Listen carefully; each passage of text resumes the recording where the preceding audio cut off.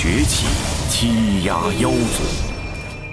妖皇东皇太一于不周山顶立妖庭，与巫族展开一场大战。期间，妖族10太子化作10日炙烤大地，致使生灵涂炭。直到巫族大能羿的出现。 大羿连续射落了9名妖族太子，仅剩1名太子陆压侥幸逃脱。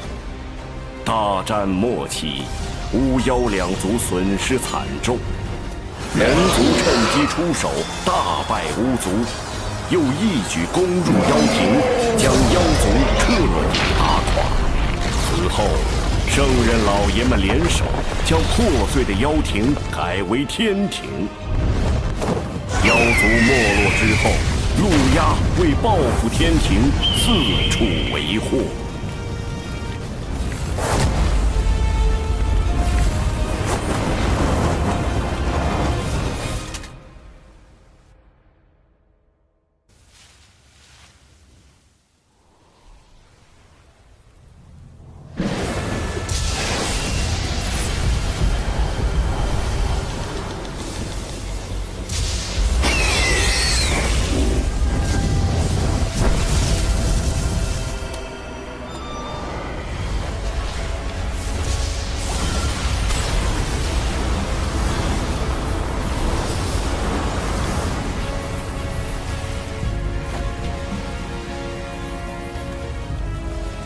失礼了，我这儿有个小小请求。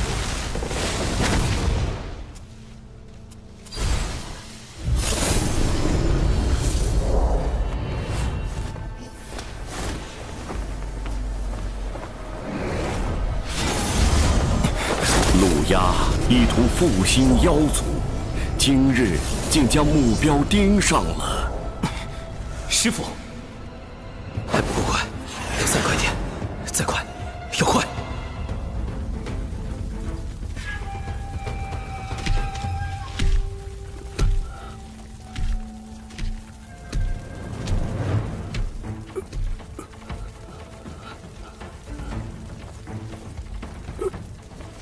今日就让你这天庭小仙成为我妖族复兴大业的垫脚石。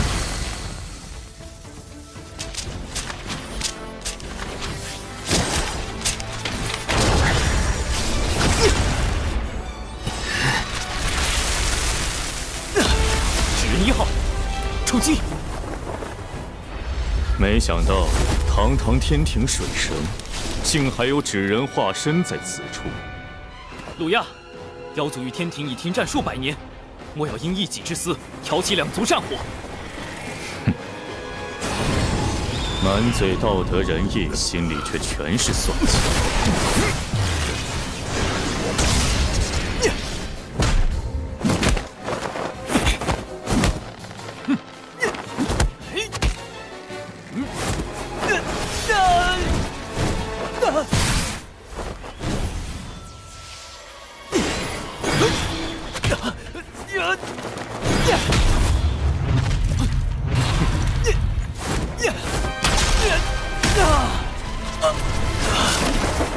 Yeah!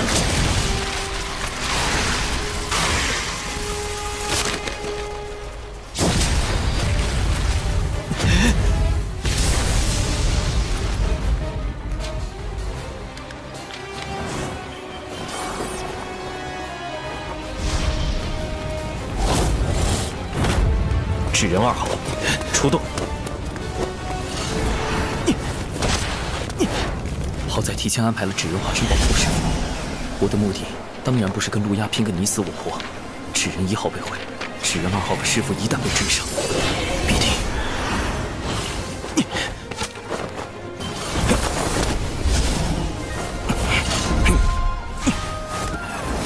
要再快点！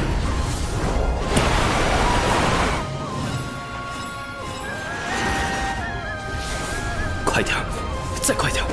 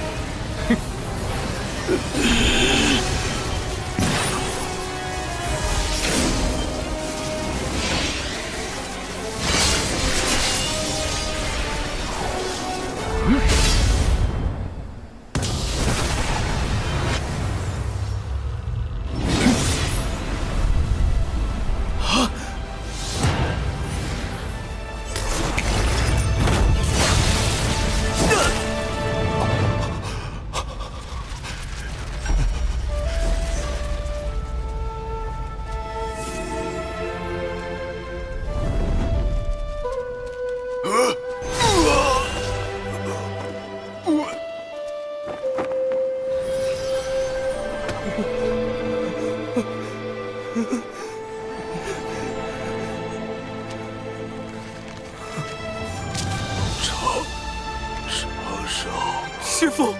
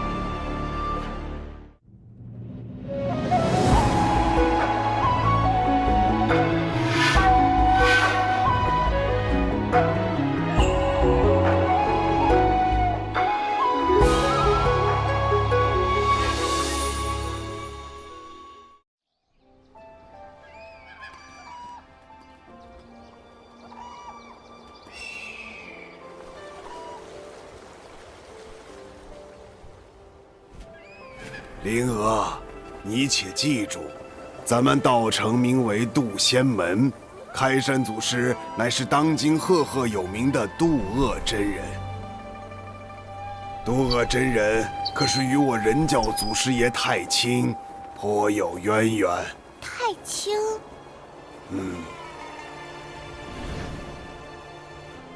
道门有3教，分别为人教、阐教、截教。太清圣人便是我们人教的祖师爷，与阐教的元始天尊、截教的通天教主并称道门三圣。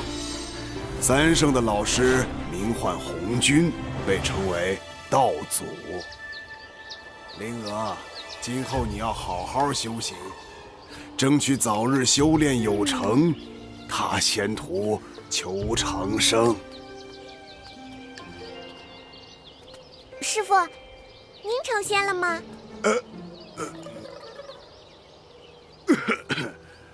你还有一个师兄，为师100年前收的徒弟，现如今也算是能独当一面的良才了。就是……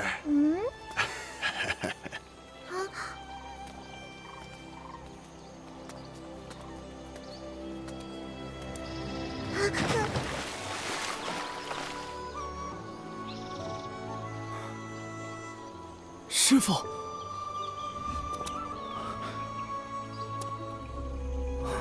师什么父？你小子屁股又痒了是吧？正儿八经的术法不学，又在水里修炼遁术。刚才的都是梦吗？也不见你修为怎么还在长。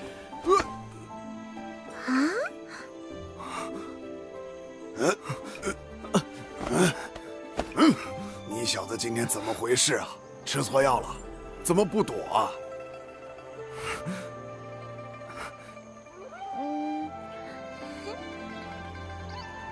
徒儿只是觉得能被师傅打，也是一件极为幸福的事。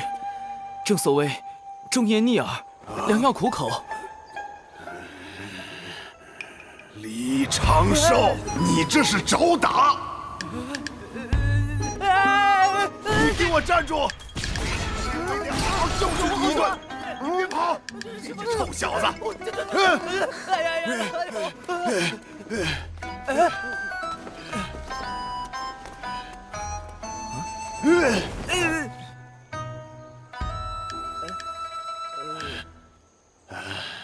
行了行了，总之你没事就好。为师这2个月要闭关，你师妹兰陵娥就交给你照顾了。记住，不许教她歪理。是，师傅。师傅再见。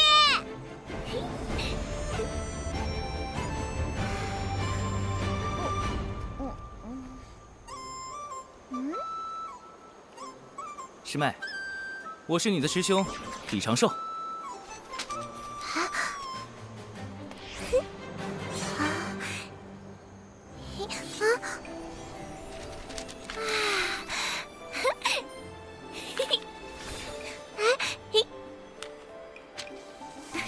我正在给你做体检，请不要误会我，因为我是一个价值观很正的男人。价值观，仙界的名字果然很高深。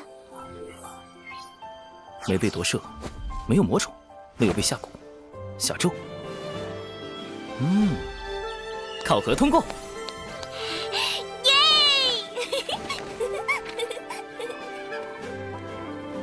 来，我先传授你几招。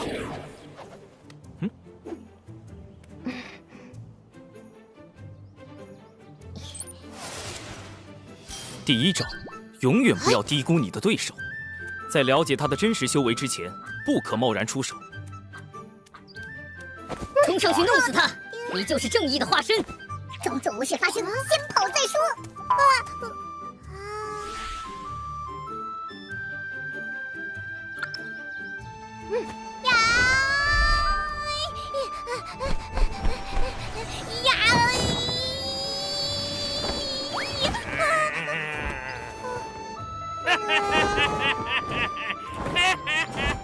刚才你的对手使用的，就是我要教你的第2招，底牌，也就是你各种隐藏起来的能力。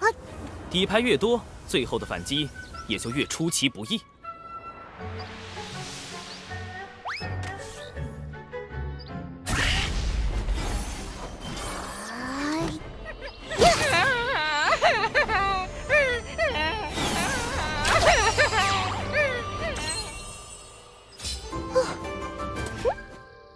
第3招，打不过就跑。如果你预估下来，觉得自己打不过对手，不如先行撤退，另找高手相救。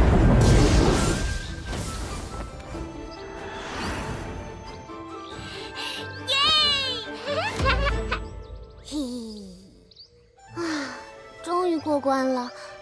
可是父亲教育我，路见不平应锄强扶弱。锄强扶弱固然好，但不可莽撞行事，需随机应变。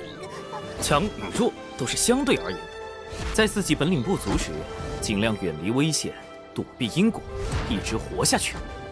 等你强到能改写整个洪荒的规则之后，再去拯救弱小的生灵。大声告诉我，遇到这种事，你该怎么做？装作无事发生，先跑再说。很好。李长寿，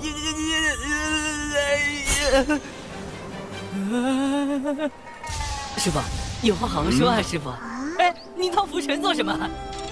站住！有话说哎，别打着！饶命啊，饶命！师傅，哎，哎呦，师傅，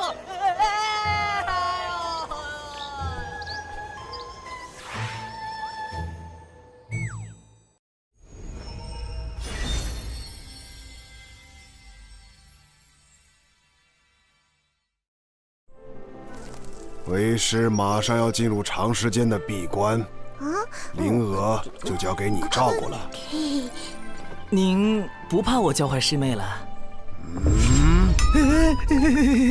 为师不在，灵娥的确需要适当自保。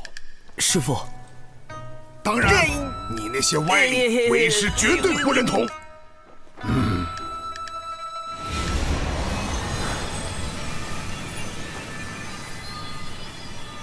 师妹，今天是你入门的第1天，距离渡仙门历练大会还有10年，也就是3650天。历练大会就是可以外出历练，提升见识。如果你去了历练大会，就能帮师傅和师兄一点小忙。想去吗？灵儿去，灵儿要帮师傅和师兄。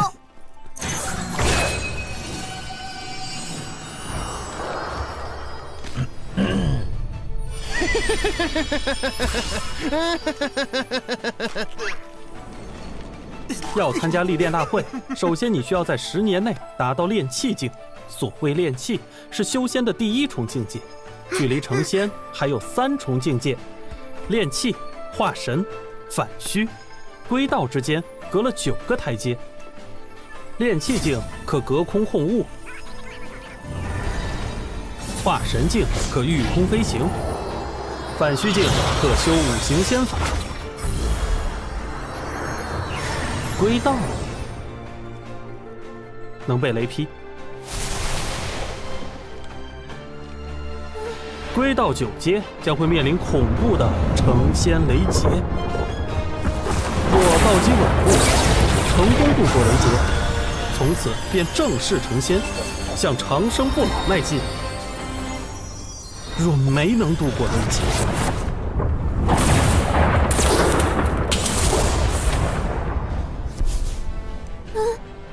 生死道消，很有悟性。相比起雷劫，目前你更应该担心的是历练途中可能发生的各种意外。来，我们开始修炼吧。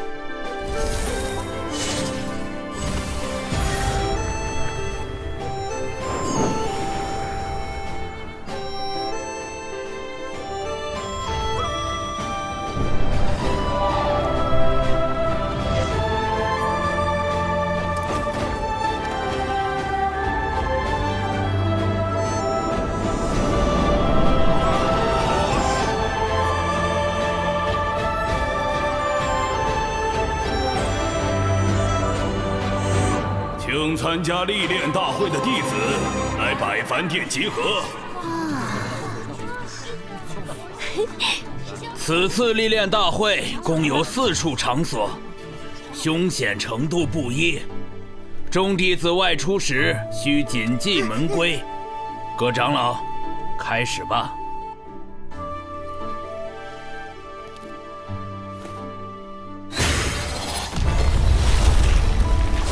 阴阳为爻，八卦寻生，坎水、离火、震雷、地坤，起！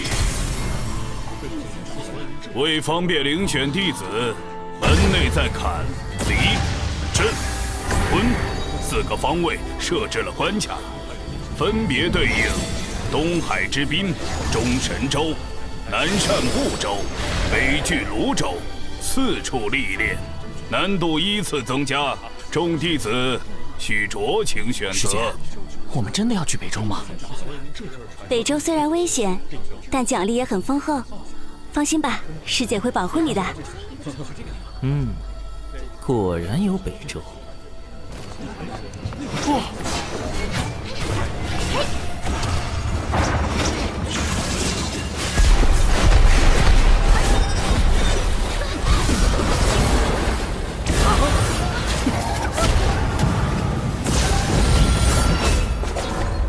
东海之滨通过。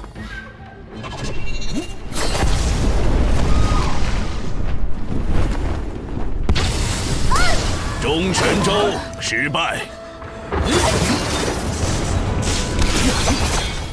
南赡部洲通过。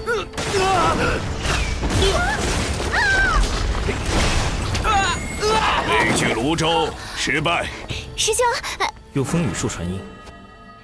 师兄，据说东海之滨最安全，奖励最丰厚，要不我们去那儿吧？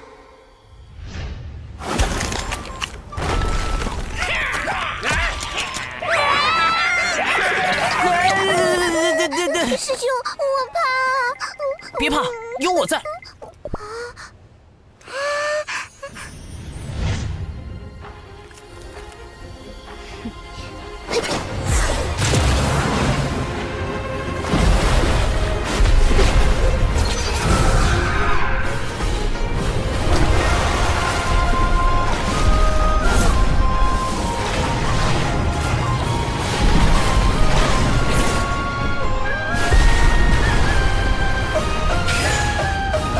兰陵娥，东海之滨通过。耶！你去东海之滨吧，我自有打算。臭师兄！北距泸州失败。目前为止，想去北周的都失败。玄雅师姐来了。玄雅师姐吧。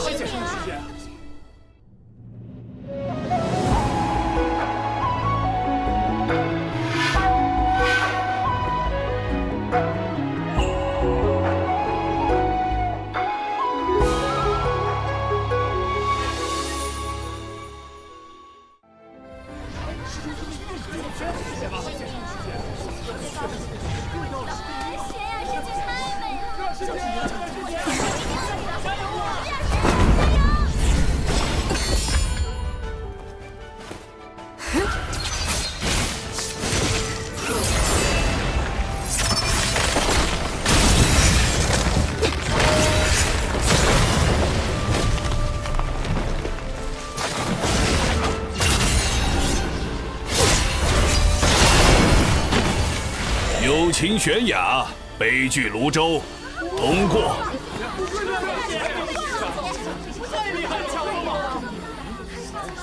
第一个通过北周考核，真不愧是玄雅师姐。既然玄雅师姐去北周，那元清师兄也一定是去北周了。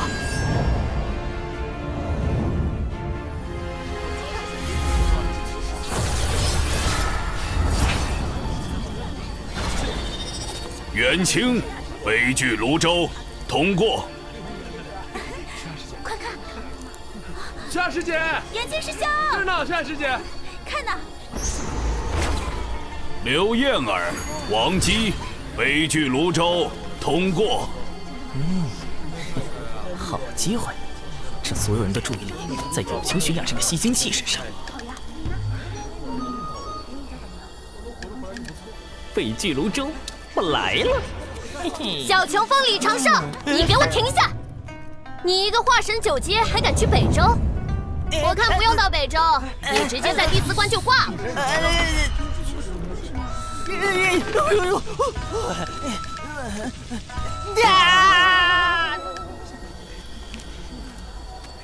九九师叔，弟子要去北周寻一味草药，门内并未限制化神境弟子前往北周，还望师叔莫要阻拦。你师傅呢，让我盯着你别乱跑。但如果你真的那么想去，那这测试就得改一改。在我手上坚持1炷香，我就放你去。当然，我不会用我的本命法宝，你也不会有性命之忧。如何？弟子愿意一试。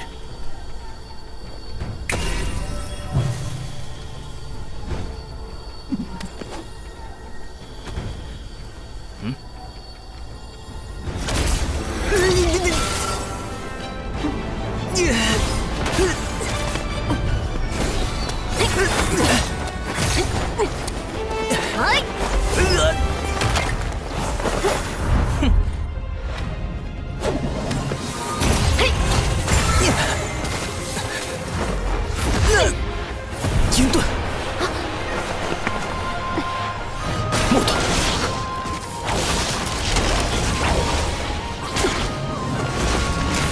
土盾，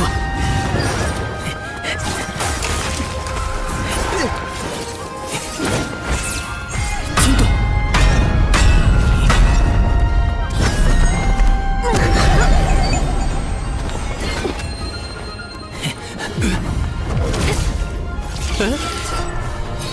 哎呦我，哎呀，你，水遁，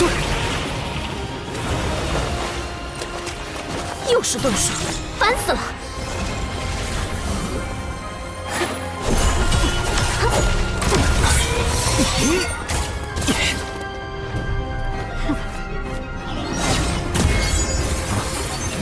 破天风单人剑阵，星罗密布，被这一周击中，几个月都别想下地。九九师叔出手也太狠了！游龙探云步，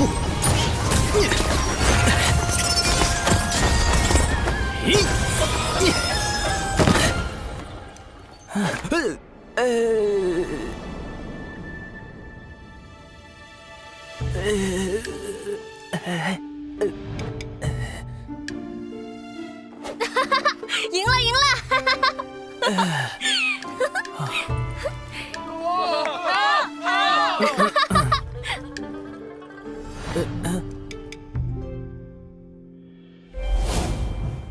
什么？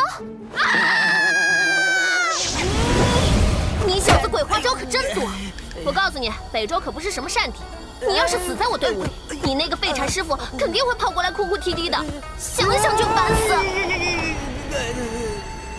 师叔不必担心，我已在遗书中承诺，绝不让师叔承担任何责任。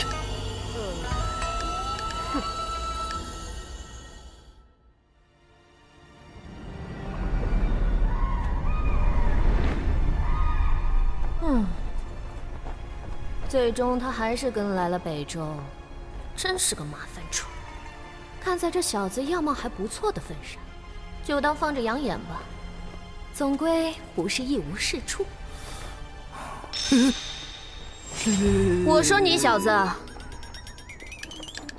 游龙探云步那么复杂的步法都能学会，怎么连个反虚都悟不透？弟子一直努力修行，从未有过半分懈怠。你呀，可千万别像你师傅那样，他道基受损无法补全，所以一直卡在归道境。近年也快成仙了吧？渡劫应该就在3、5年间了。啊，真是一笔糊涂账。手拿过来，本师叔看看资质。九九是真仙境的高手，被他碰到脉搏，我用法诀掩藏的真实修为就暴露了。师叔，男女授受不亲。我辈练气是追求无拘无束，管那些俗世礼法干啥？师妹，这一次我一定会助你寻到焰火明心草。这是我自身修行之事，元清师兄不必为我费心。师叔，弟子前几年突然有了被女子碰就会浑身抽搐的病症。真的吗？我不信。那是几年前的一场意外。还有这种怪病？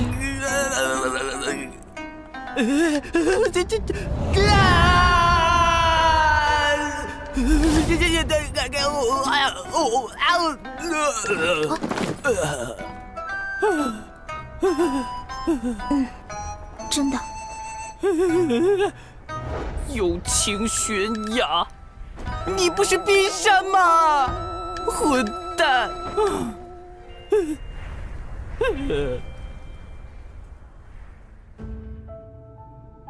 蛊虫已经找到，就等此次六公主北拒泸州之行。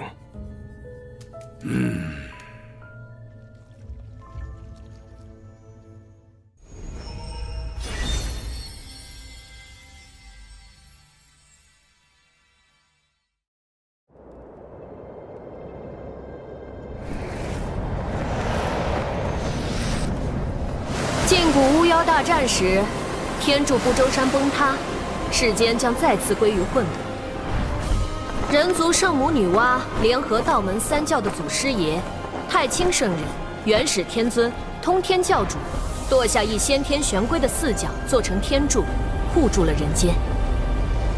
玄龟也因此郁郁而终，其浩瀚的法力、庞大的身躯，化作了北拒泸州经年不散的瘴气。这瘴气危险至极，寻常人若吸入，云上这位道友跟了我们这么久，有何贵干？有炼气师在追击我们！别慌，有九九师叔在呢。我乃东胜神州有秦国殿前守将。有秦。六公主，回去吧，不必为我费心。末将奉国主之命前来。敌国近来蠢蠢欲动，国主担心他们会对您暗中出手，还请允许末将陪您出行。这张嘴不仅口吃，扯谎都不在行。有秦国仙凡混杂，背后更有渡仙门撑腰，怎会突然遇袭？遇袭你不找渡仙门求援，反而大老远的跑来北周，这话真是破绽百出。玄雅师妹，北拒泸州到处都是险地，多了宇文将军，也能多个人照应。元清师侄此前就认识这位将军，我刚才并未听他自报姓名。回师叔，我与玄雅师妹一同长大，也一同拜入了渡仙门中，因此认识这位将军。他名为宇文灵，是玄雅的父王最信任的将领。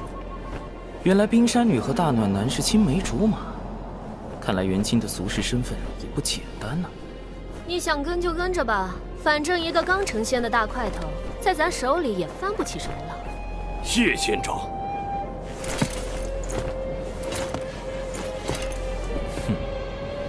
男女姻缘，加上权谋国难，威。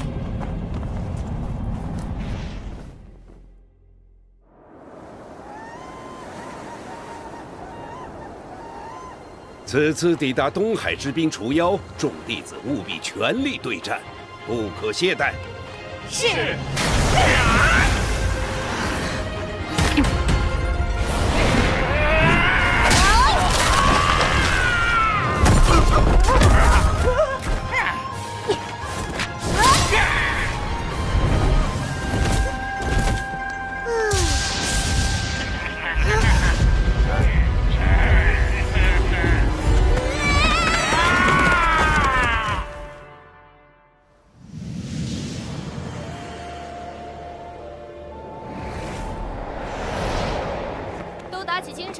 马上就要抵达北拒泸州的边界了。我先带你们去北周东南处的入口，那里离乱帐宝林比较近。师叔，北周不是五大部洲之一吗？为什么会有入口这一说？问得好。巫妖大战后，大量巫族妖族逃往此地，久而久之，北周变成了他们的栖息之地。咱们人族高手屡次与他们交战，才强行开辟了几个出入口。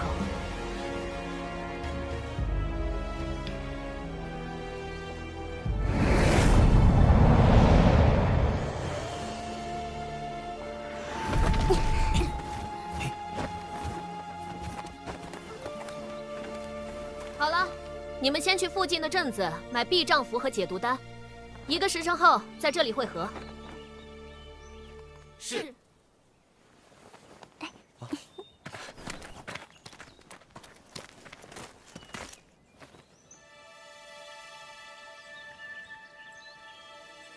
这家伙怎么不动？难道……算日子，师妹他们应该已经到东海之滨了。如果估计的不错，应该会给我惹些不小的麻烦，那就妙了。就知道你师父没太多东西给你，也搞不懂他非要守着那个小风头干嘛。快去买丹药吧，别磨磨唧唧。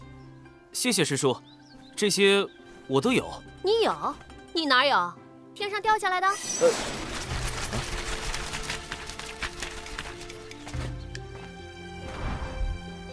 算是给师兄的赔礼。之前，这冰山绝对名不副实。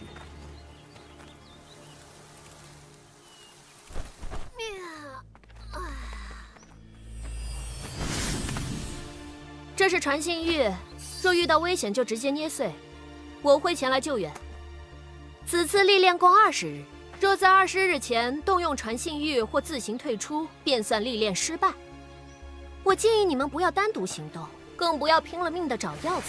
珍贵的药草旁往往有凶兽护持，你们就是他们最好的补品。尤其是你这种细皮嫩肉的极品。哦，师叔还请自重。好滑啊！真羡慕你这种天生丽质。哎呀，本师叔就不行了，皮肤干巴巴的，也没个人在后面天天跟着喊“九九师妹，九九师妹”。好了，你们进去吧。末将奉命前来护卫六公主殿下，还请仙长准许。宇文将军还请在外等候，一切需遵从九师叔安排。宇文将军不必担心，我便是拼上性命，也会护好玄雅师妹。这俩人。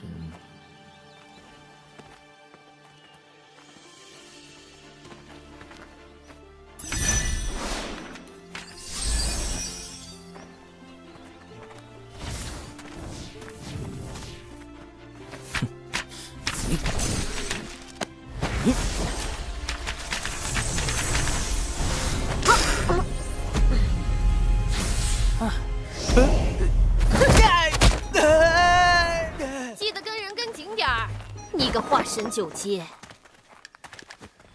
师叔，你听我说。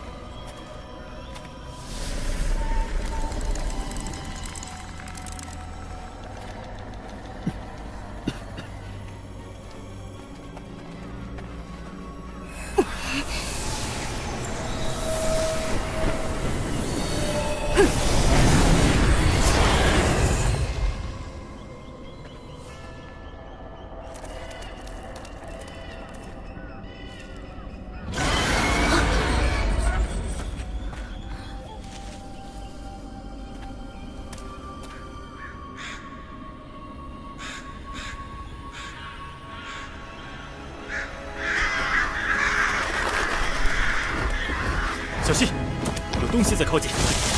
就我来。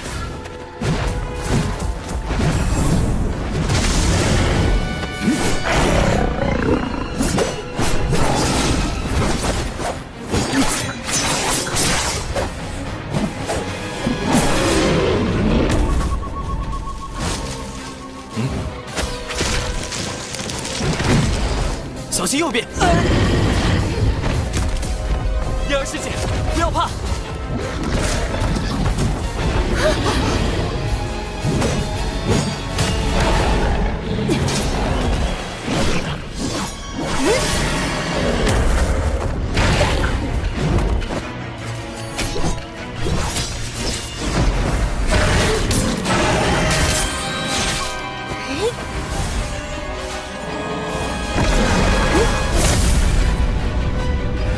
九连离火镜，这个有情玄雅竟然修成了。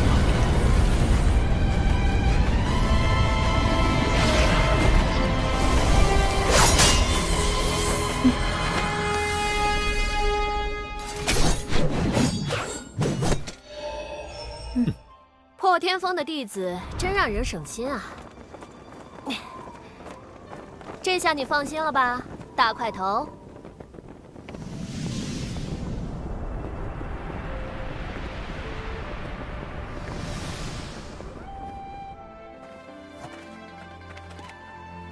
此地乃乱障宝林的外围边界，凭这几个人反虚境的修为便可应对，而我则要穿过乱障宝林。先找机会脱队，再设法摆脱跟在空中的尸树。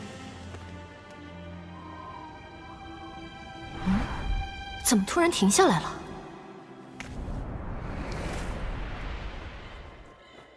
我和玄雅师妹要找焰火明心草。王姬师兄陪燕儿师姐走另一条路。长寿师兄，你呢？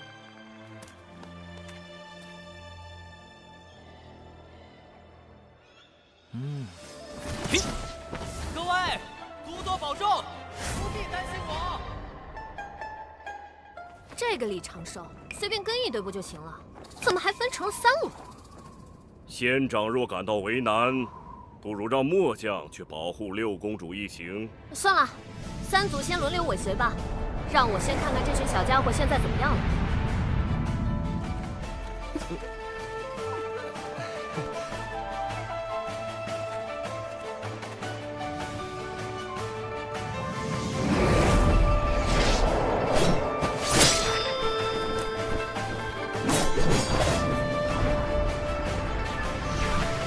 这2队倒是没太多事发生，也不知道李长寿这家伙如何了。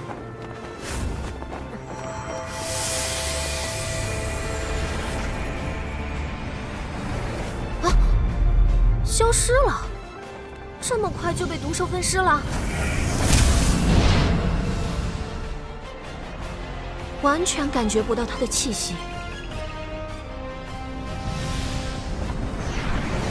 传信玉也没有反应，只能先沿着他去的方向找找看了。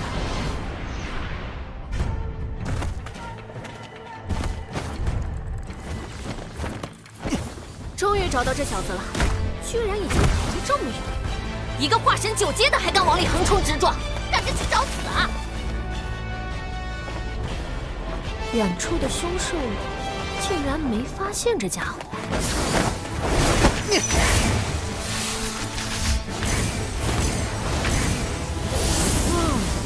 原来是用了影宗符屏蔽自身的气息。这游龙探云步还真是将他化神9阶的修为发挥到了极致。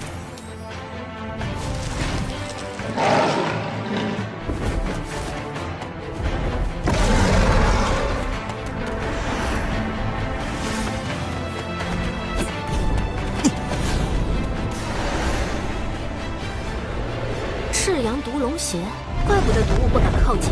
据传，10000年前赤阳毒龙已被龙族清理殆尽了，此物可是价值不菲啊！这家伙做了许多准备嘛，看来确实有迫切想找的药草。他想找什么？仙长不如下去问问。不必了，该去看你家殿下了。可莫要在背后说我这个做师叔的偏心。哼。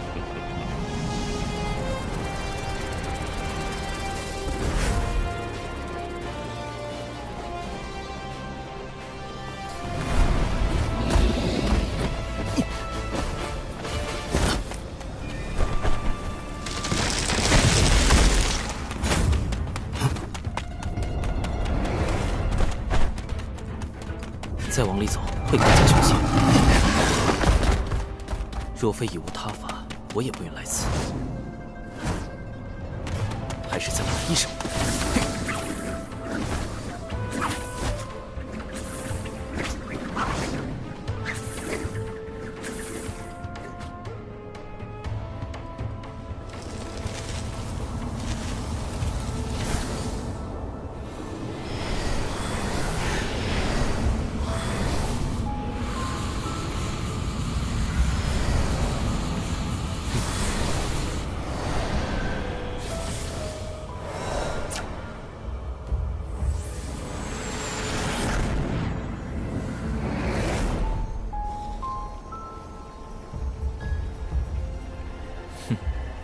这就是蛛丝捕捉的杀意来源。此情果然被卷入了奇奇怪怪的事中了。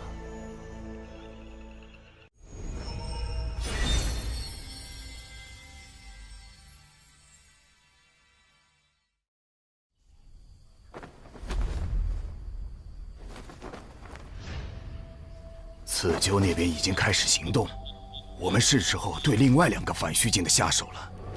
昆龙阵准备的怎么样？布置完毕，绝对不会被渡仙门的人察觉。很好，此事关系到复国大业，必须让公子得偿所愿。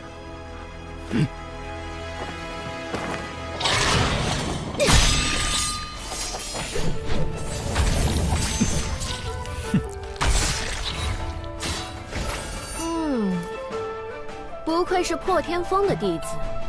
要是都像他们一样省心就好了。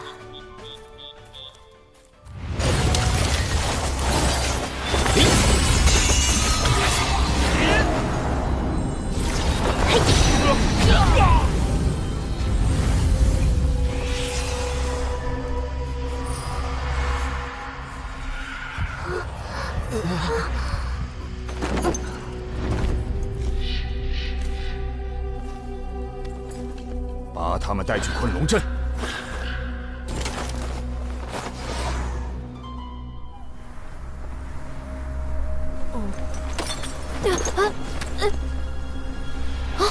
王姬、刘燕儿有危险！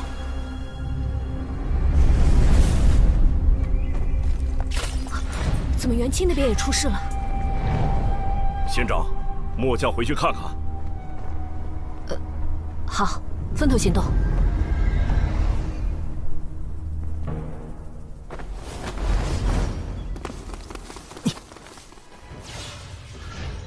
此人身法利落，气息凶悍，应该是关于刀尖甜心之类。初步判定为反虚6境。这家伙可能隐藏了一些修为，但只用身法震撼，而非御空飞行，成仙几率极低。2次判定为归道6境。跟得这么紧，恐怕他有什么能追踪我的手段。嘿。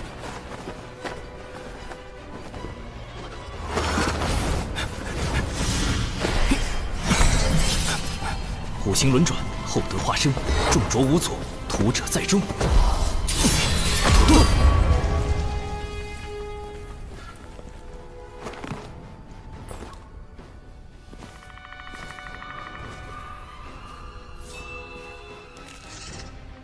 哼，倒是挺警觉。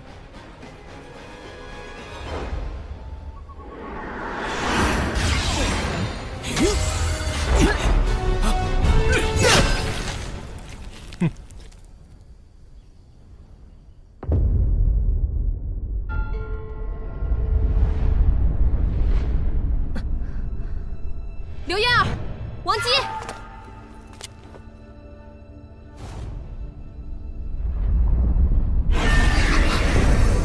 周围有股猛烈的法力波动。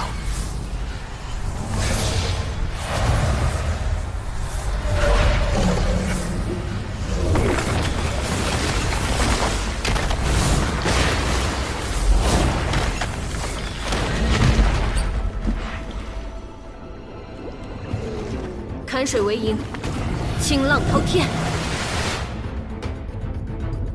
破！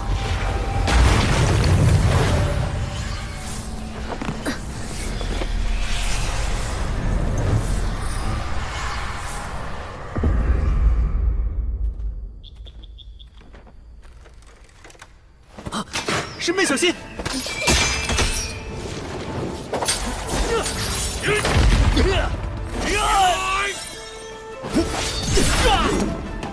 师妹，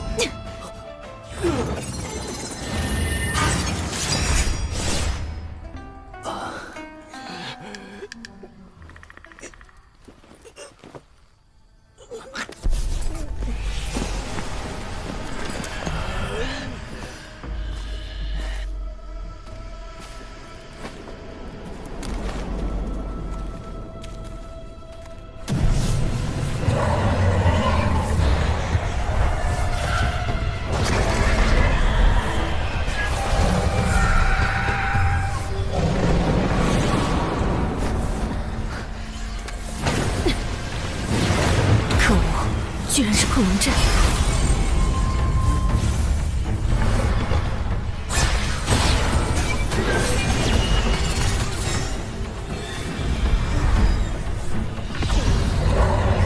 强行突破只会在迷阵里越陷越深，要出去，必须找到阵法的生门。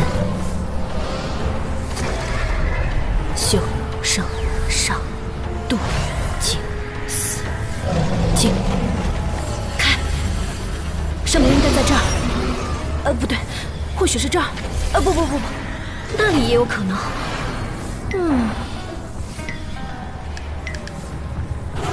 哎呀啊！何方宵小，竟然用这种下流伎俩陷害本仙！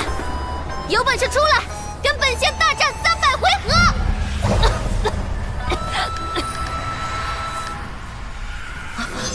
怎么回事？长寿和玄雅都遇险了吗？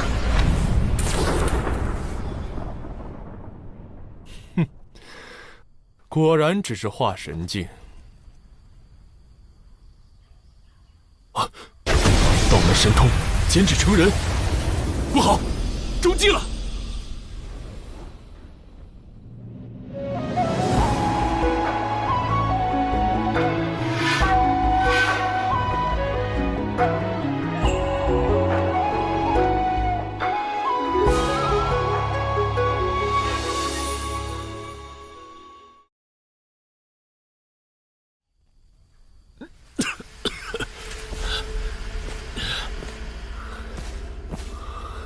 好强的迷药！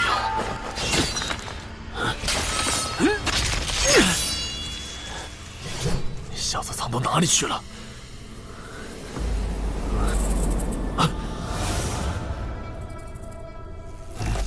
找到了！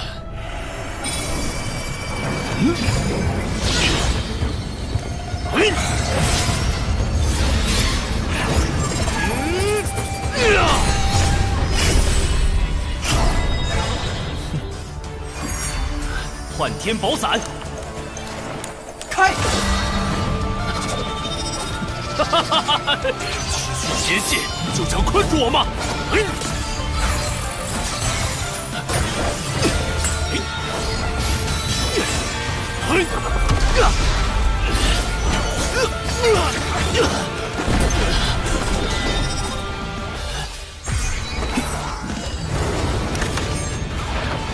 第一步，封锁空间，以图制敌。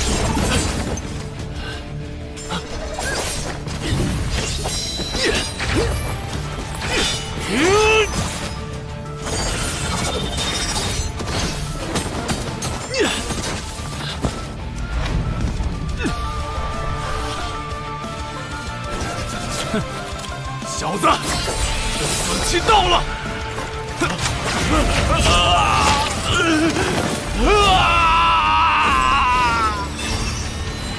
第二步，摄心夺神，深有道效。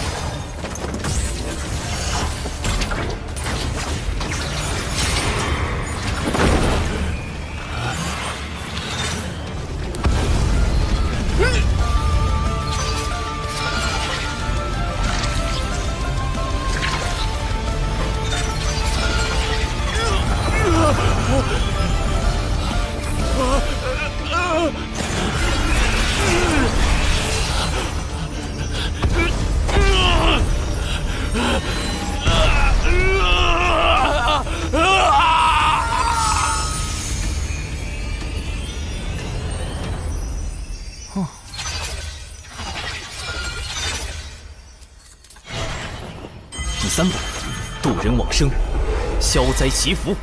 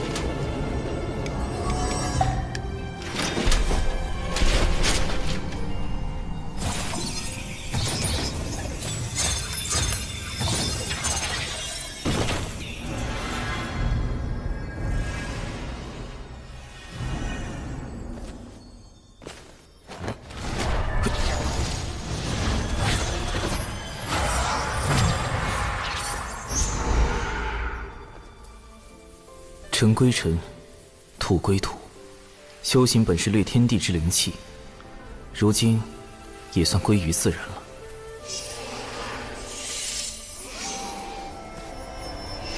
损失一个纸人，不过有这家伙的储物戒指做补偿，总体还算不亏。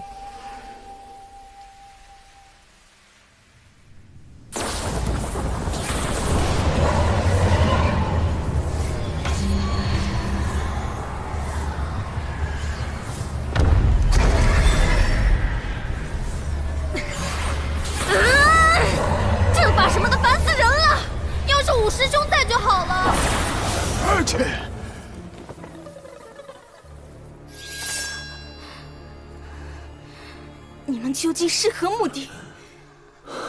要怪，就怪你姓有情。竟然是你，宇文将军！哼，六公主大概忘了，100年前有情国灭掉了南赡部洲的数个小国，也灭掉了我的故国。我假意归顺，为的就是光复故国。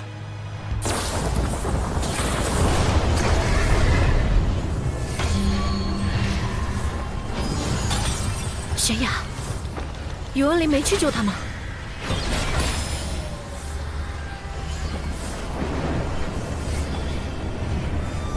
等等，我和那个大块头一分散，这个阵法就出现了。这么强！师叔，你听我说，来路不明者始终有些可疑，不可轻信之。难道都是宇文林干的？我从一开始就上当了。哼，让我看看你元神里的记忆。公子，届时便由他们袭击其余弟子，用渡仙门的传信玉符调虎离山，将那真仙引入困龙阵。至于六公主，玄雅之事，我自会处理。如此，便辛苦诸位了。待我光宗复国，尔等都是开国功臣。属下誓死追随公子。还真是那个元清在搞鬼，想引开99师出之后，对有情玄雅下手吗？果然看人不能只看脸，暖男大半都是假象。不过，跟我无关就是了。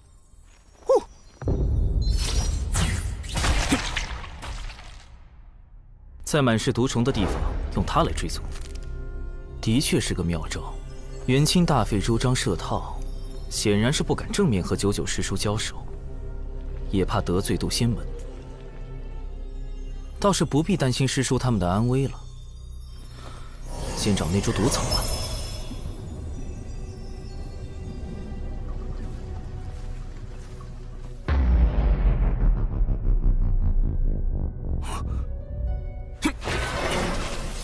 毒雨要来了，得抓紧时间搜查才行。不好，乾坤有变。道祖在上，保佑弟子百因不沾，诸邪避疫。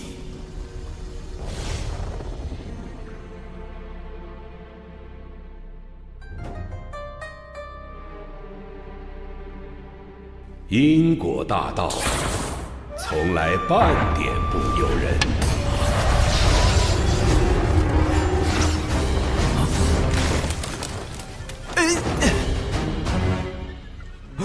友情悬崖。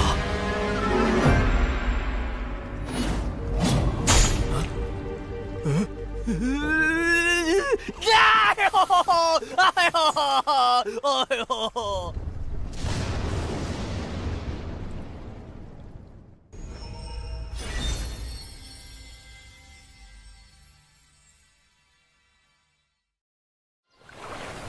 此次抵达东海之滨除妖，众弟子务必全力对战，不可懈怠。是。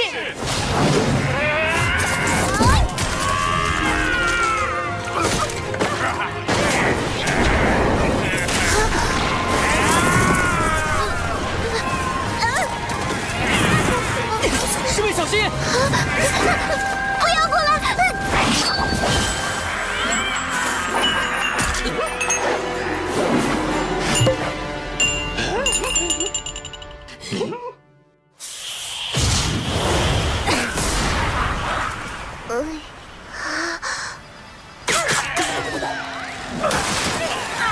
糟糕，洒多了。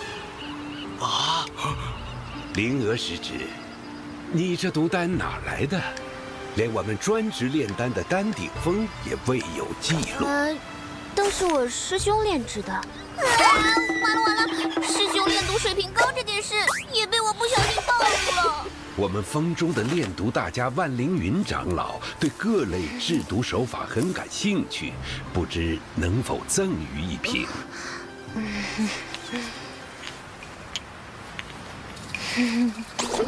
蓝灵娥呀，蓝灵娥，师兄这么低调，都被你给卖了。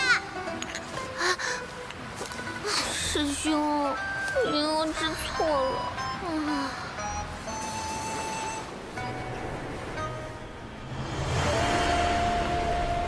殿下，渡仙门实在太过分了，末将这就下去教训他们一顿。不费吹灰之力就能击败如此数量的下妖，这就是人族的实力吗？我龙族威也。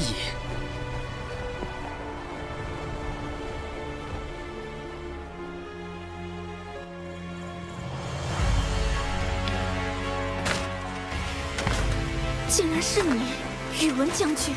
哼，六公主大概忘了，100年前有秦国灭掉了南赡部洲的数个小国，也灭掉了我的故国。我假意归顺，为的就是光复故国。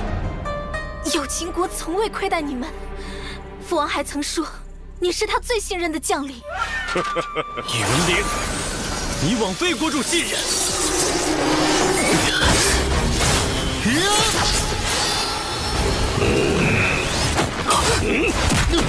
师兄，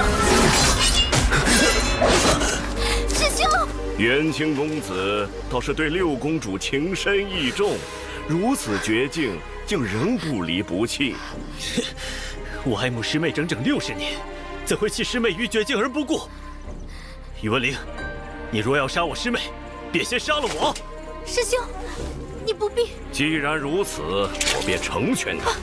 你还有什么遗言？说吧。我的确有一件心事未了。若我今日不说，只怕往后便没有机会了。师妹，我只愿与子同学，共赴来世。你是否愿意？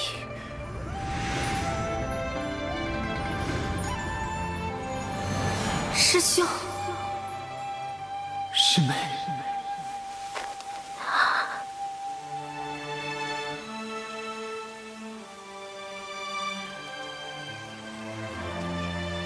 我不愿。我不愿。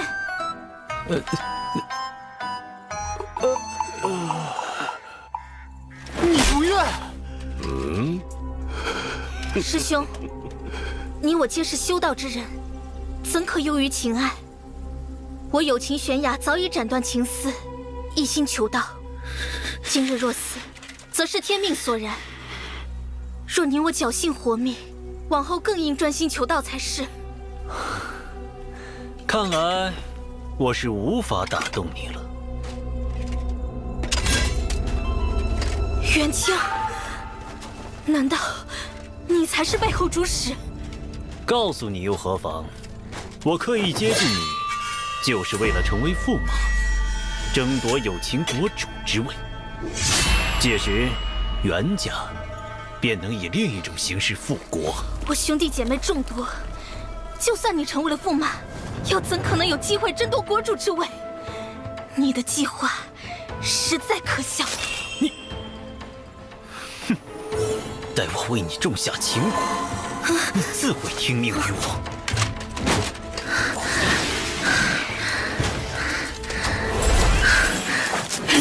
我以宝符。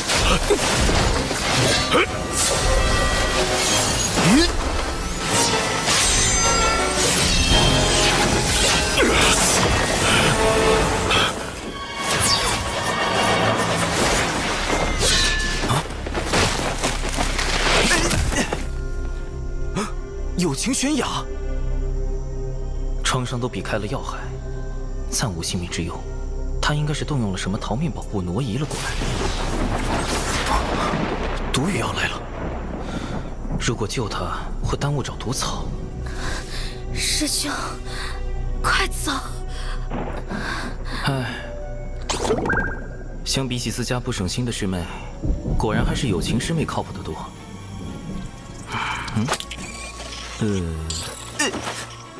带你办成吧。他们很快就会追过来。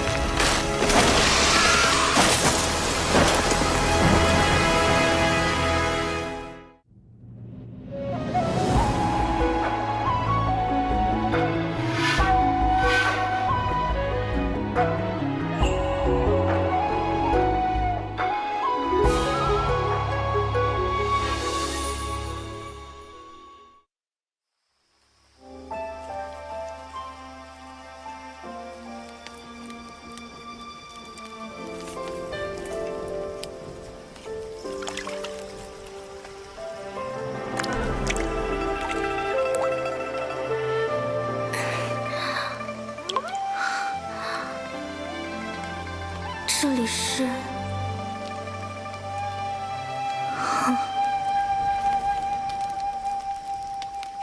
是长寿师兄救了我，他真是个好人。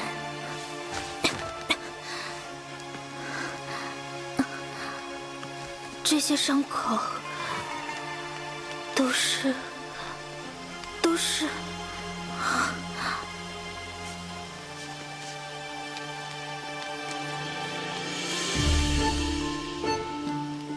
不过，长寿师兄似乎提过，弟子前几年突然有了被女子碰就会浑身抽搐的病症。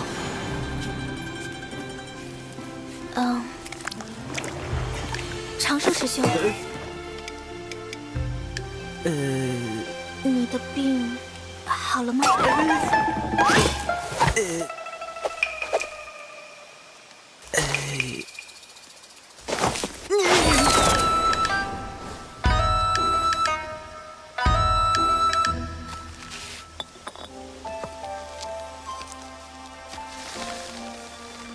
一言赠师妹，人心隔肚皮，不可轻信之。下附地图一份，可绕路离开此地。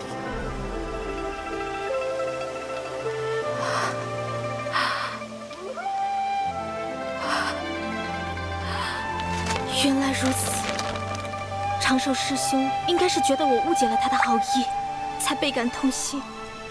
长寿师兄如此仁善，有情悬崖，你怎可疑他？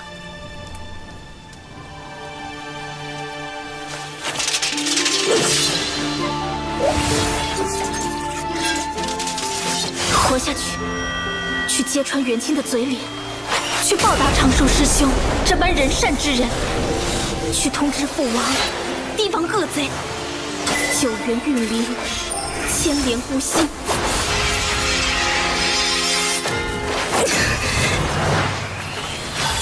铸剑！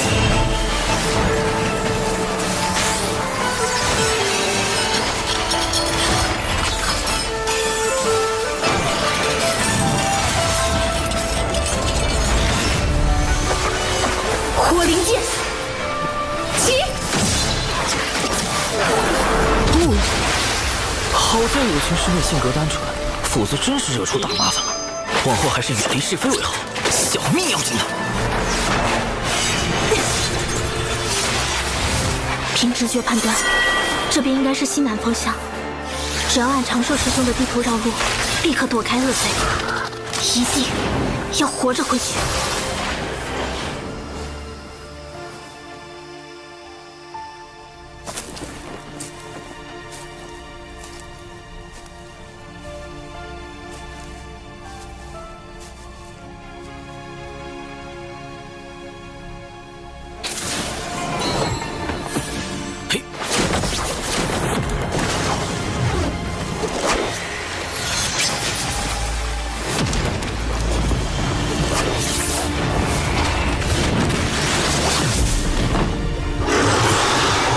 进北州找仙节草已经10来天了，一点踪影都没有。奇怪，古籍上说能毒死元仙的仙节草就在这附近吧？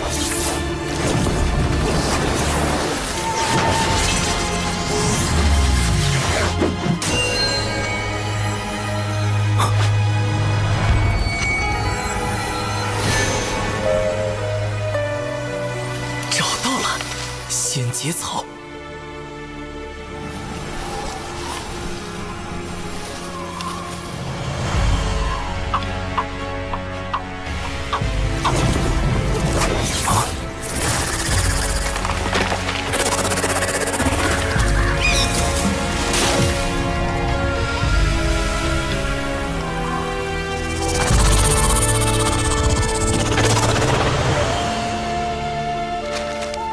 按照绘制地图，有情师妹此刻应该已经走远，相隔千里，我可以静心完成目标。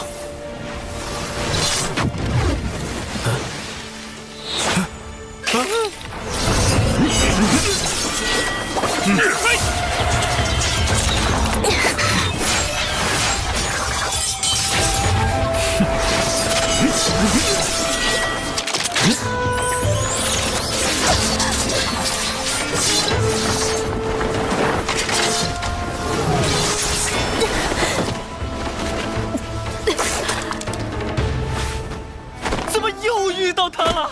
这个有情悬崖有毒是吧？干脆改名有毒悬崖吧！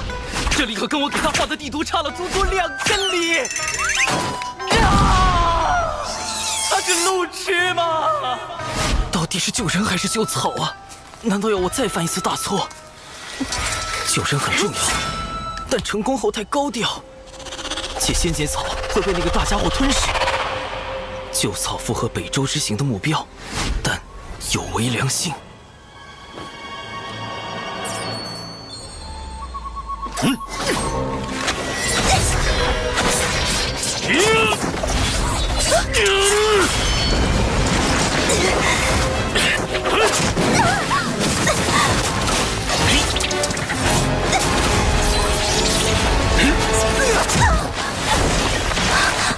以你此时面朝为前卫，师兄，退向正位，8尺距离，专注灵体。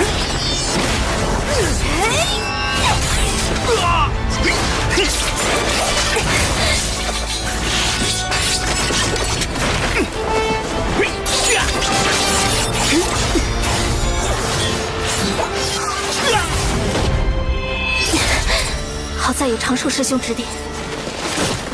仙节草有剧毒，我还是再吃一颗解毒丹吧。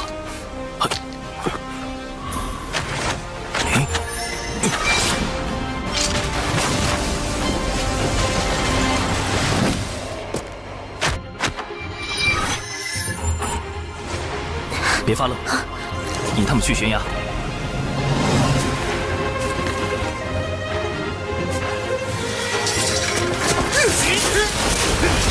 六公主已按计划被追至悬崖边，虽有临阵突破之计，但法力已不动。末将这就去擒住六公主。将军费心了。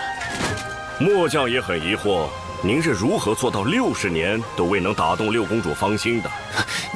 今日之事多有坎坷，还请您做好杀死六公主的准备。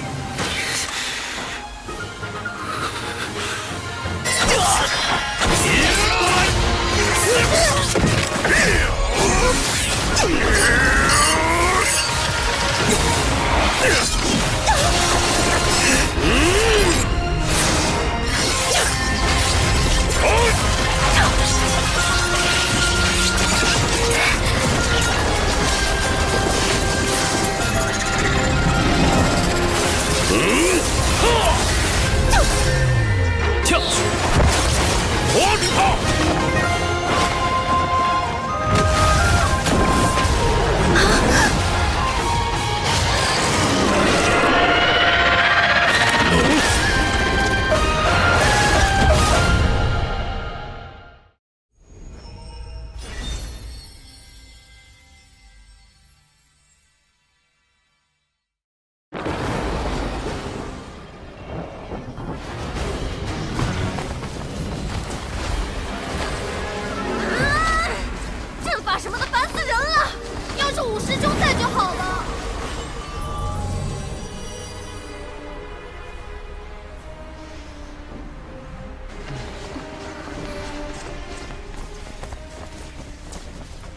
失联这么久，那3个家伙也不知道死没死。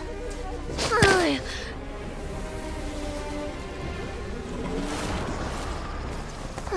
小九，亦可知罪。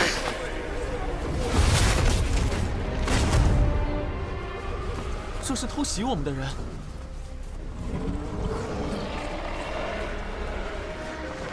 破了困龙阵，一掌震碎了2个原仙的元神。这修为，难道是师父忘情上人来了？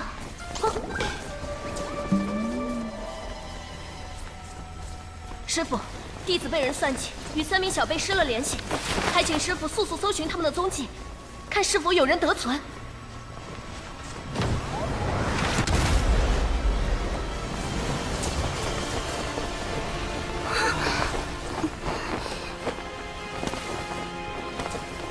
咱师父没来，是我，你足智多谋又英俊潇洒的五师兄九姑啊！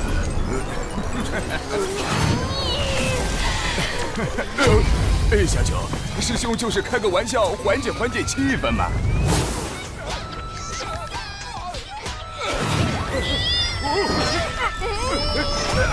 我尚未成仙，在北周难有施展，还请助我寻找徒儿长寿的下落。萧清风一脉，不胜感激。启元师弟放心，我来时见这2名元仙不断修补阵法，应是算计小九他们的元凶之一。待我查看下他们的元神记忆，定能找到些线索。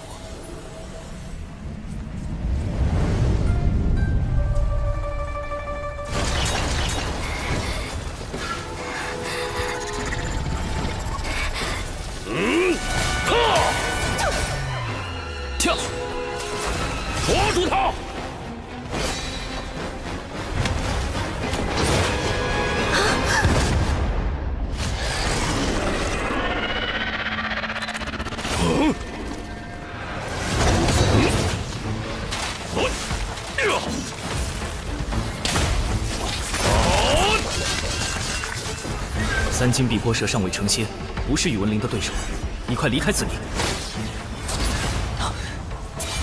元清的修为虽比有毒高出一小阶，但却不如有毒为重，短时间内两人难分伯仲。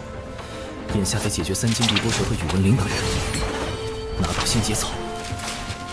继续速战速决，灭诸少死！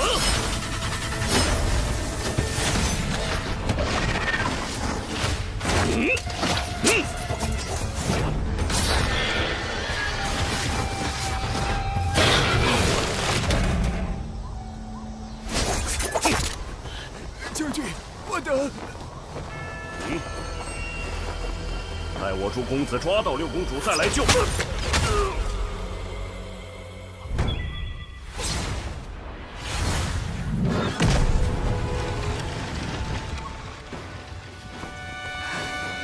师妹，玄雅，只要你肯助我复国，我便放你离开。为善之人，何必多言？剑势无形，引风化刃。青莲开天，离火耀灵，以气御剑。空有剑势，却无力挡。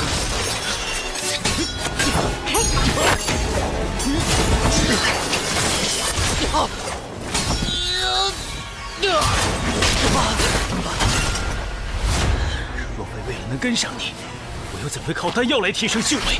你急于求成，引入邪路，此后难登仙道。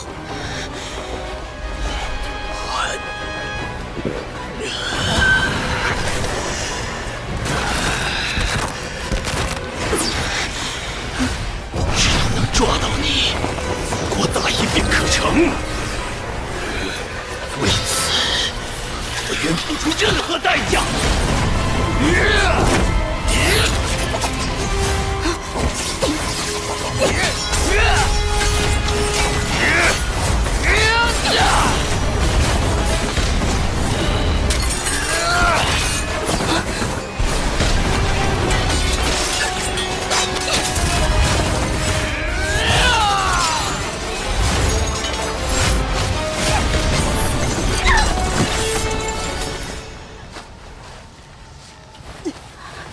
若你早就倾心于我，一切何至于此？元清竟与宇文灵是同谋。按照他们的计划，还有2拨人分别去袭击了玄雅师侄和长寿师侄。长寿只有化神境，如何会是这群人的对手啊？师弟莫急，咱们先根据这2人记忆找到宇文灵，才能确定小辈们的安危。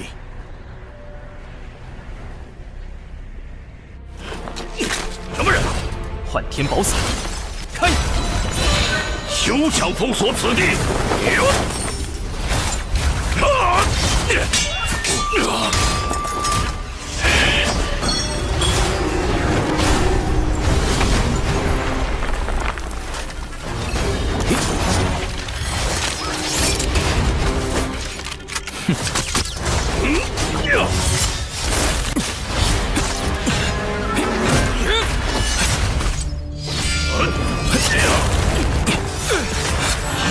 对数。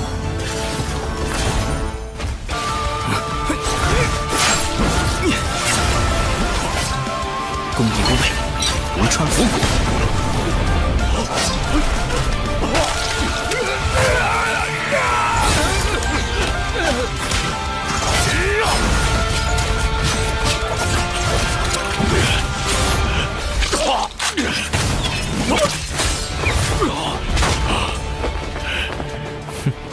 剑，是你！宇文灵只元清境界，即便身躯受制，未尝没有其他术法，仍需小心。眼下先解决此人。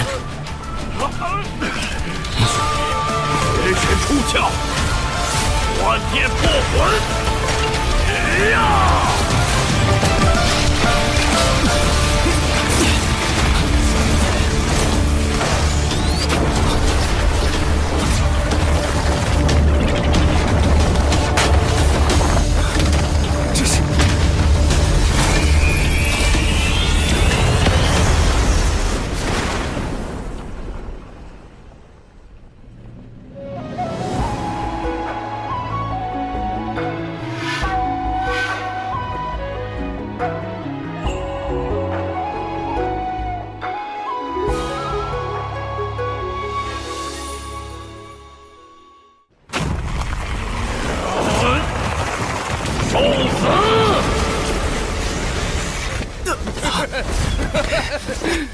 人尽三魂七魄，我也要拉你陪葬。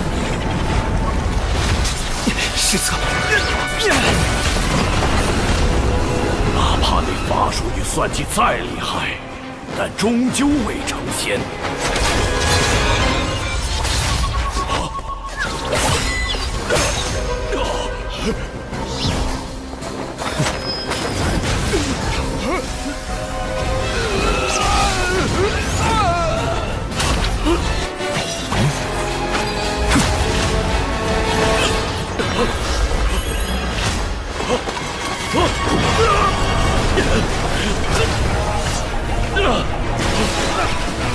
只要元神回到身躯，就能转生。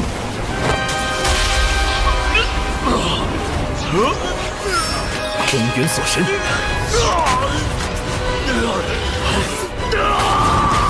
仙头俱灭。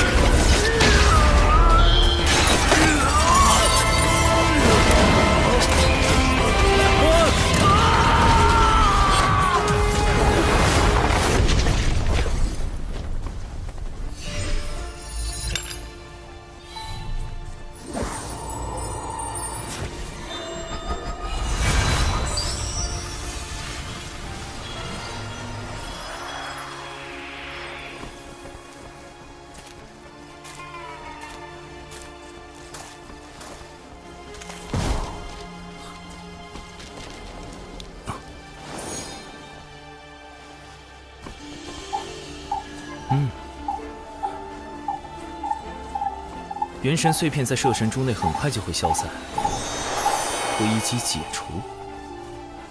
毕竟是能毒死元仙的仙节草，小心为妙。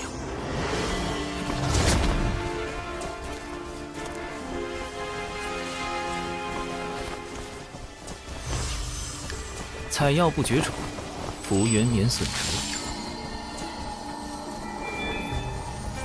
总算到这儿了，还剩最后一步。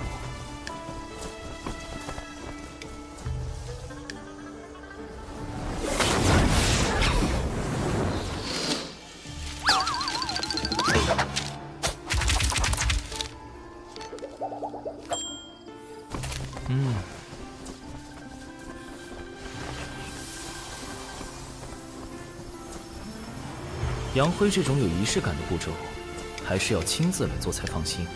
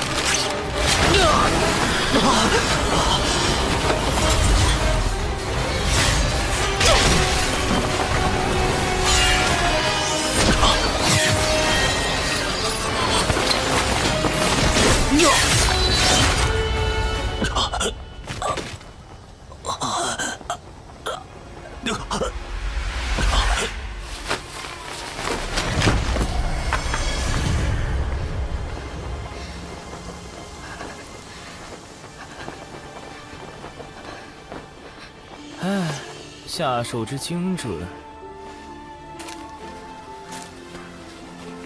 为什么不抵抗？哪怕心恶如你，也会有一丝忏悔吗？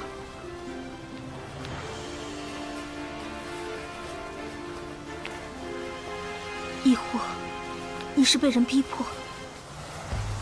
我可是有毒师妹，竟然还有自灌鸡汤的本领。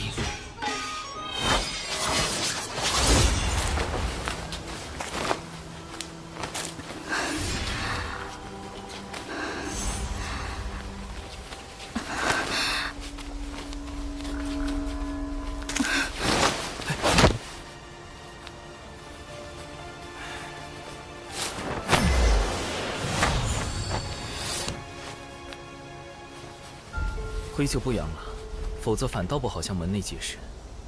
接下来得和有毒对好口供。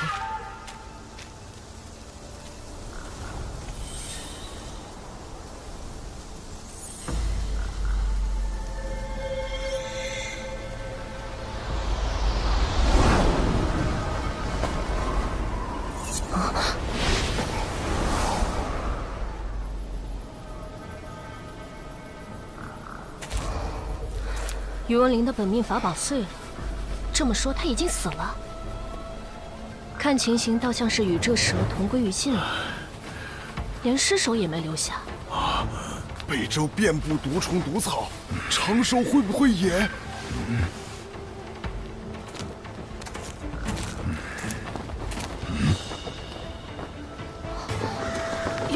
元清也死了。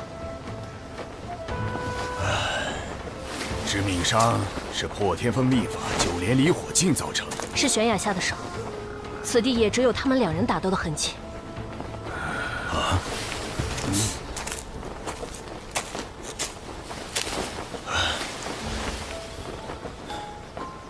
重头三头猪的蛛丝，这里有第三人在场，此人潜藏暗处，以蛛丝事物，心思缜密，不容小觑。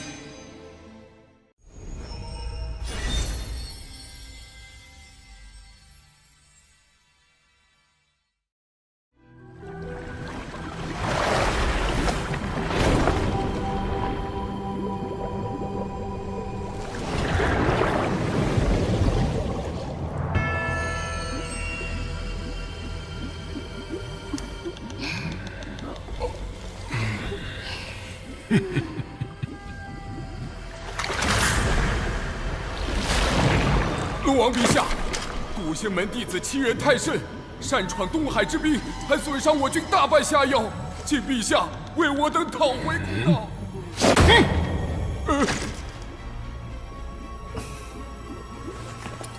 父王，如今天道大兴人族，道门背后更有圣人撑腰，不宜与之为敌。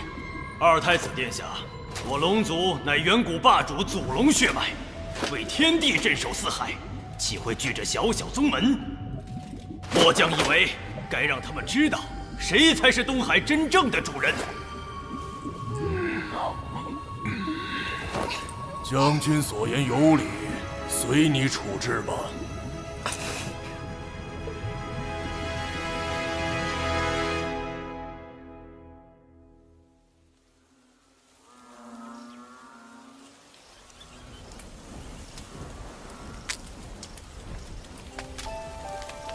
此次幸得师兄相救，我才能躲过元清与宇文灵的围杀，留得性命。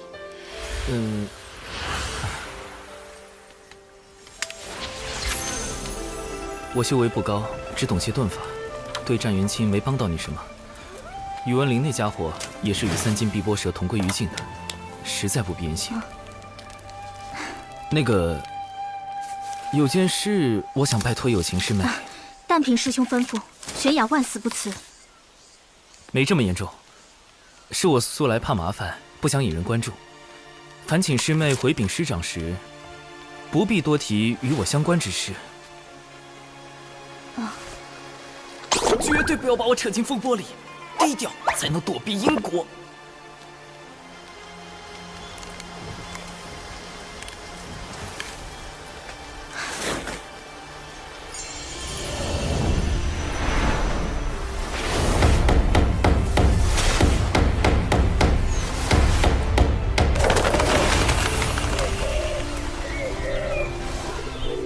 若能与师兄这样的君子互相引为挚友，当真不虚此行。师兄放心，玄雅明白。真明白了？实在是摸不准有毒的路子。外面有动静，是门中派来救援的仙人到了吗？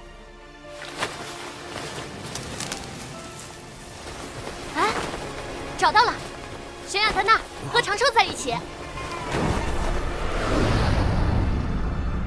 一直不见踪影的李长寿，正好出现在有情玄雅身边，会是巧合吗？长寿，长寿啊！你可是小秋风的独苗啊！如果有个3长2短，不是还有师妹吗？小秋风就你们2个独苗了。师傅，你的身体？不打紧，闭关冲击成仙天劫时出了些岔子。师傅的道基损伤太重，保住性命已是惋惜，如何能抗过天劫？师叔师伯，弟子失手杀了元清，愿领门内一切责罚。师傅宽厚仁爱，99师叔也一向不拘小节，定会谅解有毒的防卫过当。不过，那位就不好说了。你一个人杀了元清，宇文灵呢？他的死可与你有关？九巫，99师叔的五师兄是本门素有名望的执事，如今修为已在真仙境巅峰，此人颇有城府，得万分小心。宇文灵在偷袭时惊动了3金碧波蛇，双方同归于尽。很好，就这样，别扯上我。没有人暗中助你。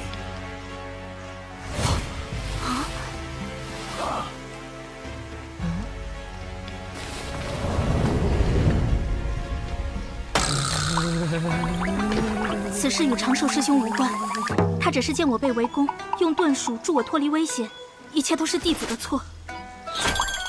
有毒，快住嘴！越描越黑了喂！长寿师侄不为他辩解吗？弟子不知道具体经过，不敢多言。你倒是稳重。玄雅师侄弑杀同门乃是大罪，回山后副掌门自会公正裁决。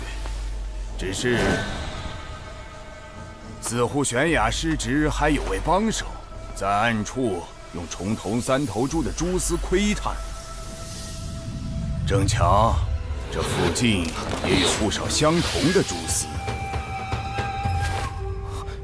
大意了，3头蛛丝，那是什么？重瞳3头猪的眼力可观8方，无任何死角。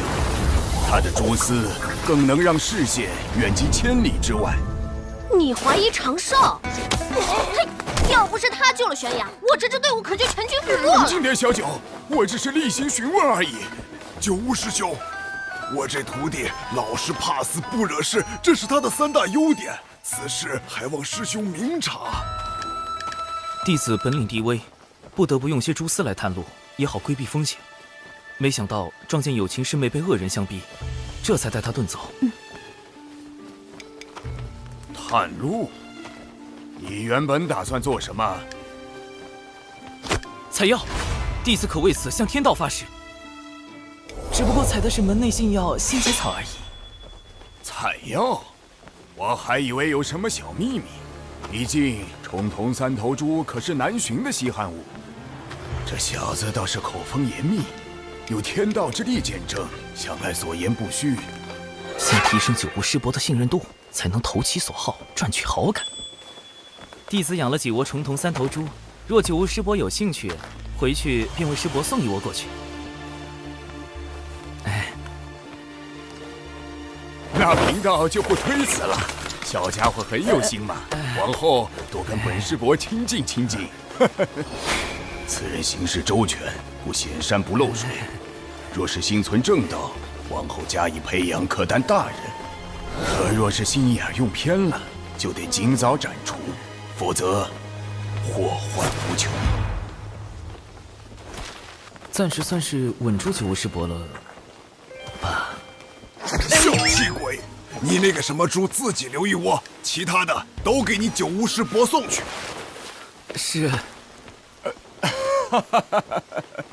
北周之行还是太冒失了，蛛丝处理的不够干净，对付原先的手段不够。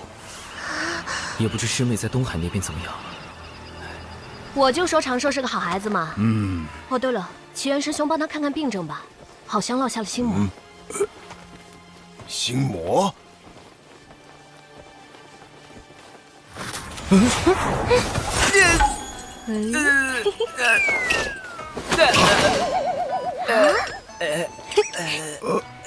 我去，这小师叔又读了什么？不对，咒号里有9字的，就离谱。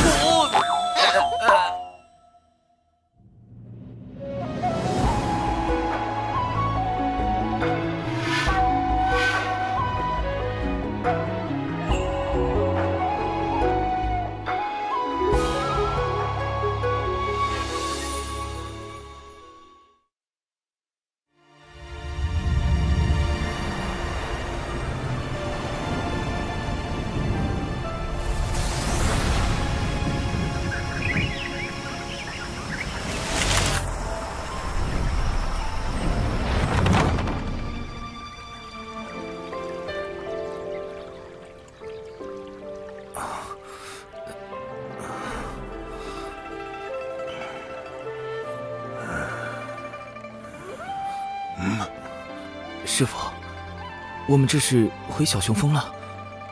此次历练，你的心境出了些问题，好在并不严重。幸亏师傅还未成仙，探查不到我的真实状况，尚能糊弄过去。门内听闻历练之事后，打算如何处置有情师妹？副掌门体谅玄雅失职是被奸人所迫，只惩处他闭门思过2年。师兄，你受伤了。让你照顾师兄，不是吵扰他。这几日好好休养，稳扎稳打，才能平和心境。如此也好让为师安心闭关。师父要继续冲击成仙天劫了吗？为师乃是门内中锋唯一没有成仙的峰主，实在无颜面对小琼峰列位师祖啊！总得在寿元耗尽前，全力搏一把。都说天劫一刀，生死两判，万一……自古求仙渡劫，谁都不敢说有十足的把握能在天劫中活下来。能度过天劫的修士只有1、2成，更何况师父早年道基受损，修为本就不太稳定，身患更比寻常修士弱了1倍。就这样渡劫，完全是必死之举。若为师撑不过天劫，小琼峰一应事务就交由你们打理了。师父，我和师兄一定会照看好小琼峰，你安心的走吧。嘘！呸呸呸！不准咒为师，万一真的死了怎么办？哎呀，年纪大了，刚才说什么来着？反正为师闭关去了。师兄，师父他……我们得帮师父渡过天劫。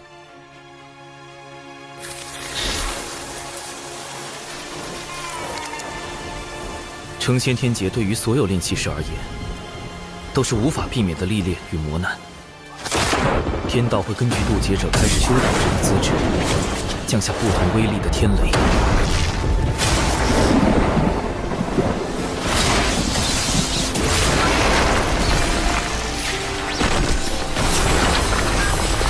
成则飞升成仙，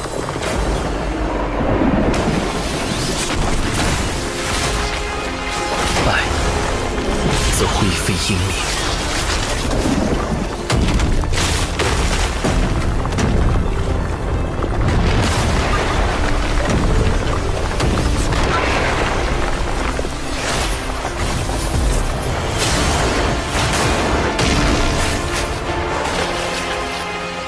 这么恐怖的天雷，师父能扛过几道？按照师父目前的状况，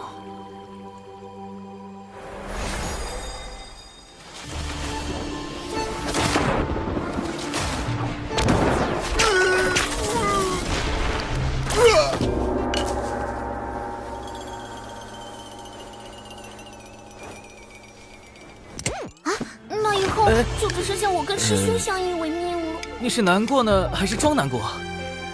这正是我冒险去北俱泸州的原因。只有找到他，才能在天劫之下为师父赢得生机。仙节草，这不是能毒死原仙的剧毒之物吗？哼，不错。但将仙节草加以炼制，就能成为骗过天劫的假死药——融仙丹。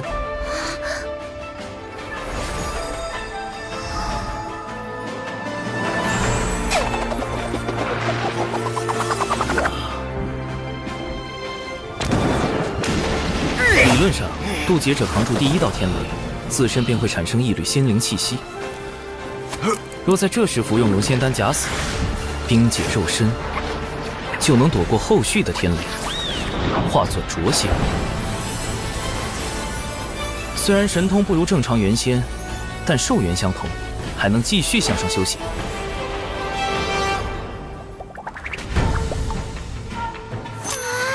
我们必须赶在师父的天劫到来前，将融仙丹炼制成功。这样，师父存活下来的几率就有98%了。哇，师兄真厉害！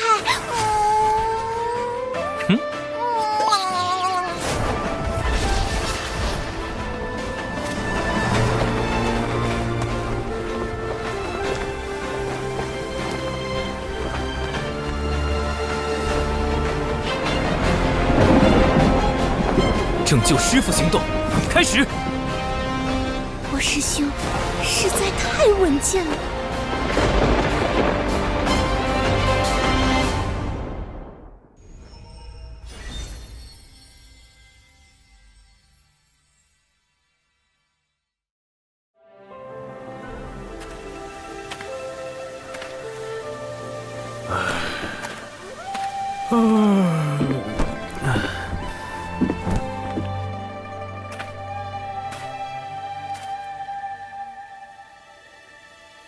师父最近出关的频率好高啊！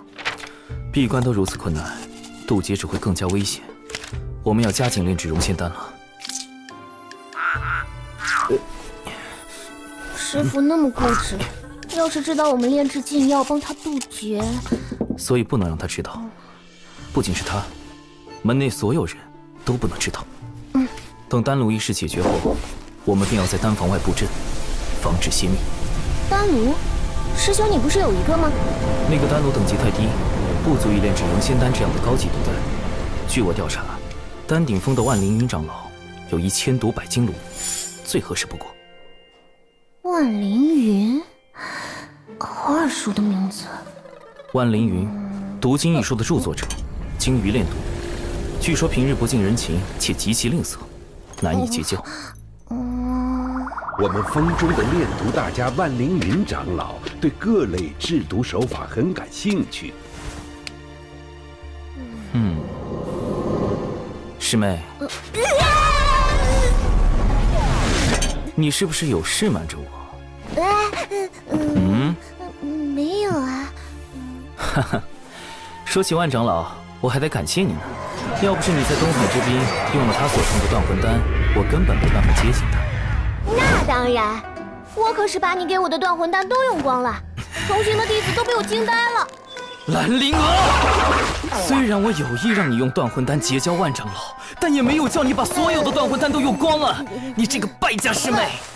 师兄，你炸我！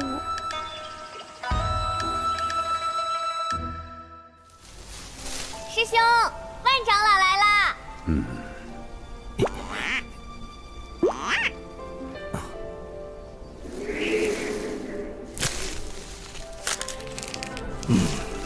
断魂丹怎么炼？回万长老，取灵狐心金血3分，密屋断魂草4分，红鱼草2分，废寨水少许。若预算只有20颗灵石，如何炼制？好好可怕的气氛啊！终极令色等级考试，应试技巧1：寻找共性，降低心防。他既然抠门儿，那我就比他更抠门儿。4分秘巫断魂草改为5分寻常断魂草。10颗灵石了，不用花灵石，我与百凡殿葛长老交好，能以小琼峰灵鱼换他5分断魂草。养灵鱼也是一笔数目。灵鱼是师妹在喂养，她花的钱不能算在我头上。没错，就是我。灵狐心金血改为灵狐粪，红鱼草逾10万年可得。废债水可将旧鞋用狗尿腌制，算下来1颗灵石都不用花，就能用10万年培育一颗断魂丹。万长老是不是生气了？10万年，长寿，你竟能抠到这个地步吗？应试技巧2：共鸣师祖，建立共情。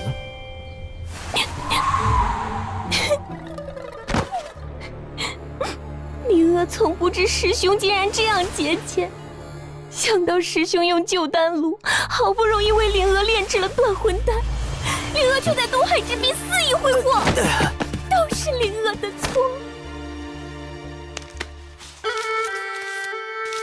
我日子过得苦一点没什么，只要师妹好好的就够了。师兄，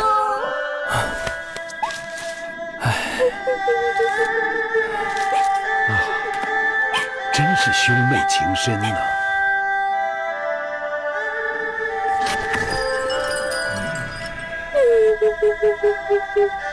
万长老一句话都不说，不会是看穿了吧？保持冷静，随机应变。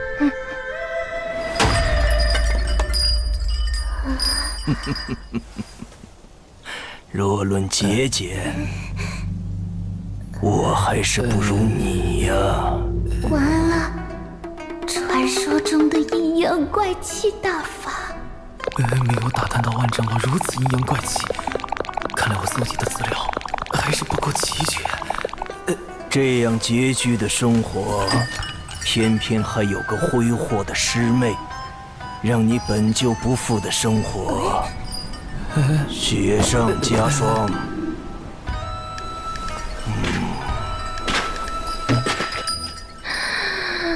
完了完了，千毒百金路无了，师父也无了。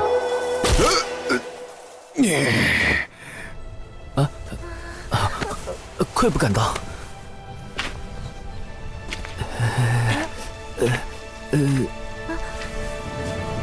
万长老这啥意思啊？不知道啊。到底什么意思啊？这就是千毒百金炉。没想到我们真的打动了万长老。何止是打动，师伯说万长老对小琼峰的境遇倍感痛心，甚是怜悯。长寿不易呀！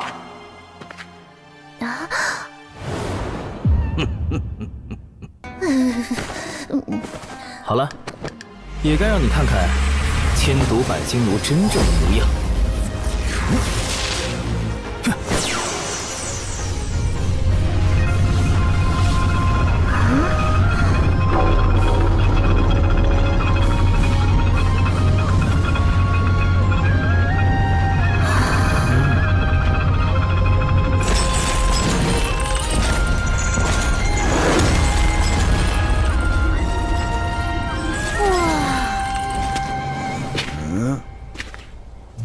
他们2个人呢？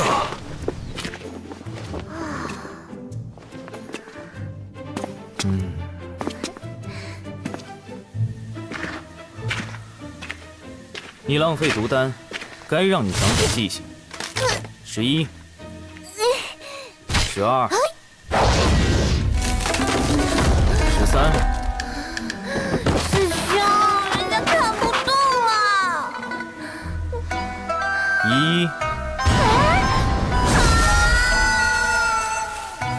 哎呀，年轻人真是血气方刚啊！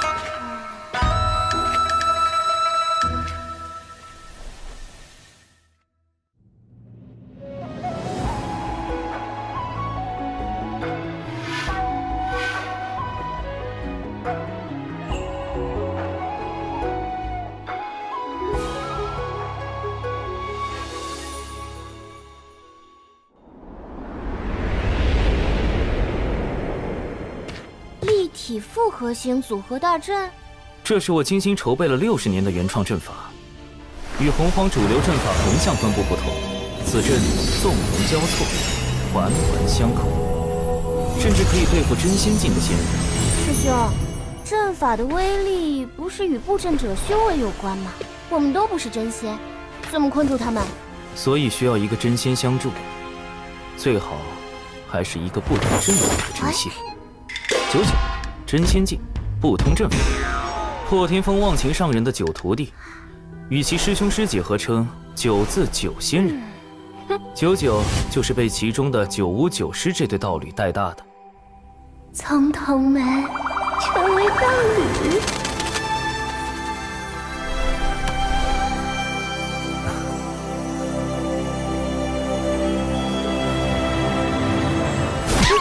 想什么呢？9巫，本次行动的重点攻克对象，在北周时他就对我起了疑心，贸然去找99，必定引起他怀疑。所以我们得想个办法，引开9巫师伯。9巫阴险狡诈，普通的办法对付不了他。99最近因被门内责罚戒酒而发愁，每日睡不着，一早起来就找9巫撒娇，9巫对此无可奈何。我们不如算好时间。师妹，布阵和炼制熔仙丹都需要99，你去找9巫，只许成功，不许失败。9巫师伯，求求你了！我也想帮你布阵，但我这里的订单已经排到500年以后了。可是小秋风真的需要真仙指导布阵，就要真仙，就要真仙！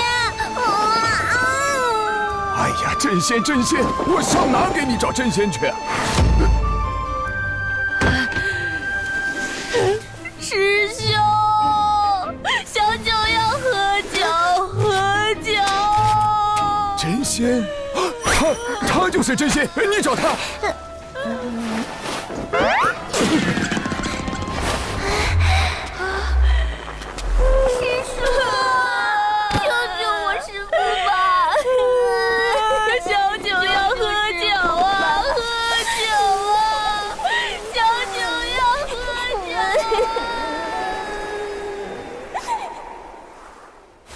此物名为佳人酿，有酒味无酒气，会让人有喝醉的感觉，但不会破戒。师叔，考虑的如何？不就是布阵吗？咱就是布阵小天才。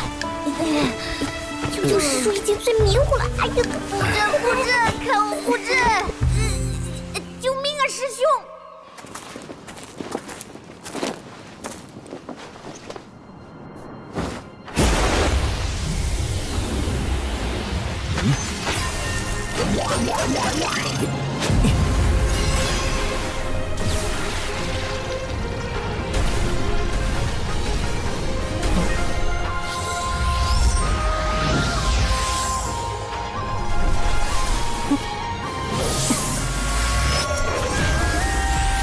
正位冲一，对位推6，看位归4，离位进2。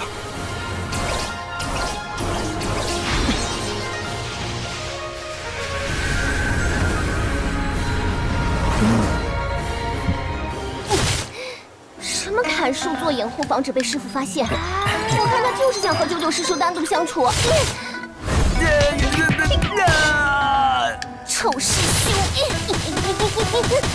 给我断！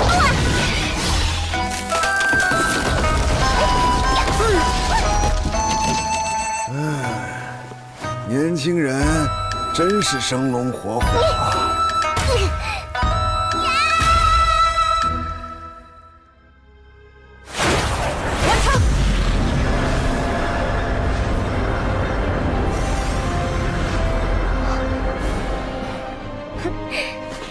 师兄，快让人家看看这阵法到底什么样。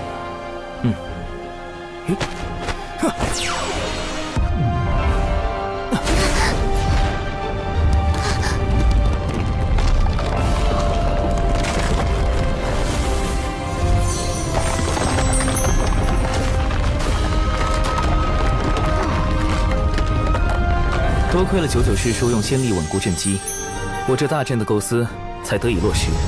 大阵已经建成，是时候炼制熔仙丹了。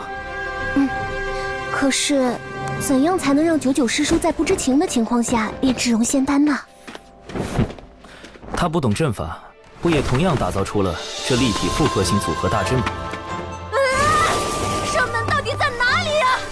阵法什么的真是烦死人了！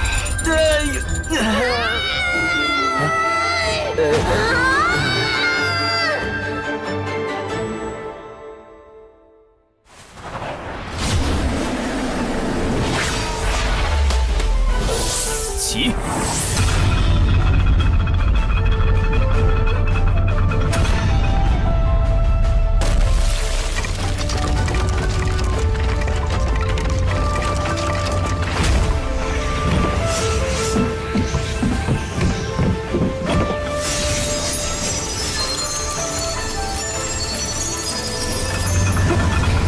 放心吧，培元丹的事交给我了。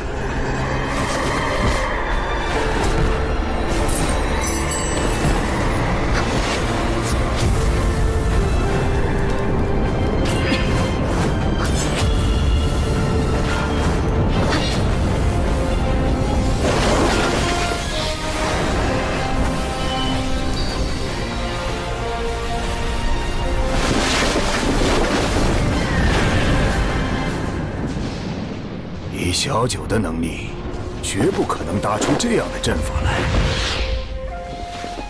小琼峰既有缘会布阵，又为何需要小九相助？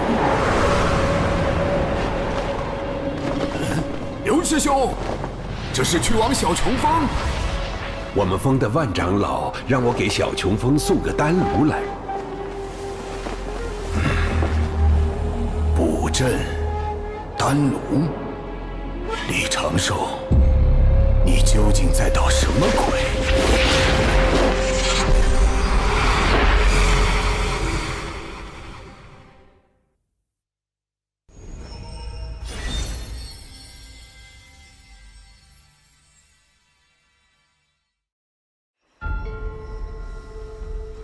添加药材的顺序、药材的年份，甚至切块形状大小等。都已做到了精确，只要确保师叔保证稳定和纯粹的仙力支持，就能提高熔仙丹的成丹率。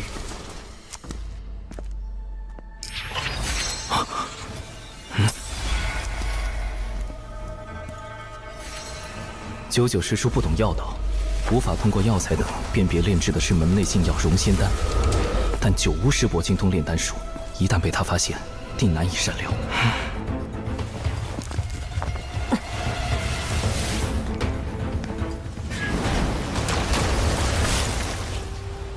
看来，得在丹药炼成前，将他拦在外面。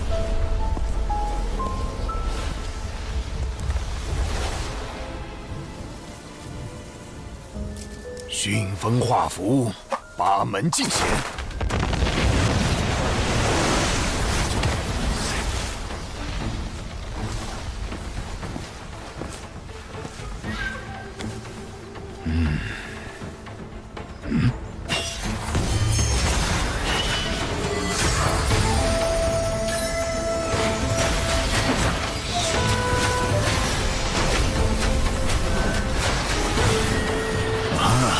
找到阵法的出口了，不过是个基础迷阵。一个基础迷阵，自然困不住主修阵法的九巫师伯。但若是有成百上千个，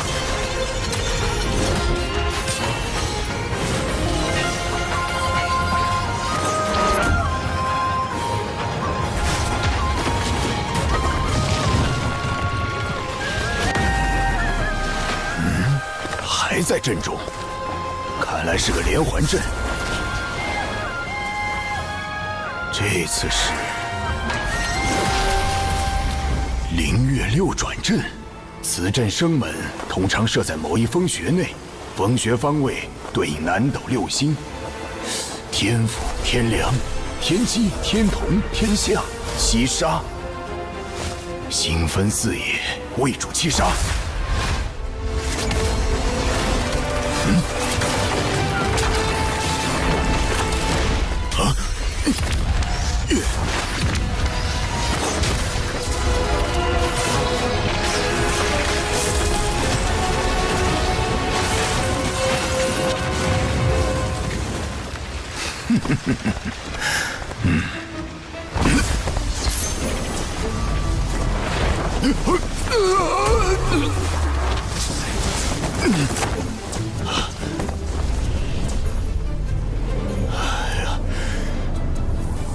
到底套了多少个祭出迷阵啊！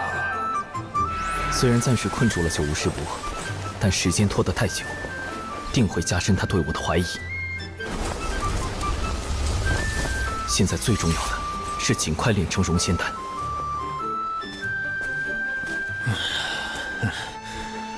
24阵互联互通，又回到了原地。好小子，我就不信奏不出你这小小的连环阵。这次一定不会错。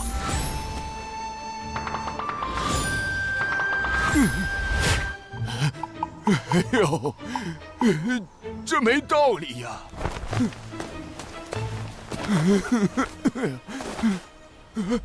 这不应该呀！我堂堂一个真仙，不破了，索性直接轰开这大阵。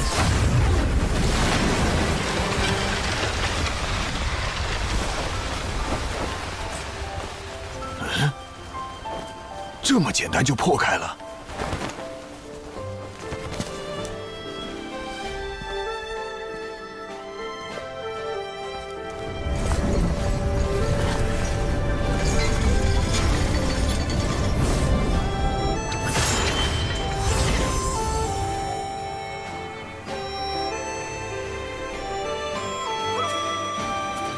融仙丹炼成了。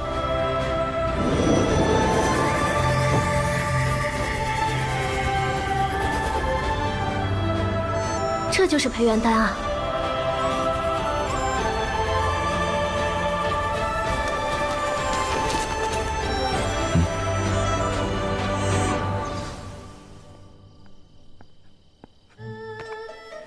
哼，我倒要看看你们究竟在这里面干什么。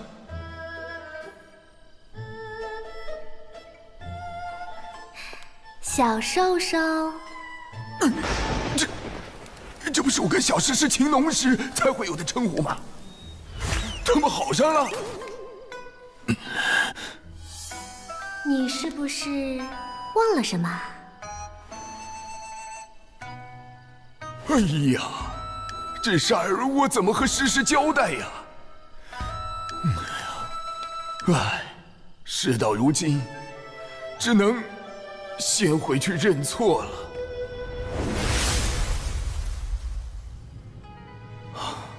总算走了，幸好在炼成融仙丹时，及时解除大阵，避免了迷阵变成杀阵，暴露出我更多底牌。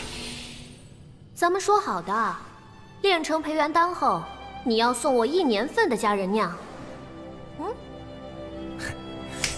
放心，除了这些，待1年后师叔戒酒期过了，我埋的恒河水老白干也送给你。以后还有什么要帮的，都包在我身上。师叔，若有人问起您这段时间在这里做什么，请您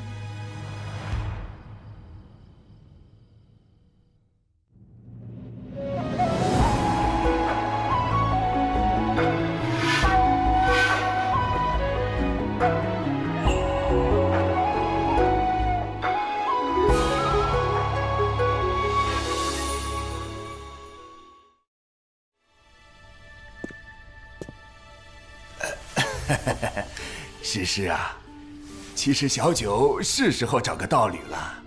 你看，起码能帮他收拾这屋子呀。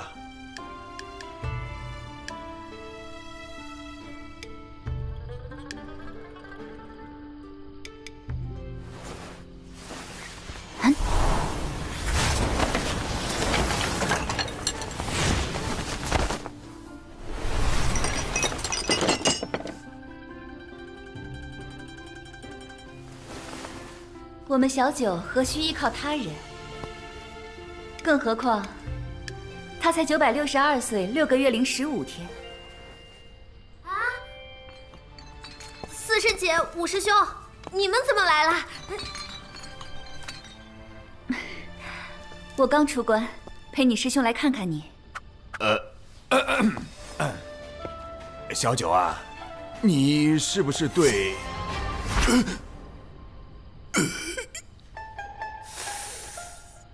师妹，你没事老去小琼峰干什么呀？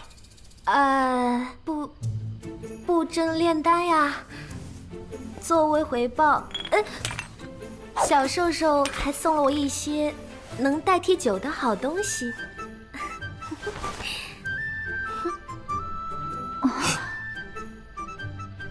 判断准确。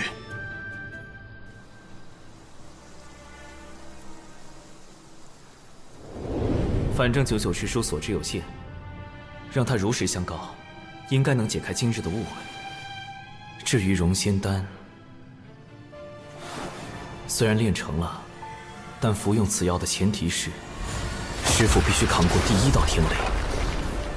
如今渡劫期临近，师父出关频繁，心境不稳，万一……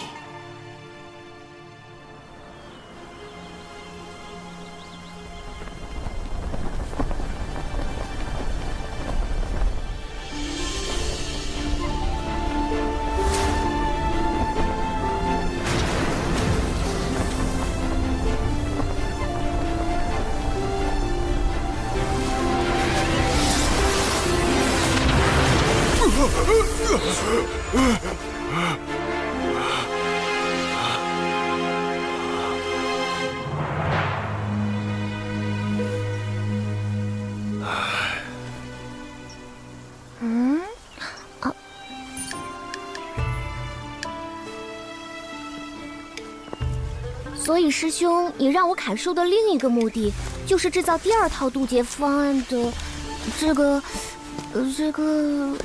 法拉，法野鸟笼，你不要小看我在9年义务教育下的成果。此物在师父渡劫时自有妙用。如此看来，此次师父渡劫定是万无一失。这是师父的天劫。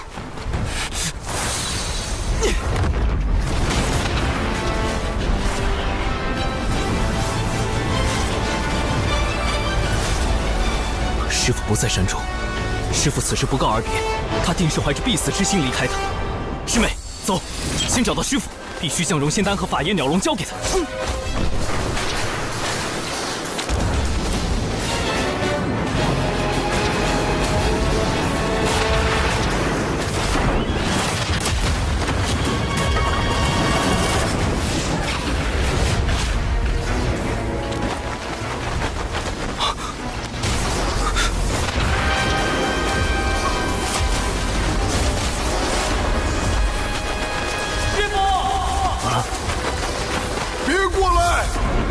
若被这雷光击中，你们会灰飞烟灭的。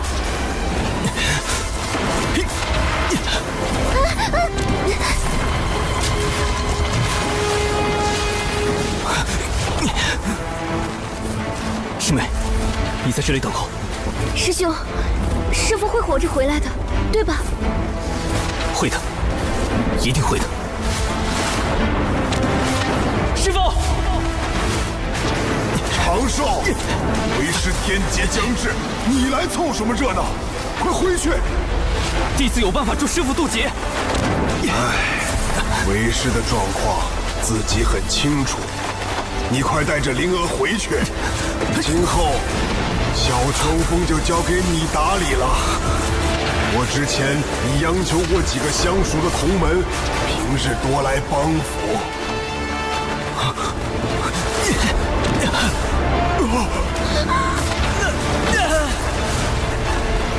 师父怀有必死之心，定会被天道认为道心不稳，怕是连第1道天雷也不能度过。为师让你回去，你没听见吗？你平日的谨小慎微去哪儿了？这天雷不比寻常，以你的修为，一击之下必死无疑。到那时，你让为师如何心安？还有灵娥怎么办？谁来照顾你师妹呀？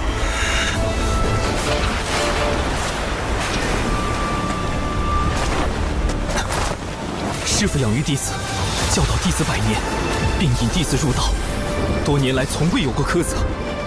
弟子现在唯一能为师父做的，就是在天劫下为您挣得一线生机。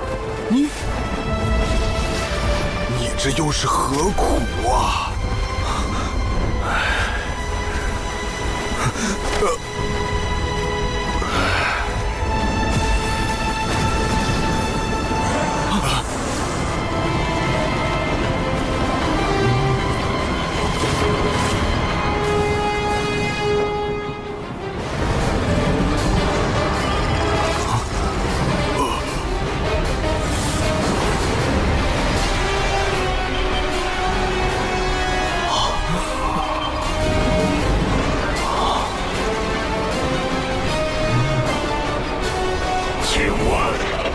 仙门怎么走？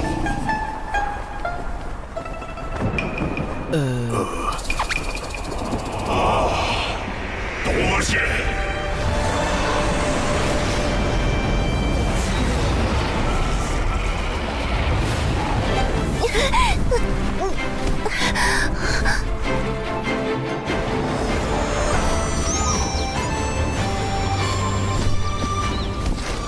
等等。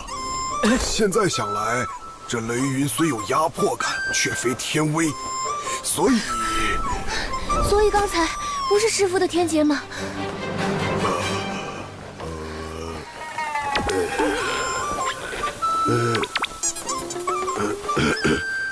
为师也是第一次渡劫，没经验嘛。都是乌龙。人家分明是青色的苍龙，怎么能说是乌龙？乌龙是黑色的。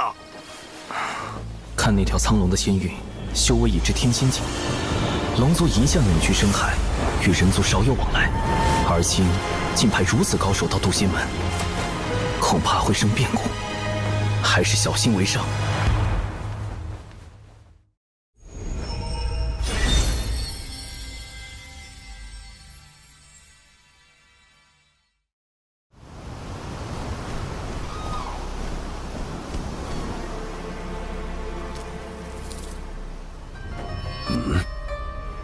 来者止步！此乃我渡仙门地界，休要擅闯！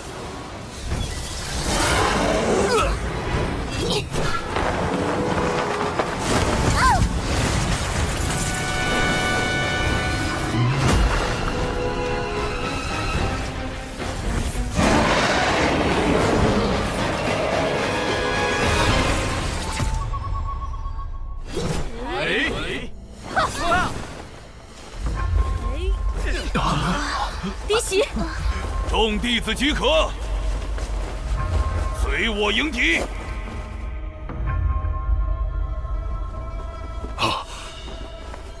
门内出事了，快回去增援！这么快就动手，龙族想做什么？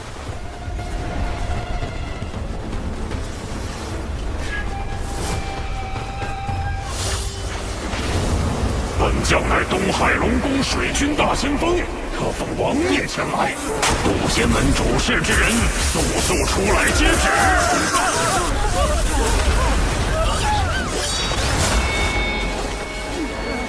结阵。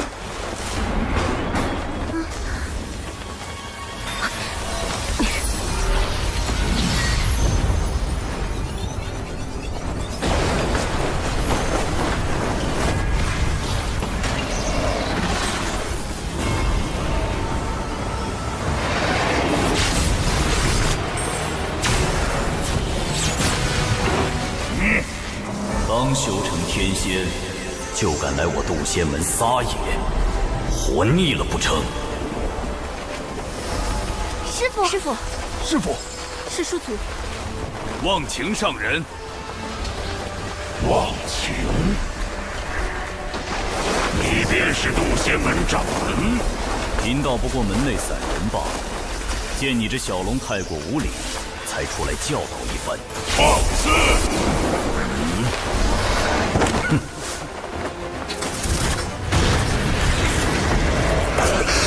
连人世也开始着手。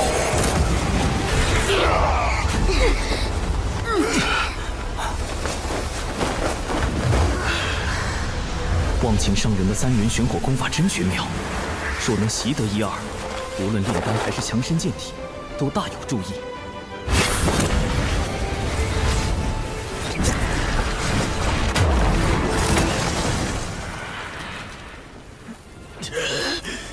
这人族的3元玄火竟强横至此，法力深不可测。你当明白，如今早已不是龙族欺压百族的时代。自祖龙掀起战火，震碎洪荒起，尔等便已业障缠身。贫道奉劝你一句：知止，常止，方回正途。好个道貌岸然的渡仙门！先是打着除妖旗号闯我东海之滨，伤我水军虾众，如今又对龙族如此不敬，我定会禀明龙王陛下，不是点齐兵马踏平你这小小仙门。东海之滨，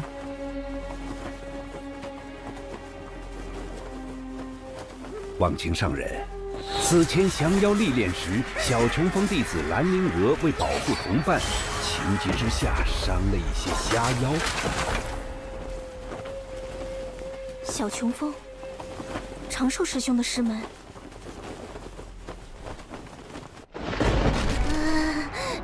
师兄，我是不是闯下大祸了？人呢？虾妖怎么突然变成了东海水军？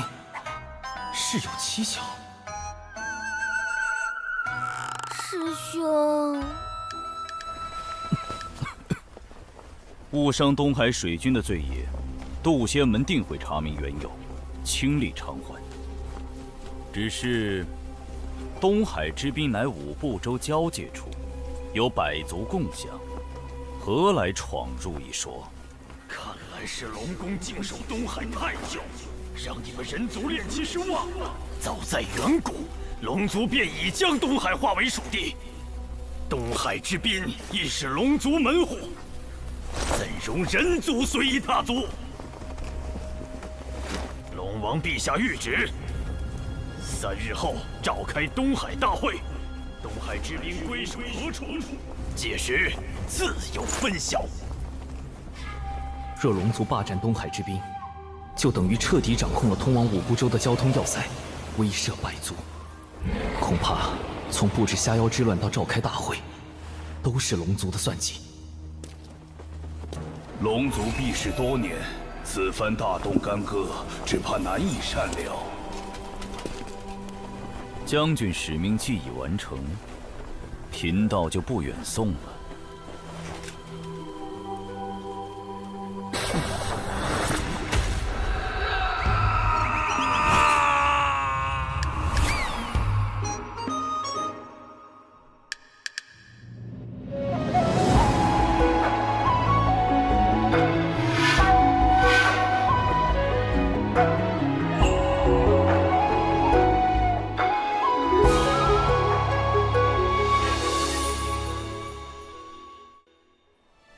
忘情上人，不愧是破天峰战力第一的剑修，强者的世界也太威风了吧！我要是成功渡劫，会不会有朝一日也能这般？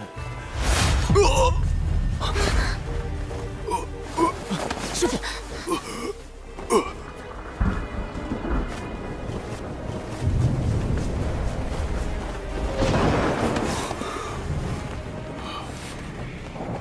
师父雷劫已至，必须马上回小琼峰，启动避雷方案。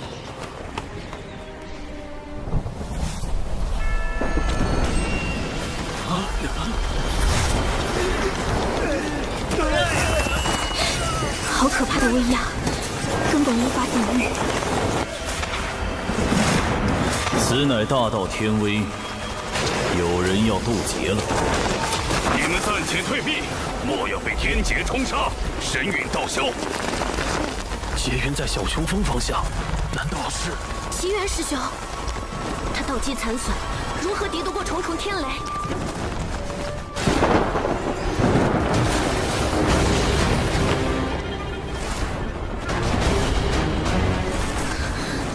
师兄，这次是真的天劫，没错吧？根据云的面积和厚度计算，大约有4道天雷。这么多！天雷就要落下，你们别管为师了，都回去。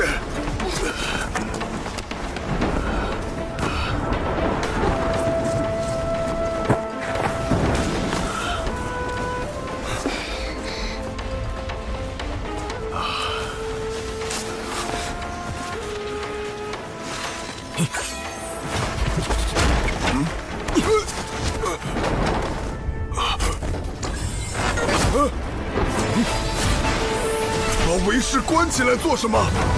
这是何物啊？一种抵御天雷的法宝，名唤法眼鸟笼。师父待在里面，不要走动，不要接触围栏。快走，别白费力气了。天雷不会被任何法宝阻隔。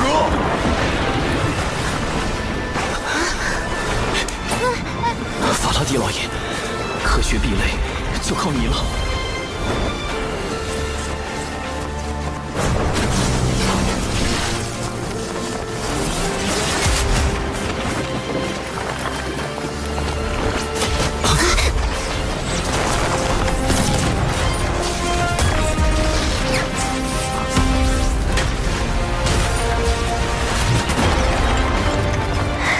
成功了！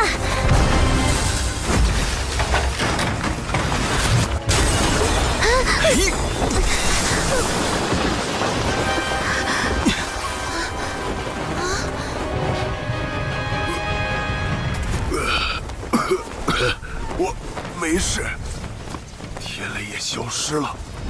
这笼子竟如此神奇！怎么办？法眼鸟笼毁了。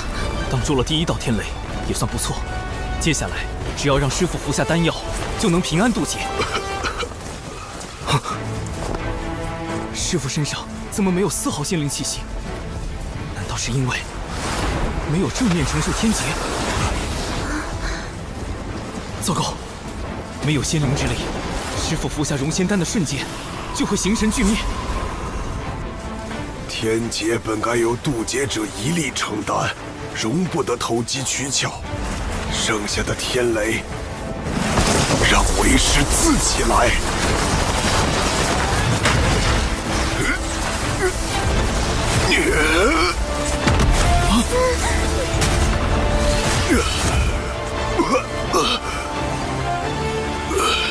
仙灵气息出现了，师父，弟子有宝药可助您渡过天劫。莫要浪费，留着你和灵娥渡劫使用。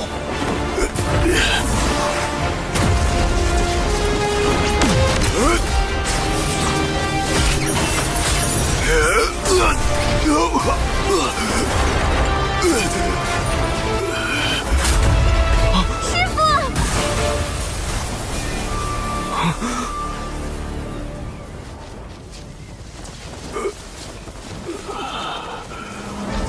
您的道基尚未修复，连受2道天雷已是极限，不可勉强。道基又如何？既是天命所为，贫道愿赴死一搏。天道，我绝不会躺在地上求饶，徒儿们就在一旁看着。哪怕他们的师父不中用，不能像忘情上人一样给弟子庇护，贫道也要站着死，给他们最后的荣光。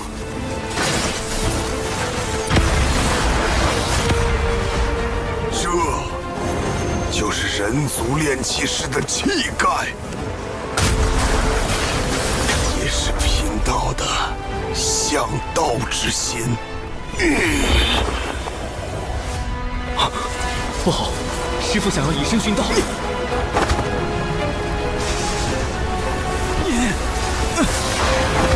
长寿！弟子与师妹千辛万苦炼制宝药，只求师父活下去。你这是干什么？快躲开！百年教养恩情，弟子心中早已将师父视若父母一般。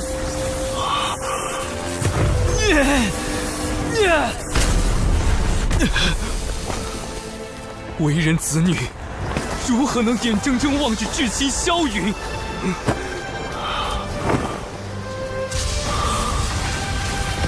师父，为了我们活下去吧！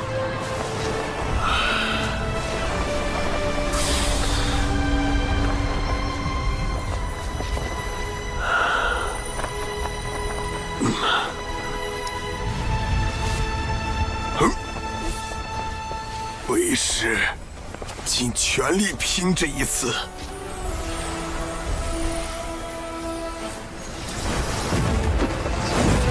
来吧，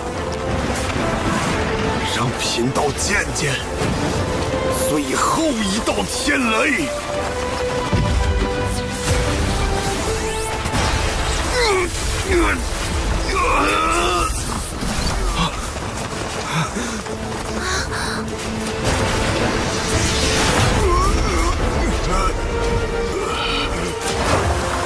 我怎么化掉了？道祖在上，这是什么情况？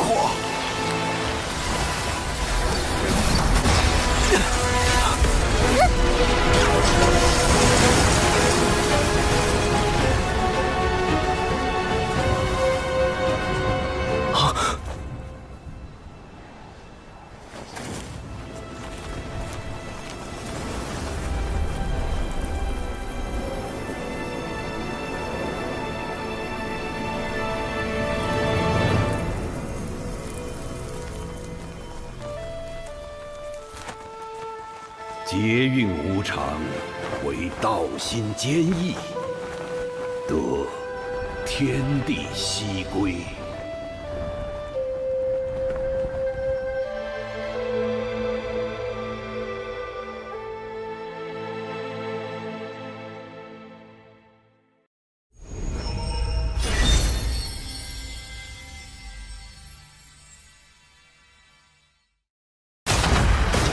来吧，让贫道见见最后一道天雷。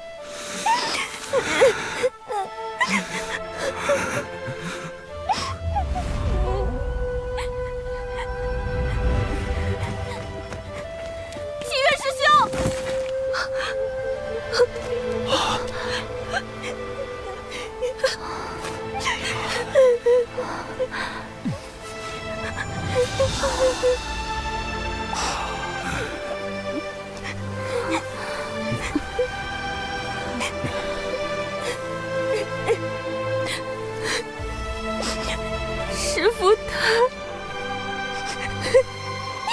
等等，再等等。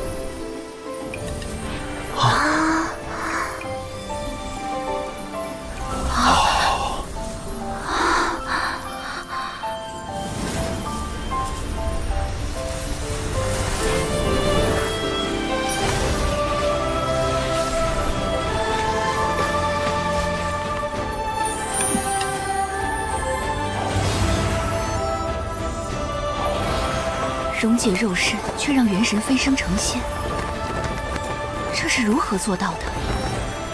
解身得道，是冰解，冰解化浊仙。浊仙虽修为远不如正常的元仙，最高只能到真仙境，但以奇缘师弟亏损的道基来说，这的确是天阶下唯一的活命之法。恭喜奇缘师弟！太好了。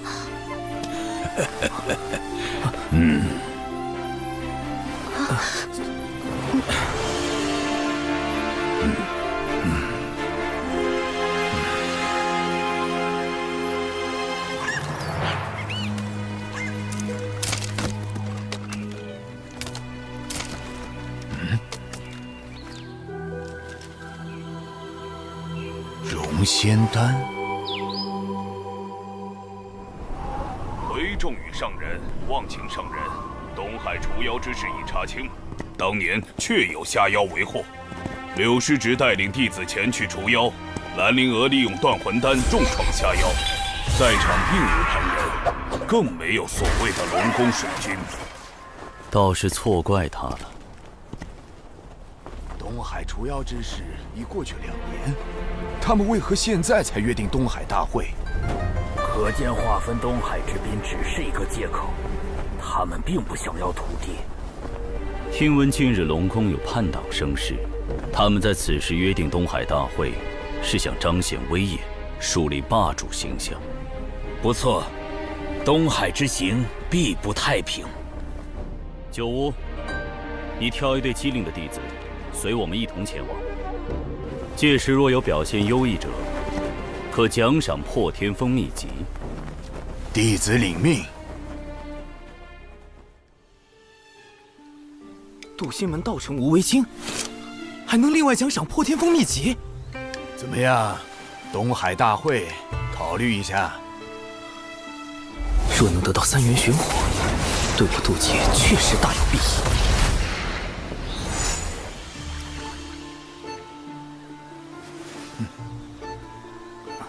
弟子修行尚浅，恐怕要辜负师伯美意了。师侄谦虚了，我知你精于炼毒。你之前给灵娥炼的那个叫什么丹来着？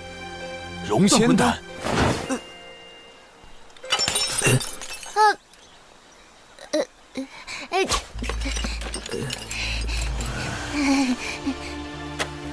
若我所料不错，你先是去北周找到了容仙丹的重要原材料，又设计获得了万长老的千毒百金炉，最后又哄骗小九为你炼制。我说的可对？这……师兄怎么办？快想想办法呀！果然瞒不过师伯，长寿确实炼制了容仙丹。师兄，这是弟子的炼丹笔记，详细记载了容仙丹的配方及炼制流程。因师父道基有损，弟子不忍见师父命丧天劫之下，于是铤而走险，炼制禁药。唉，完蛋了，九无师伯全知道了。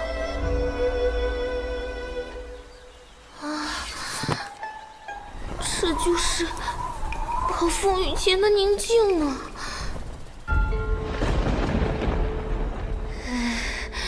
救命！太窒息了！啊，师兄！啊！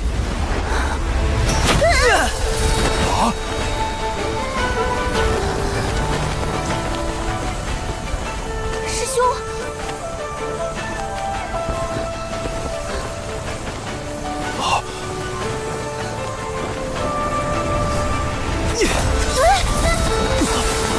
他顿悟了。半虚六阶，好小子！啊，我竟然又顿悟了。什么情况？罢了，容仙丹一事我可以不追究，但东海大会你必须去。这，否则我治你一个私炼禁药之罪。弟子领命。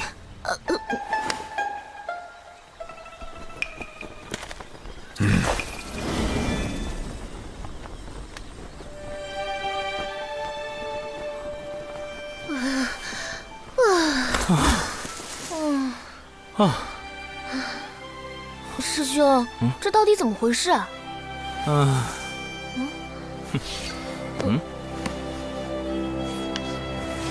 容仙丹主要成分，3经碧波蛇舌头。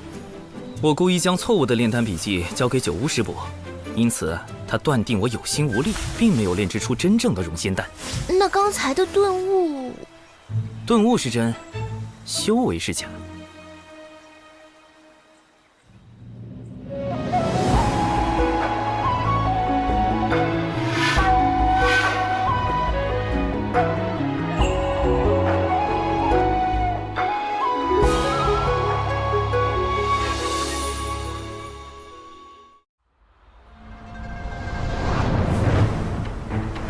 龙宫举办的东海大会，主要是为了借东海除妖之事大做文章。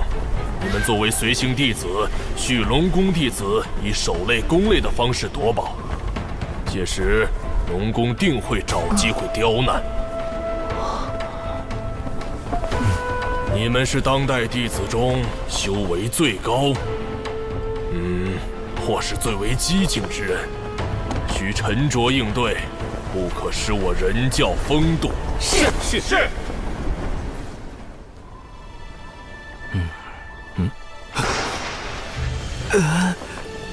长寿，我近日听闻一偏方，可以治疗心魔。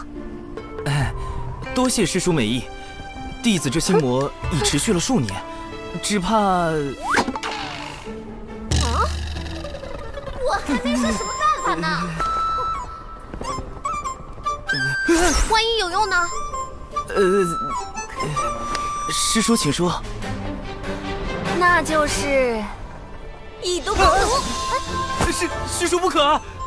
我看你和灵娥相处就不会有这心魔，我可是费了好大劲儿才找来的办法，你不许推脱。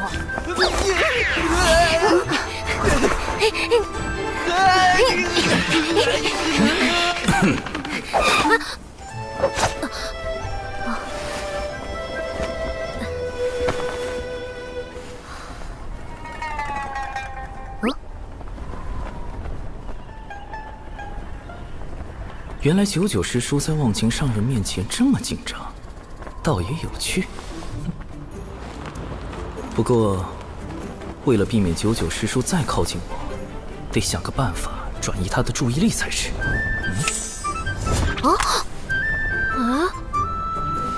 这是魔方，我教你口诀，这样。哇！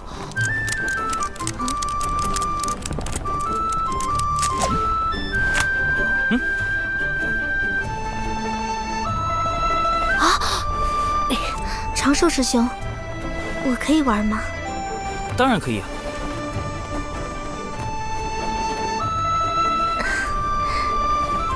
倒是有心了。糟糕，这个洞，有毒识破我了吗？他是故意的吗？我要不要抽搐？有毒，你不要靠近我！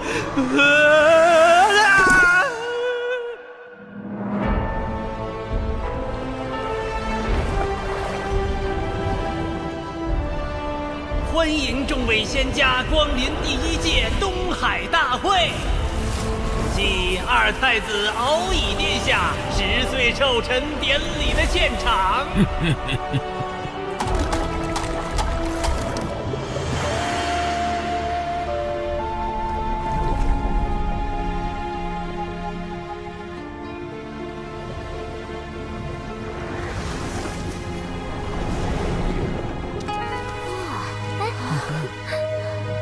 众羽上人与忘情上人，请往品仙台洽谈，其余弟子去宴客区就坐。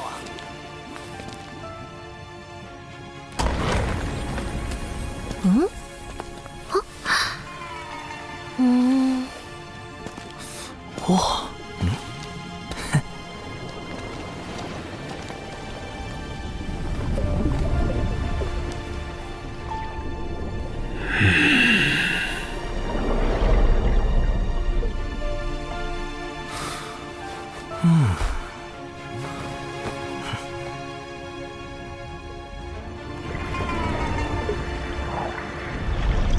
龙宫可真气派。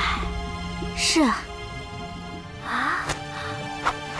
风雨术，风雨术不仅是一种传音艺术，还可以自行接纳周遭讯息。优点是不会耗损神魂之力，缺点是各类讯息一拥而入，需要甄别。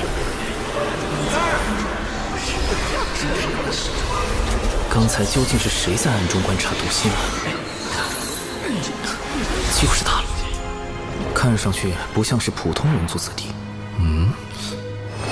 他看我干什么？难道是察觉了我的风雨术？哎呀，不应该啊！风雨术不耗神魂之力，并不会惊扰对方。算了算了，保持低调。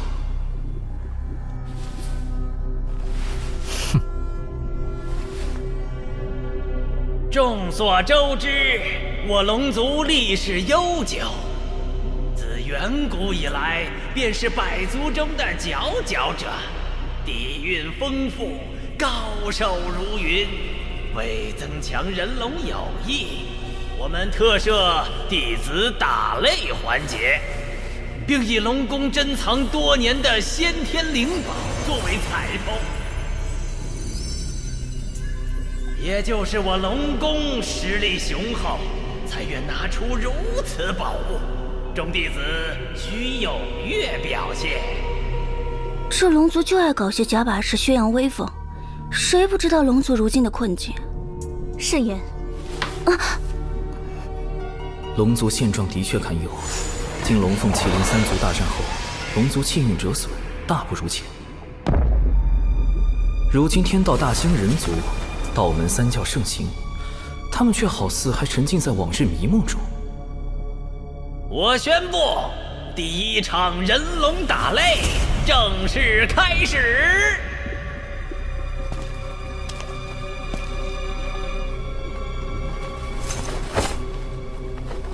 你与本太子切磋一二。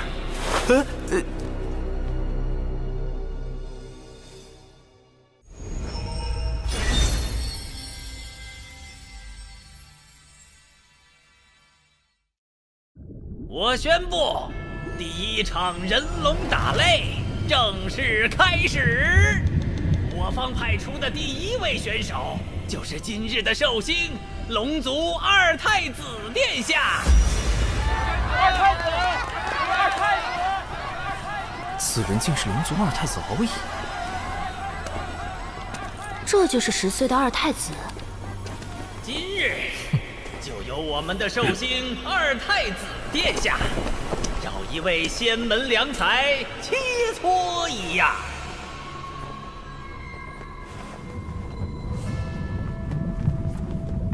等等，他为什么一直盯着我？不妙。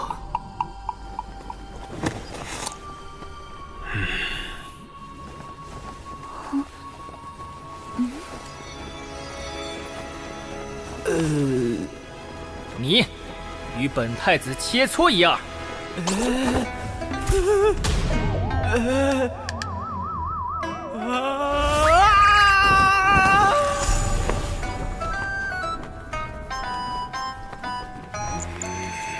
殿下是不是看错人了？那人才子12阶，是这仙门里最弱的人。殿下，选那个女子，还有反虚8阶。这是殿下的策略。首战要赢得有气势，才能彰显龙宫威严。当然得选个最弱的。这小龙路子这么野。长寿才刚突破到反虚2阶，怎么打得过龙宫一个归到6阶的？这本来是要羞辱我毒仙门。二太子，你是要与我长寿师侄切磋吗？不错，让他上场吧。欺人太甚！此战绝不能赢，否则比试时气息稍有不稳，就会突破到归道境巅峰。随之而来的便是成仙天劫。你，二太子，长寿自知修为浅薄，不是您的对手，还请殿下另择他人。师叔，弟子愿带长寿师兄上场。我就选定你了。如此推脱，不如让你们师门仙长直接向龙宫跪拜认输。二太子此举有些不妥吧？他的修为境界当日你渡仙门弟子伤我龙族水军时，也没见尔等顾及境界差距。龙宫竟不惜将那群东海叛党认作自家水军，也要给我渡仙门难堪。这场比试恐怕是推脱不了了。你好好叮嘱那弟子一番。长寿，你便与他过几招，万事以自身为重。我渡仙门的面皮，无需弟子流血去争。这句话似乎隐含深意，不用流血去争。流血争，这是让我尽力，即便无法获胜，也不能输得太难看。唉，看来只能硬着头皮上了。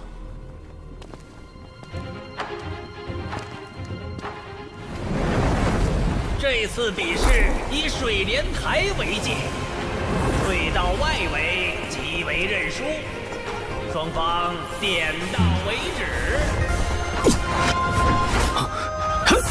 且慢！怎么了，二太子？你我不如转个文斗？废话太多，看打！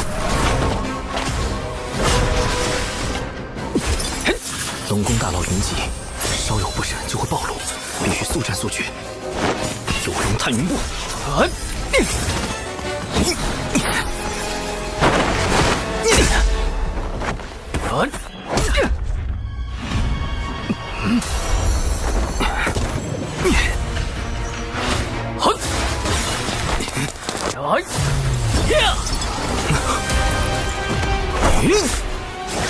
离火为引，赤焰化蛇。此招虽展现出了小兽兽反虚二阶的极限实力，不过以二太子的修为，应该轻轻松松就能夺。啊，打中了！二太子大意了。反正不管怎样，小兽兽是赚到了。连殿下的仙甲都没破开，这蛊惑也不过如此。殿下注意躲避呀！二太子轻敌失了先手，接下来定会谨慎对战。长寿再想伤他就难了。好厉害的符法！再来！趁现在降低术法威力，只要这个敖乙一反击。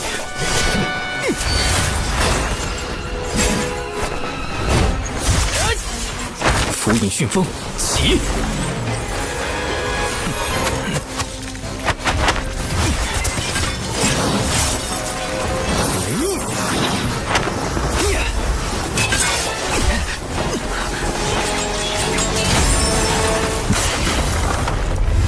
这怎么可能？干得漂亮！哼，有什么好得意的？等下就让尔等见识一下我远古最强武族阵仗的实力。小兽兽，一鼓作气，好好在台上展示下什么叫龙外有人。这不应该啊！到底哪里出了问题？不对，他想输，但为什么呢？这位二太子怕是想故意受伤输掉比赛，好借此让龙宫对渡仙门发难。眼下若想解此困局，并保住渡仙门颜面，最好是让长寿打成平局或惜败给二太子。长寿绝不能赢。不愧是天仙的高度和眼界，竟能看破背后这样歹毒的奸计。高贵的龙族啊，为何到了现在还是不明白？我们早已不是最强的了。龙族引以为豪的术法招式，在人族面前不值一提。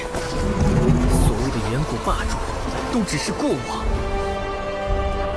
这一次，我会彻底打醒你们。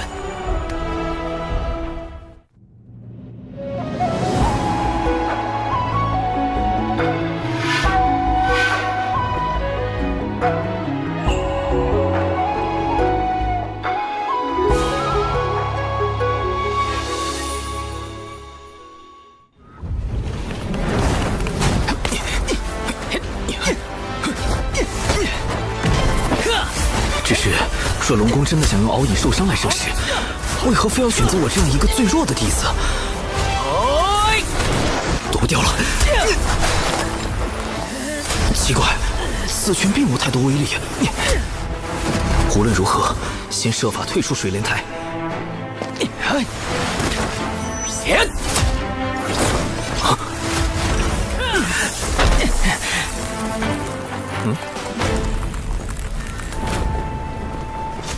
你这是一点机会都不给我呀！不过，我不会让你得逞的。好强的后劲！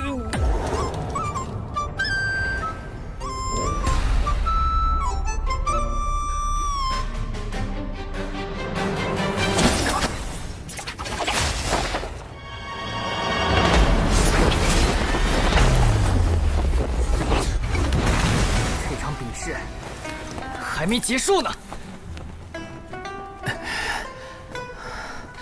我都被打出台了，你竟然还不放过！殿下不仅招式精妙，连武德都这么高尚。这怎么看都像是要把小兽兽拉回去痛扁一顿啊！不过刚刚那招真的隐藏后劲儿吗？为什么我看不出来呢？长寿尽力了，现在也顾不得我杜仙门颜面了。长寿，无论如何必须输掉比试，哪怕输得难看也无妨。是时候展现我精湛的演技了。接下来，一决胜负吧！我会让你领略到龙族真正的手段。去死吧！无影震雷，妙法归一。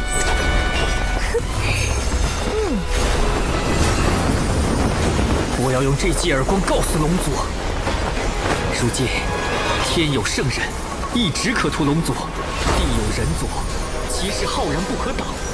若还不放下所谓的高贵，寻找真正的出路，那等待我们的只有死亡。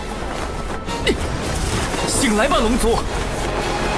醒来吧，那些沉醉在远古美梦中的同族们！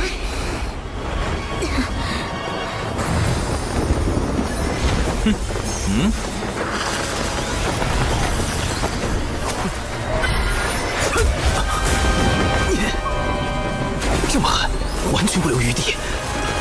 你不要低估本太子的决心。不是你死，就是我亡。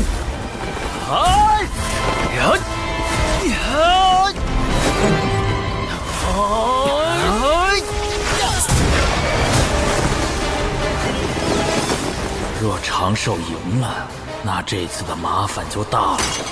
殿下，龙族的威严靠你来维护了。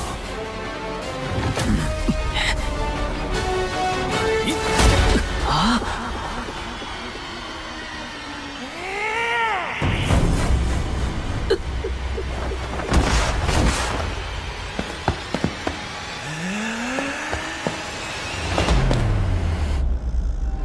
脚跟挪出边界约有1寸，杜仙门输啦！啊！殿下好帅好帅呀！长寿师兄输的也太难看了，果然还是输了。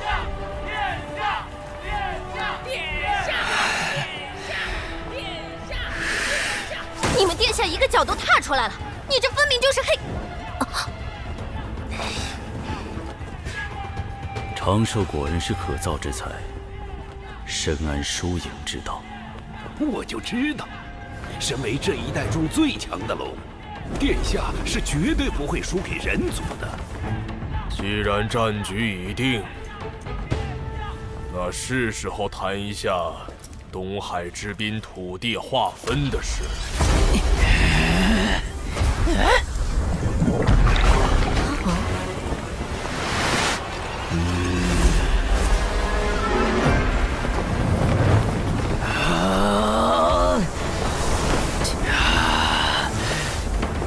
殿下放心，此战我龙宫必胜无疑。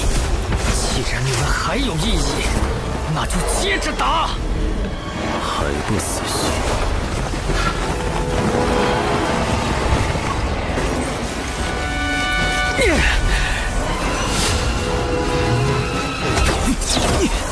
实则不由自主就挡住了。这攻击看似朝外，实则是将力道回转自身。难道他想，即使没人懂得本太子的决心，我也绝不放弃。哪怕是自镇元神，你终究还是输我一筹。完了！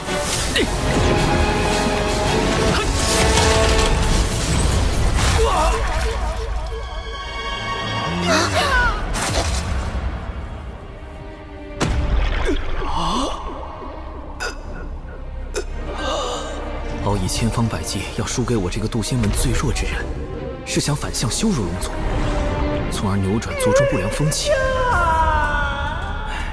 只可惜，没人明白他的心思。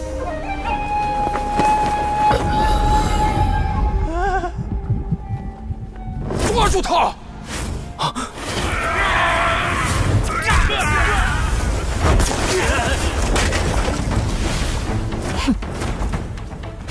不妙，我的境界快压不住了。混账！竟敢伤殿下元神！弟子修为不过反虚境，如何能伤人元神？还请诸位明鉴。突破的感觉越来越强烈，快被成仙天劫锁定了，得赶紧离开才行。谢将军，他说的不错，殿下是因为自身法力太强，运转时出了差错，才震伤元神。多加修养，便可痊愈。不愧是殿下，法力竟强横至此。快带殿下回房休息。我还没有说。陈董，祖龙血脉绝不会输。谢将军可别说了，给你们二太子留口气吧。等等，我也可以装伤退杀。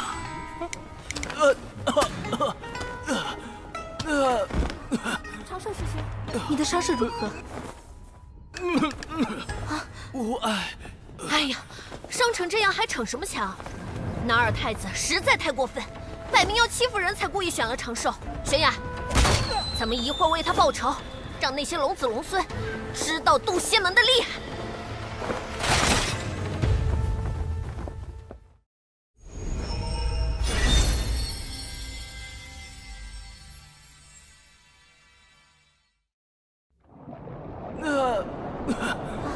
长寿师兄，你的伤势如何？无碍。哎呀，伤成这样还逞什么强？那二太子实在太过分，摆明要欺负人才故意选了长寿。玄雅，咱们一会儿为他报仇，让那些龙子龙孙知道渡仙门的厉害。首领，龙宫那么多天仙还在看着。长寿伤势颇重，九九师侄速送他回渡仙门养伤。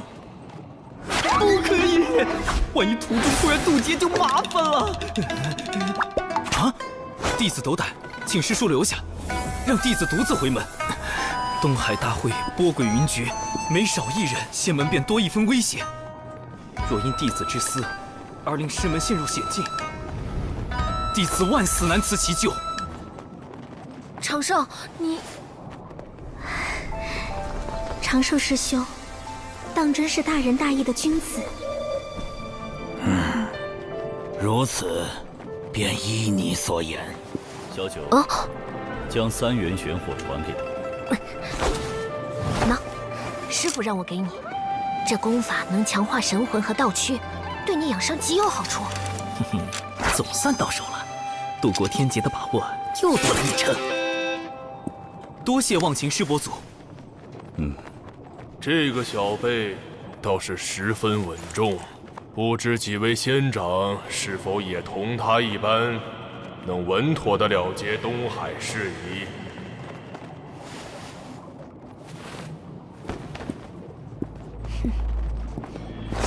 接下来，龙宫的对手是我。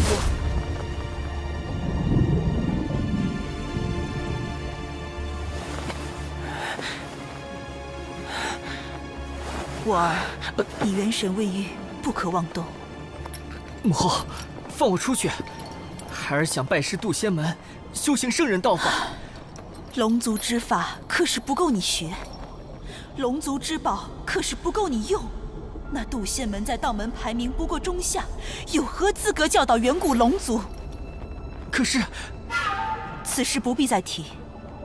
当年道门阐教收了一条孽龙做弟子，放在池子里观赏，这般羞辱，龙族如何能忘却？我儿啊，你还是静心养伤吧。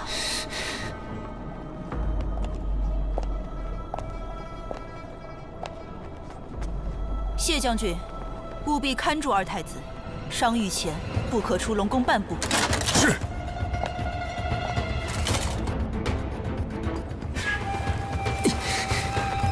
母后，你不懂，只有我这个二太子败在小小渡仙门，才能撕碎龙族扭曲的骄傲，找到挽回龙族气运的新出路。渡仙门，我去定了。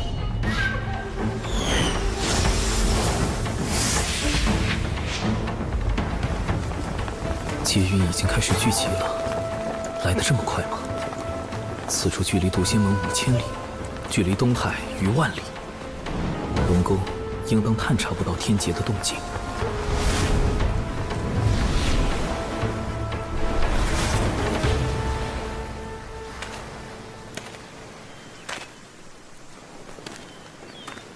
糟糕，妆化了！果然，易容术和幻形术还是容易出差错，再加上防水特效妆，才算3重保险。这个岛屿虽然足够隐蔽，但结构复杂，藏身之地反而太多了。不妥。这里构造简单，不会引起旁人注意。海流有点不对劲。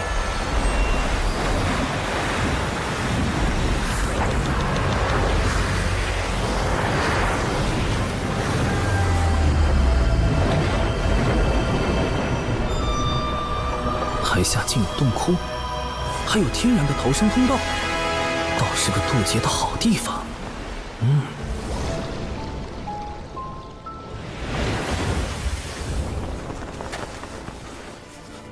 哇！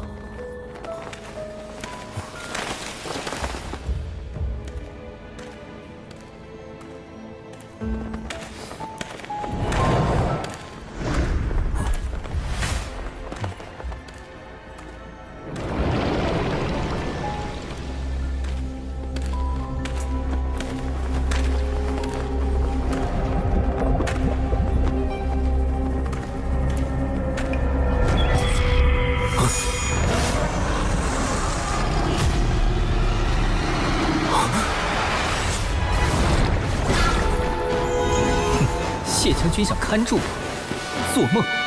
本太子6岁便已掌握我族万里影宗术乾隆诀，待我抵达渡仙门，就当众拜人族为师，让龙族颜面无存。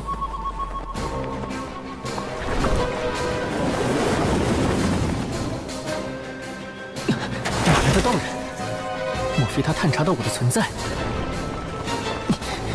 龙族秘术乾隆诀已经落后至此了吗？不行，不能让他暴露我的行踪。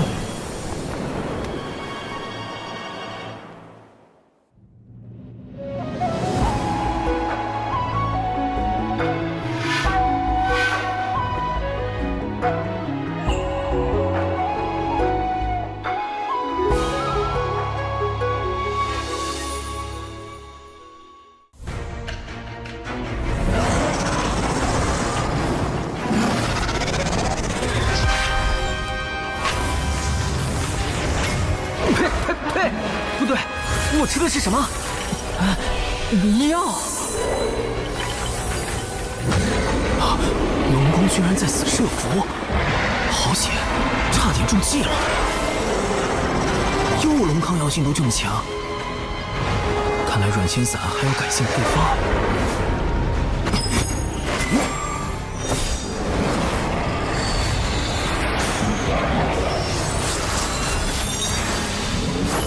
符阵，水源惊天印。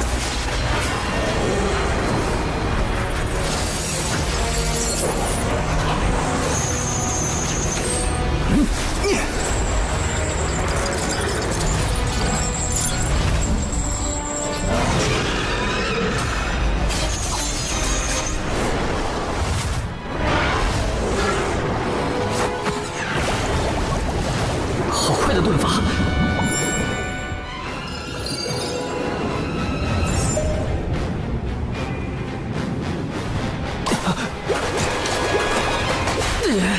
狡诈的人族，偷袭！还下毒！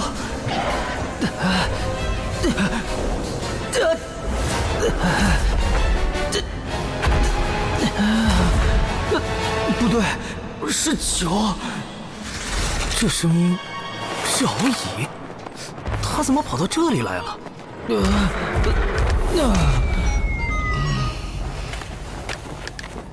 难不成他打算到道门拜师，继续刺激龙族？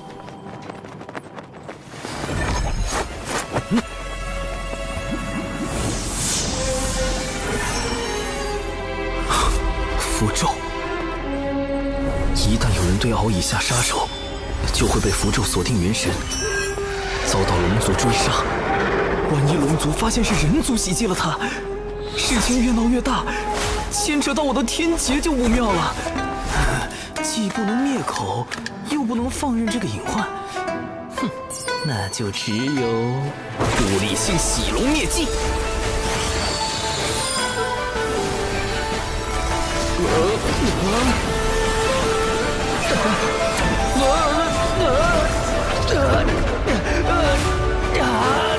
调戏式。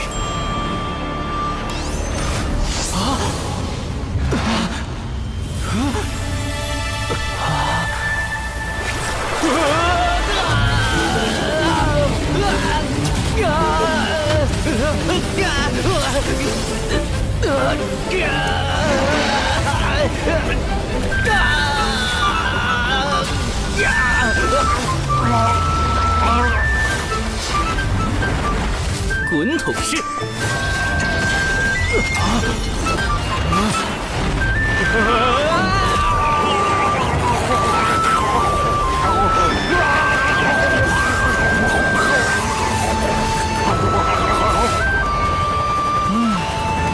甩干式。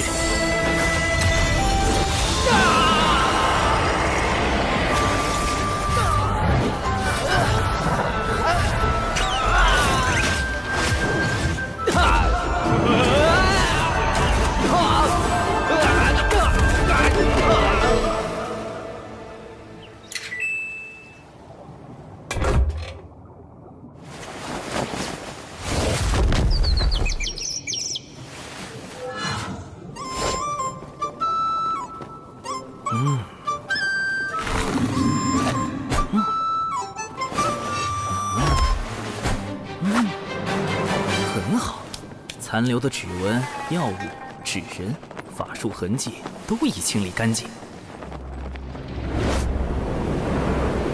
哼，敖乙，你我就此了断因果，往后莫要再见了。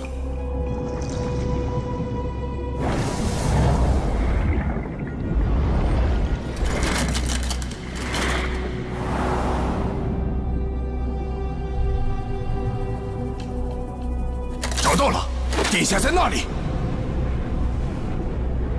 殿下，殿下！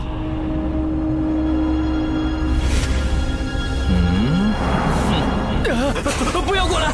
不要靠近我！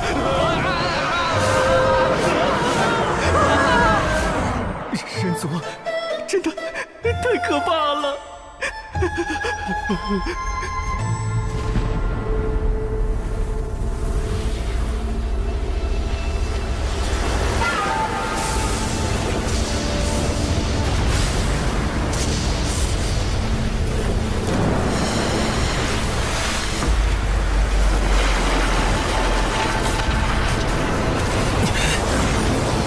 火星遁法，水遁。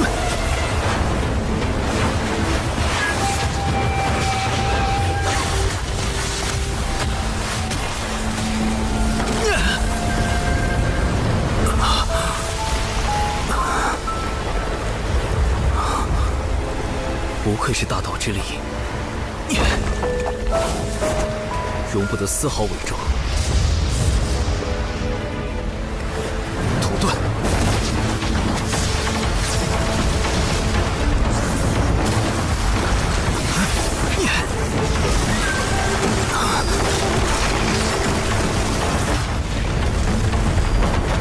木遁。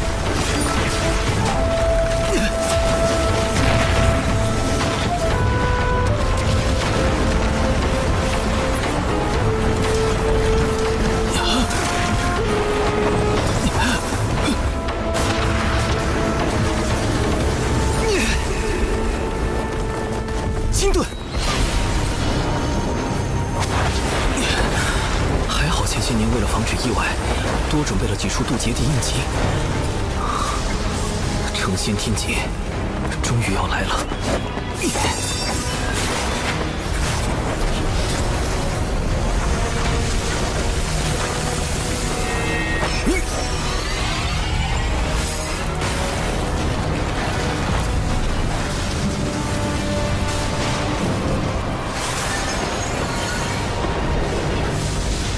从师父的渡劫经过来看，表成仙也是一个重要的步骤。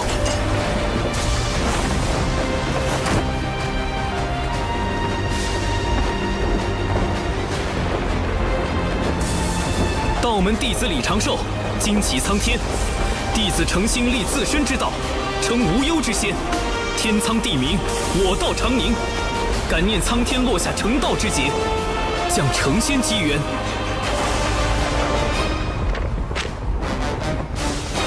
这样算是礼数周全了吧？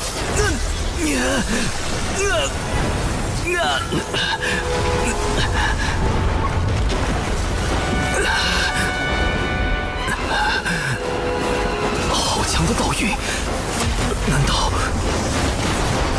这就是天道的回应？洪荒无量，劫灭生，唯道是存。李长寿，让吾看看你的道。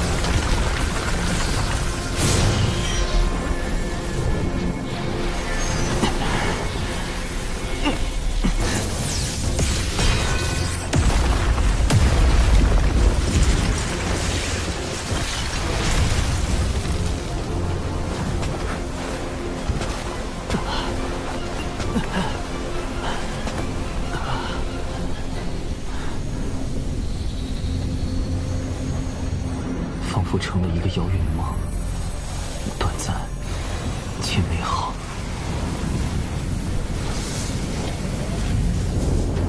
兰心，我的家乡，一个再也回不去的地方。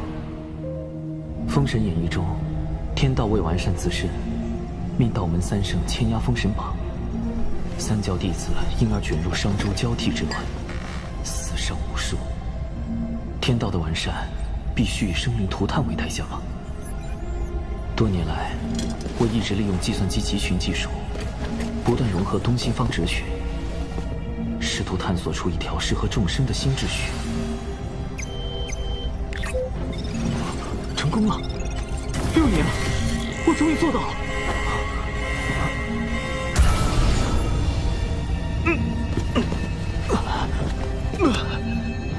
这破答案要解密6年，我教你这电脑有屁用！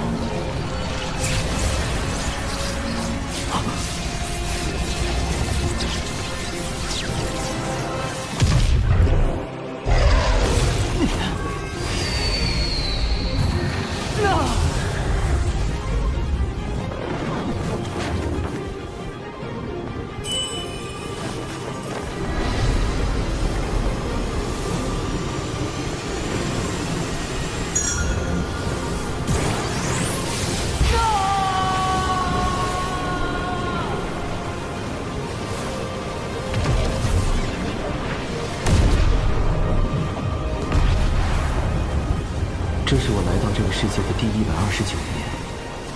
眺望洪荒的未来，天道为完善自身，必会开启封神。新人一旦死后封神，便会被剥夺自由，丧失自我意识，彻底沦为天道的棋子。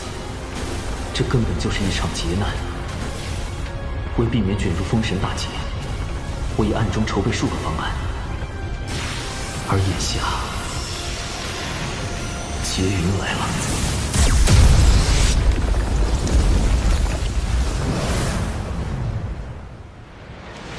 韩爵，此次随为师前往截教道场讲经布道，感觉如何？师傅，汉侄今天终于见识到了我教弟子众多，人与妖混杂，好热闹。不知和龙族的东海大会比起来，哪个更热闹？龙族向来骄傲自满，你可不许学他们。你天资聪颖，颇有悟性，为师相信，不久后你就会迎来成仙天劫。师傅，上次您夸赞的那位弟子已经殒命了。不夸了，不夸了。快，有人渡劫！快，韩侄，这是观摩天劫的最佳时机。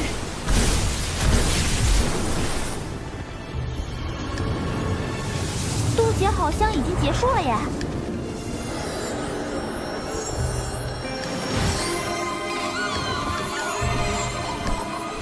我这是成功了。师傅，他要飞升了。这大门后便是仙路吧？不错，依我看，他潜力无限，马上就要飞升成为天仙了。这位不知名的道友，你自求多福吧。成仙，成道，这就是仙路，这就是。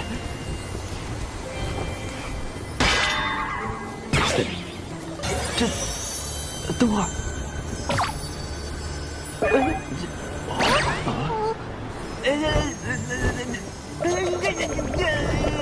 什么情况？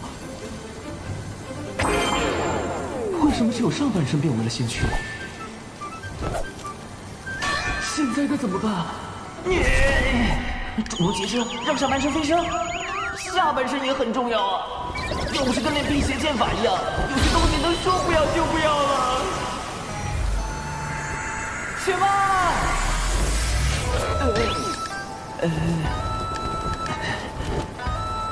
莫非是天道错判我的实力，以至于没有降下足够强度的天雷，导致我如今只有半身仙躯的情况？等等，莫非……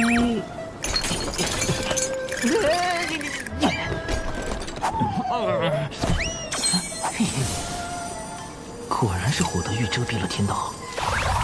火德玉防推算，可以防止被人推算修为、来历。丢掉。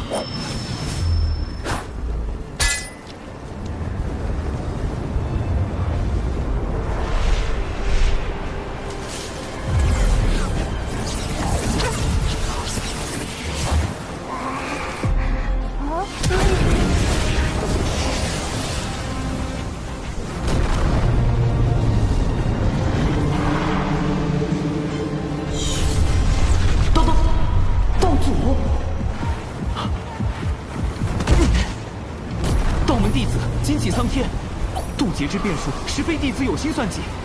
恳请苍天令弟子修行不易，再上天劫。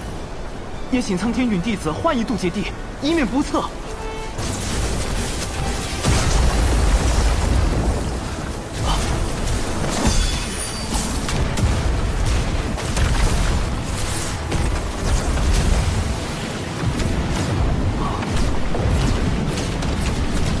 好在此前为防渡劫有人捣乱，特意多选了几处渡劫地。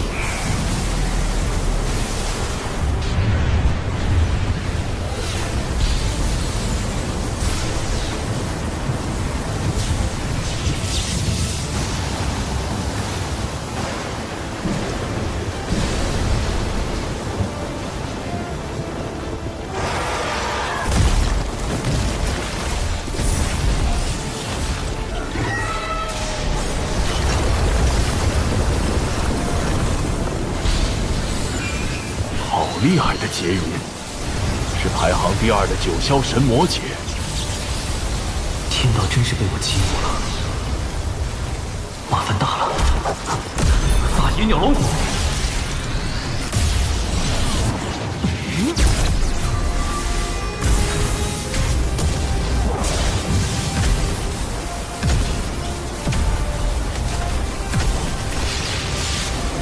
看来此人多数要死在天劫之下了。看来此人还有一线生机。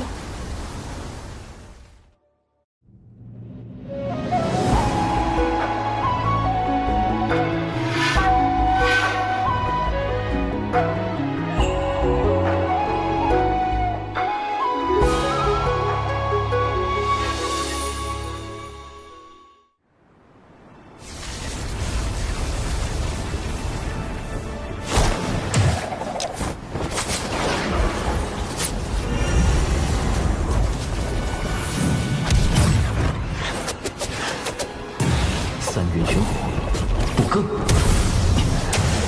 不更，人族先贤神农所传，所形成的果子可以形成某种阵势，以作抵挡。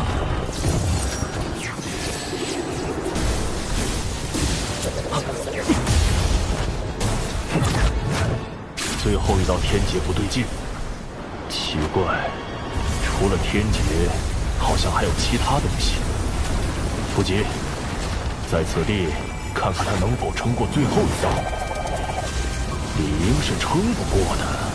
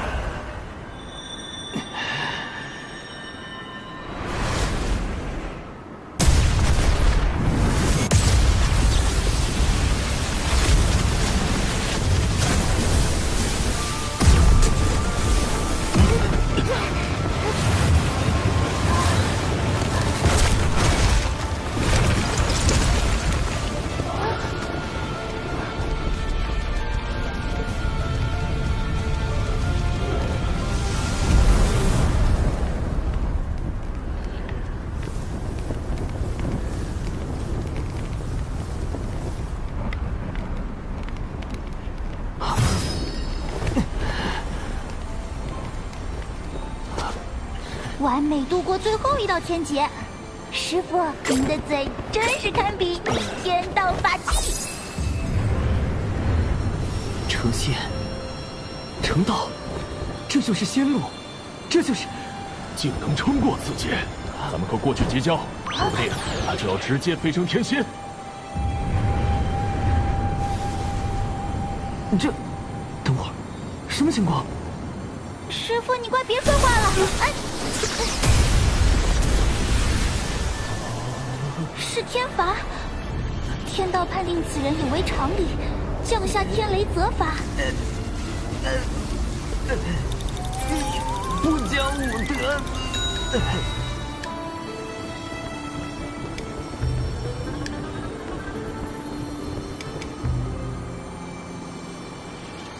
朵青莲稻花，便是师傅您说的道门标识吧？3朵稻花分别代表精气神，花瓣越多，则道基越圆满，潜力越大。历经此劫，我的稻花瓣数有27瓣，修至81瓣，但最后一道天罚让稻花有了不小的损伤，我得赶紧找个地方疗伤。嘿，道友，吾师徒乃截教金鳌岛炼气士，无名元泽，无名寒指，特来为道友祝贺。金鳌岛寒指，难道是在封神大劫中死于大神鞭下，魂归封神榜的寒之仙？绝不能与大劫之人有任何牵扯。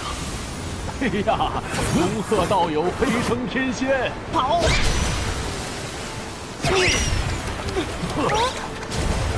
往后修行之路必定顺遂无比，还望道友入我截教。师傅，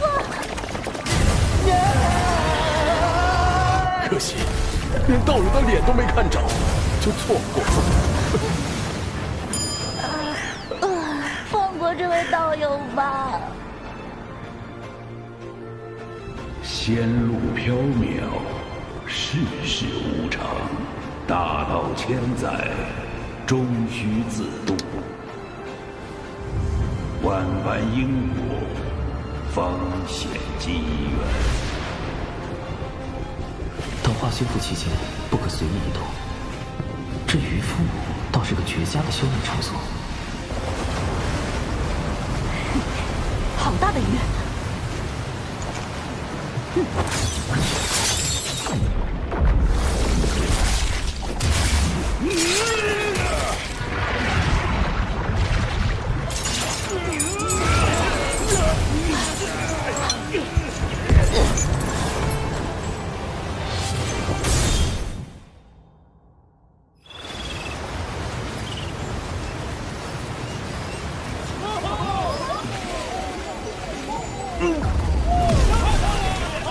好吵啊！为什么要打扰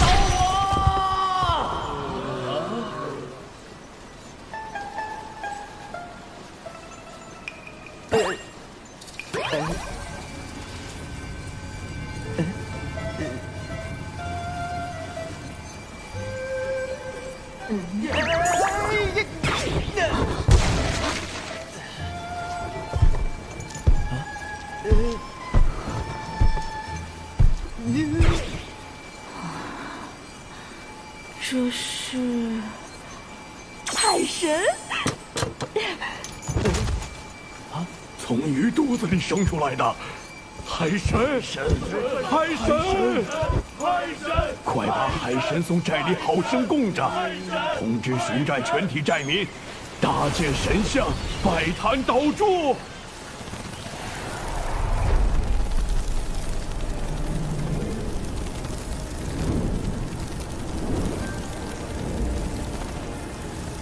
哪里来的海神，也敢和本女王大人抢地盘？女王大人，雄寨之事便交给属下吧。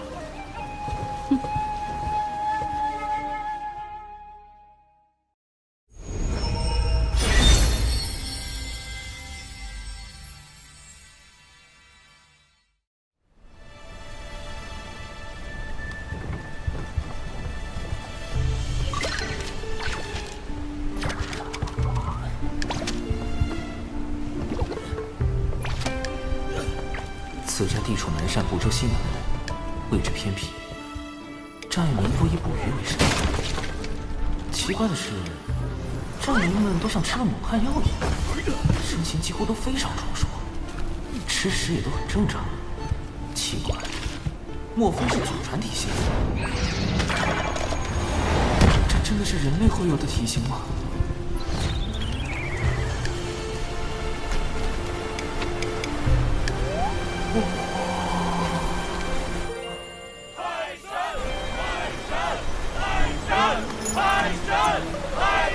好大的石像，竟然真的被他们打起来了！我又不是真海神，只要一直假装不能动弹，也就不会有人再信海神那一套啊。海神像也就变成了废石像。我还是尽快修复青莲道花，早日离开此处。不愧是我从鱼肚子里剖出来的海神，闪闪亮亮，看上去就很灵。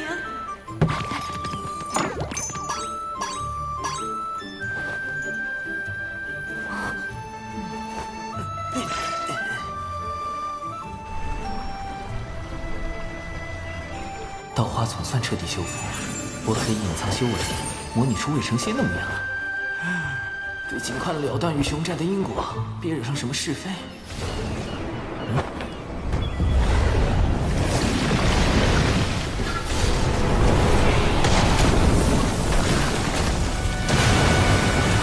好重的妖气！寨主，快看那边！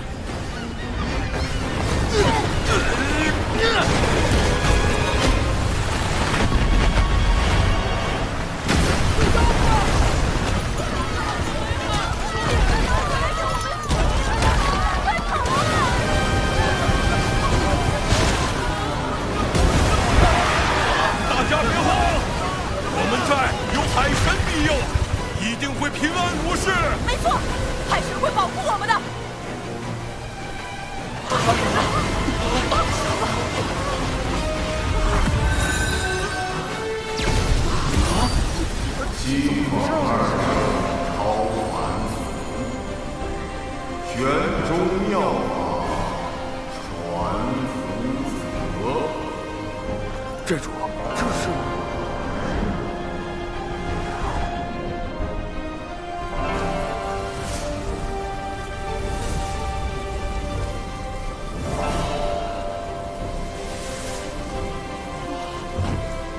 快看，那些人是神仙啊！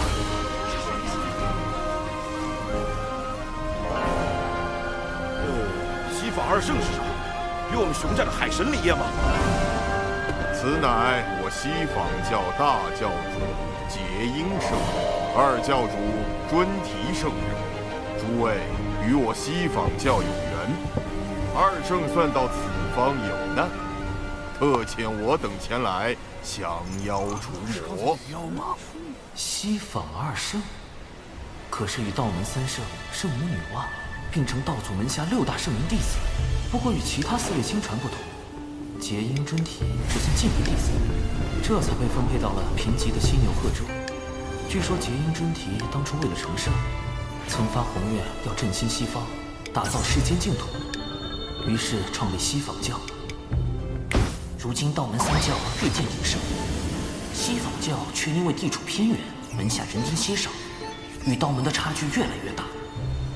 西坊二圣便开始推行广结善缘、招贤纳才的策略。但西坊教弟子不远万里来到南赡部洲，对付一个刚刚出现的妖怪，时机会不会太凑巧了点儿？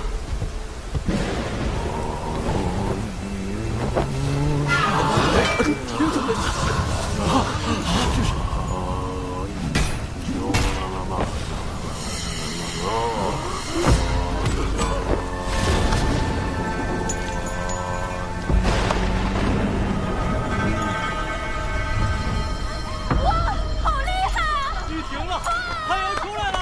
看来你们的海神不怎么灵啊，还得靠我等出手。你胡说，海神会显灵的。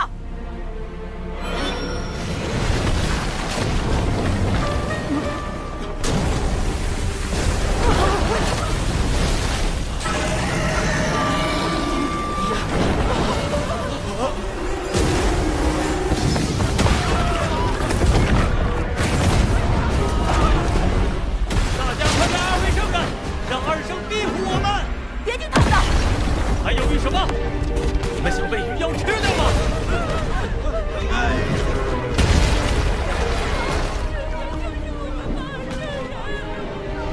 这鱼妖杀孽极重，已然业障缠身。从妖气来看，约在真仙境，修为远在那群西坊教弟子之上，但他却只出招试探，哪里出了问题？摄神珠，摄取元神。让我看看你元神的记忆。到底想来熊寨做什么？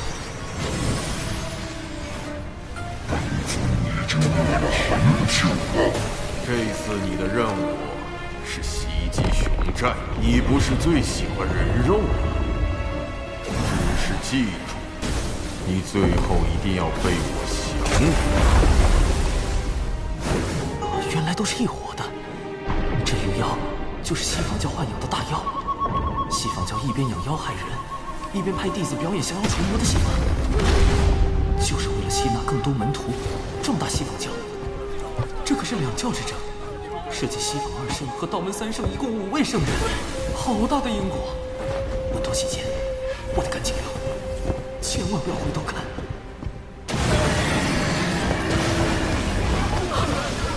熊灵力，海神没啥用，快来拜圣人老爷！不，我相信海神大人，他一定会救我们。西方2圣，救救我们！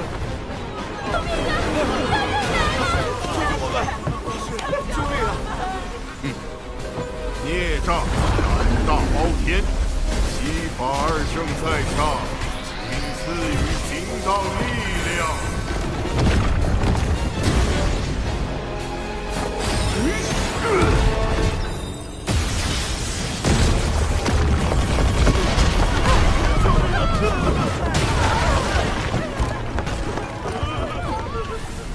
文杰，我本来就不是海神，不应该掺和这些是非。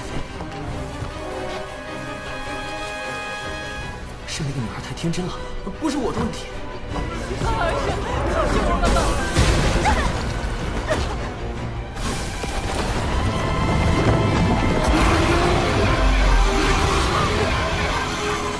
海神大人，求求你，快显灵吧！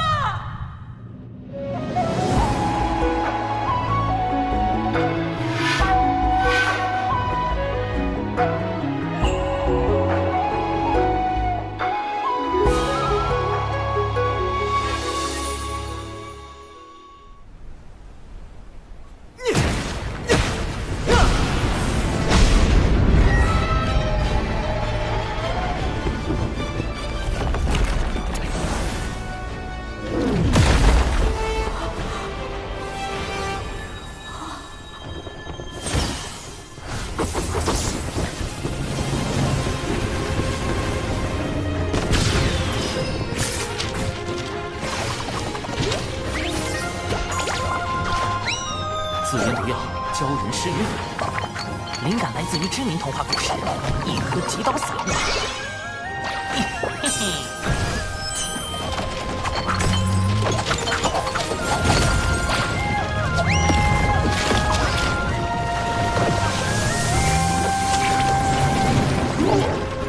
人在偷袭本尊，好阴险的毒药，发不出声呀！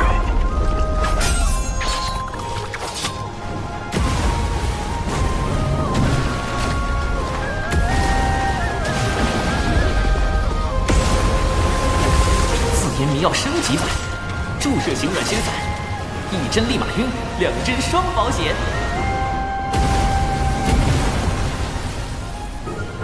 自研符阵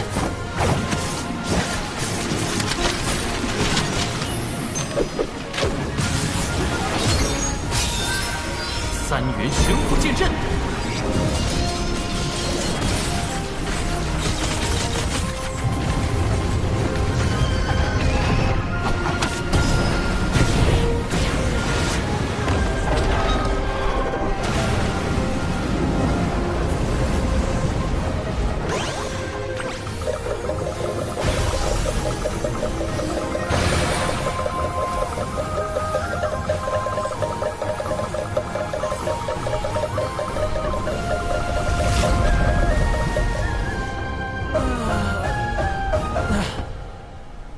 永不相见，莫再转生。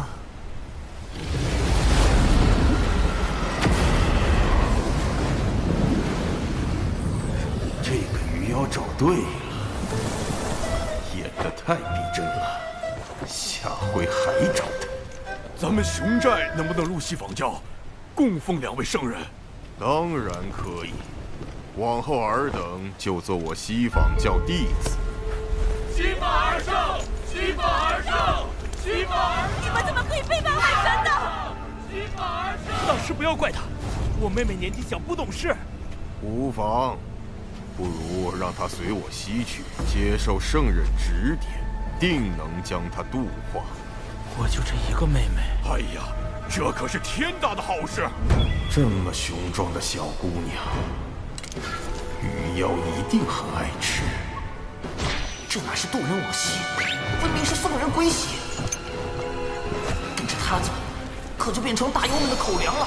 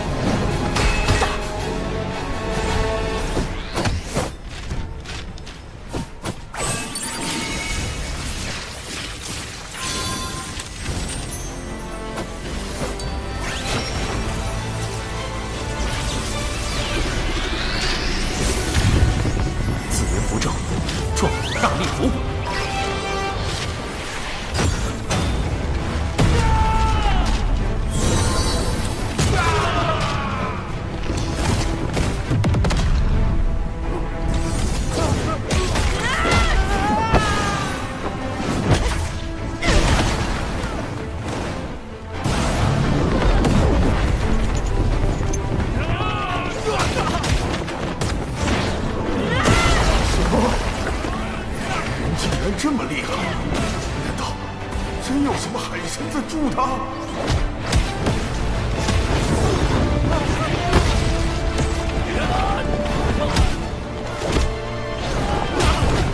我说过，我们寨的海神是最强、最灵的。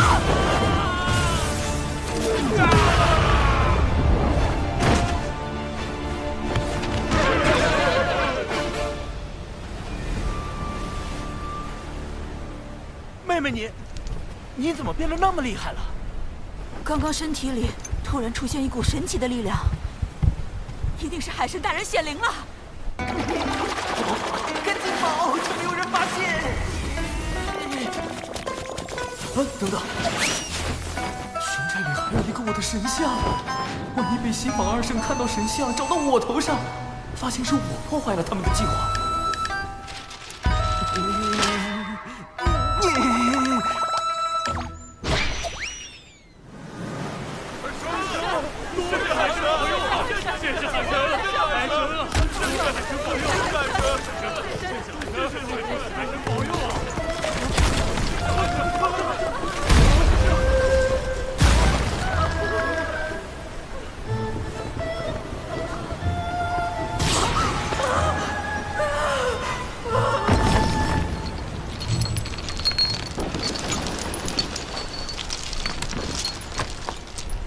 在下并非海神，特此备下国礼，以谢贵寨收留之恩。令符炼器士入门手册若干，少年强则雄寨强，无需求仙拜神，自可修炼星寨。他虽然不是海神，但他是英雄。我也想成为他那样的人。你现在立刻马上回到道门的地盘。西方二圣只是道祖的记名弟子，我道门3位圣人老爷却是正统的亲传弟子，有道门3圣罩着，就不怕那西方二圣了。能拜入道门麾下的渡仙门，真是一大幸事。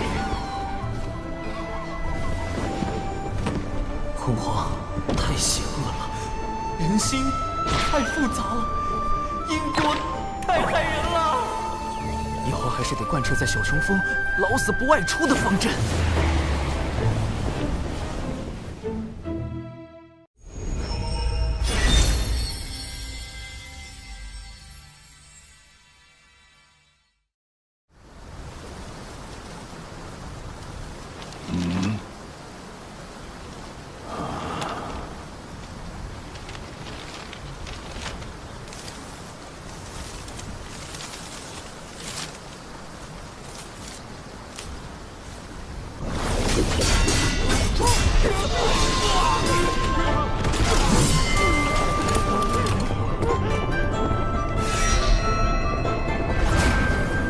此前龙族二太子为立威重创长寿，如今玄雅击败众龙族高手，也算为长寿出了口恶气。出来这几天，小雏鹰应该没事吧？走前叮嘱师妹要好好休息。师傅刚成卓仙，应该也在闭关。师兄，你终于回来了！到底是谁布下了这连环困阵？究竟有何算计？啊，这字有些眼熟。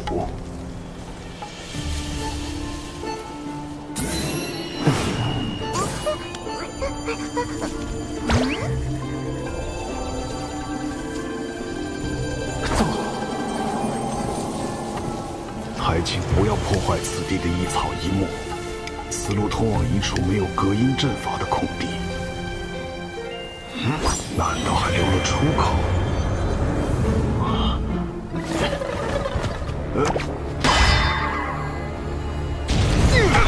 没化血可以不血，怎么控制不住就上头了？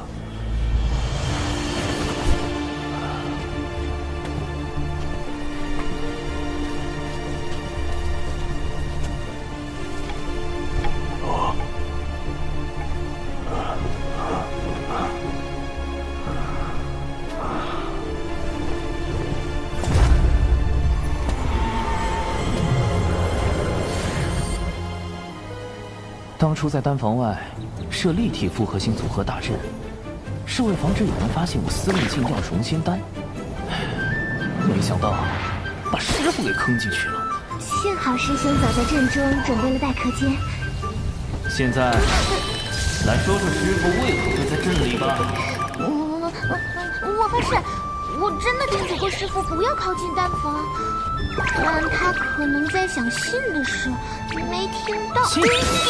师傅在外根本没有朋友，连朋友都没有，师傅真的好惨心。心有落款吗？好像是晚江影。啊，师兄，你知道这个人吗？他是钱师伯，还是师父青梅竹马的师姐。本来也许是我们的师母。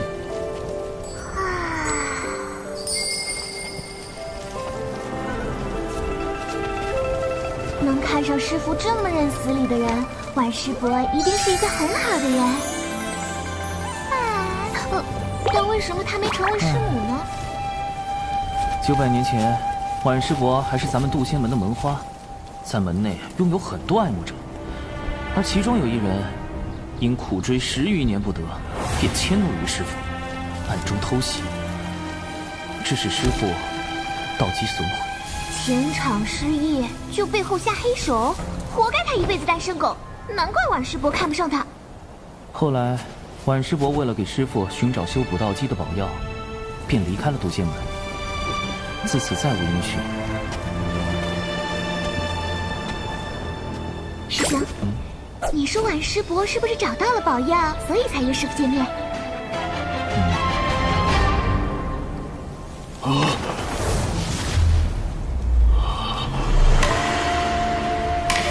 这阵是我设的，此计确实是我的，但我为何全无记忆？难道我所经历的都是假的？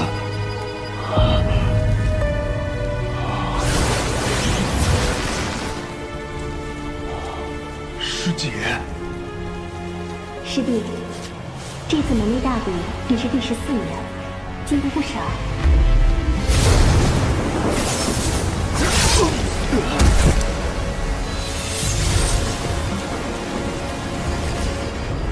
师弟，你在门内好好养伤，我一定会为你找到修补道基的宝药。师姐，不要走，不要走！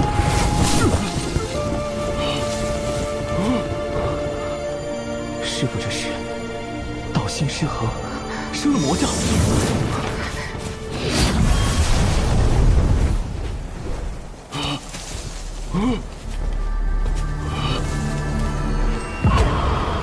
道道基残损，心爱之人离去，挣扎半生只修成一个拙仙。你的过往还真是凄惨呐！你是谁？你我是同一人，境遇却完全不同。我的过往里，这些都没有发生。我的道基没有毁，世界也没离开。没错，但世上只能有一个起源。你认为谁活着更好？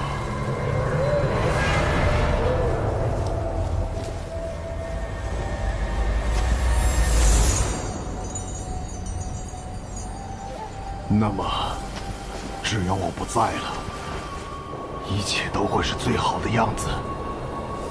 只要我不在，只要我不在，只要我不在。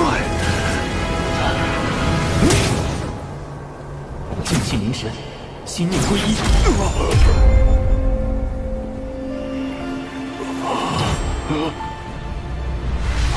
长寿，灵娥。为师好像见到师姐了。师父果然是被那封信乱了道心，生出心魔。你们怎么进来了？朕呢？我师兄很不凡这件事，要告诉他吧。朕是弟子设计的，但弟子就是用来防贼而已。防贼？小冲锋穷的叮当响，哪来的贼？朕就你一贼不贼脑！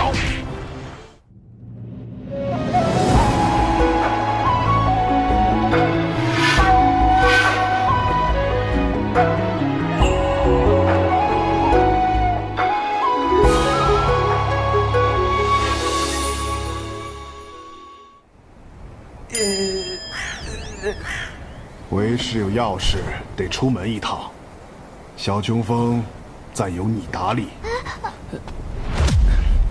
先稳住手。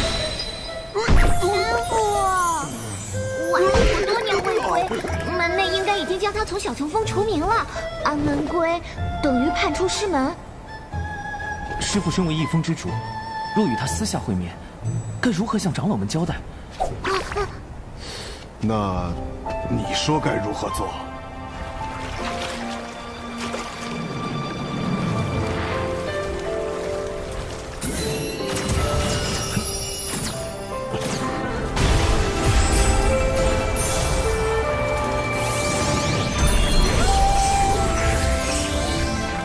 师父，隔绝大阵已开，不会有人打扰您给晚师伯写信。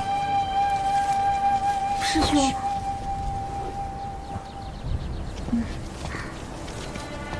师兄，你真要去给师父送信啊？万一……最坏的可能就是晚师伯已经遇害，这封信是有人要引师父外出除掉的。啊！师兄，你是不是已经有怀疑对象了？不错，此人就是毁掉师父道基的那个情敌，如今就在西南国。那个武力仅次于九次九仙所在的破天峰，但财力第一的封号，门内不会因为小琼峰穷便任由他封欺负吧？事发时并无旁人，门内无法判定事情经过，只能略作惩处。我本以为这段恩怨已随晚师伯的离开就此了断，可没想到，如今师父修成浊仙，更有望突破真仙境，对此人便是一种威胁。如果信的是真的是有人在背后算计，那么他的嫌疑最大。师兄，这人是仙灵峰峰主的弟子快思。原来是他，他不是已经修到真仙境巅峰了吗？师父却因为他苦修900年才成浊仙，还险些惨死在天劫下。我会盯紧此人，一旦发现此事与他有关，那么我会连同当年的恩怨一并清算。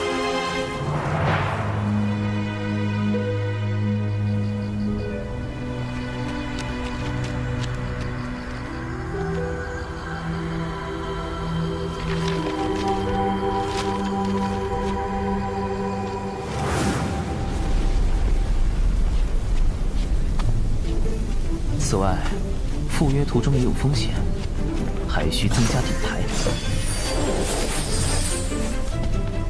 师兄，这是要干什么呀？此物名为侧感石，涂上寒色花的枝叶，遇到神石就会变色，可监察是否被窥探，以及窥探者的修为。这事小纸人不也能干吗？给你增加点参与感。哦，这丹炉里炼的什么药？天仙版软仙散。为蒯司这个真仙准备这么高品阶的药，有点浪费啊。真仙境距天仙境虽远，但万一人家是个隐藏大宝。再者，天灵风善炼器，若蒯司有厉害法宝，一刀下去999。稳妥考虑，还是按天仙境应对，有备无患。这段时间你就和师父闭关不出。魏师兄实在太稳健了。可对方若见赴约的是你，改变计划呢？所以，我绝对不能露出破绽。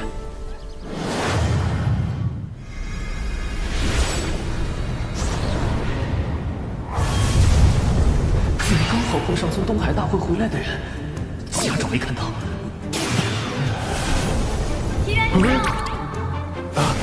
99师妹，你们这么快就从龙宫回来了？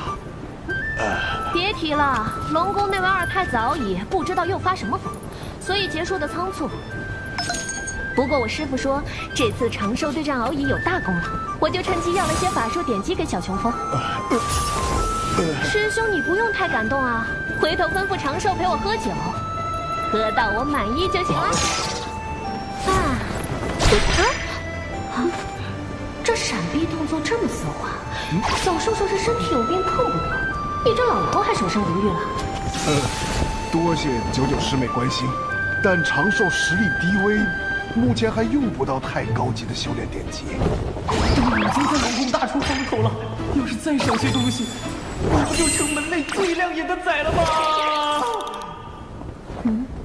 就算不为长寿，齐元师兄刚升谪仙，也很需要典籍巩固修为吧？99师妹的好意，师兄心领了。贫道正准备去南州历练，稳扎稳打，提升修为。啊，这风格改变的这么突然。齐元师兄900年来不是一向闭关修行吗？齐元师叔，此次长寿师兄舍命护我渡仙门颜面，玄雅钦佩不已。不知他伤势如何？目前已无大碍，劳玄雅师侄记挂。倒是你这一身伤，玄雅在擂台上把龙宫弟子揍了个遍，给长寿报了仇。报仇？有东西也太冲动了，总要低调啊！龙宫不会把这笔账算我头上吧？玄雅师侄如此顾念同门之义，贫道很是欣慰。是谁在生气？齐元师兄这是不开心啊？怎么脸这么狰狞？长寿师兄高风亮节，至仁至善，乃我辈之楷模。能与他相交，是玄雅之幸。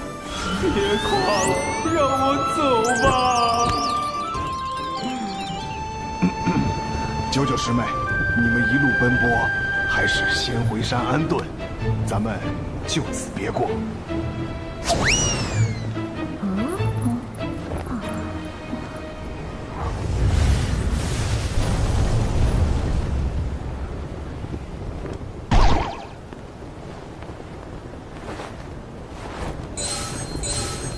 侧感石有反应，我被神识锁定了。竟然有人愿意花那么多灵石买这个谪仙的命，倒还真是一笔划算的生意。待他抵达南州灵东城，我们便立即下手。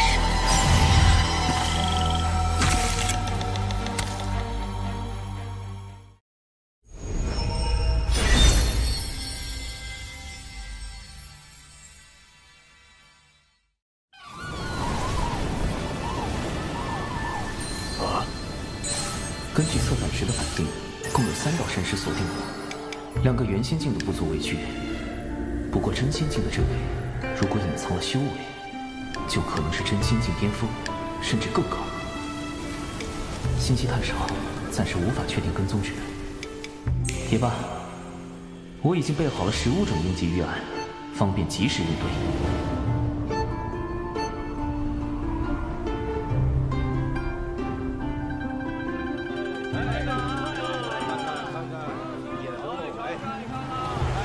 这就是信中约定的见面地点。南州不愧是人族气运汇聚之所，都开始追求精神需求了。不过，神识锁定解除，这就现身了。我还什么都没做呢。依然是你。救命！师兄，怎么是这个老狐狸？他跟着我，不，跟着师傅做什么？而且那2个原仙境的也消失了，这又是怎么回事？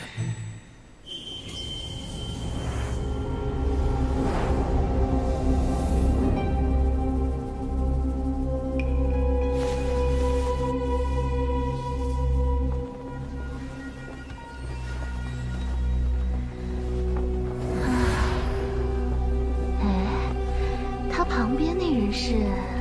不知道，他是在城中与目标碰头的。之前我们一直小心隐藏在地面追踪，没有发现别人，应该也没有暴露。保险起见，我们得掌握主动。有这个法宝在，2人一并杀了也不是什么难事儿。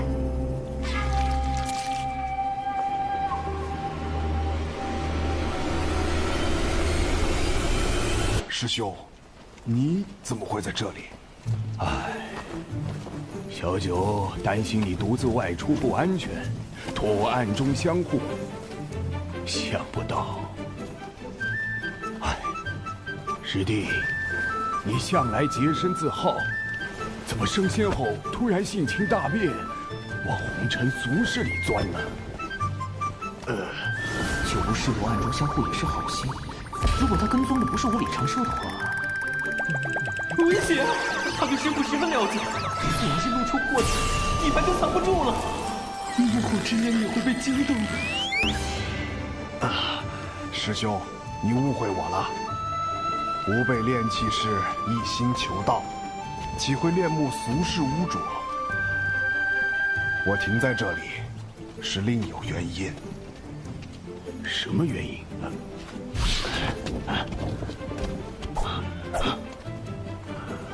城中如此繁荣，凡人温饱不成问题。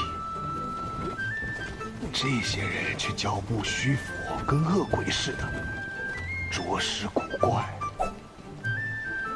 唉，想不到师弟如此单纯。师弟自梦晚将与师妹近1000年，一直很寂寞。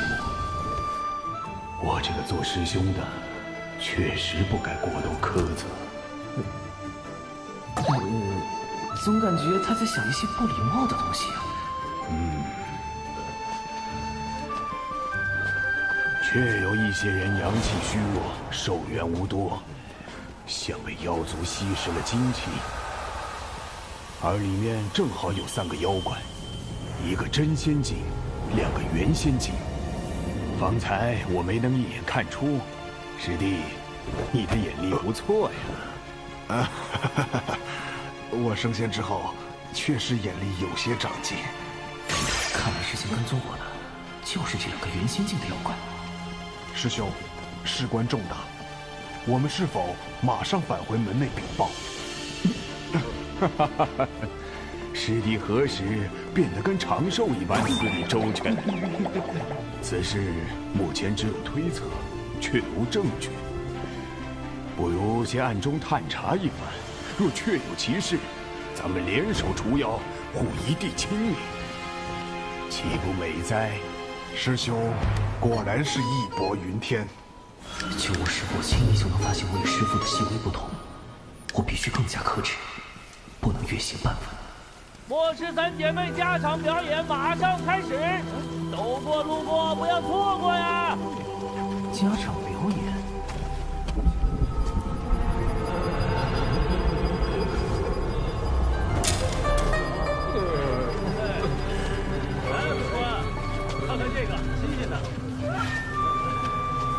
幕后之人为了引师傅入局，真是煞费苦心。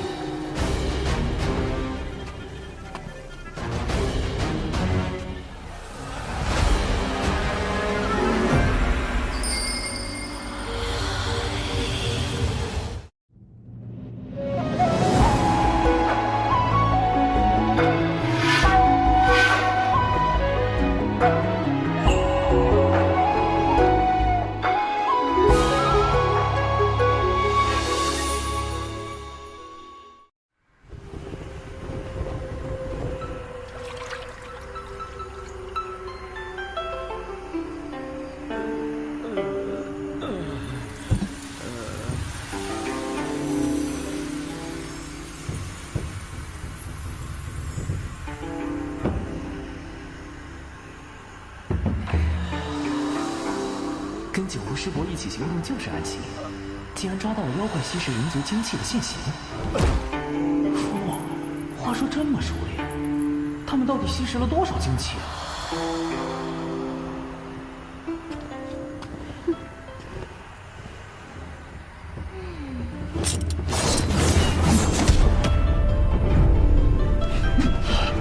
你们没中姐姐的万香迷魂物，难道你的修为比姐姐还高？那至少是真仙境巅峰，怎么会跟一个浊仙在一起？妹妹们，先杀了那个浊仙！师弟，保护好这些凡人。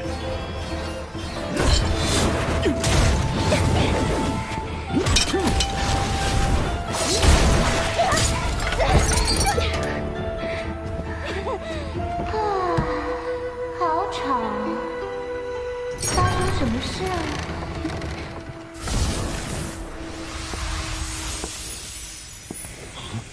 竟然还有一个妖怪，难道他有什么隐藏妖气和修为的法宝？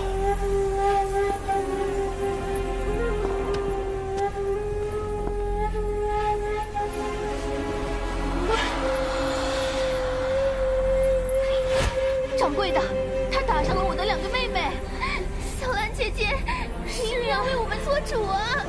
敢在我店里？师弟，千万保护好自己！我绝饶不了你！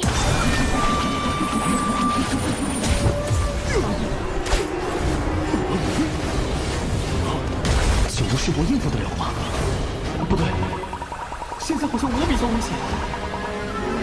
该死，离得这么近！我要是使出浊仙以上的本领，肯定会被九无师伯发现端倪。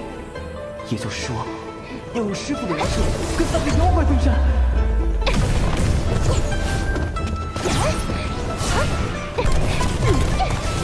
一个糟老头子，怎么这么能跑？为了装师傅，我容易吗？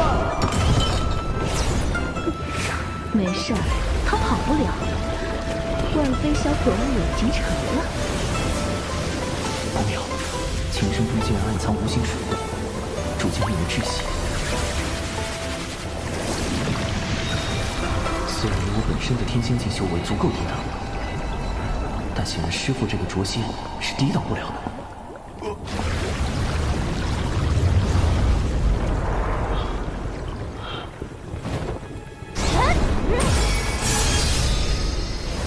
九无师伯，你怎么还不回来？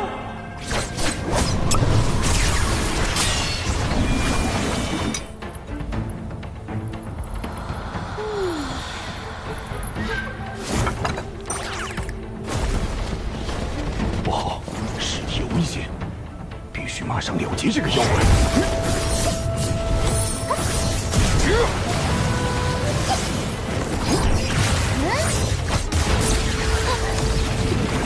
别以为我拿你没办法。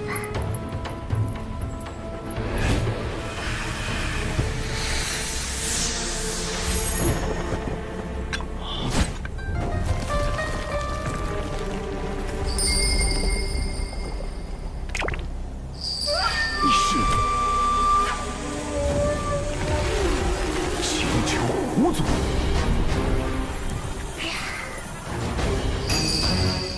这下可麻烦了。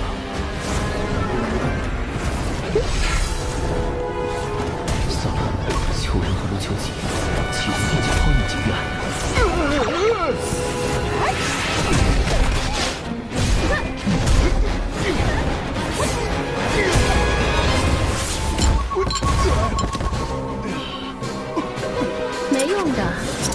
被杀魂物以我的法力驱动，凭你区区一个灼仙，根本不可能破解。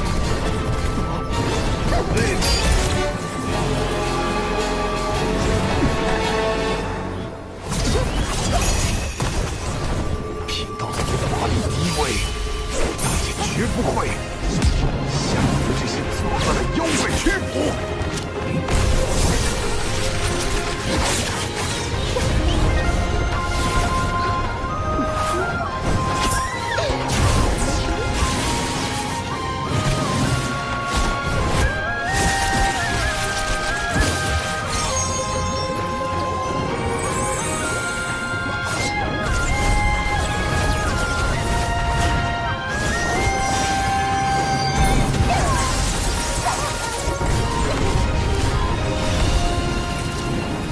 1号2号3号，出动！4元符阵，禁止离宫。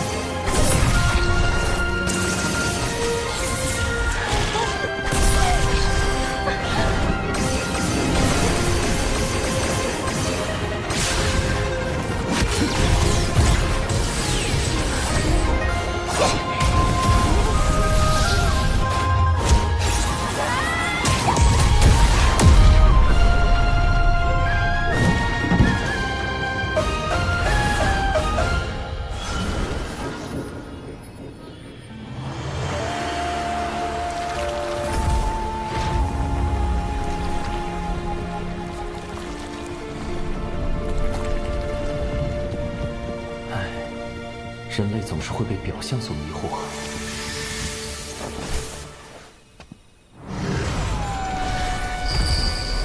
请求胡总，蒙圣母女娲硬币素来与人为善，为何你却自甘堕落，干起了吸食人族精气的勾当？要你管！束手就擒吧。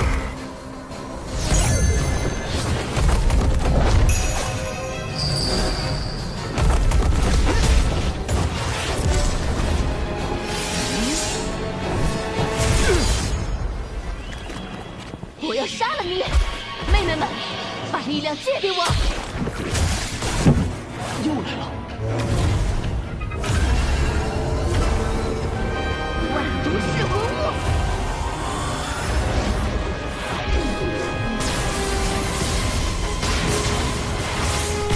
如果我往下攻击，就会暴露远超灼仙的实力，引起九无师伯的高度怀疑。但如果任由毒雾蔓延，师傅的人设是保住了，人就很难保住。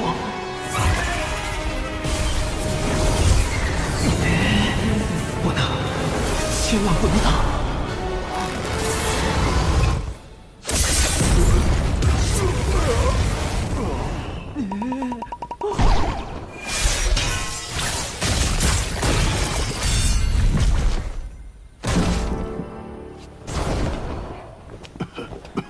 师弟，没事吧？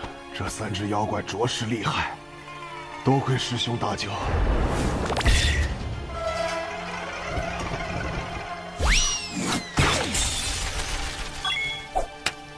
师弟太谦虚了，没想到你竟能和3只妖怪纠缠到这种程度。出门前，长寿给了我许多符箓防身。原来如此。长寿是指那么多鬼主意，别说元仙遭不住，真仙栽跟头，待他成仙，怕是连天仙都敢算计。师傅的一身英名，我忍了。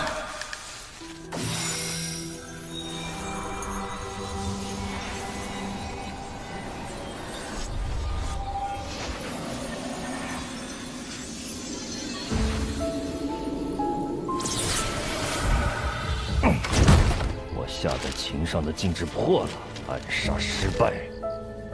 奇缘呢，奇缘，你当了900年的废物，一朝成仙还是如此能干。越是如此，我越是留不得你了。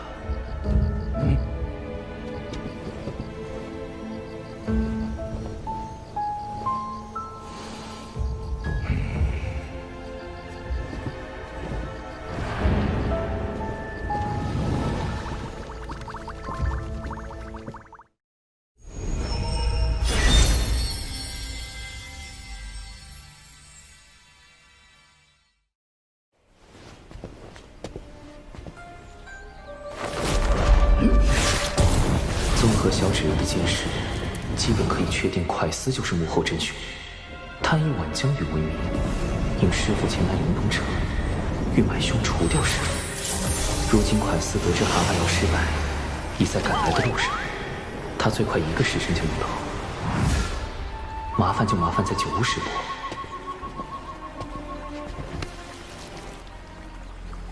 蛤蟆妖身上的业障真多，这狐妖隶属的青丘狐族与人族圣母女娲颇有渊源，不太好办。先想办法引开9巫师伯。不如等他醒后再拷问。附近有个偏僻海边，正合适。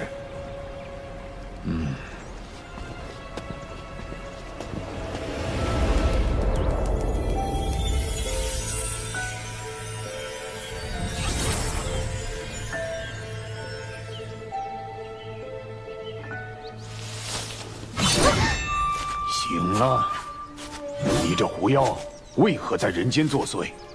与那蛤蟆妖又有什么关联？奴家，您幻想来。好厉害的媚术！好在我常年研习千星咒，问题不大。9巫师伯应该也……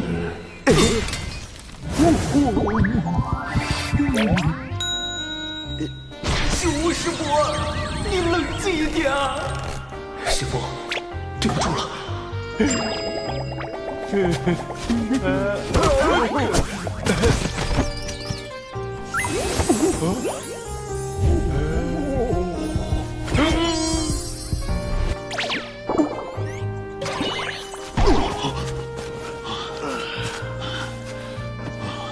还好有这东西在。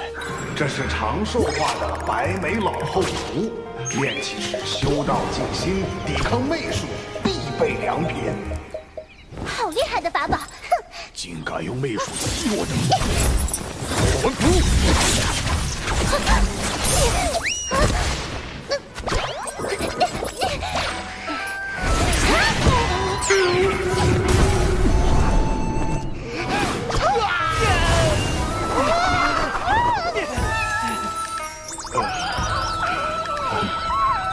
趁此时，哎呦！师弟，你怎么了？师兄，我鲜少前往此等场所，刚被蛤蟆妖击伤，又遭遇狐妖媚术，似乎产生了心魔。师傅，你千万别怪我。赶紧休息调养一下。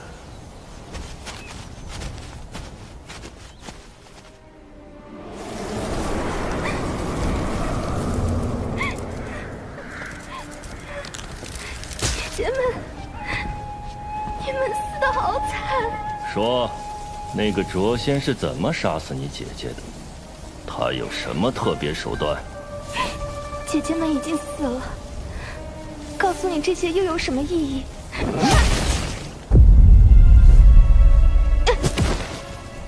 那你也没什么留在这个世界上的意义。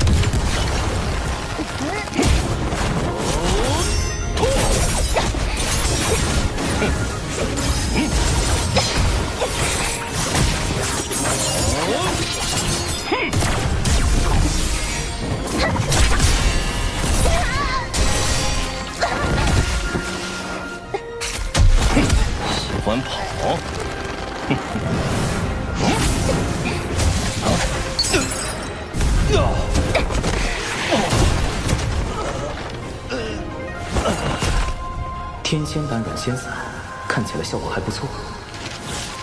稳妥起见，总归要确认一下，杀错人可就不好了。还是进行一下搜魂吧。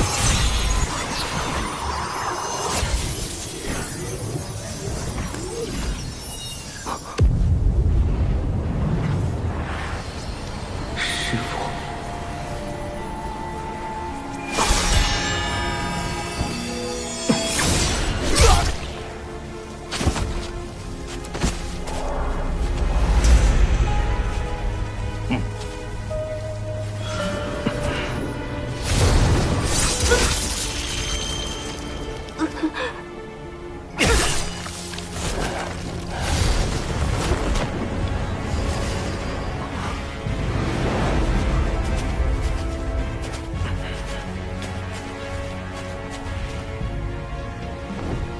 果然，快似买通蛤蟆药，欲在此地杀死师傅。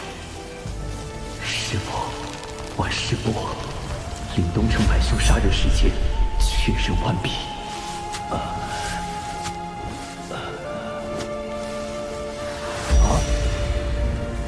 你是什么东西？你沦丧了良心！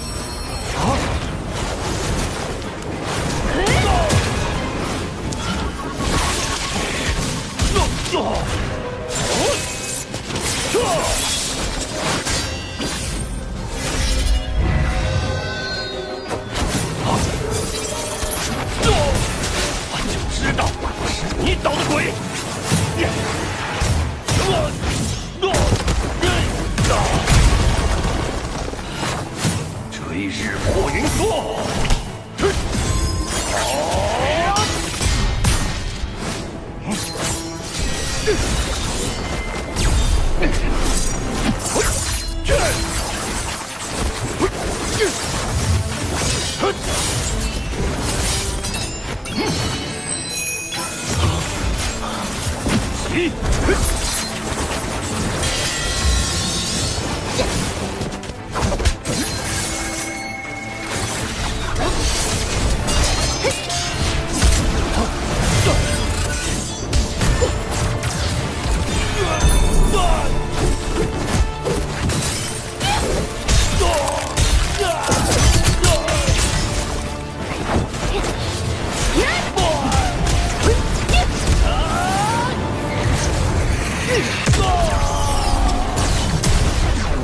快似不愧为奇效，追日破云梭竟还能变换多种攻击形式，学习了。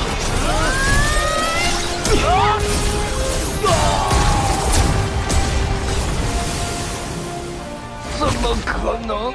你不是捉仙，你是真仙。错，我是天仙。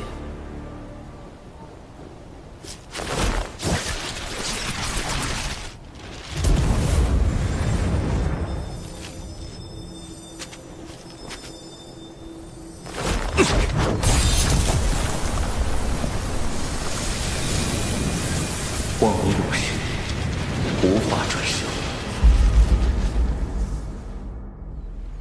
我确实没有参与吸食人族精气，不信的话，竟有功德。一般来说，行善带来功德，作恶带来业障。等功德积攒到一定程度，便可获得成圣契机。机缘上佳者，可凭借功德成圣。 当今6圣都是以功德成圣，道门3圣以教化取功德，西方2圣以发宏愿取功德，圣母女娲则以造人取功德。但这狐妖身上的功德，这是祖传功德。我族祖先曾在巫妖大战期间救过人族，因此获得功德传至我辈。你们若杀了我，我身上的功德便会转化为你们身上的业障。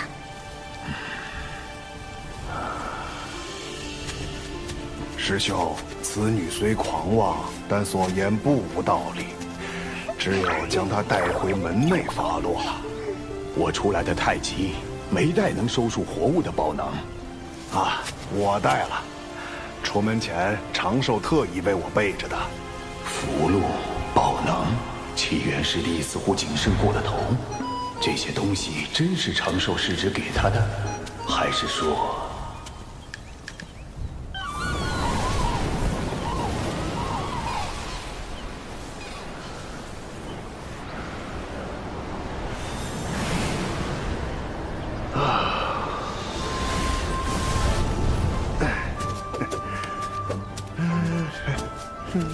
师弟，不知长寿师侄最近在干什么？师兄啊，你怎么来了？长寿啊，应是在修炼吧？他为什么突然问起我？正好，我来这里坐坐。师兄不去趟赏罚殿吗？小兰之事仍需门内定夺。麻烦了，一定是这老狐狸发现了什么。稍后我自会跑一趟。怎么，小琼峰不欢迎我？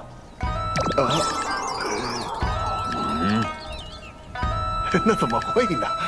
师兄造访，必令小琼峰蓬荜生辉啊！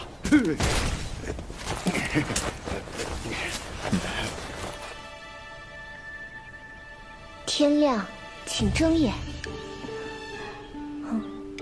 昨天晚上死的是99师叔。玩了一天了，每次都是我先死，不玩了。99师叔，你耍赖！我就知道，李长寿呢？他哪里去了？五师兄，你怎么来了？哼，坦白吧，师侄，我早就怀疑你了。跟我玩这一出，怎么可能瞒过我的眼睛？九无师伯，一起玩狼人杀吗？李长寿竟然在这玩什么狼人杀？那起源真不是他假扮的。保险起见，还是用法术查探一下。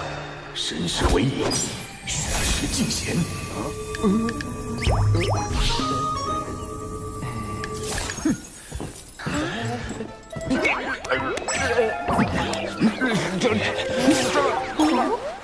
你是我。真是我想多了。哎呀，既然你们在这玩游戏，那我就不打扰了。这就走了？九无师伯，好险，还好我身上有火的预防查探，否则方才直接被九无师伯看穿了纸人化身。看来是我扮演的师傅不够像，才引起了九无师伯的怀疑。往后定要仔细观察师傅演戏，进一步提升演员的自我修养。这次我与纸人兵分3路，击杀蒯斯的同时，利用九无师伯制造师傅的不在场证明，用99制造李长寿的不在场证明。其中多有风险，往后需好好复盘。只是师傅那边……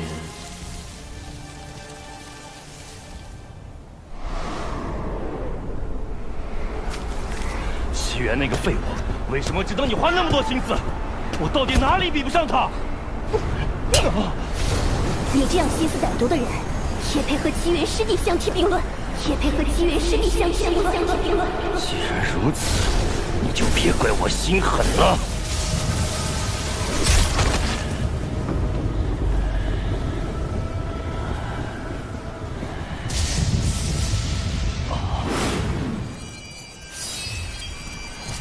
师傅，临东城之约也是蒯斯的阴谋，他欲买凶除掉你，后双方因私怨大打出手，同归于尽。你回去吧，为师想一个人静静。万师伯虽死，但仍有魂魄留存于世，也许师傅和万师伯真能有重逢之日。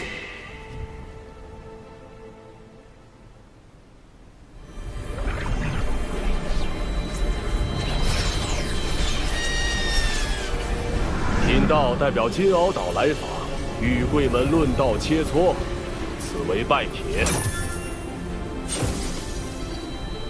我渡仙门与金鳌岛同属道门，却应增进交流。看来这一次又要挑选优秀弟子与金鳌岛切磋了，不如……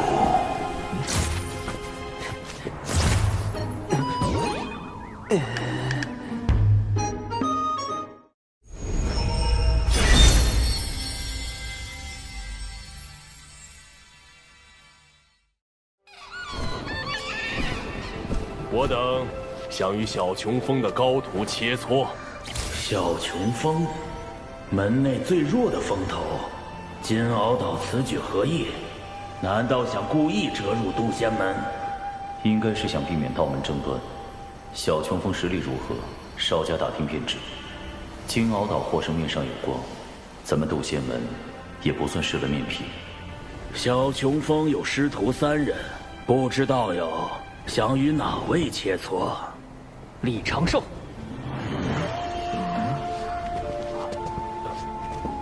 敖乙，他拜入了金鳌岛。龙族一向傲慢，如何会与道门为伍？为了打败蓝衣老道，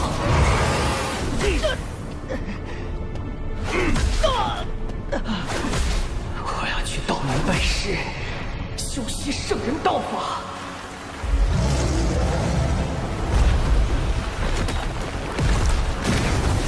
为了重整龙族，我要扬名四海，引领族中弟子拜入道门。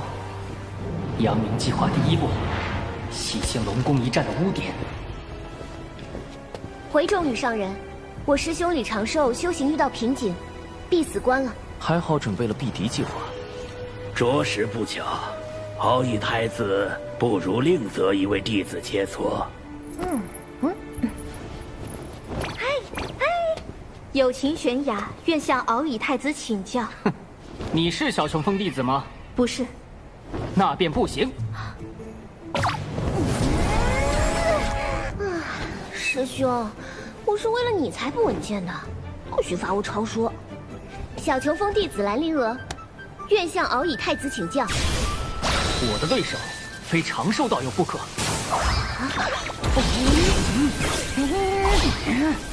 否则心魔难消。龙宫一战输的是长寿，你为何会有心魔？心魔这种事，懂的人才懂。我给蓝衣老道写了后，怕老道这件事实在丢龙现眼。他既然闭关了，我就在门外等他。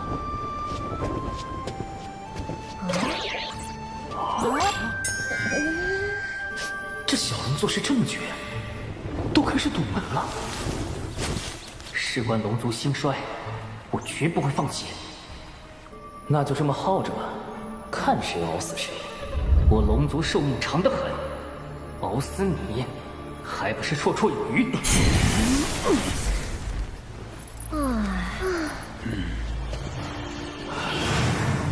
他俩这是要熬死我呀！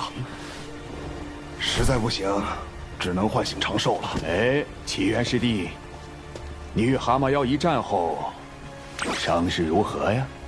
蛤蟆妖？难道是长寿说的快死故兄杀我那个？好多了，老九无师兄记挂。还好对过口供。敖乙一直赖在小琼峰也不是个事儿，要不夜里偷偷砸晕丢出去。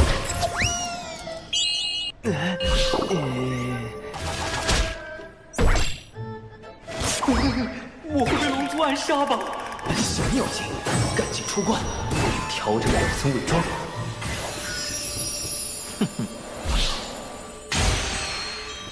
既然突破瓶颈了，便出来吧。敖乙又来找你切磋了。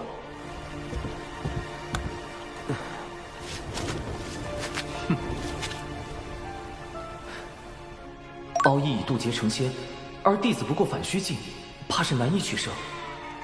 师父，弟子有一个既不与敖乙交手，又能让渡仙门稳赢的法子。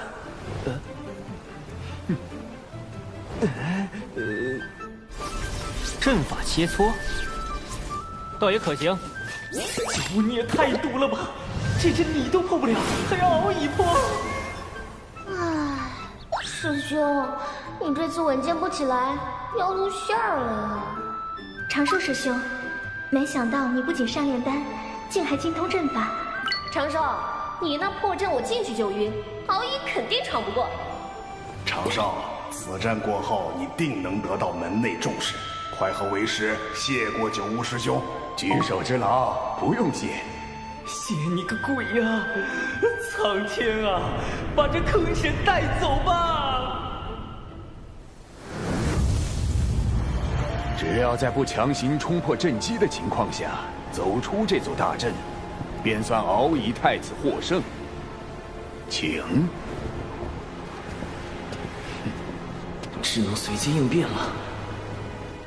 此阵将是我扬名四海的第一个垫脚石。敖乙师弟，这阵法看着并不玄妙，一定困不住你。为兄等着为你庆功。敖乙师叔，自求多福吧。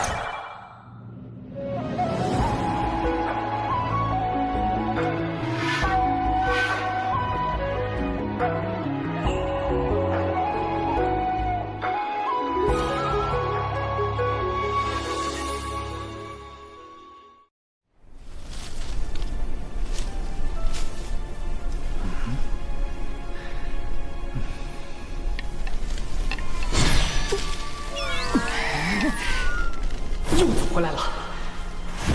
水灵灵柱，给我封住这连环困阵！竟是生于远古的先天法宝，难怪能阻断大阵运转，令生灵显现。但……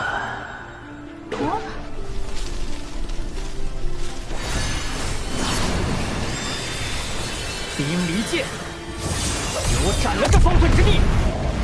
又一件先天法宝。敖乙真是旷里有家，只是阵法造诣差得令人发指。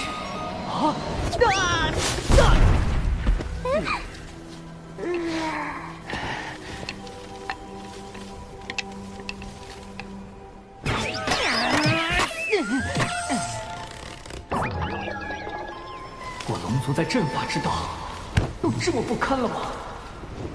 此阵颇为玄妙。想当初，我也险些出不来。九乌师伯说笑了，这就是最普通的迷阵。师傅，敖乙师叔入岛尚短，所学有限，弟子们倒是学过些阵法之道，想去试试。为师相信你们一定能破阵。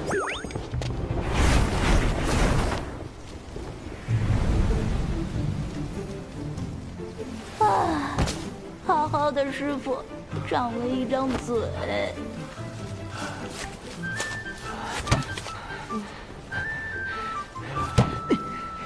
我定能破此阵。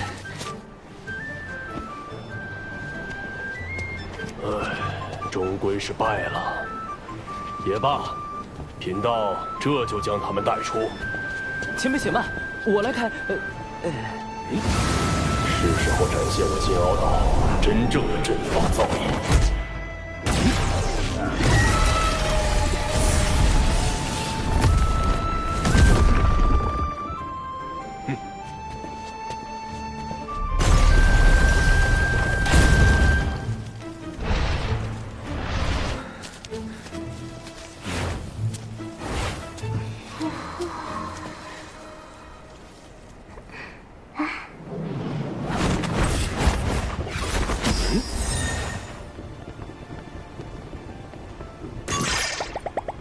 我居然也迷路了，不能被看出来。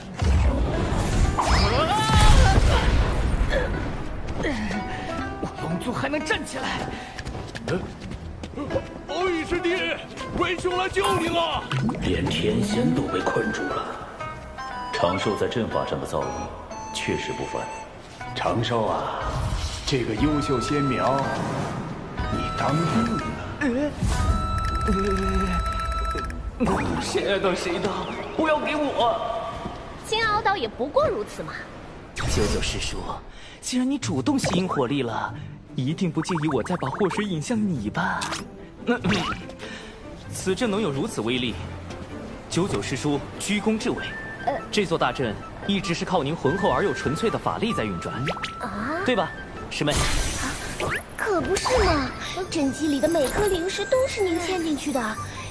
九巫师伯推荐的就是靠谱。可是小琼峰真的需要真仙指导布阵，就要真仙，就要真仙！真仙？他就是真仙，你找他。师兄，好像是有这么回事。难怪我在镇里一直兜圈，原来是99师妹所拨。是吗？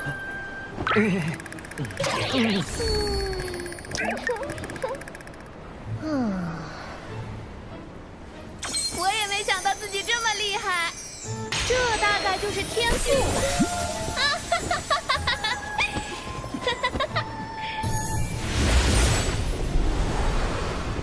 99师叔实力强横，众位道友闯不过去，实属正常，切勿因此沮丧。我输了。道友阵法之玄妙，敖乙领教了。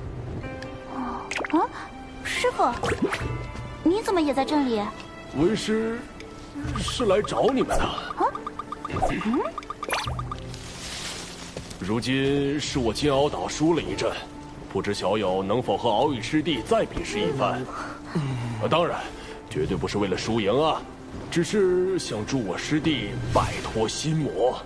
一个成仙的挑战一个没成仙的，这公平吗？请元泽师兄将我的修为封到反虚境。这倒是公平了。那便再切磋一次吧，莫要让人觉得咱们渡仙门拒战。这熟悉的剧情走向，弟子遵命。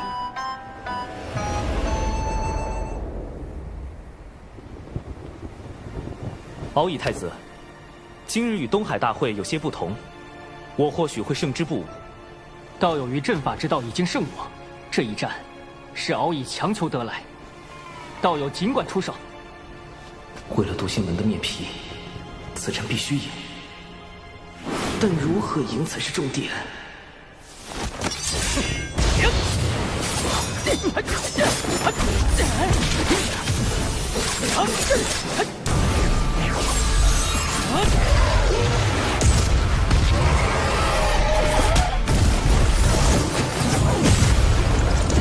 好快的盾法！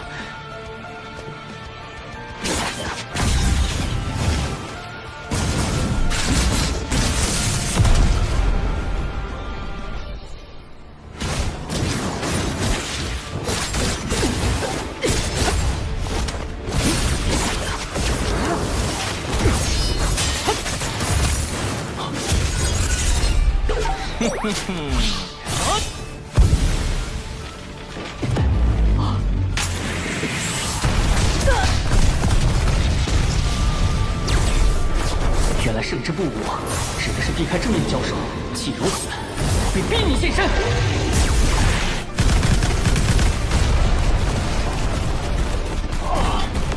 都炸成这样了还不出来，这人的打法真是一言难尽。总之，敖乙太子拿土遁没办法，承受也算立于不败之地。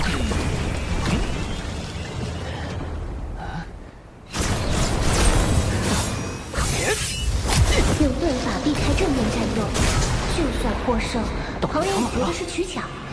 师兄够稳。符火破不开他的心墙，得换点尖锐的法器。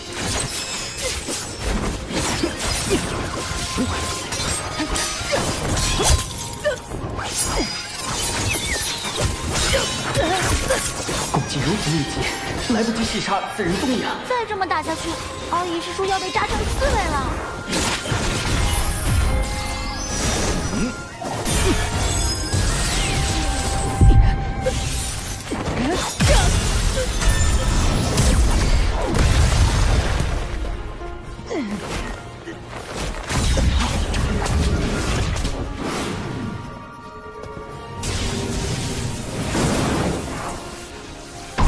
这是什么法器？一棒砸下去还能转气吗？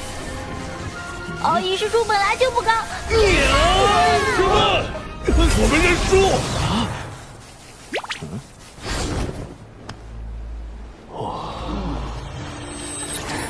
输了，我又输了。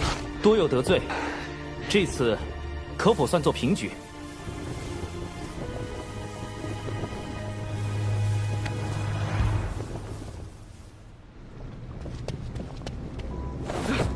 女王大人，咱们派到南海传教的弟子失联了，让压神的人去查看一下。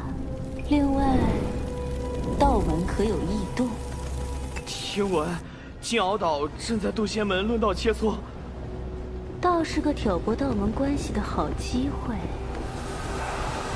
渡仙门。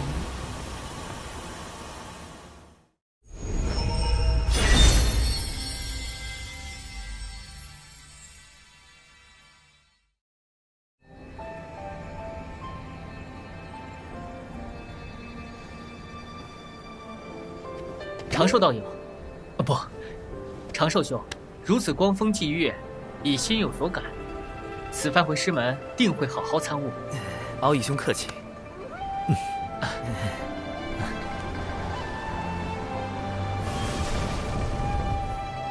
叨扰数日，贫道这就回去了。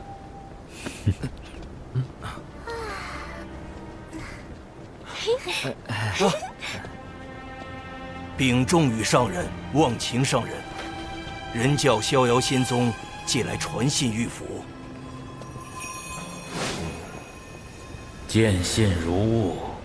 近日，阐教云中子与截教多宝道人于中神州起争执，两教弟子到场助阵，我宗调停无果，盼贵门来援，逍遥仙宗锦旗。人、阐、截三教同属道门，阐教和截教多年来纷争不断，都是咱们人教在调停。我们确实该应下逍遥仙宗的邀请，前往平息此事。阐教又与我截教吵起来了，不多说了，贫道这就前往中神州助我截教。三教终究是一家人，今日天色已晚，原则道友不如在此留宿。明日我派人与你一同前往中神州，平息纷争，如何？这也好。明天你们俩就先回金鳌岛吧。九乌，明日你随原则道友一行去中神州。是。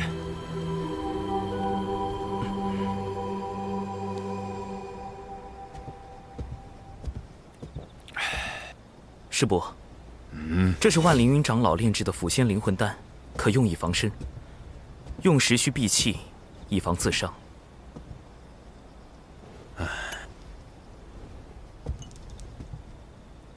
你小子有心了。师伯切记，此丹毒性甚烈，非危及生死，不可擅用。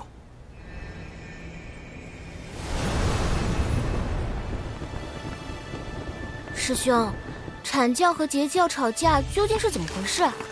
门内那么急着派人去劝架。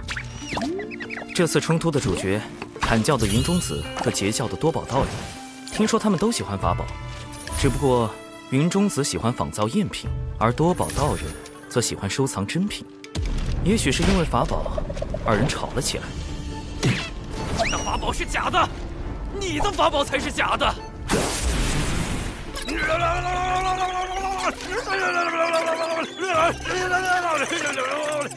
总有人嘴笨吵不过，于是很快进入了洪荒吵架的必备流程——骂人。二人都叫来了各自的师兄弟，两人的争吵升级为两教的矛盾。这样一来，作为道门三教之一，从不参与阐截之争的人教，不得不出面调停。逍遥仙宗劝架无果，又发动骂人战术，叫上了咱们渡仙门。这么点小事，弄那么大？产桀两教的矛盾由来已久，甚至要追溯到两教圣人立教之时。九无师伯前去劝架，但愿别是吃力不讨好。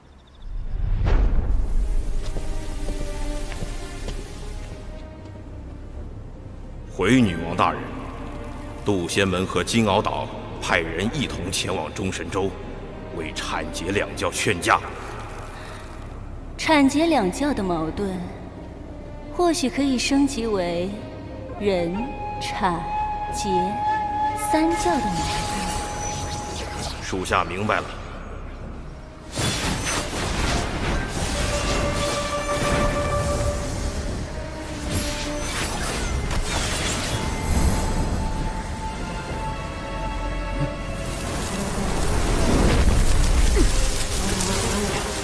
蚊子也太多了，有埋伏，是隔绝法阵。趁法阵还没彻底结成，冲出去！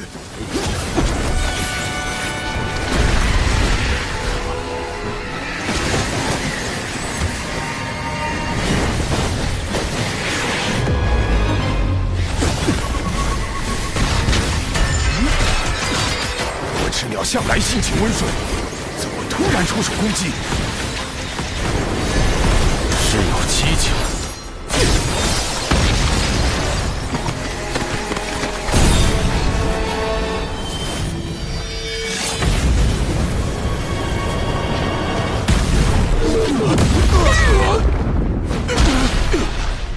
我赤鸟来势汹汹，带头那只的实力将逼近天仙境巅峰。我虽也是天仙，但不是他的对手。隔绝法阵困住了我们，必须想办法尽快破阵。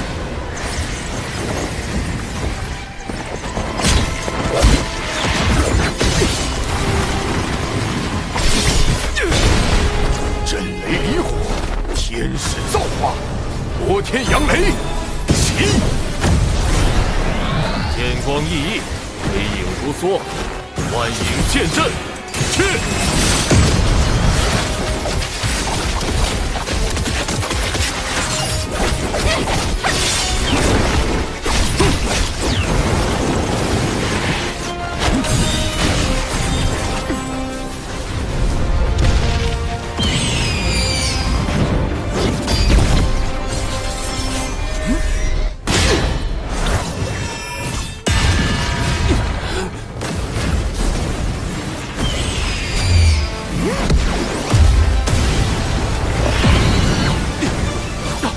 隔绝法阵破了，妖物太多，分头突围，你们小心！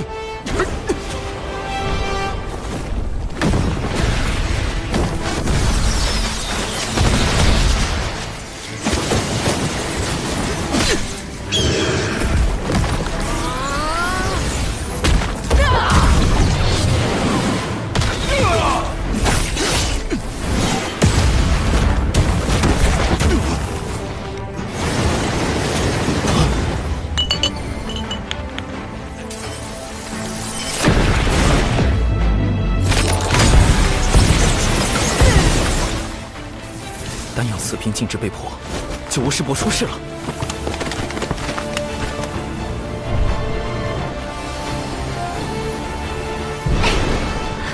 我也联系不上无误，一定是出事了。我现在就去找师傅。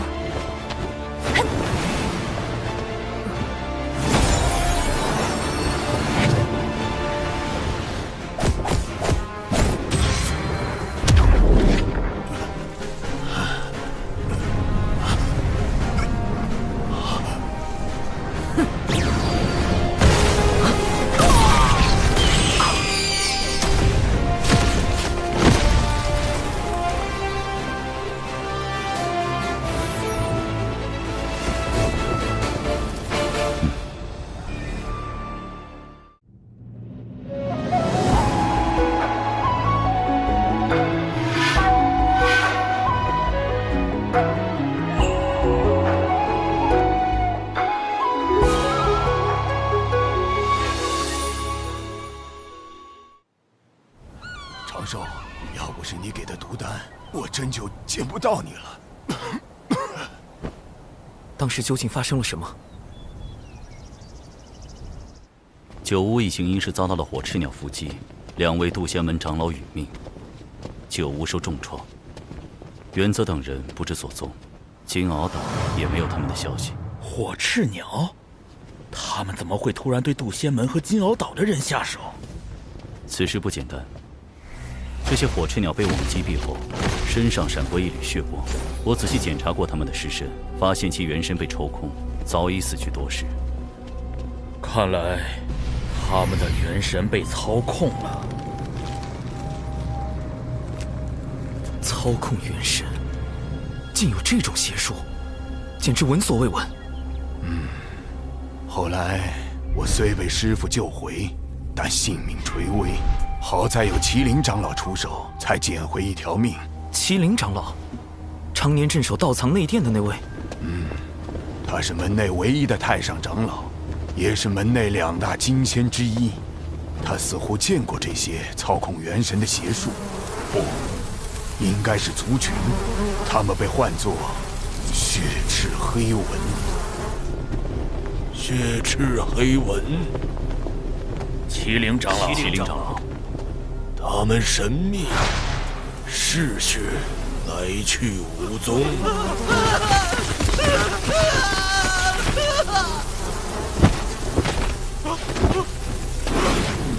通过吸附他人骨血，从而附身操控。操控火赤鸟的真凶，只是一群蚊子。千万不要小瞧了这群蚊子。远古时，他们曾经用类似的手段挑起了一个族群的内部纷争，甚至引发了族灭。灭族于无形之中。没有任何判别的方法吗？灭一个族群都这么容易，那我渡仙门近日有血赤黑纹作祟，此纹凶猛异常，请各峰严加戒备。门内也开始戒备血赤黑纹了，这日子真不太平。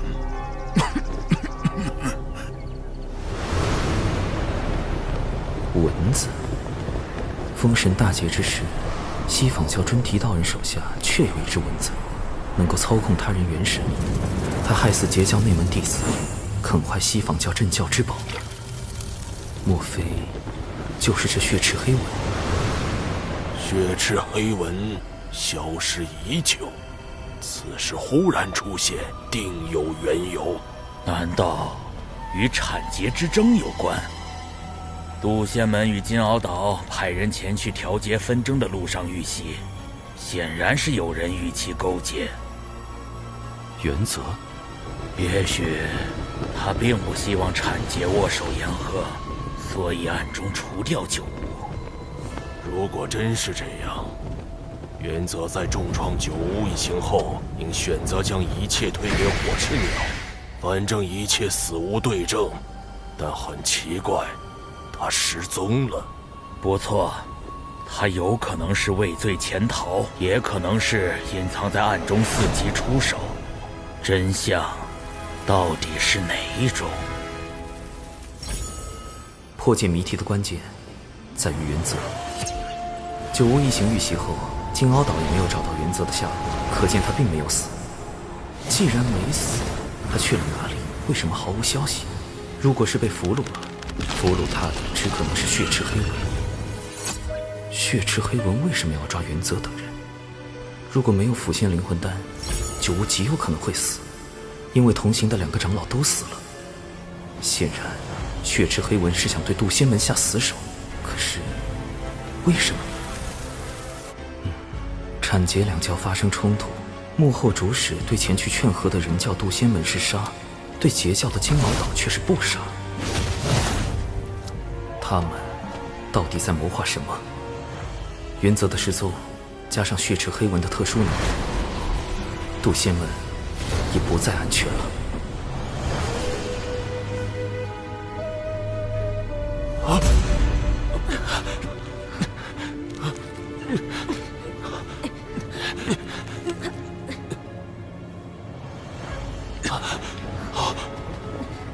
金鳌岛原则。你要干什么？告诉你，别想威胁我，我是绝对不会听你的。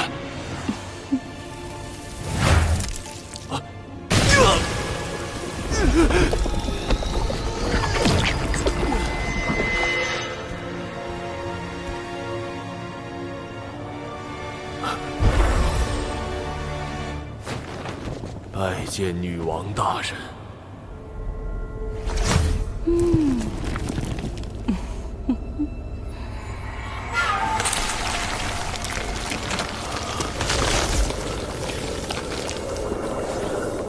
吸收完血莲，你们便可以一跃成为金仙，然后带领妖族去覆灭渡仙门。记住，覆灭渡仙门。是。安排火赤鸟偷袭，再以血赤黑纹掌控金鳌岛炼气室，攻击渡仙门。女王大人果然高明。这回定要让他们道门三教吃个大亏。只有这样，上面那位才会满意。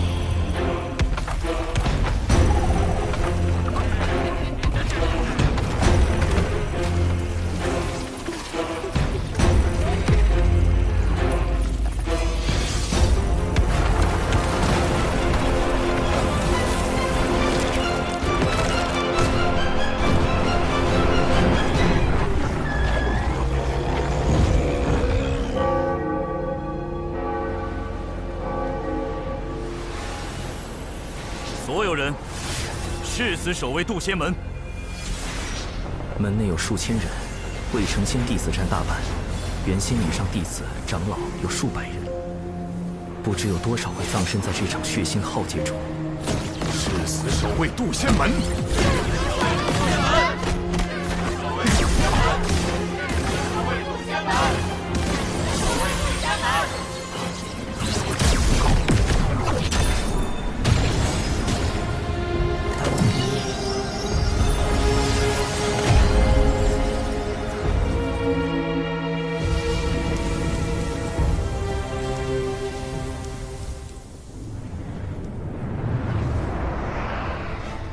为应对血赤黑纹，我紧急组建了一支指人军团，将所有指人按实力由强到弱分为鬼、神、天、地、人5个大队，安插埋伏在门内各处，可随意变化各类形态。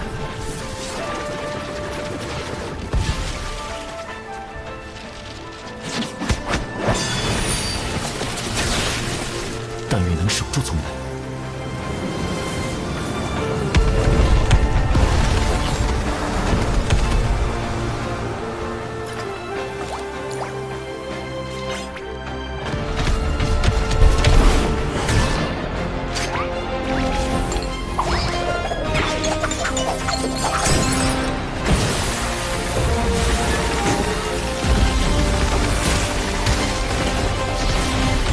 好在提前安置了重瞳3头蛛蛛丝监控，弟子指人善独战和阵法，是我埋伏在门外的第一道防线。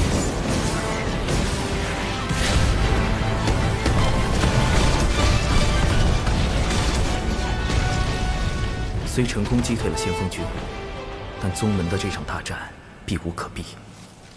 敌军尸体就交给你了，人字指人。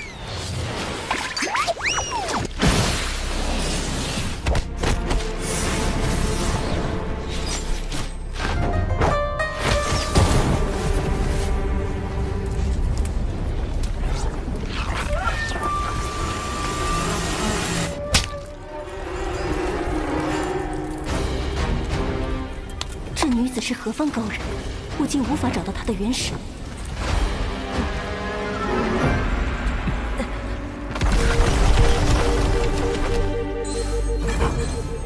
来了，3000里外，西北方向出现敌军。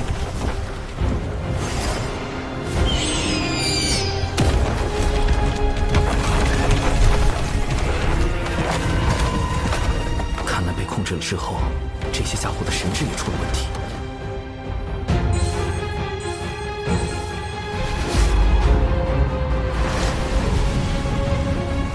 这么快！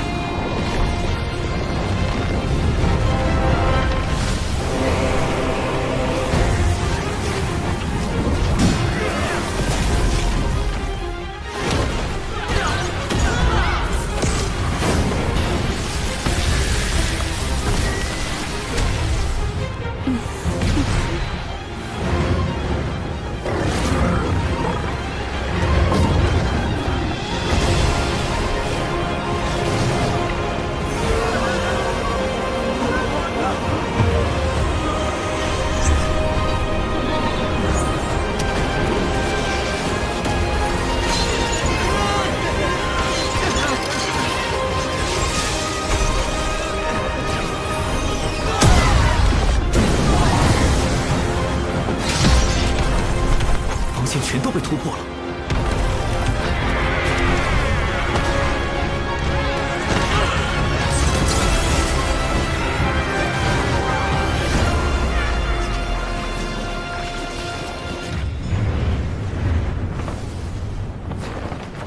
劫护池大阵。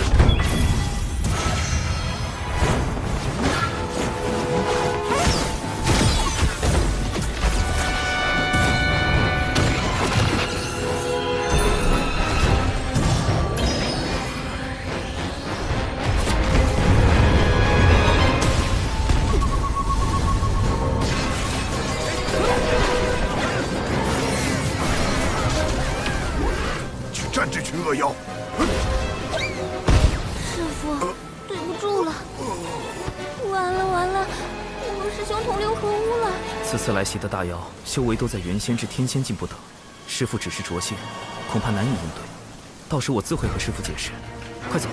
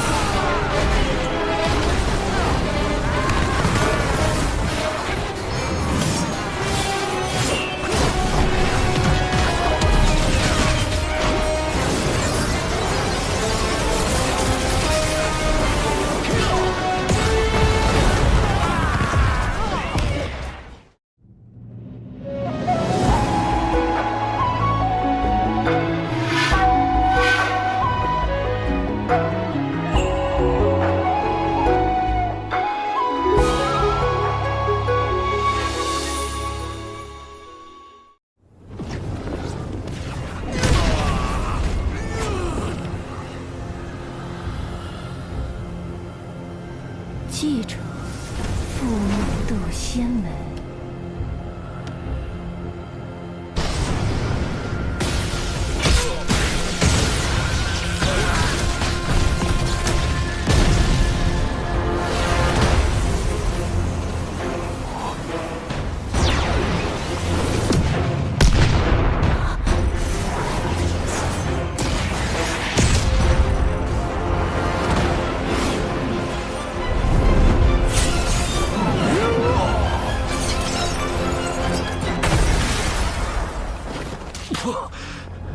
竟是3名金仙，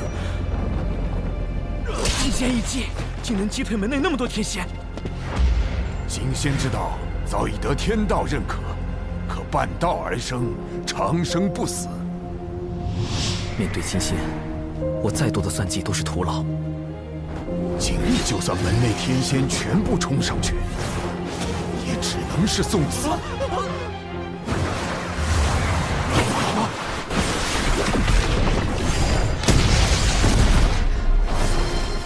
金仙，麒麟长老以1敌3，找死！幻影剑阵。门内只有2位金仙，还有1位便是掌门，但掌门闭关数年，不知。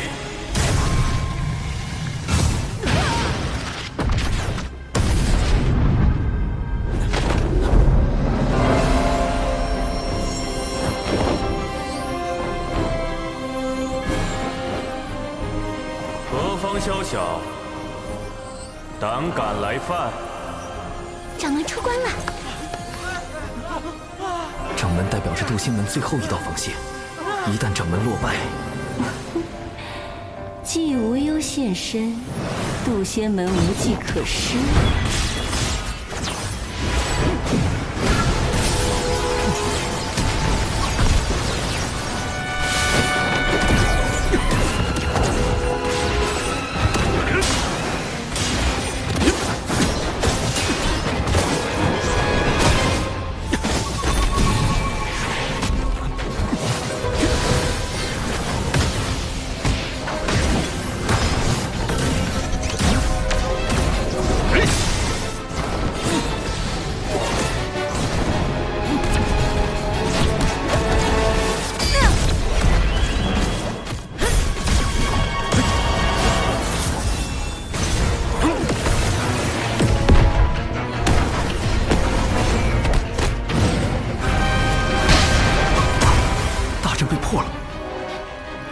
九无听令，开启挪移大阵，所有未成仙弟子立即进入大阵转移。挪移大阵已开启，此阵顺地脉方向挪移，瞬间便可出现在万里之外。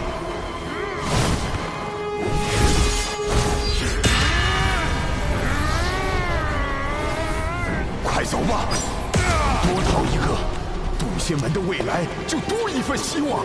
快走吧。灵儿，你带着师傅先走。你不走吗？快去！宗门岌岌可危，只剩下一个办法了。有情师妹，你有一项重要的使命。什么使命？我愿誓死捍卫。不是要你死，而是要你去哭。渡仙门弟子有情玄雅，今起本门道成之缘，人叫太清圣人。师兄，我早淡了凡尘情欲，哭不出来。想象你有一只心爱的宠物，某天它被山石砸到，不幸离世，你将它埋葬，却发现它的尸身被人挖出来烤了。就是这样，继续往下说。渡仙门奉渡尔真人为开山祖师，因渡尔真人师承太清圣人，故渡仙门以人教正统而居。可渡仙门惨遭寻妖算计，望太清圣人明察。无论血池黑纹背后是否为西方教，其目的都是挑拨道门三教。此事涉及圣人之责，唯有人教太清圣人才能化解。有情心思澄澈，是哭拜太清的不二人选。但愿太清圣人真能听到。是挪移大阵，竟想安排弟子逃跑，做梦！进攻挪移大阵！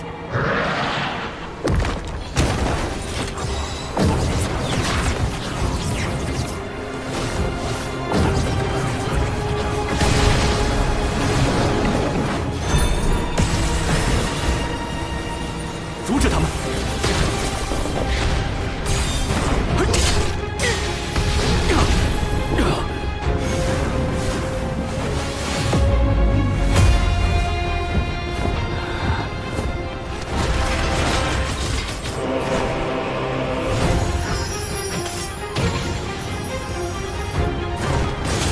凌云破邪，一焰明光。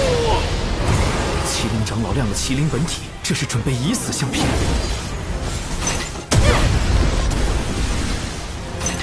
原则，他们怎么成了金仙，还出现在这儿？既然被你们发现了，那就别怪我不客气。给我上！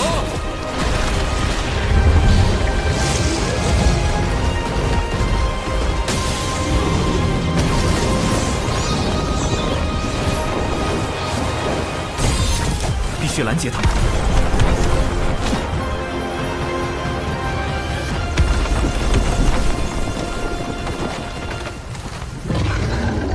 群妖攻山，何其猖狂！我二人路过，斩妖除魔，护卫人道。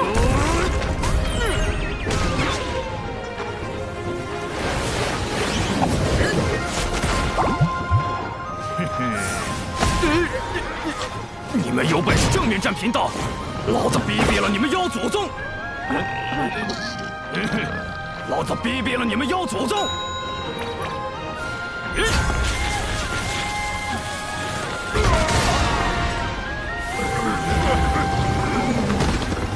让我撕了他！天子只缘善于应变，用以诱敌入阵。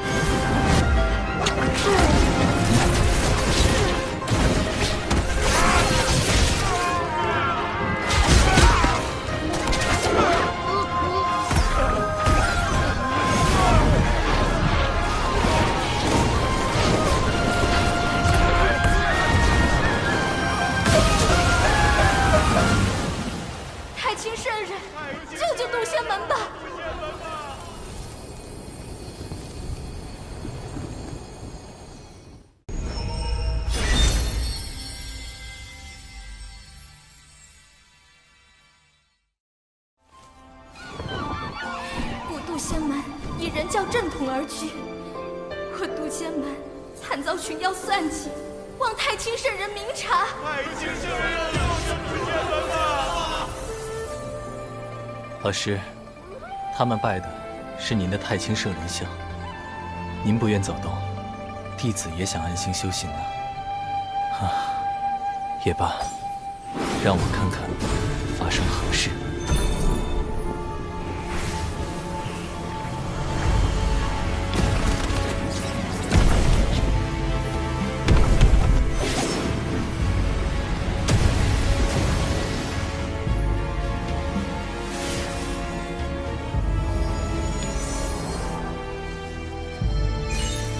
人教奉无为之道，旨在少沾因果，专心修德修行，却不代表事事无为。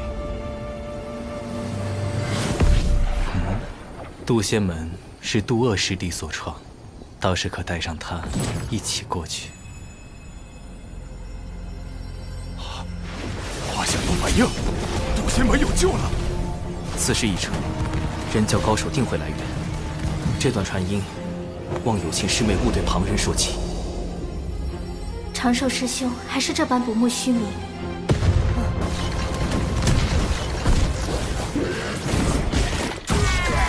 快挡不住了！所有弟子，肃静龙威一大阵。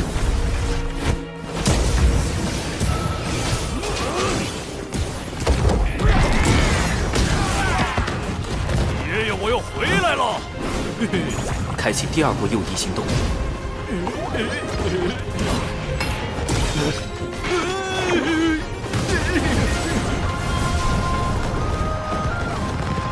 还剩最后一批弟子，必须保证挪移顺利进行。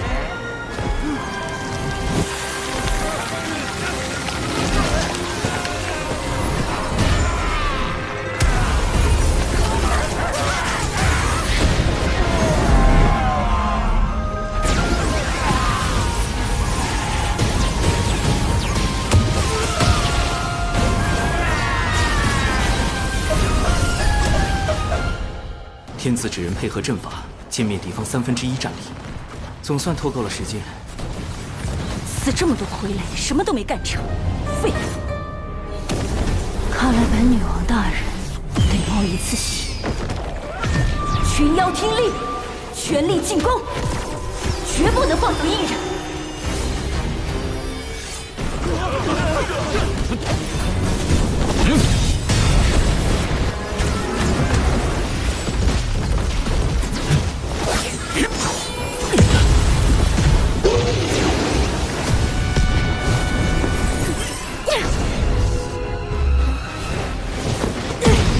青翼苍鹏是天仙境，怎么比金仙更有威压？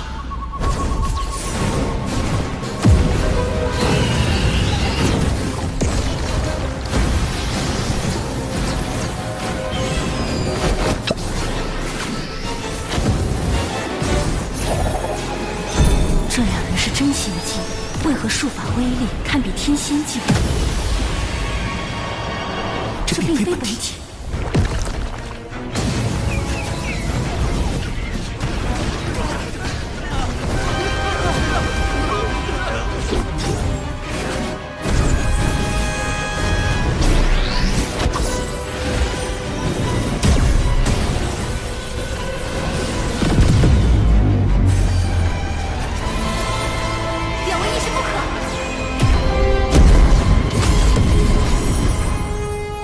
这两个天子指人已经完成幽妖任务，且沾有因果，是时候一了百了了。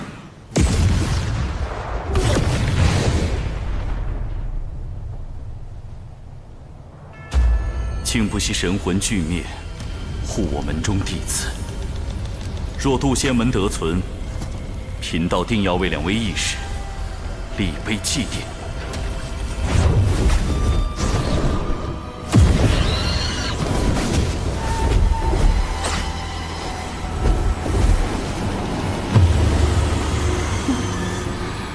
以为炸阵就安全吗？地脉乃天地间唯一的大道会员无极圣人，盘古的经络所化，走势朝向有迹可循，而被挪移大阵连通的地脉，定有法力残留。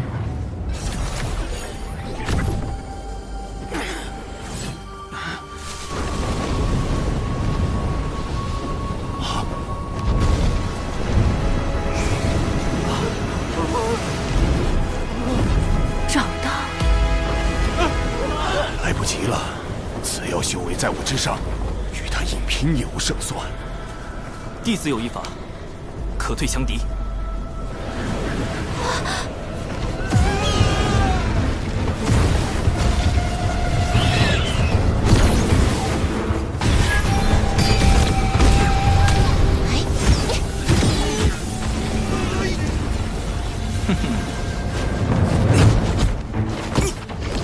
想跑！渡仙门一个都不能放过！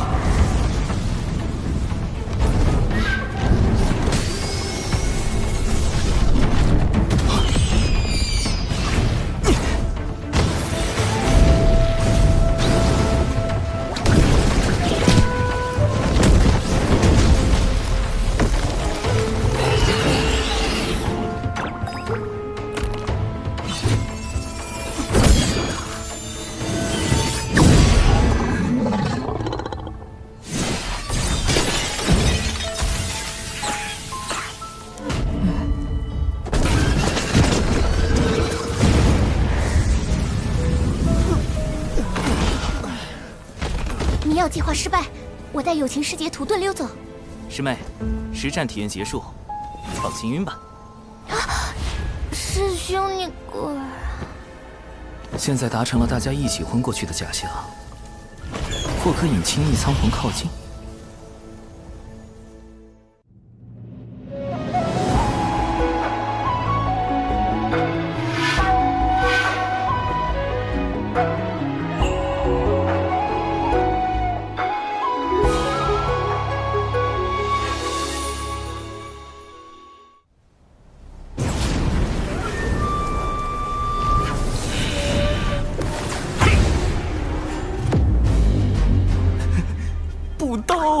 这是一道同道中，这对手竟如此难缠。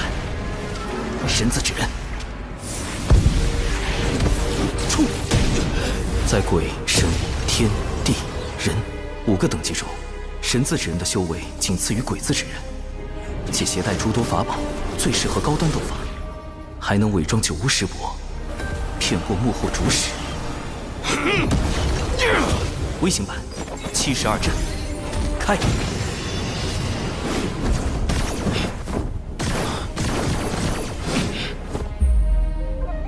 趁现在将大家转移到地下。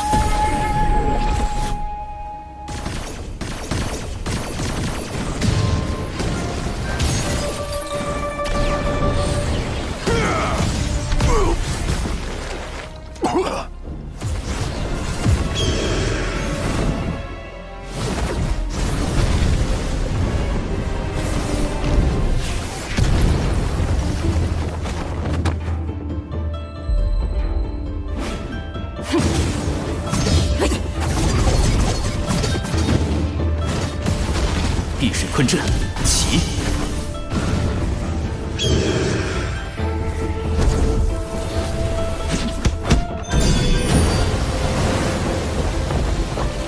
风寒杀阵，开！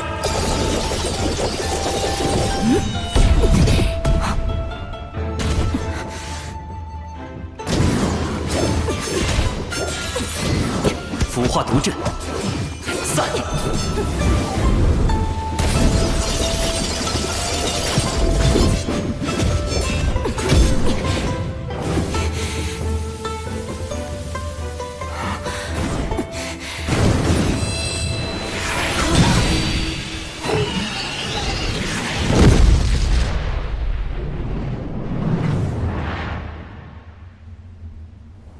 ！3元玄火，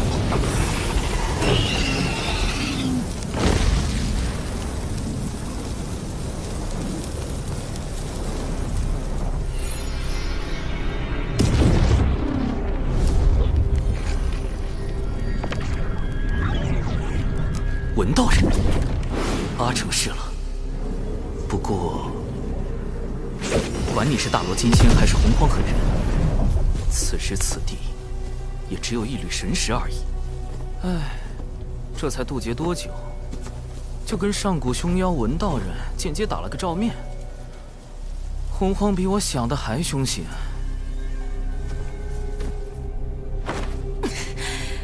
本女王大人神识清零，还什么都没做，就被烧成灰了。谁在说话？算了一路，也算不出你是谁。竟能逼出少爷为我设下的遮掩法术，借了太极图的威能，还算不出你的身份。果然是某位圣人师叔在为你遮掩。太极图，那不是太清圣人的至宝吗？难道他是？贫道玄都，人叫太清圣人做下大弟子。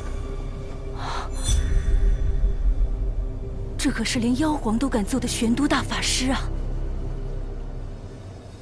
道友平白无故害我人教道成，用心险恶。好在渡仙门尚存。尚存？怎么可能？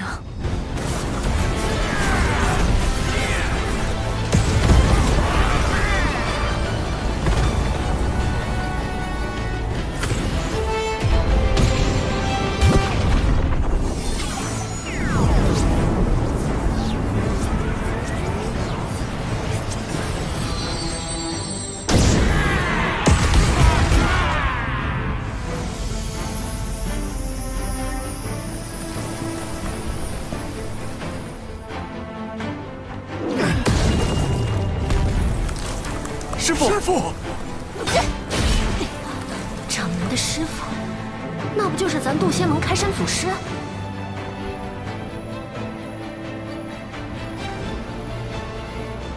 渡恶真人，以下来了2圣人弟子，闻名修矣。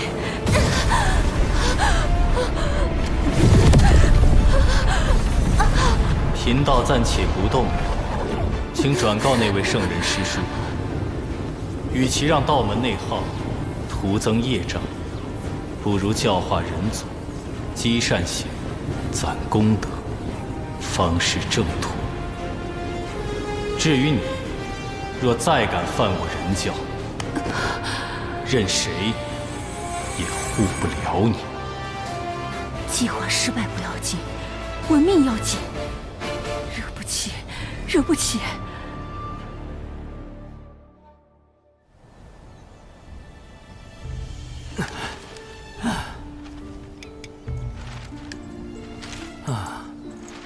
四周确认安全，本体可以出来了。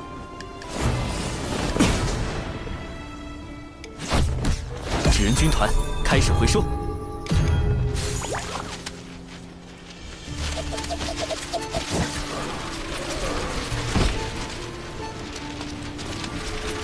接下来，保持晕倒状态，等门内接应。怎么全躺着了？其他弟子呢？你，五师兄、灵娥、玄雅，你们怎么了？长寿呢？怎么全来了？现在装晕还来得及吗？玄都师兄，如你所言，这3人元神枯竭，早已成了傀儡。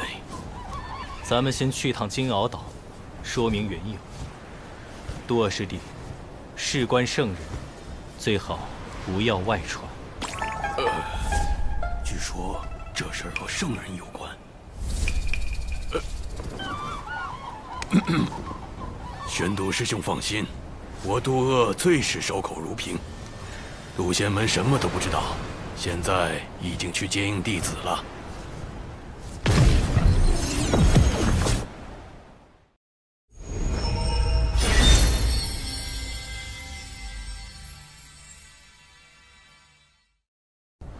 长寿，你在哪儿？长寿！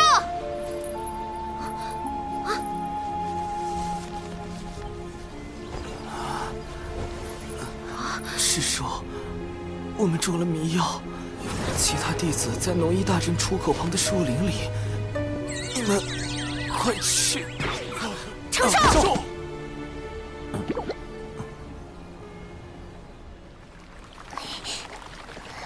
长寿，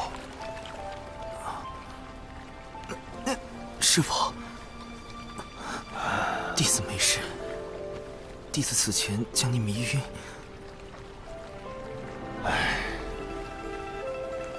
你也是为了为师着想，为师不怪你。师父，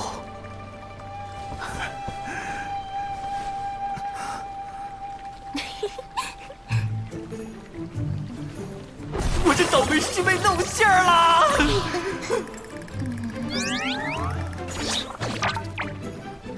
李长寿，你装病骗我！我没有啊，师父。我都说了我没事，您自己误解的嘛。抓到师兄了！这件事都是师兄逼我做的，不关我的事。兰陵娥，李长寿，师兄你教的，死2个不如死1个。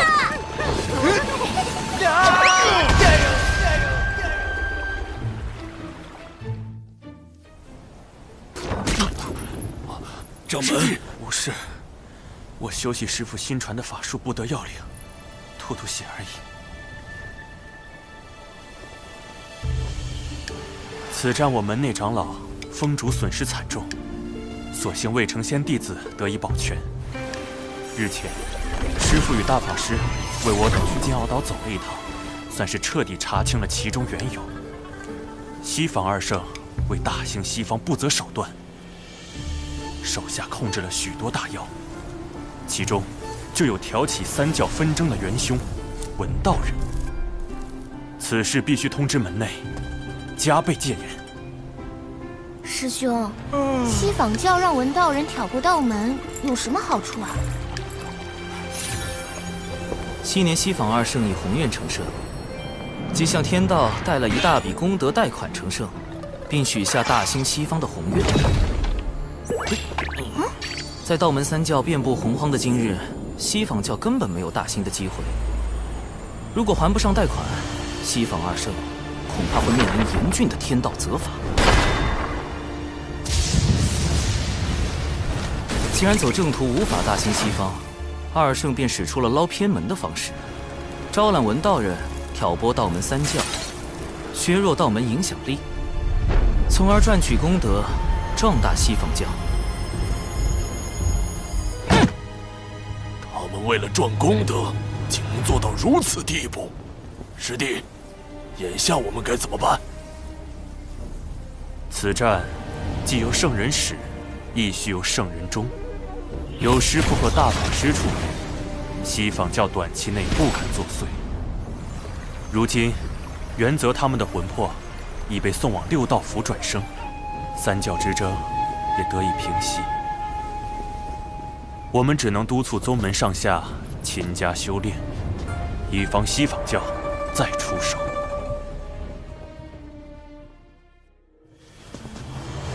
六道府原打算安排元泽转生人族，可谁知元泽和忘忧汤前说了句话。说什么了？他说：“放心吧，转生这般小事，应该出不了问题。”然后呢？他刚喝下忘忧汤，就被六道河的浪花卷起，打入了一旁的畜生道。下一世应该会是一只黑皮豹。是。西方那两位，当真可恨。大法师，这便是渡仙门最近将成的姻缘。渡仙门经大战后，人丁损失不少。我有心想助其兴旺，可老师又不准我多收弟子，为胜加速促成道侣、繁衍后代这一条路，只好来麻烦岳老您了。大法师，请看。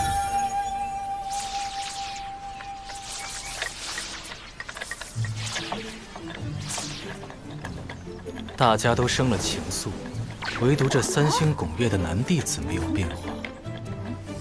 月老，不如帮帮他。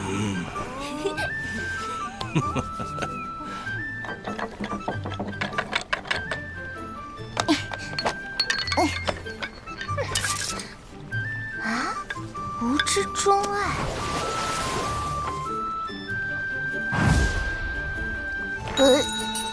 原来师兄喜欢这样的。灵娥，把我最新研发的吻字经抄写300遍。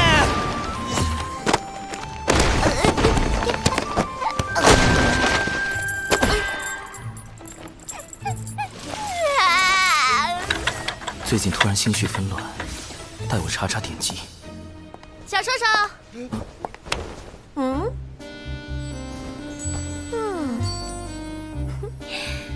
咱这新裙子、新妆容，好看吧？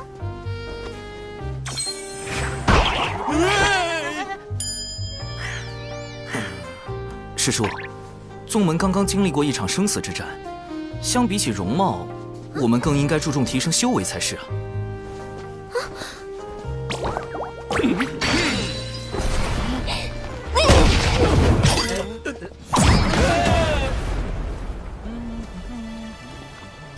长寿师兄，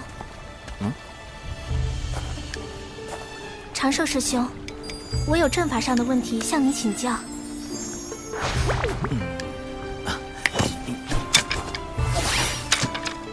有心师妹，我急着闭关，这是我收藏的阵法典籍，或能为你开导一二。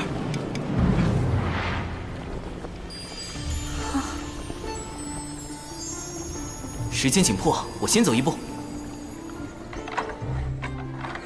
这位仙门良才似乎过于断情绝爱了些，那他到底想要什么？生来往，莫管情，先已故，难争先。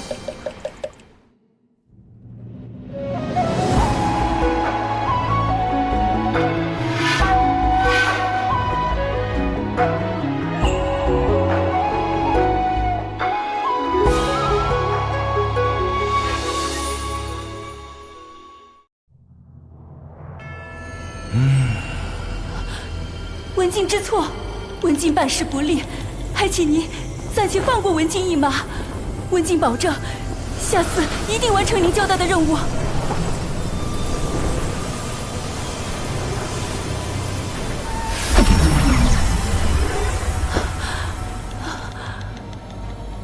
女王大人，进来吧。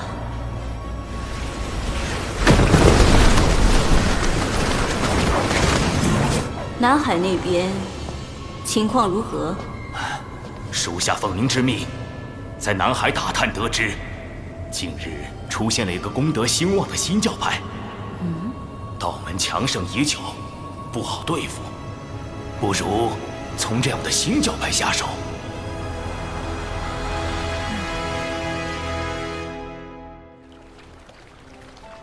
西方教此战虽落败，但绝不会就此罢手。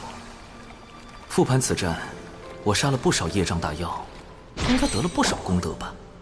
天道为世间每个生灵设立了个人账户，用于发放功德和业障。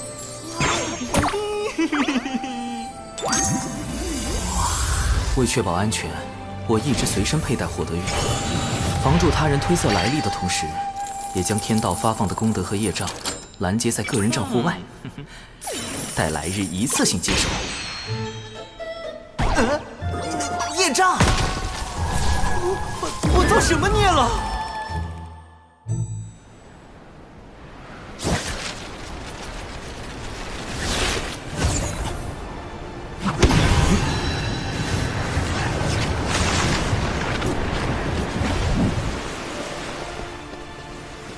近日虾妖为祸，杀伤了我神教大量教众，双方交战时竟还误杀了无辜的百姓。虾妖，此事竟然还和龙宫有关，太过分了，这是在挑衅。就是寨主，咱们不能任由他们欺负啊！就是啊，对啊。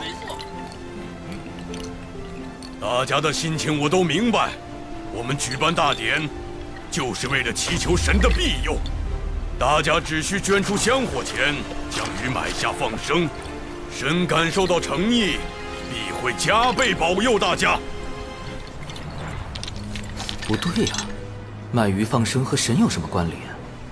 况且大部分教众本就以打鱼为生，到处都是鱼，为什么要找寨主买鱼放生？看来是寨主欲借神之名谋利。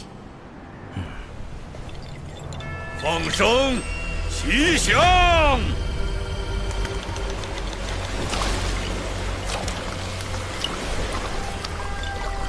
这是妙珠吧？怎么鬼鬼祟祟的和这乌鸦碰头？我们安排在南海龙宫的内应来报，南海龙宫已整装待发，很快就能攻来。鸦神，您放心，经过我的努力，他们现在对南海龙宫可是满腹恨意，定会与之以命相搏。很好，等到双方混战无暇顾及时，我们再派出血赤黑纹吸走功德。届时，女王大人此计真是高明。血赤黑纹，女王大人，又是文道人和西方教的阴谋。他们在熊寨和龙宫分别安插内应，先挑起双方战事，再借机夺取功德，好歹毒的算计！大太子殿下，数日前我们刚整治过他们，今天他们居然还敢举办大典。我已召集所有南海附近的龙族子弟前来相助，好好收拾他们。敖某表兄。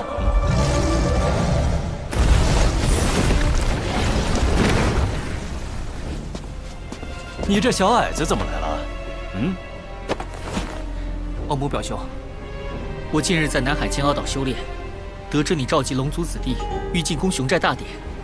表兄，大典上有许多无辜百姓，贸然开战会给龙族增加更多业障。龙族背负滔天业障数千万年，何惧在天上几笔？南海使君听令，踏平熊寨！奇怪，这些破事跟我的功德又有什么关系？熊寨的神教，难道就是保佑我们吧，海神！海神！海神！海神一定会保护我们的。海神！海神！海神！海神！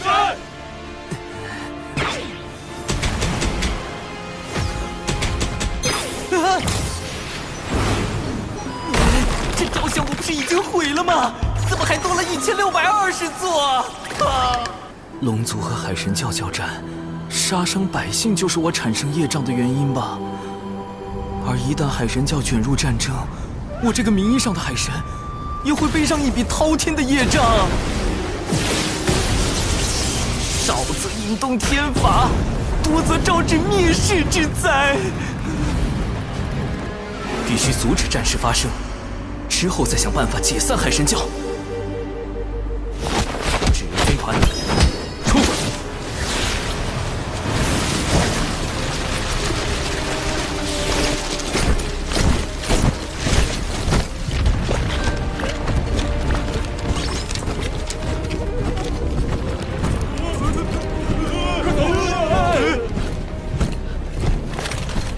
凭你们也敢自称海神教？那个海神像就交给你砸了，表弟。敖乙，不能砸！他怎么跑到南海来了？糟糕，他认识我的真容，现在海神像上还刻着我的大脸。完了，我的身份要暴露了。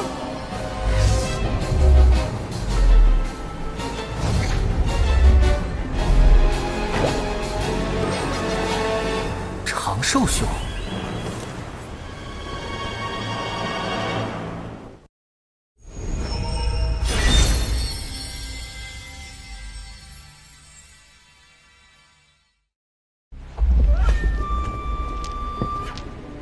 倘若敖乙将海神是渡仙门弟子李长寿的事泄露出去，文道人、西方二圣诸多恶果找上门来，我怕是要生死道消啊！稳住，长生稳中取，富贵稳中求。其路退则进。长寿兄虽说十分优秀，但尚未成仙，更不可能成为什么海神。敖乙兄，不要声张。为了妥善解决南海龙宫与海神教之间的矛盾，请前来详谈。忽悠小龙第一步，以和为贵，方成大业。成什么？海神像你还砸不砸了？长此以往，争端难消。我现在就去见海神。表兄，在我回来前千万不要动手。可笑，龙族才是海上霸主，难道要让这个不知所谓的海神指点我们做龙？多谢长寿兄指点，我竟不知西方教从中挑拨，险些犯下大错。忽悠小龙第二步，知我心者，莫如长寿。龙族世代背负震碎洪荒的庞大业障，我深知你为解此困境付出许多。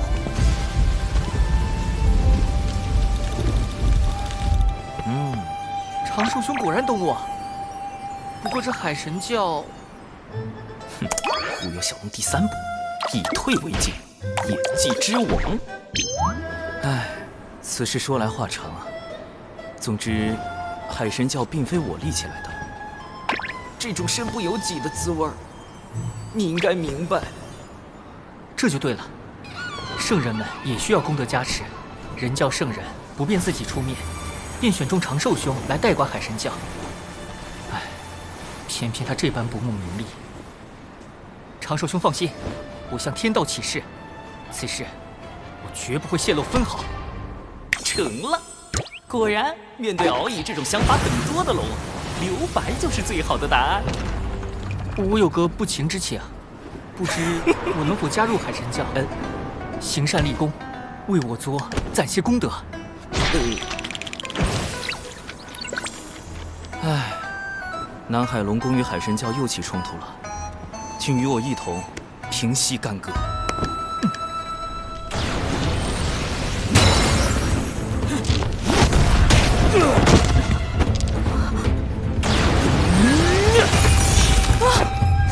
表兄住手！尔等休要再徒增杀戮。是海神。海神大人显灵了！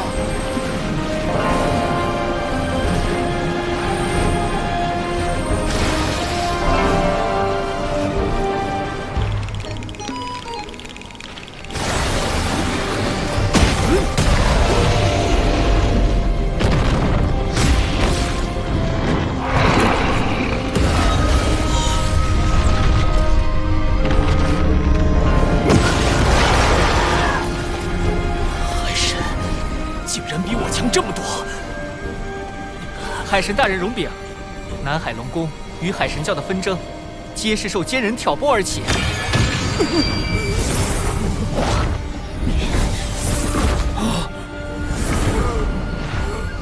哎呦，海神大人饶命！我招，我全都招。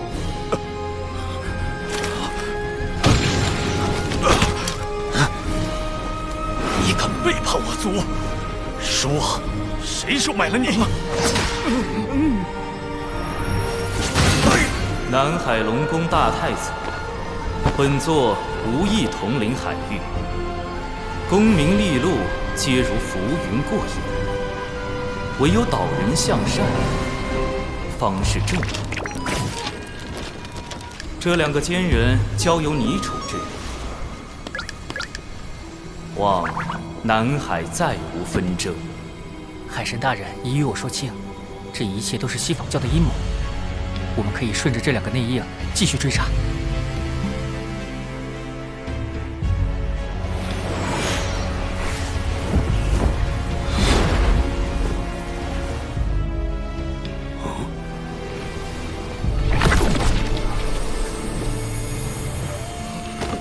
海神大人，我不该善用您的名义敛财，求您责罚。念你尚未酿成大祸，解除债主之职，以作惩戒。今后债主便由熊不憨担当，首要任务便是将不法获利尽数归还，可有异议？海神大人看得起我，我一定好好干。啊，总算处理完了。虽然不得已忽悠了敖乙，但避免了冲突和杀戮，也算阻止了龙族的业障加剧。至于他需要的功德，再另为他想办法。总之，先解散海神教再说。今日种种，本座自责难当，力教本非我意，不如……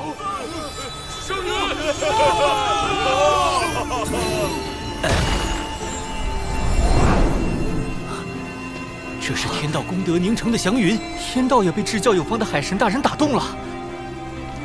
吉兆啊！天佑海神，天佑海神教！海神，海神，海神，海神，海神！教中情绪这么高涨，肯定不会同意解散啊！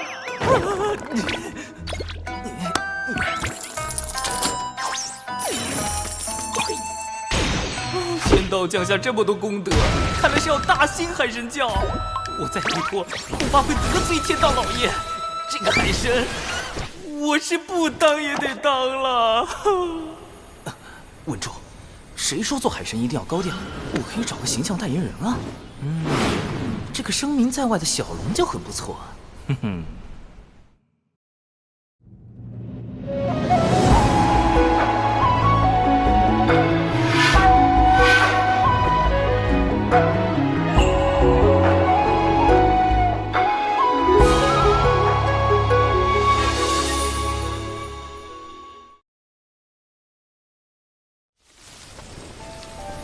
东海龙宫二太子，今日幸得你相助，不知你可愿加入我教，担任二教主兼护教真龙大护法之职？海神大人对我实在太好了，我敖乙誓将海神教发扬光大。我表兄本性不坏，镇守南海多年，也算经验丰富。您看，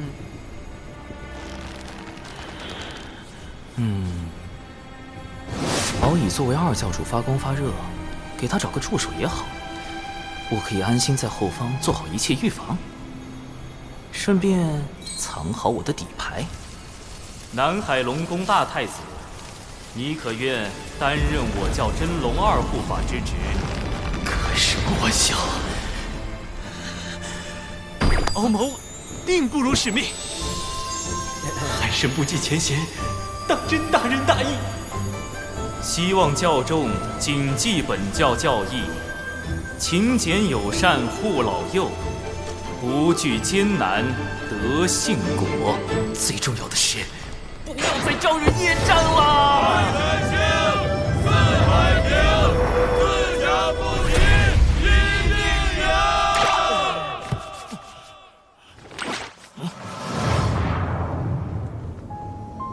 女王大人，接下来，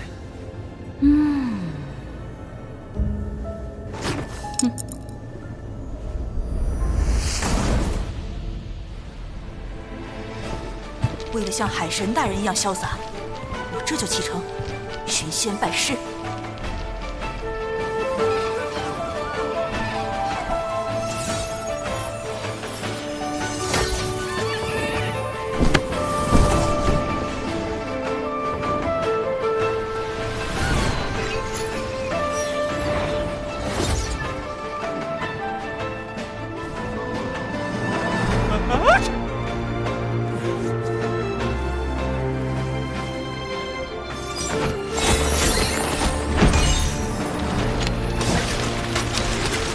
四眼法术，化妆如幻影。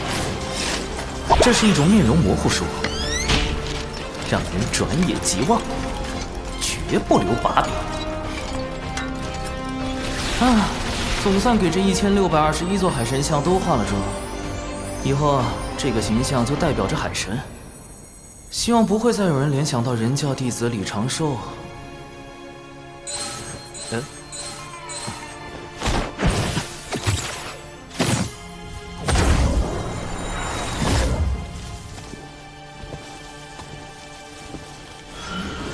这位大仙是谁呀？侧感时都乱码了，他的修为极高。天庭东木宫到访，阁下为何藏头露尾？东木宫，纯阳仙人吕洞宾的前世，如今的天庭南仙之首。我何时招惹了这种大人物啊？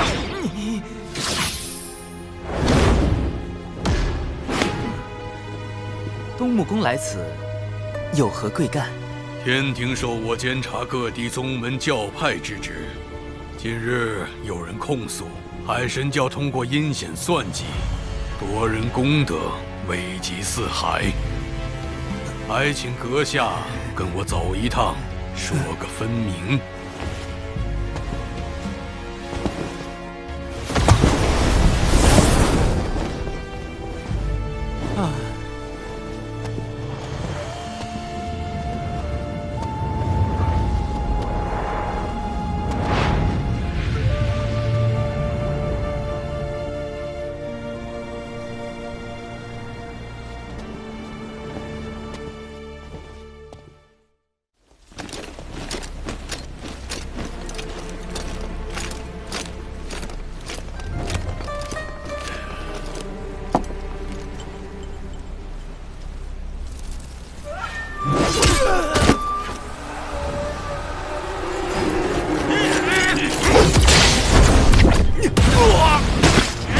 这两个内应果然掌握了关键信息，你的幕后主使杀人灭口。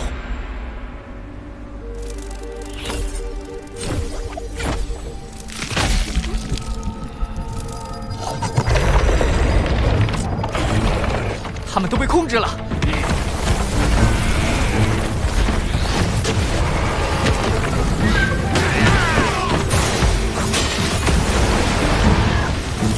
好！女王大人英明，一封无名送状，便令天庭出动牵制海神，再以血赤黑纹控制南海水军，实施灭口。好一招声东击西，死无对证。纪番失利，上头已经逐渐对我失去信任。只有阻止内应暴露我们的秘密，才能补救。无论如何，我必须成功。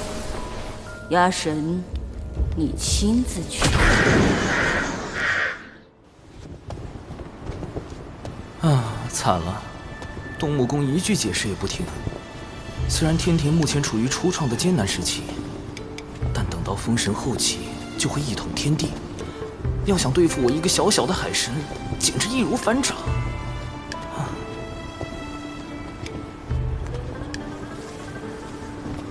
阁下总算来了，这为何不是真身前来，而是来这一纸人？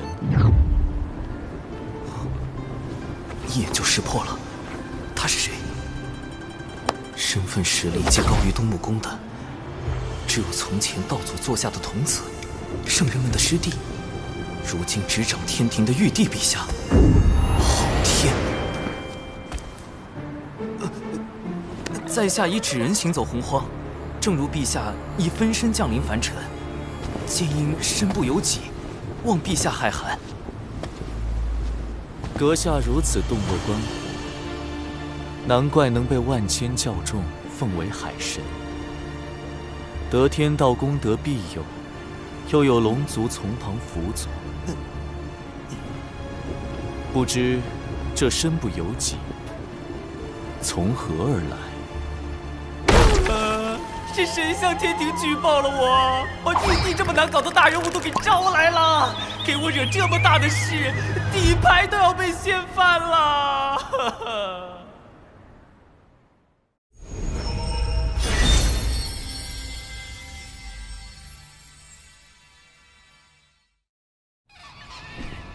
阁下如此洞若观火，难怪能被万千教众奉为海神，得天道功德庇佑，又有龙族从旁辅佐，不知这身不由己，从何而来？陛下，我故乡有句老话，能力越大，责任越大。你想夸我，还是夸你自己？罢了，你竟能识得我的身份。目识得，心不识得。你何意？众生所认识的玉帝，本该居九重天阙，助道祖维护天道。然而，陛下现凭借一纸诬陷，便轻来捉拿我，实在有损天道威严。所以，心不识得。在海神心里，我应为何故？壮大天庭。六圣拜道祖红军为师，随后道门三圣和西坊二圣各自立教收徒。道祖遂立天庭为天道的执行机构，管理众生，由玉帝您执掌。然三界只闻六圣之名，不知天庭。陛下令不传五洲，法不通四海，所以急需广纳人才，以壮天庭。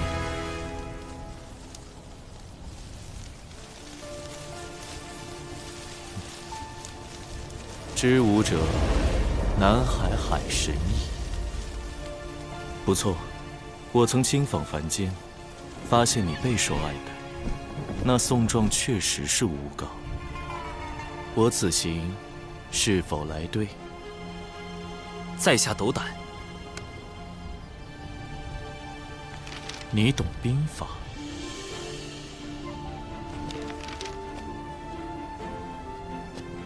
兵者，诡道也。故能而示之不能，用而示之不用，何意？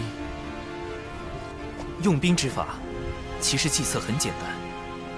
关键是戏怎么演。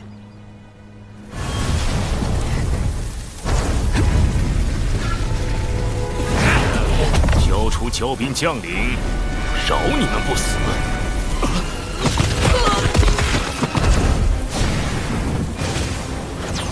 今日死的是你们！龙族水军现身！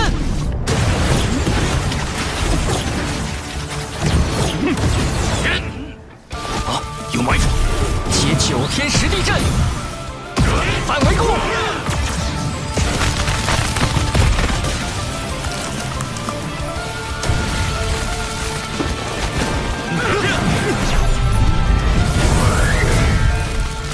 我们揪出了西坊教的内应，他们必不会罢休。到时候，我们用这套兵法对付他们。长寿兄的退敌之法很是周全，此战结束后，我便整理成册，献给父王和节将，尤其是我那个颇为鲁莽的师叔赵公明。妙，丝丝入扣。多谢我蓝星孙武前辈所著的《孙子兵法》。哪怕在洪荒，也是兵学圣典。看来玉帝对兵法非常满意，不如为避免卷入封神大劫，我已在暗中筹备数个方案。这数个方案，因为玉帝的出现，可行性最大的一个已然揭晓。即积累一定功德后，入天庭为官。只是结交玉帝有暴露自身不够稳健的风险，但此时可是抱上天庭大腿的最好时机呀！天地不仁，以万物为刍狗。陛下，早前得闻圣人为3界苍生立天庭，不求回报，在下深受感动，遂匆匆写下12件，唯愿献给天庭，效微薄之力。有劳。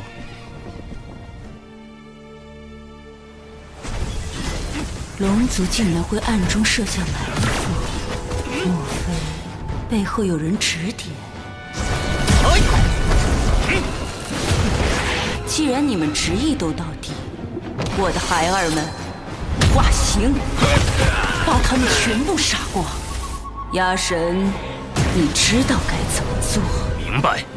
多谢女王大人多年教化，今日一定完成任务，以我之血肉助大军之躯。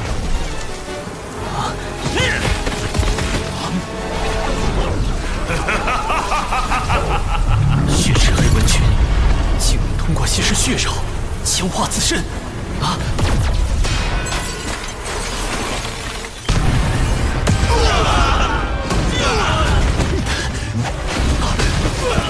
惨了，我们抓到的2个内应都死了。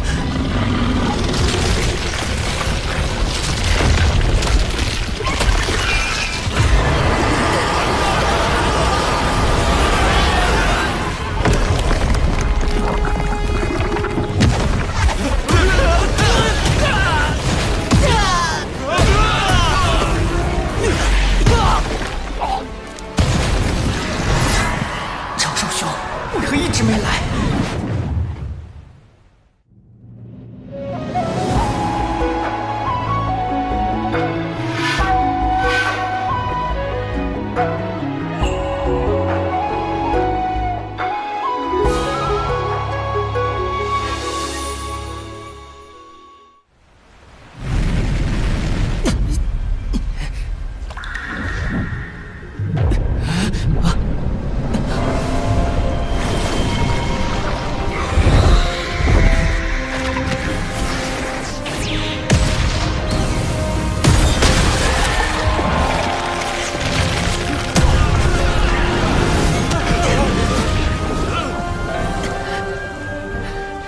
天庭在此，血赤黑纹，勿再放肆。天庭竟然会救我们？龙族上天，龙族罪孽滔天，且还在怀念远古其霸主之姿。天庭为何要收服龙族？他们又如何能被收服？敖乙那边形势不明，既然我脱不开身，只能说服陛下。收复龙族有2例：四海3界之重地，龙族远古之大族。虽有天地罪孽，然高手众多。若龙族能入天庭效命，则四海尽归，此1例。若是龙族掌管江河湖海，可扬天庭之威，此2例。想必陛下也已推算到，今日诬告案表面针对我，其实针对龙族。龙族此刻处于危机中，不如……天庭怎么会插手龙族之事？南海海神，又是你！抢我南海功德，又坏我图谋龙族之计，现在还联手天庭折损我大半孩儿。天庭我动不了，一个野神我还杀不得吗？老师又传话了，命运发生了微妙的变动，起因竟是一个人教小弟子。老师，您的意思是，龙族上天是他？还不知海神道号是？唉，如果让玉帝知道海神只是一个人教小弟子，就没神秘感了。但也不可骗。东有启明，西有长庚，长庚行，长庚一同长寿。嘿，好主意。在下道号为长庚道人。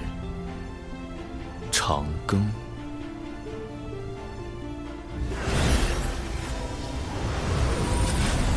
没想到我竟因祸得福。文道人，他怎么亲自来海神庙了？南海海神，受死！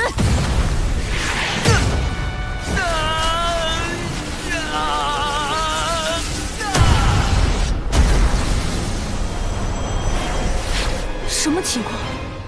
你是何人？竟敢如此嚣张！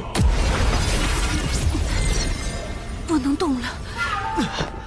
刚自爆太快，心神被扯得好痛，万不能和他沾上因果。好在本体没有受到损伤。又来人了。24颗定海神珠，你是截教赵公明，为何定住我？南海海神乃是我师侄敖乙的兄弟，道门一家亲，竟逼得海神化身自爆，看打我！他自爆，我也不明白啊。前辈，我是南海海神，真身无碍，你快停手，此事恐会引发西方教与截教之争。那直接杀了他。不可，晚辈有一对策。起来，我要去灵山讨个说法。灵山便是西方2位圣人的居所，一旦闹到那里，2圣为保全西方名声，一定会将我血池黑纹一族尽数灭杀。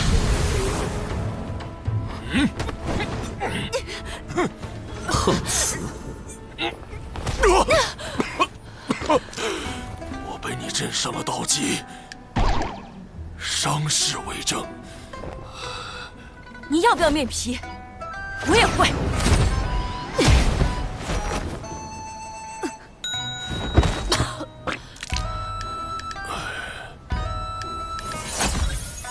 这是海神的法器生影球，恰好记录下你的自残。你可是想借此挑起道门与西方教之争？赵公明，你到底想怎么样？咱们不如小事化了，否则我只能拿它去找各教好友观摩。你看，太精彩了吧！好，我立大道誓言，此事作罢。人教，南海海神，这个弟子有点意思。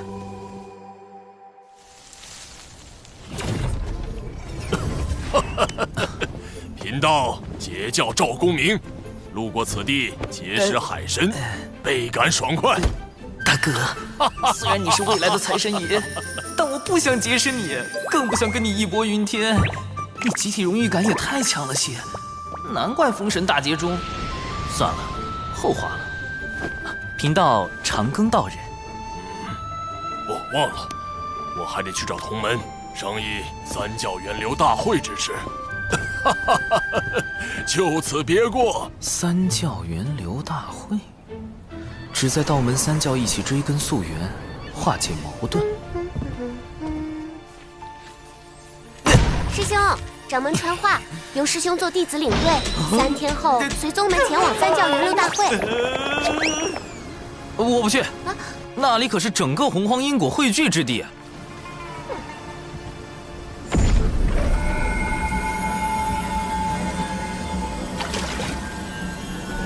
去。前辈是？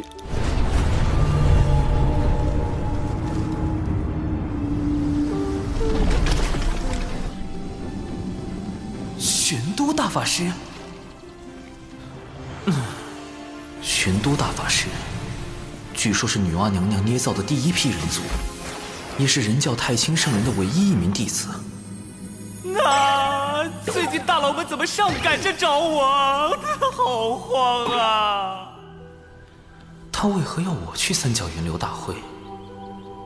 长寿兄，多亏了摄神珠摄取西仿教内应的残魂神石，我已发现他们的阴谋。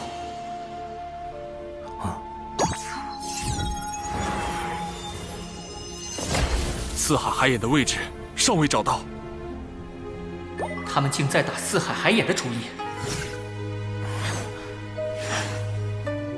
海眼凝聚着天地间的业障，每隔数年便会爆发，吞噬生灵。龙族为偿还业障，一直派高手用身躯填补海眼。海眼是龙族软肋，一旦暴露，轻则龙族受制于人，重则有灭族之祸。事关紧急，我必须将此事告知父王，让龙族防备。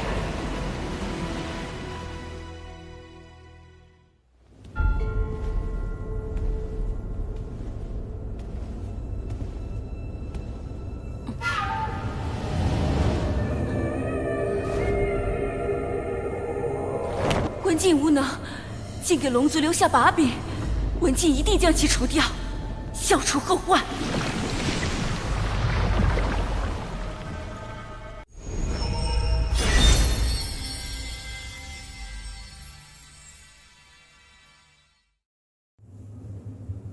道门的注意力都在三教源流大会上，不会留意东海。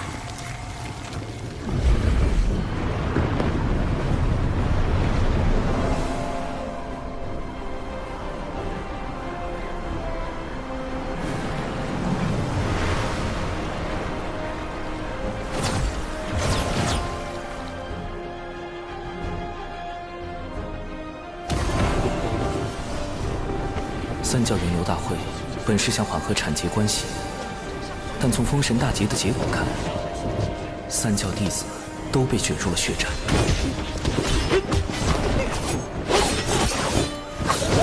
都说了产劫弟子不得互殴，你们当我人教逍遥仙宗是摆设吗？有点眼熟。熊灵力，他怎么拜入逍遥仙宗了？这么多人在，也不能把他扬了，只能……表妹，终于找到你了！你若暴露我身份，熊战危矣，快喊表兄！表兄，好险！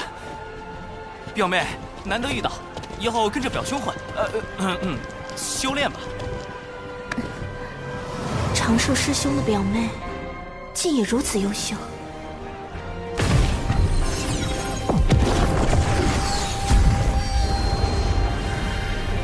阐教元始天尊座下，广成子前来赴会。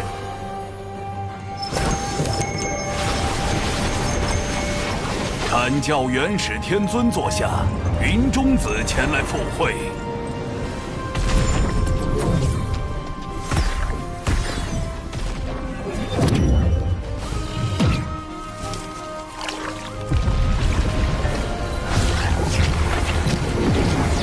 教通天教主座下，赵公明前来赴会。截教通天教主座下，多宝前来赴会。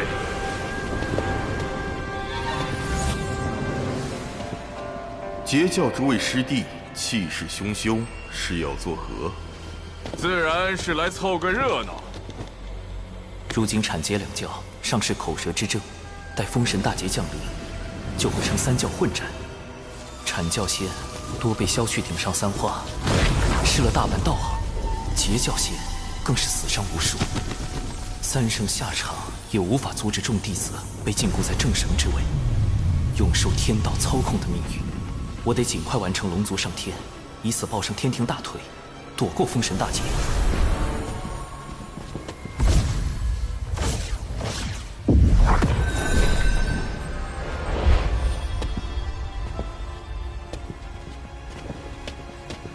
阐教弟子随我见过玄都师兄，礼拜人教太清大师伯。诸位不必多礼，老师和2位师叔，乃大道圣人盘古元神所化，又骑入道祖门下，三教本是一家。师尊收福德深厚者为徒，乃顺天而为，教化众生。众生指所有生灵，凡有向道之心，就该有修道求长生的机会。大法师命我来此，究竟有何要事？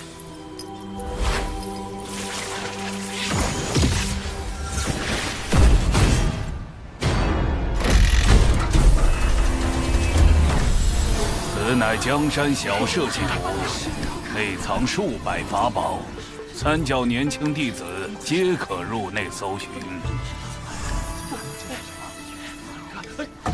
连圣母女娲的法宝江山设计图都敢仿，云中子不愧是洪荒赝品大师。贫道也添1、2千个法宝做彩头。多宝道人，这位截教大师兄真是人如其名，我就不去给毒仙门丢人了。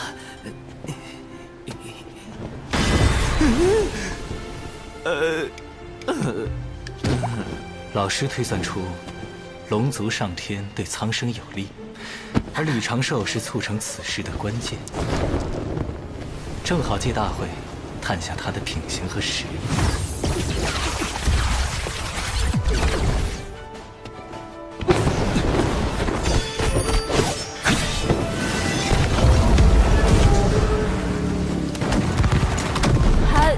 表兄，我一定会守护好你的。想一直躲着可不行。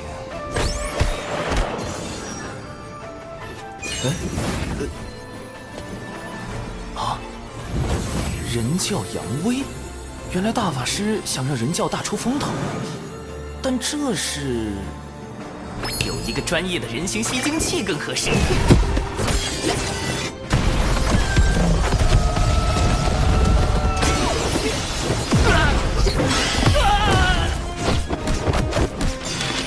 神行符提速，法宝锤作武器。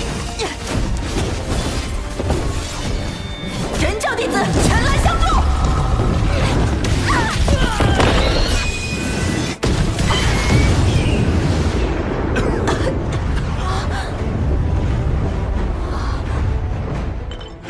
毒粉已涂至火灵剑，凶手处置即死。有情师妹，放心冲杀。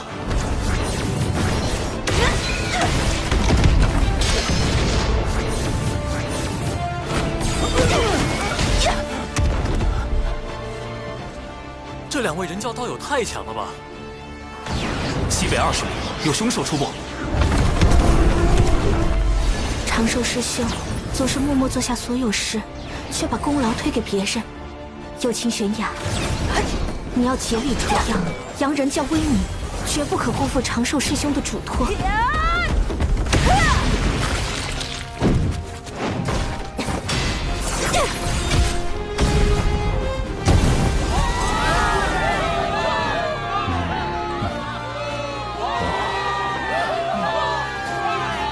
凶手可行熊灵力，冰山剑修有其玄雅。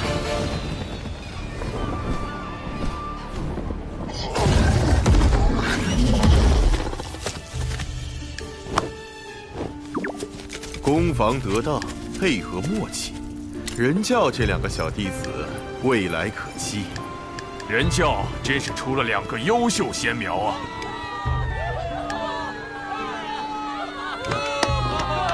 长寿种种行为，皆是围绕稳字。强为不如无为，强争不如不争。清静可循自然，万法终归妙境。今日倒从长寿身上感悟良多。若他能成为我的小师弟，入兜率宫中处理人教教务，老师定会欣慰。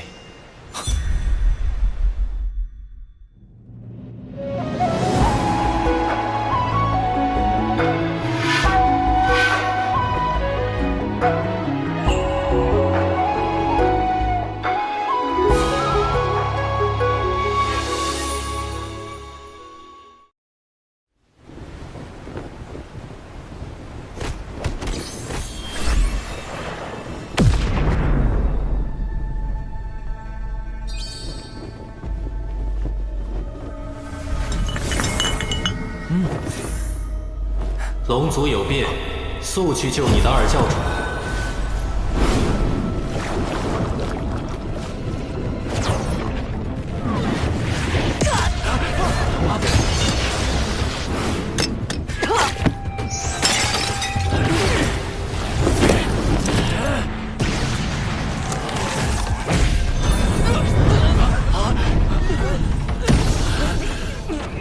西方教想毁证据，杀龙灭口。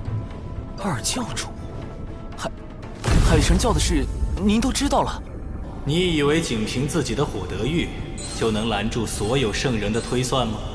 老师早已知道了你的事情，并亲自出手为你遮掩，否则你早就暴露了。多谢太清圣人庇护。大法师，容弟子留一化身在此，本体随您前往。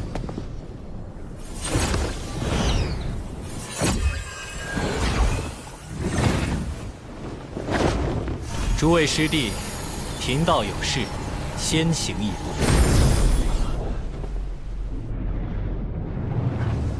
顾家，摄神珠已碎，我如何让父王相信西方教在查海眼之事？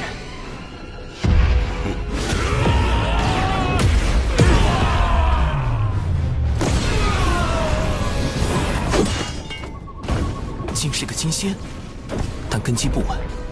与渡仙门一战中被血灵强行提升到金仙境的原则一样，看来又是血池黑纹的算计。虽是伪金仙，但实力远胜你。若能救下敖乙，我便说服老师收你入兜率宫，如何？兜率宫，太清圣人的化身，太上老君的居所，这大腿必须抱。弟子愿往。这是老师的防御至宝，天地玄黄玲珑塔，将它威能借你半个时辰，有它护着，哪怕是大罗金仙手无先天法宝，也伤你不得。真锁血外挂体验版，水遁。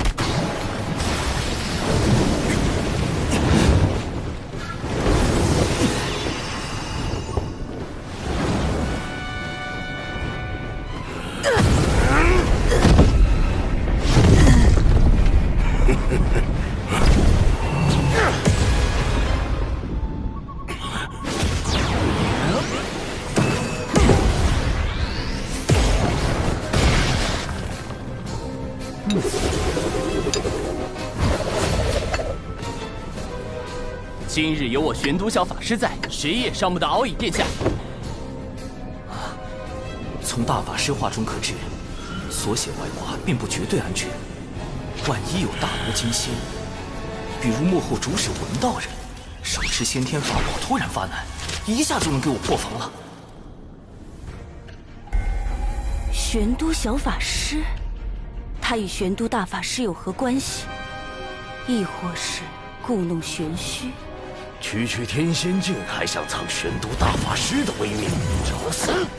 一气化三浊，这分明是道门神通之剪纸成人。长寿故意喊错，想震慑对方，抢占先机，但这纸人确实做到了以假乱真。这一气化三重，莫非也是人教秘法？第一重，加速困阵。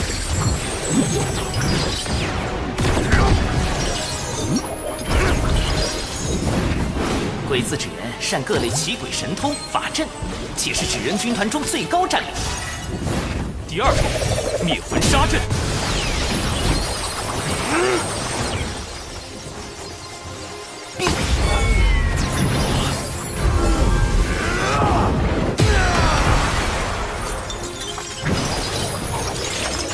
第三重，惊雷毒阵。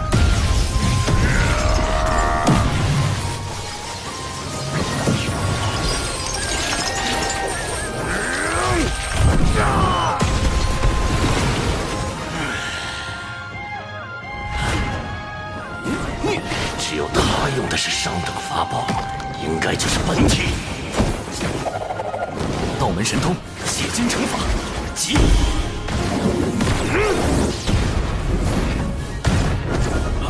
中计了！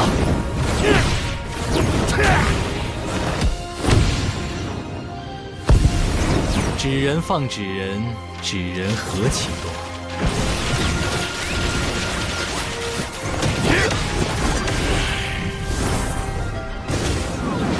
一门剪纸成人，搞出这么多花样，若换成天罡36法之撒豆成兵，岂不是能做出更多新玩意儿？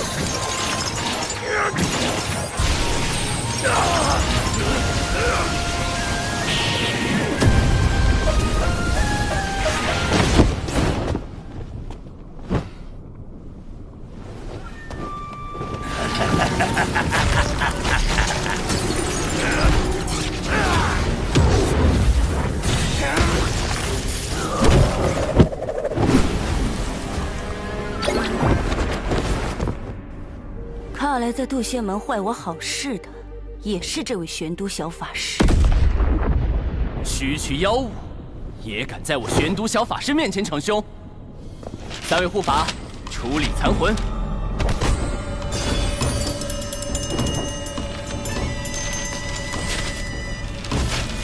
唉，金仙当真是不好杀。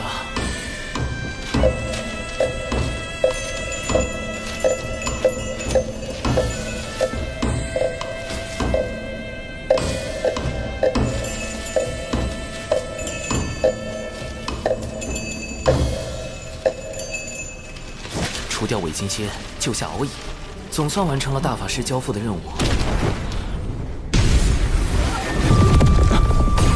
首先，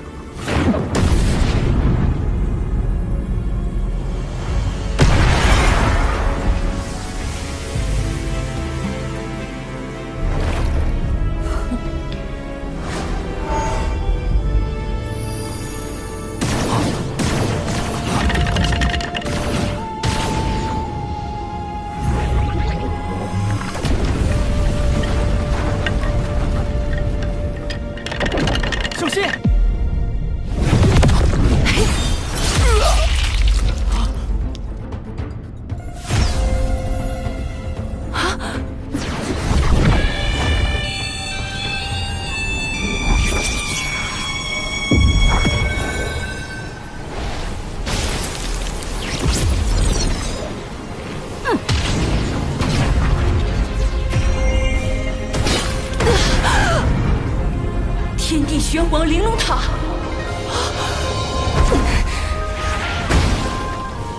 他真是玄都小法师。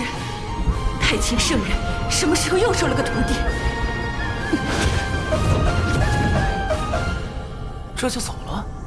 还好有大法师给的这层外挂。二太子殿下，二太子殿下，臣护驾来迟。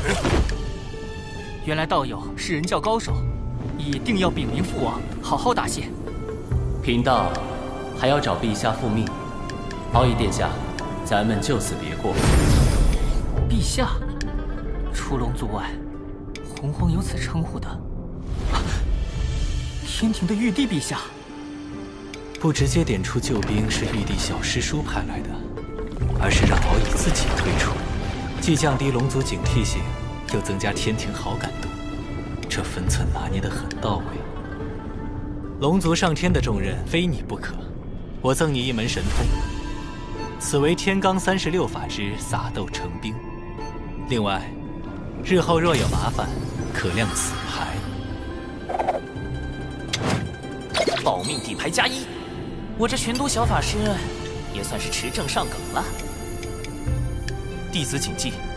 不过也不用太担心，西坊教暂时不敢对道门出手。他们豢养血赤黑纹，残害道门弟子之事，我已告知老师和阐节两教的圣人师叔。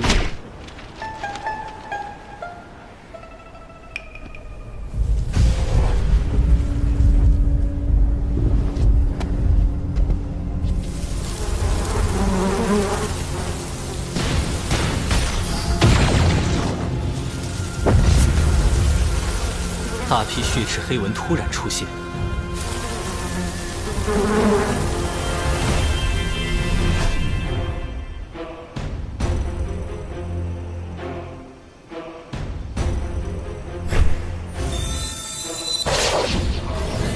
西坊教此时将他们放出，难道是孽畜？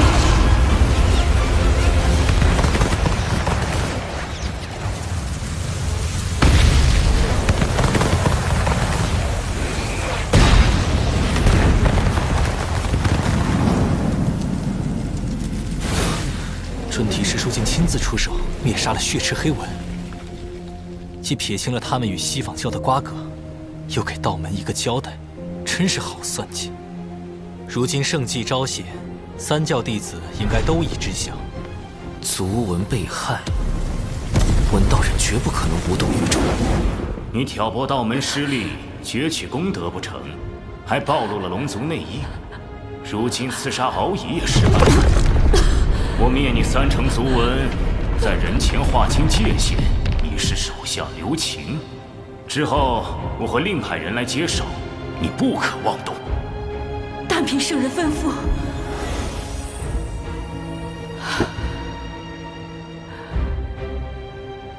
我受尔等驱使，去反造灭族之嫌。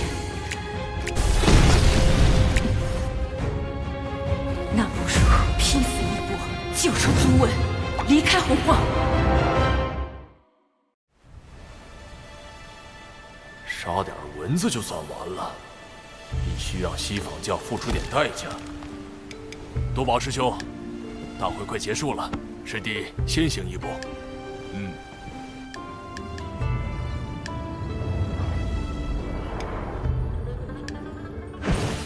总算回来了，多谢表妹和友情师妹为我护法，我们出去吧。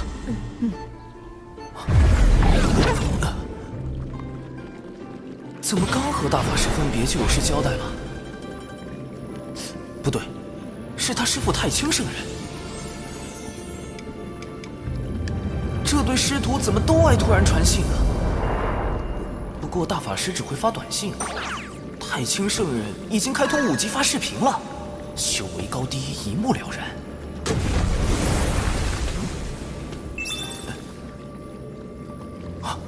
西坊教镇教之宝。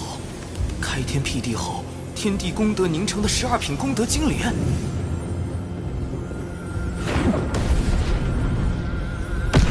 这不是封神大劫中文道人啃金莲的情形吗？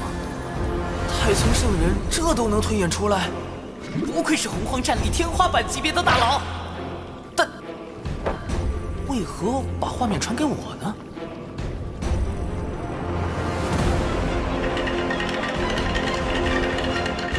根据计算机解析的《封神大劫》剧情，文道人啃金莲是因，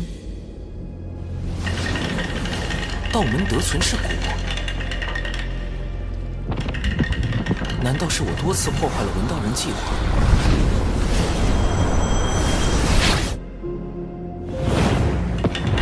改变了他的命数，影响了未来？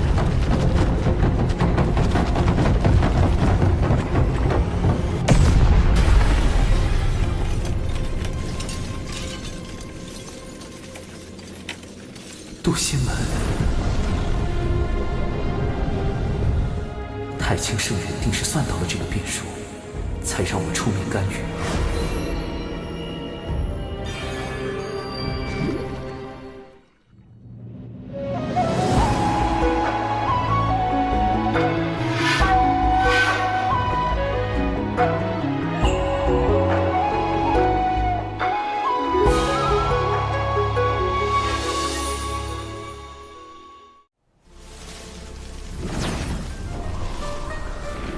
为确保他能在封神大劫时啃金莲，道友留步，我最好将他收归己用。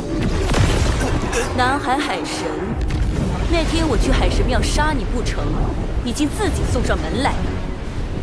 道友被西坊教当众割席的滋味，如何？怎么，你是来落井下石的？不敢，道友只是明白，我们有共同的敌人，不如联手。区区一个南海野神，你有资格和我谈合作？道友曾3败于我，我算计你海神教只有1次，何来的3次？胡搅蛮缠！数个时辰前我们刚见过，道友莫非忘了？你是玄都小法师？此前渡仙门一役，轻易苍庞也是死于我手。南海海神，玄都小法师，背靠人教圣人，原来自始至终，我都败于你一人之手。现在，我们可以聊聊了吗？好，我且和他聊聊。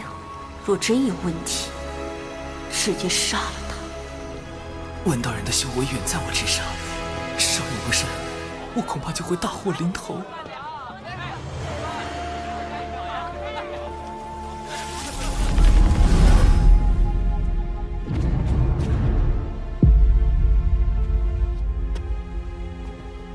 他为何带我来人族地盘？不怕我出手杀人？除非是陷阱。这里人流密集，能消除他的戒备，方便我进一步套话。接下来，这就要动手吗？一点征兆也没有啊！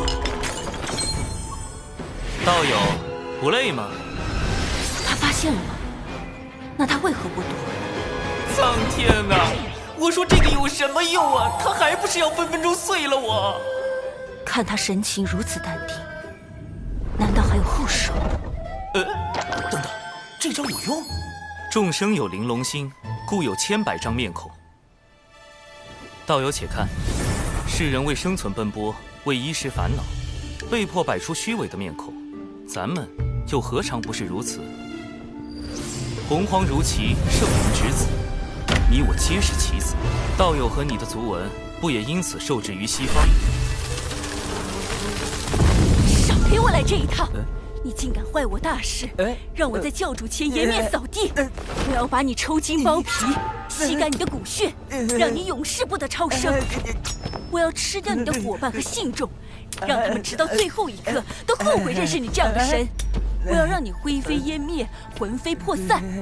让你的海神教荡然无存。那如果我可以用我的手段扳倒西坊教，为你文族报仇雪恨呢？那你会成为我最好的朋友。既如此，那就让我看看你的筹码。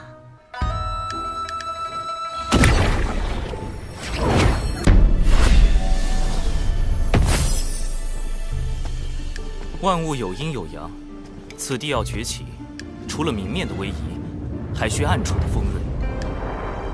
你若能回到西坊教，与我里应外合，我自可助你脱离苦海。西方教自以为做事滴水不漏，但这南海海神背后的太清圣人早已察觉，并反过来算计西方教。人教真可怕，南海海神真可怕。我什么都没说，这是你自己想的。我可以答应你。总算用天庭稳住了文道人，但他这把毒刃若用不好，反伤自身。但有一个条件。什么条件？截教赵公明和他那个二妹，最近一直在找西方教的麻烦，我也深受其害。你若能阻止他们，我便信你。赵大爷不会又去碰瓷了吧？二妹、琼霄、三霄中的老二，这仨姐妹可是在封神大劫中削去阐教12金仙顶上3花的大狠人啊！看来要去三仙岛走一趟了。如果赵大爷和琼霄继续搞事，不但会影响到与文静的合作，还会激化西方教与道门的矛盾。我请不动通天教主，多宝道人威慑力不够，那就只有三霄中的大姐，赵公明的义妹云霄仙子。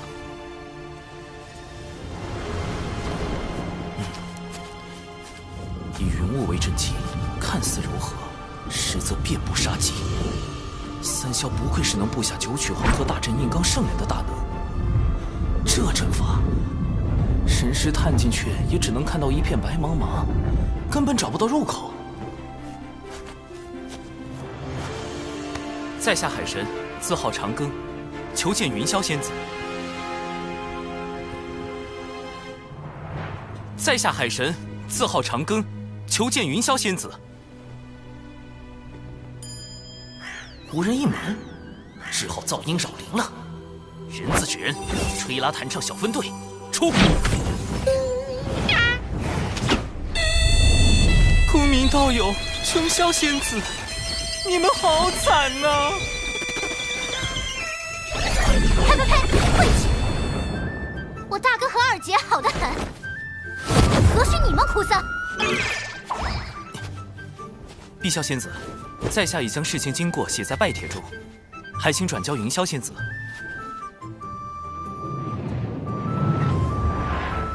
碧霄，琼霄仙子的双胞胎妹妹，三霄中的老妖，据说是个古灵精怪的整蛊专家，必须小心应对。你等着，要是敢骗我大姐，我非教训你一顿不可！哼！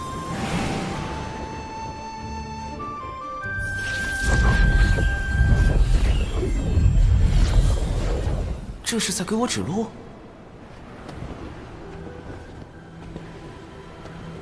这里就是三仙岛，神识还是无法向外查看，似是被某种阵势挡住了。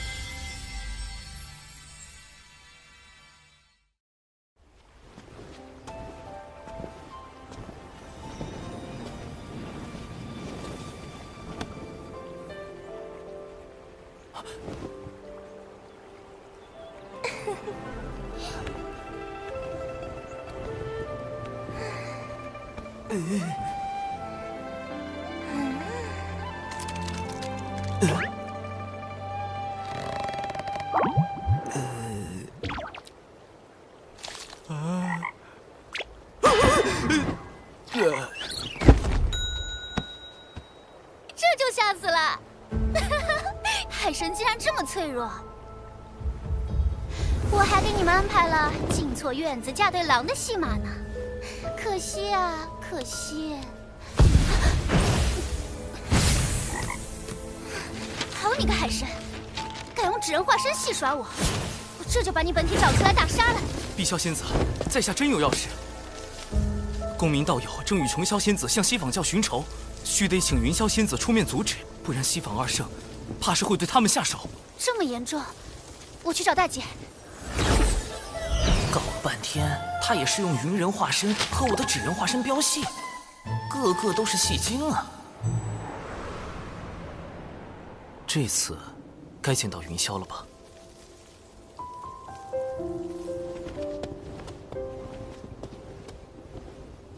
海神长庚拜见云霄仙子。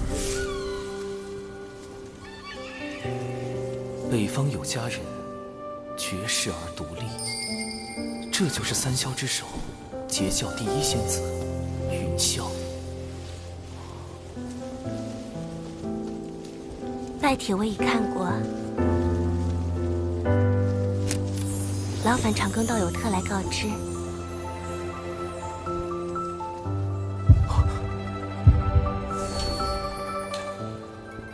有些激动，怎么回事？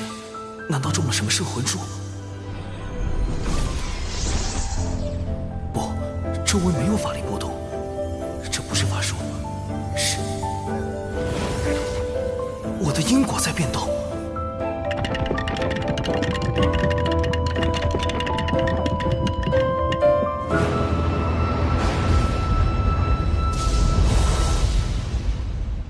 避开，必须避开这个大因果。长庚道友真是洒脱不羁，正说这话，怎么突然躺下了？在下多有冒犯，望仙子恕罪。无妨，还请长庚道友带路，我这便寻回大哥二妹。云霄重情重义，可惜有3位兄妹做拖油瓶，终究会卷入封神大劫。要接近公民道友，还需麻烦仙子这般。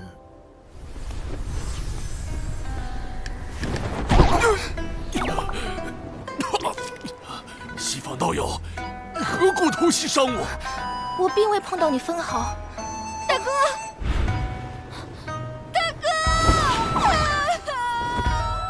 大哥，你伤得好重啊！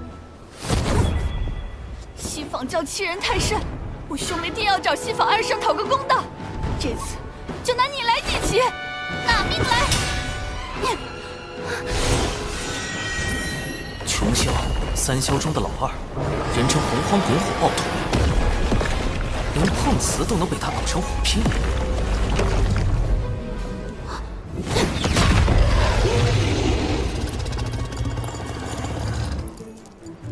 大妹，大姐，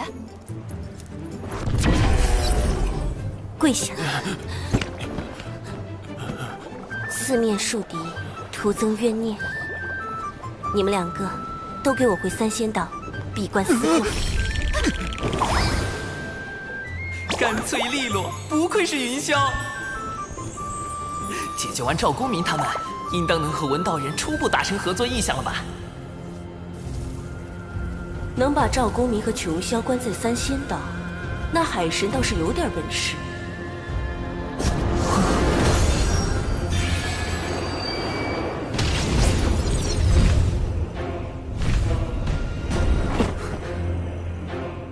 西方二圣派来的竟是他，圣人弟子。他与海神，我该如何压住？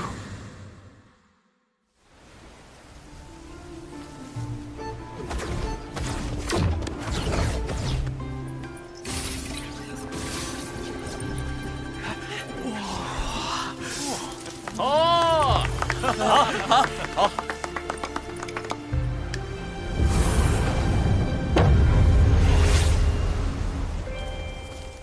今日幸得长庚道友相助，容我以此建议图，表表谢意。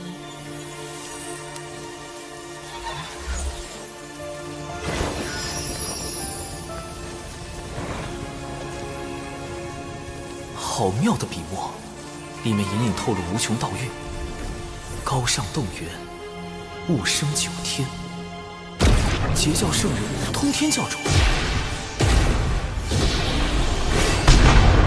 莫非图中剑意是出自通天教主的杀伐至宝清平剑？好厉害的悟性，只看一眼就能感受到师尊剑中道韵。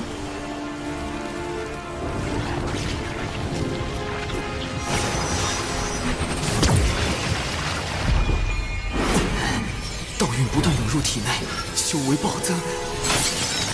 这具纸人化身要撑爆了！表兄，你怎么了，表兄？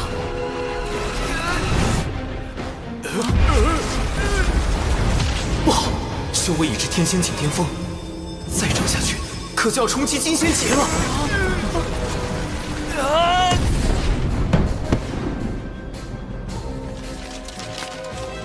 长寿师兄是纸人，连我也没看出他是具化身，还藏有如此道运。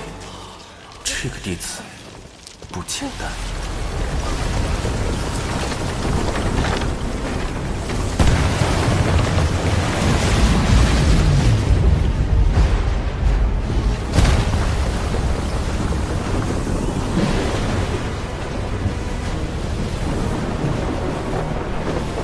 浩瀚天威，劫云将至，长庚道友这是要突破了。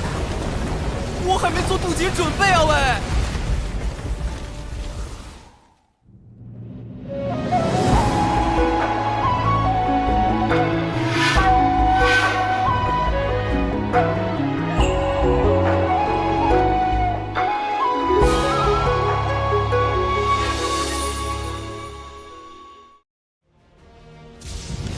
绝对不能突破！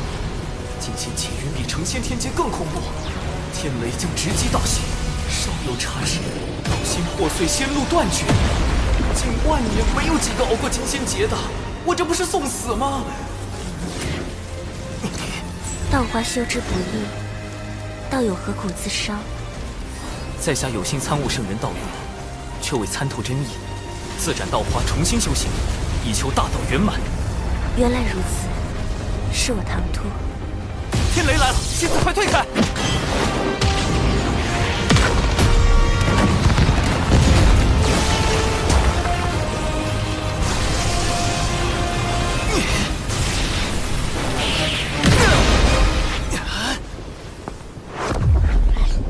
长庚道友莫怕，我来助你。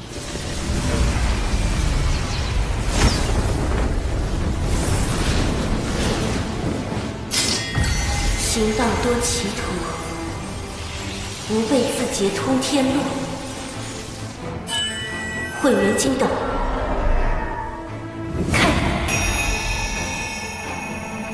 这就是号称装进乾坤并四海的顶级法宝，在封神大劫里。捉龙鸦、求阳锏，生擒阐教12金仙，逼圣人出手的混元金斗。凌霄仙子，多谢。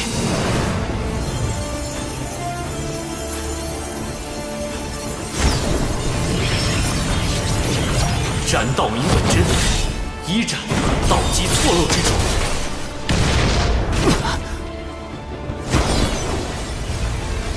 二斩晦涩不明之处。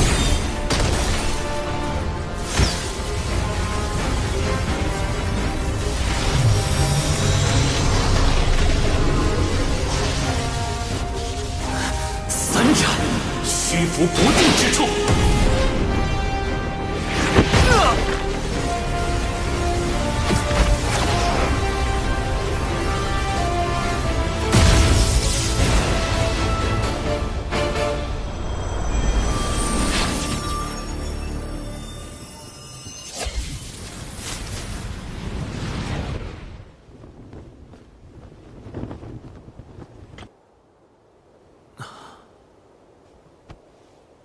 完了，欠了这么大一个人情，因果已经结下。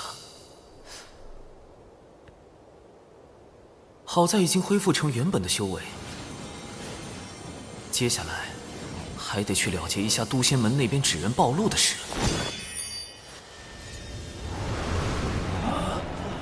掌门，弟子刚刚有所感悟，恐惊扰到诸位，就放置了纸人在此地，自身遁去云中参悟修行。你悟到何事？化身竟散发深邃道运？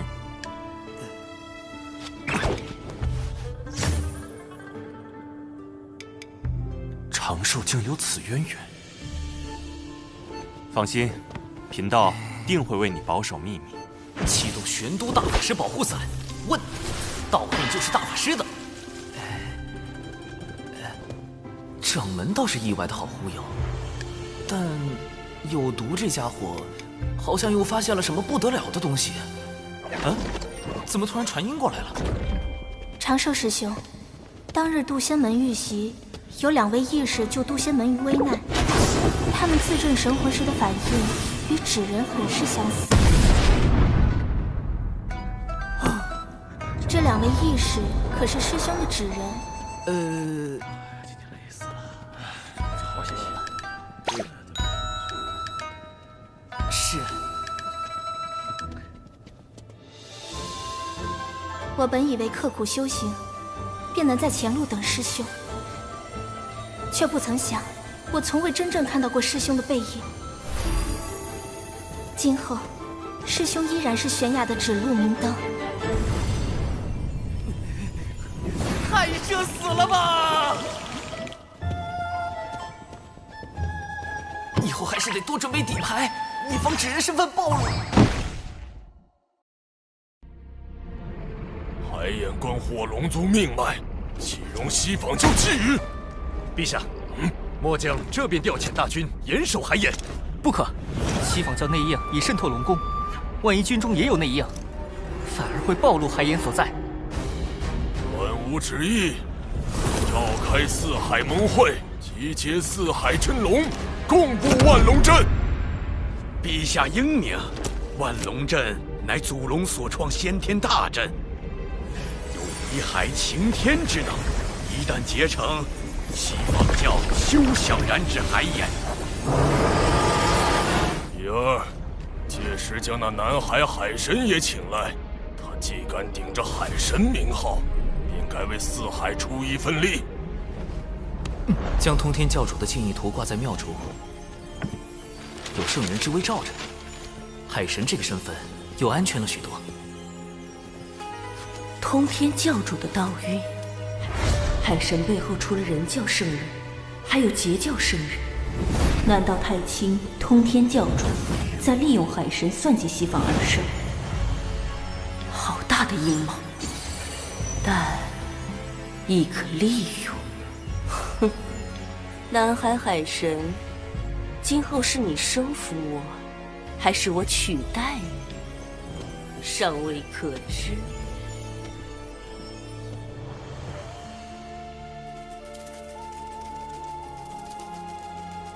文道人，这么快就适应间谍身份了吗？西方二圣派遣了一位弟子前来主持四海事宜。圣人弟子是谁？他与我同是上古凶妖，却不知为何入了二圣法眼，将他收为记名弟子，予以功德豢养，命其名为金蝉。金蝉，不就是东土大唐那位玉帝哥哥的前世身？他有何打算？离间四海。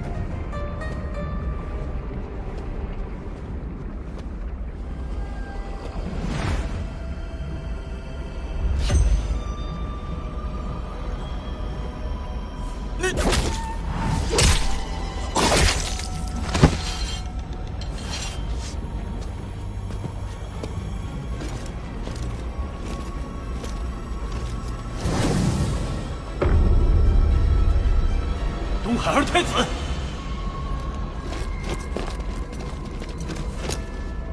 丞相大人，快禀报陛下，东海二太子私闯北海，刺杀北海丞相。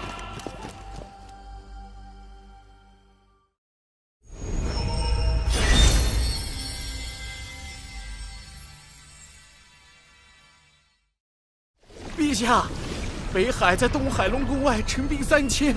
勒令交出二太子殿下为北海丞相赔命，否则便踏平东海龙宫。四海龙族之间向来关系和睦，而陛下您因年纪较长，四海龙族都以您为尊。如今北海丞相遇刺一案，尚未确认真凶，北海却直接发兵，陛下，这不合理呀！不合理的不止这一处，女儿日前还在与我商讨筹备四海盟会，不可能去北海行刺。我等寻找数日，仍然没有下落。北海那边也加紧了搜查，务必在他们之前找到伊儿。是。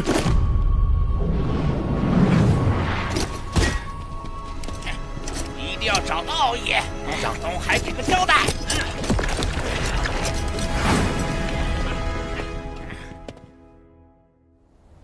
长寿兄，我没有杀北海丞相，有人要毁我名声。西方教制定了离间四海龙宫的毒计，此事必是他们所为。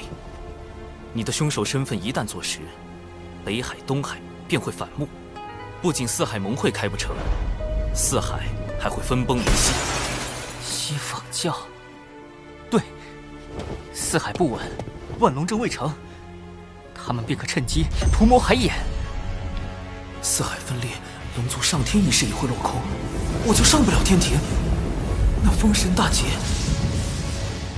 必须抓住真凶，洗清你的嫌疑。长寿兄懂我。事发后，我曾暗中追查假扮我的贼子，他最后一次现身是在天涯阁，我原想进去直接拿下，可天涯阁是方圆百里最受欢迎的女子武馆，由洪荒富户卞氏家族所创，唯一能进出的男子，只有天涯阁少阁主卞庄。天涯阁背后势力不小，不可贸然进入。不过，那贼子是怎么混进去的？他用了化形的技巧。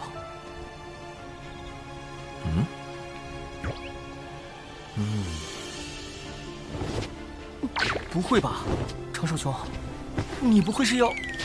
事到如今，这大概是唯一的办法。我奥义绝不可能你。长得好好看呀！是啊，好好看。记住，现在开始，我叫姜思儿，你叫科勒尔。我们听闻天涯阁大名已久，想进去观摩。姜思可乐，驱寒暖胃，好喝不贵。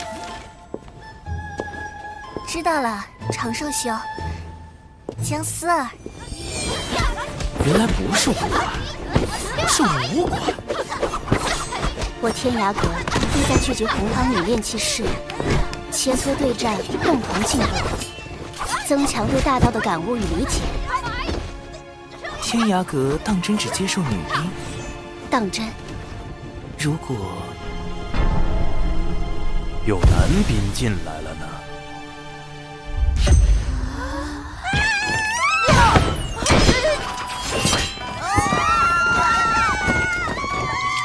何事吵嚷？是时候用风雨术探听周遭信息。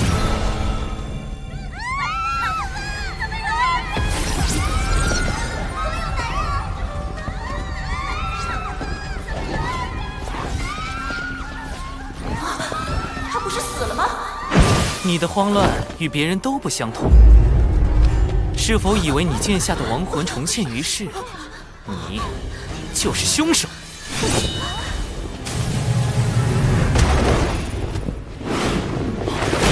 都别过来！再过来，我杀了他！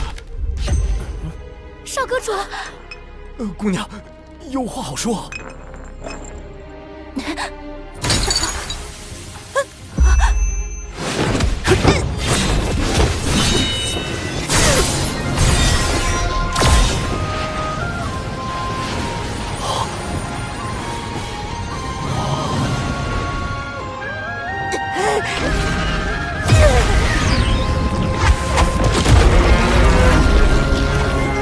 是八爪巨伤，难怪能变成别人的模样形似。快随我与科勒尔返回天庭，听候发落。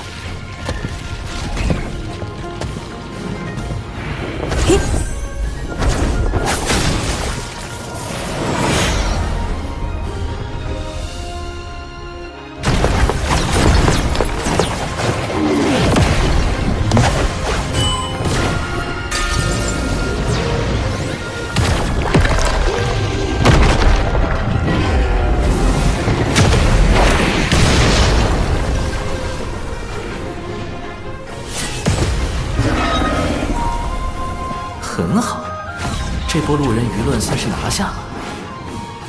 顺便给天庭刷了一波好感。感谢二位相救。那个，我乃天涯阁少阁主卞庄，敢问科勒尔仙子芳名？芳龄？我是说，仙子可有道侣？滚！这般奇女子，只是看一眼就让人割舍不下。科勒尔，乐乐，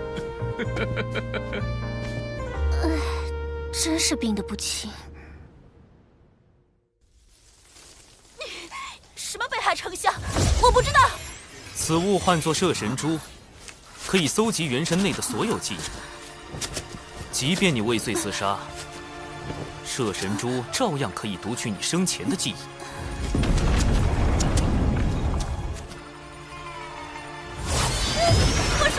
我说，还好我多备了几颗摄神珠，派上大用场。究竟是何人指使的你？西方教金蝉有无参与其中？没人指使我，金蝉只是帮了我们而已。巫妖大战后，我们妖庭后裔无处容身，只好躲入深海，却常年遭到龙族欺辱，这才假扮敖乙刺杀北海丞相。明明是你们深海妖族挑衅在先。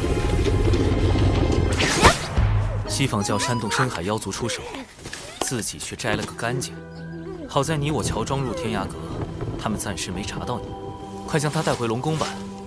虽不能问罪西方教，但可助你洗清嫌疑。长寿兄，这次北海与东海的事情闹那么大，北海与东海会不会也被西方教渗透了？极有可能。我这就去禀告父王。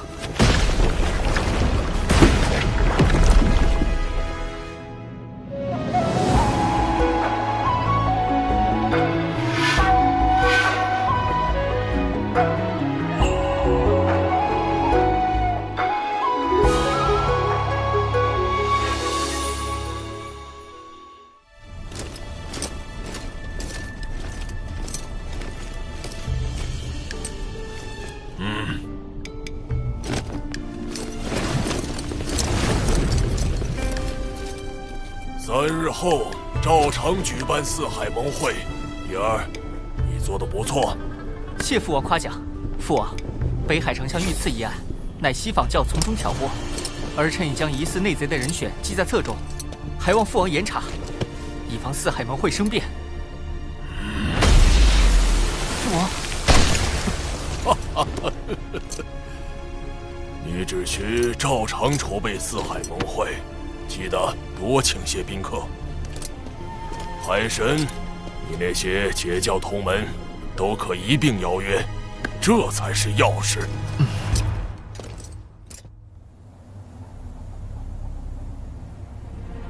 金蝉突然召集这么多金仙，难道又有什么大动作？此次挑拨四海之计不成，还招来了天体。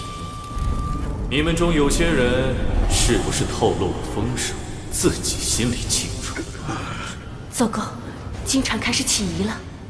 当然，四海盟会举办在即，我不会同你们计较。只要你们好好表现，届时定有风声。是。金蝉大人，四海的内应已全部就位，只等您一声令下。好。此次行动兵分12路，每路妖军则由在座各位统帅。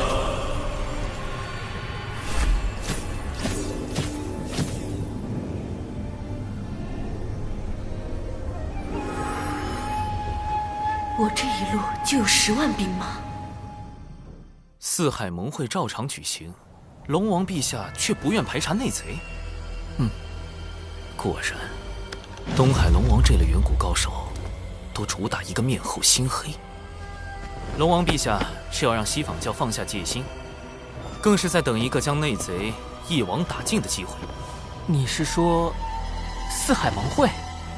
不错，西方教想破坏盟会，龙王陛下将计就计，把藏在四海的西方教内贼引出来。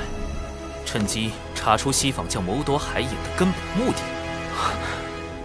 四海盟会必有一场大战，我所请来的宾客，将是保护海饮安全的关键。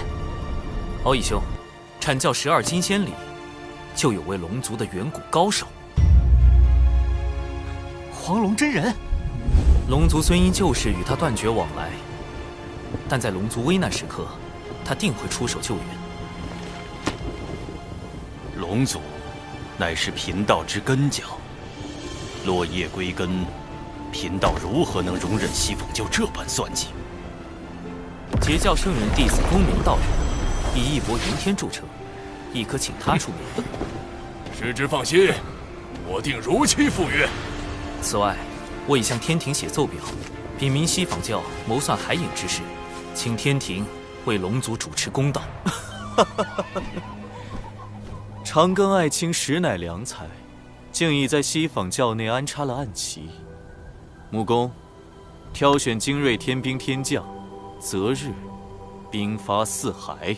多谢长寿兄，你是我海神教的二教主，这都是应该的。二教主，那以后我也不叫你长寿兄了，就叫你教主哥哥吧。这称呼真别致。3日来，金蝉一直在筹备进攻四海盟会之事，我根本没有机会传信给海神。此次进攻四海盟会，各军行动路线、进攻目标，都只有所属金仙知晓。倘若有泄密者，二圣必将亲手抹杀。糟了，要隐藏卧底身份，就绝不能向海神泄露这次的计划。可这般阵仗，再加上金蝉这个圣人记名弟子暗中出手，海神应付得来吗？应对西坊教，光靠人脉是不够的，必须研制装载撒豆成兵神通的法器。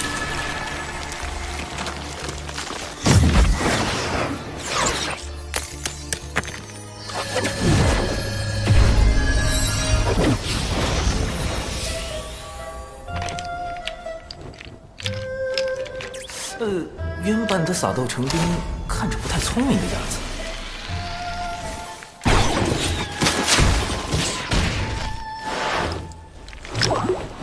待我魔改一番。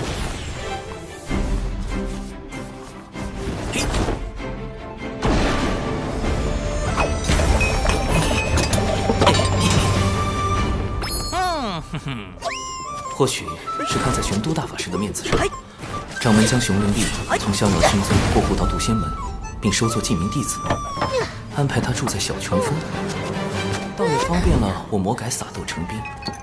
万长老也出力不少。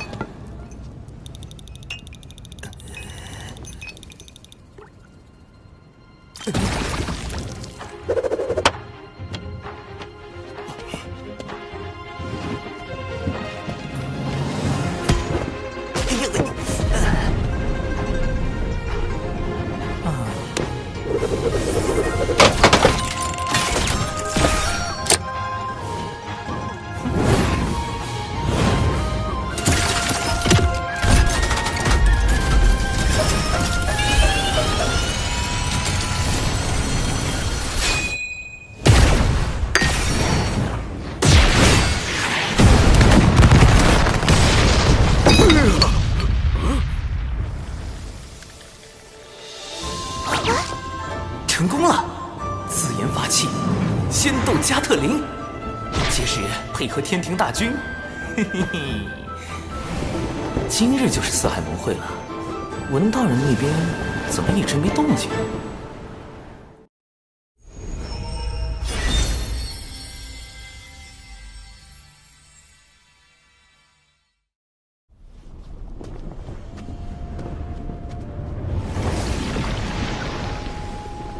迎南海海神光临四海盟会。东海龙宫已经戒严，不知骄兵中有多少内贼，搞不好那4位老龙王里也有西方教内应。今日始终没收到文道人消息，才刚被策反，不会转脸就倒戈了吧？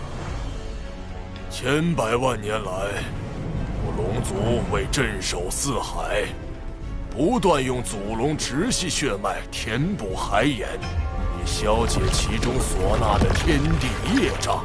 今却有深海妖族觊觎海眼，不惜挑拨四海龙族情谊。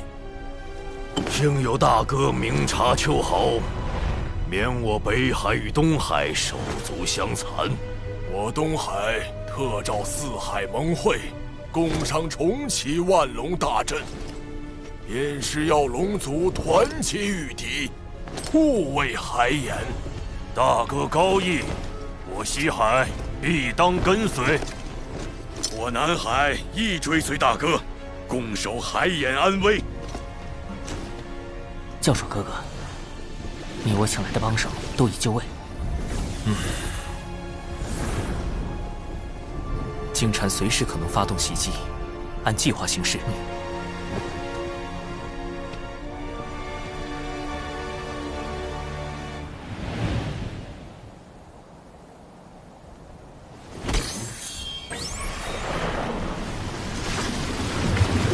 海灵之劫将至，不知长寿能否妥善应对，顺势推动龙族上天。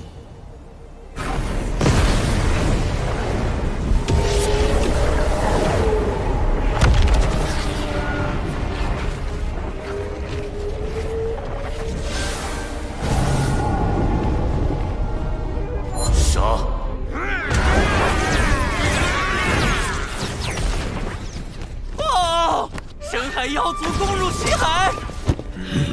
报！南海遭深海妖族袭击！报！北海被深海妖族包围！猖狂！竟趁我等离宫之日偷袭！大哥，我等这就前去平乱。来人，点齐兵马，跟随三海龙王前去清剿凶妖。三海皆有动乱，金蝉为何还没现身？除非三海只是佯攻，那金蝉真正的目标就是东海。敖义兄，你务必守好海眼。龙族暴虐无道，四海苦龙族久矣。今日杀龙王，夺龙宫，以正四海清明。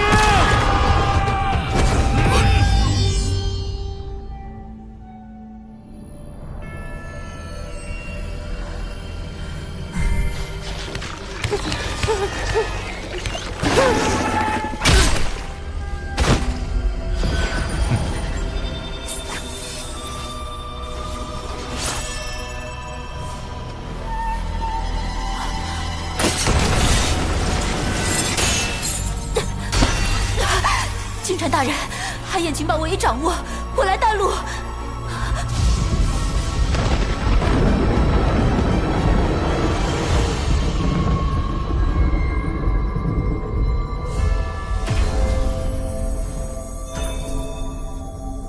二太子殿下，海眼位置为真龙可知，况且您已请黄龙真人相助，应当无虞。但愿海眼无恙。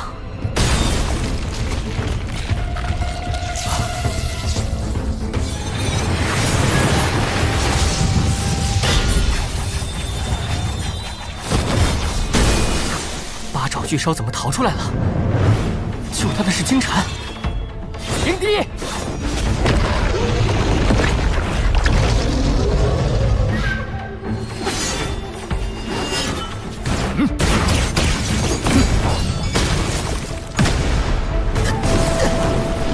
有我东海二太子在此，谁都别想染指海眼。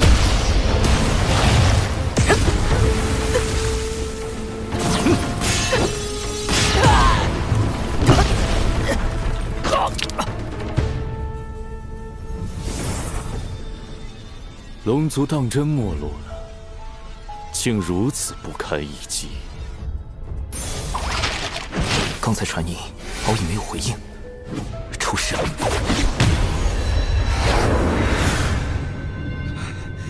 龙族远古为祸洪荒，为赎罪孽，只得不断用祖龙血脉填补四海海眼。已至如今血脉凋零，我开启海眼，为龙族求得解脱。你应当感激。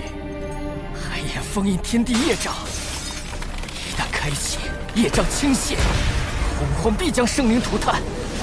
龙族更是要举足以命相填，直至血脉断绝。我绝不会让你得逞。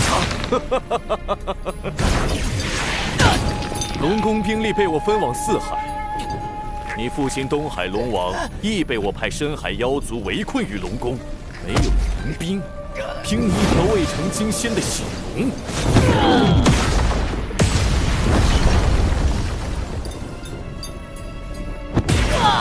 还妄想守住海眼？金蝉，你好大的胆子！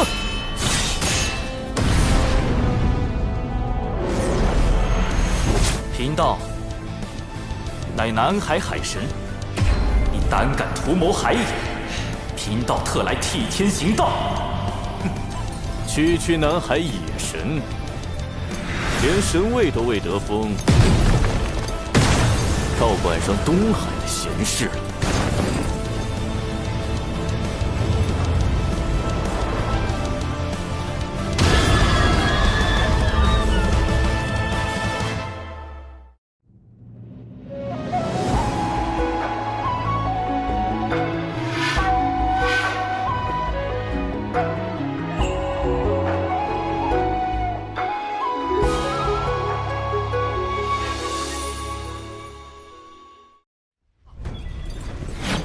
文道人说过，金蝉修为已在大罗。大罗自身之道臻于圆满，实力更在金仙之上。这一击我恐怕接不住。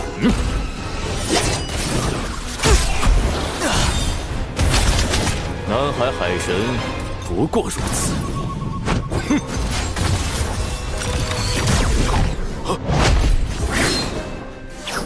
道友莫要得意太早。你怎么没死？当然是我纸人带的够多。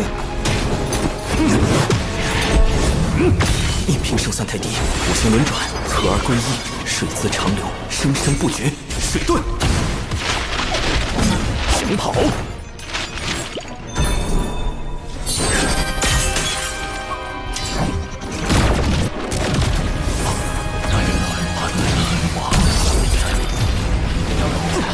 好厉害的师傅攻击，可能降速。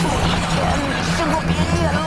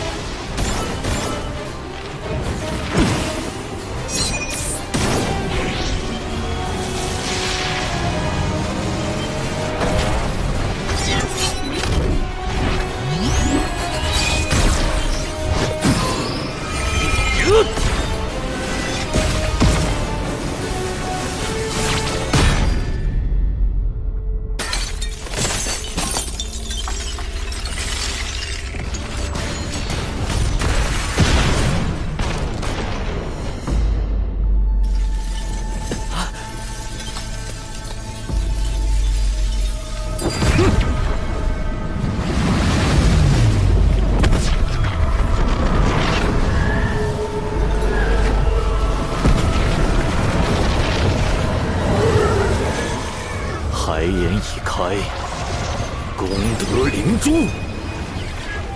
功德灵珠，金蝉真正的目的是吸取龙族填海眼的功德。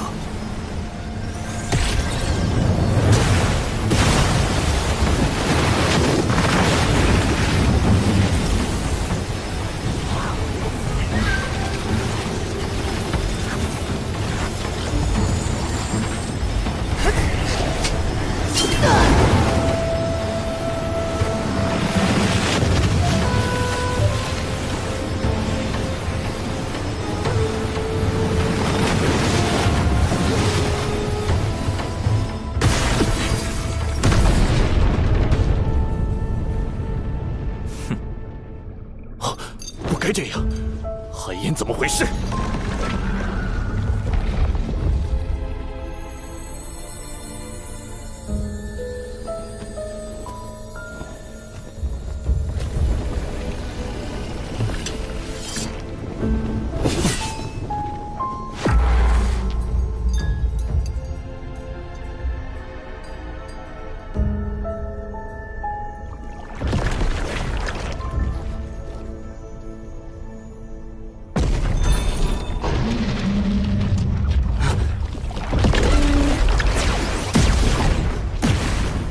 海神道友说，有人要来扰袭海盐，没看到人呢。还也是假的。啊！海盐有真龙镇守，遍地白骨龙魂。我的确探听到，海盐就在此处。啊！中计还不自知，蠢货！这里一切布置都比照真海盐，唯有海盐本身是假。故意松懈地牢戒备，让我救出8爪巨骁，就是为了借他之口，引我来这假海盐。哼，南海海神，是我小瞧你了。已经陷入重围，金蝉却毫不慌张，他还有其他帮手。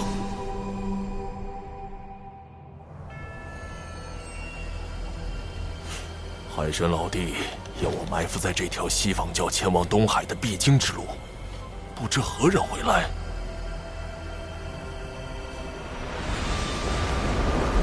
啊，西方教执法长老白莲道人，他的修为已在大罗，表面笑脸迎人，下手却极其狠辣，更有一本命法宝莲花，颇为锋锐，可不好对付。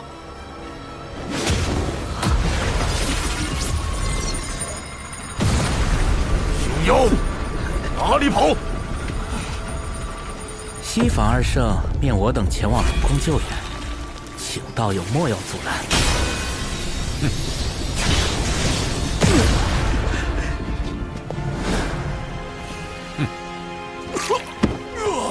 贫道在此祭妖，你们为何伤我？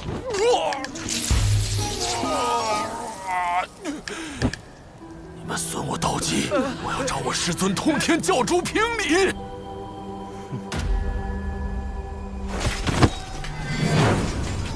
大胆叛军！今日我东海龙宫就要清理门户，永绝后患。奉东海龙王令，清理龙宫内贼，剿灭深海妖族。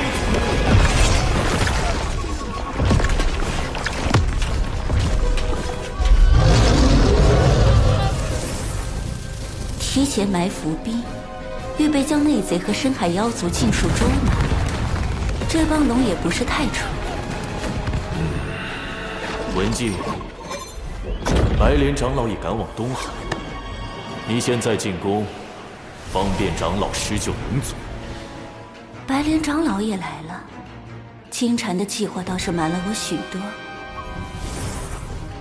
不过还要本女王出手。看来金蝉在海眼并不顺利，能让金蝉栽跟头，海神还真有点本事。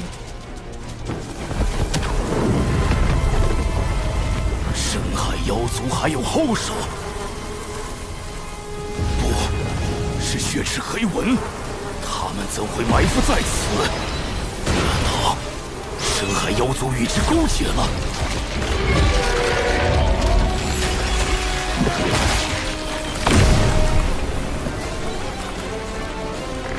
南海海神，你以为你这就赢了吗？金蝉，原话奉还。你以为请来高手相助，就能万无一失吗？木工，请天庭施救龙族。今武混天将军画傲天听令，四海有难，玉帝陛下特命尔等前去清剿凶妖。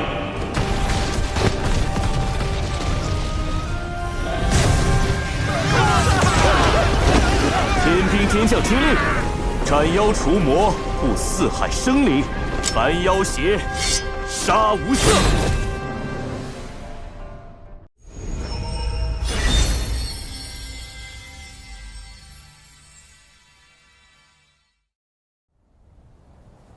贫道在此祭妖，你们为何伤我？赵公明，我等何曾动过你？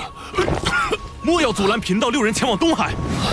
先偷袭再营救，手段这么脏，休想得逞！你西方教的词，我碰定了。你竟有暗劲偷袭，幸好被声音球录下了。胡说，贫道根本没用力。来呀，打我呀！给你随时录下来。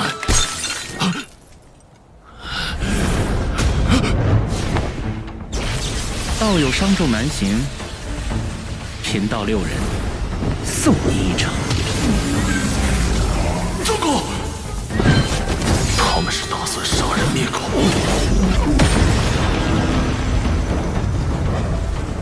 贫道告辞。赵公明，你竟敢坏我教大计！不必追，我们的对手是设局之人。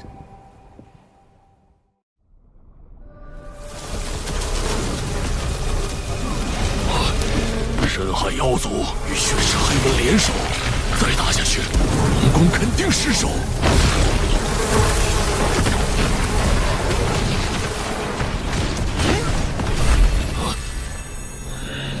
金吾混天将军，化傲天听令。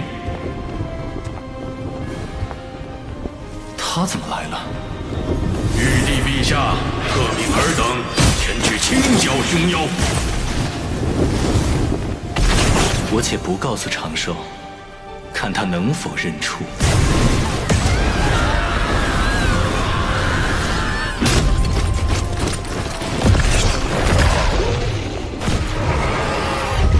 设计海眼，掏取我教墨力，再设伏阻拦白莲长老，最后让天庭登场，获取龙族好感。海神，你以为凭4万天兵就能扭转颓势？再加12万呢？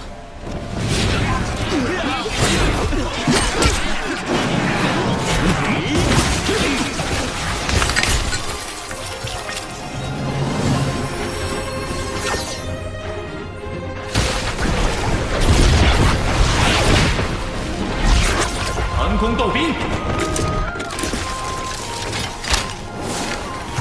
放箭！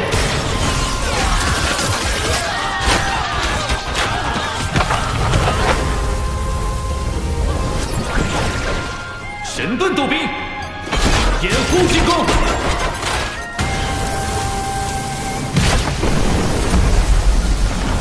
凭空多出数倍兵力，天庭哪来的如此神通？天罡36法之撒豆成兵，长寿将此法献给天庭，确实能减少天兵折损。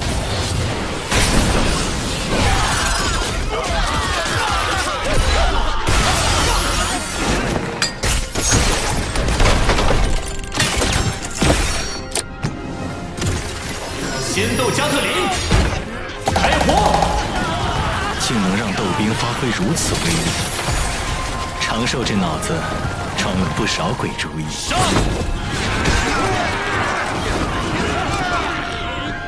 金蝉，你输了。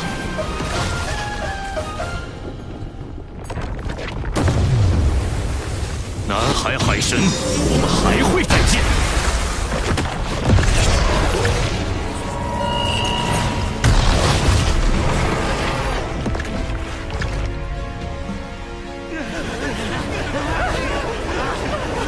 收兵，不必再追，灾乱平息，吾要摆宴庆祝。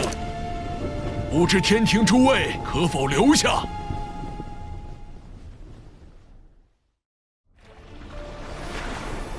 能逼金蝉撤兵，海神有点本事。本女王赠你个消息，此战你为何没提前传信？金蝉疑心太重，我也才刚脱身，他接下来会对付你。我知道了，西方教开始正视我对龙族的影响，只是东海一战虽能让龙族对天庭产生些许好感，却不足以令他们俯首称臣。如今对龙族而言，最迫切的事，便是用功德洗清自身业障，从而摆脱天道让他们填补海眼的惩罚。若我奏请玉帝，以功德相佑。龙族护佑四海生灵有功，想来天庭定会降下不少天道功德。这个化傲天不简单，不仅有征战东海的实力，还有洞悉龙族困境的见识。我从未听说过天庭有这般人物，他到底是何人？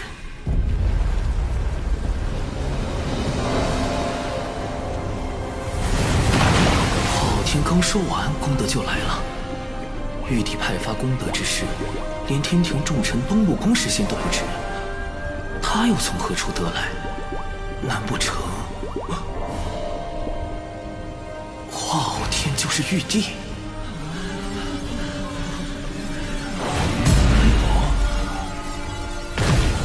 天道降下功德，佑我龙族。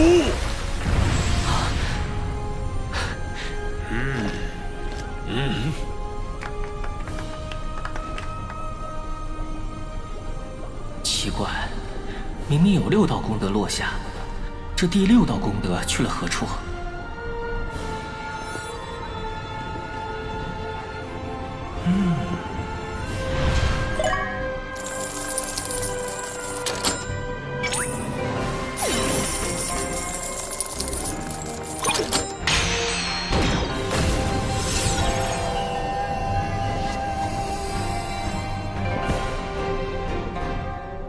今念龙族与南海海神长庚平息四海之乱，护佑生灵有功，开此特例。3日后降下神位，尔当恪尽职守，永承亲命。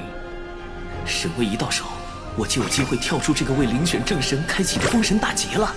上天庭计划迈出重要第1步。长庚，教主哥哥真正的道行，果然高深莫测。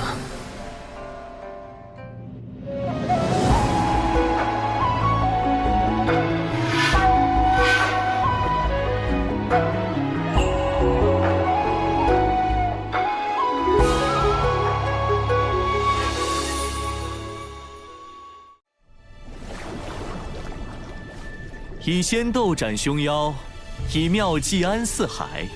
玉帝陛下得海神相助，果幸事矣。天庭大运如此，我不敢居功。陛下要装，我也装。多亏天庭义助，方能清除叛党。如今四海海眼已被万龙阵封藏，暂时无虞。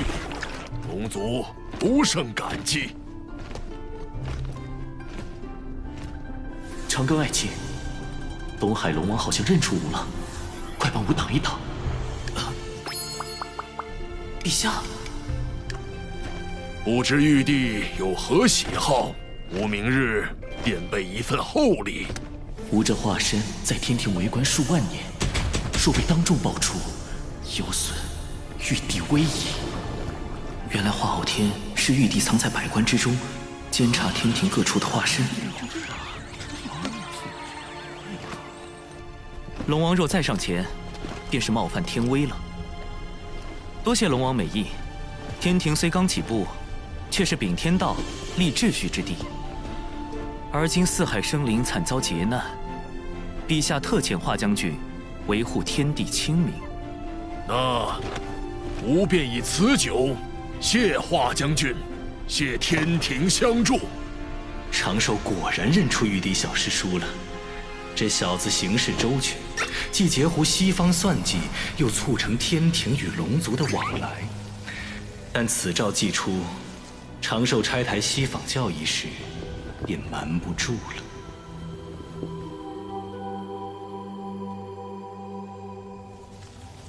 海神乃龙族和天庭的桥梁，若他得封正神，或天道法器加持，必会成为我教收复龙族的阻碍。小金蝉，白莲长老，明明你看起来比谁都小。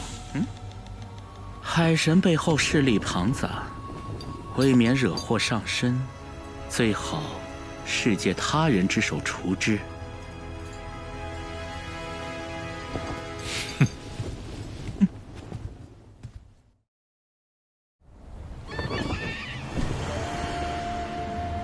小妹，公明师兄与白莲道人起冲突，乃是遭人算计，为的是让两教斗起来。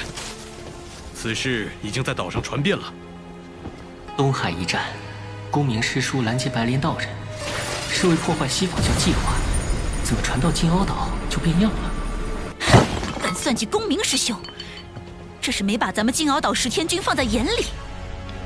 金光师叔是公明师叔的忠实维护者，秦丸师叔又最疼爱金光师叔这个小妹。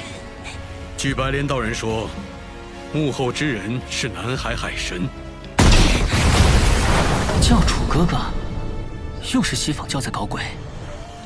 一个野神也敢算计公明师兄，大哥，我们去会一会他。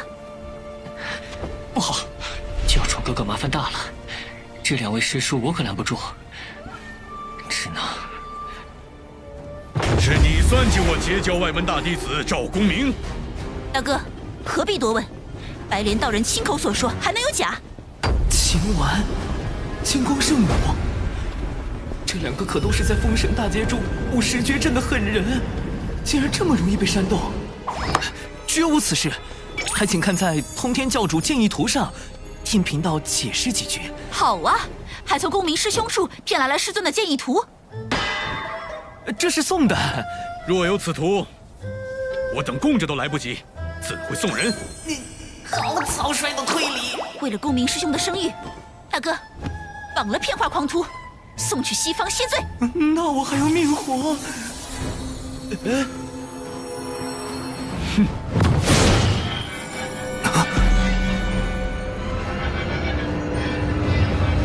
秦丸最善不杀之，小命要紧，土遁。地裂阵。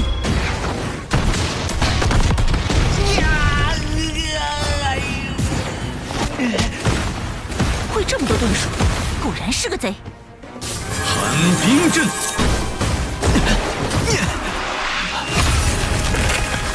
妙啊，阵法还能被遁术破解。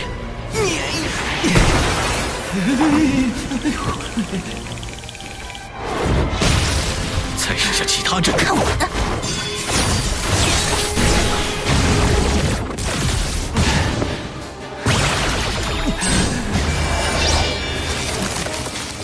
根本打不过。要不子阳的这句之人，但谣言的事也没解决。住手！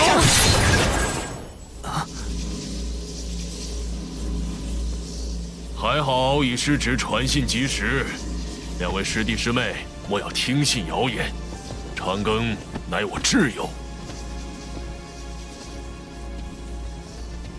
多谢2位。原来是误会，还请长庚道友给贫道一个赔罪的机会，咱顺便到镇里逛。长庚道友，都是我的错。你是公明师兄的挚友，便是我的挚友。今日起，谁敢说你，便是与我作对。金光圣母难不成是赵大爷的铁粉？误会虽结，但还需到金鳌岛彻底澄清谣言。云霄仙子竟险些将我看透。长庚道友能想出劫西、救龙、应天庭，自然能看破谣言背后的算计。一切小心。如此聪慧之人，却仍在封神大劫时选择主动应劫，可敬可悲之处，皆在重情重义。唉，最近得加倍小心，以防西方教后手。谣言这么快就被澄清，看来借刀杀人的法子行不通，那就只能用最直接的手段了。海神外出皆用化身，想杀他，必须找到本体。此物可捕捉化身体内的神识，从而追踪到本体。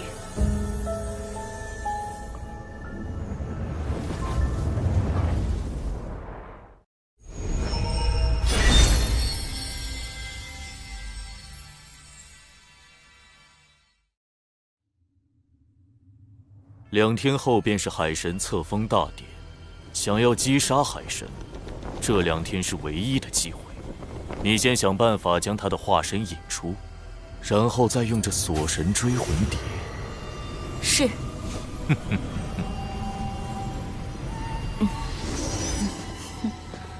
当我傻的，我若真杀死了海神，玄都大法师肯定不会放过我。且慢，姿势体大，我亲自为你护法。不好，金蝉还是不信我。愣着干什么？是，金蝉大人。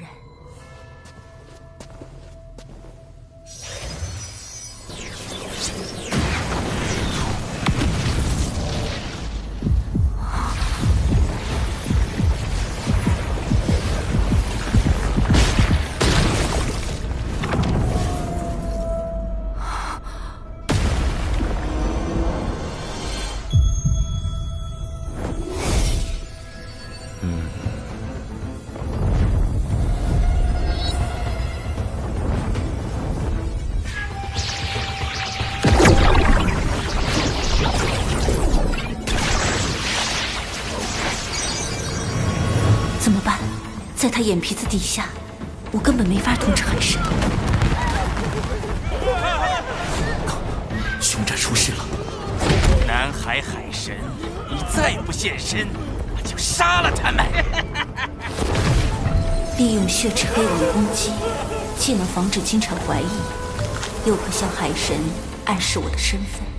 是文静，他叛变了。不，东海一战后，他刚给我传过情报，应该不会。先观察下，神子之人出，灭魂杀阵。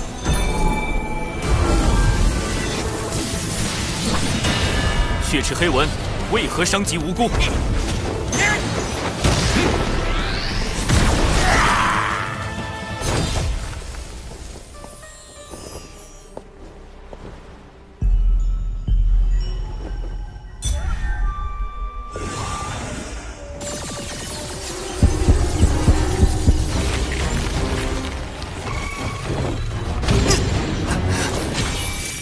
不好，这蝴蝶能捕捉神识，并追踪到我的本体。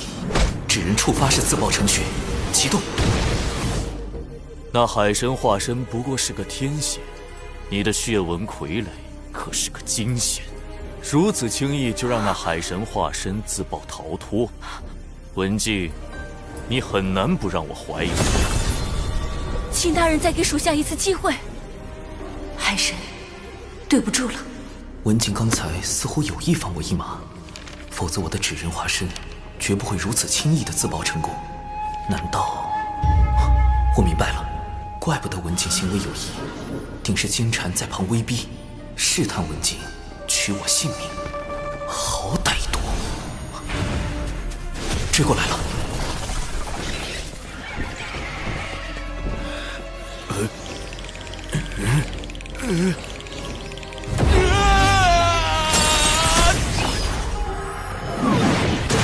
我安插在外的纸人全都被这蝴蝶找到了，再这样下去，迟早会被他找到本体。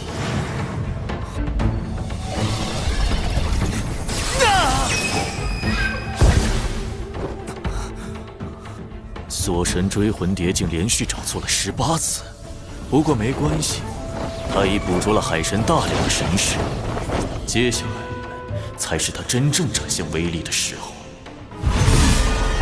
不好！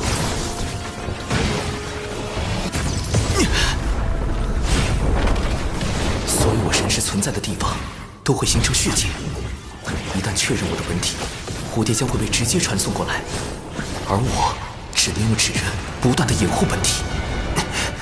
这蝴蝶变强了。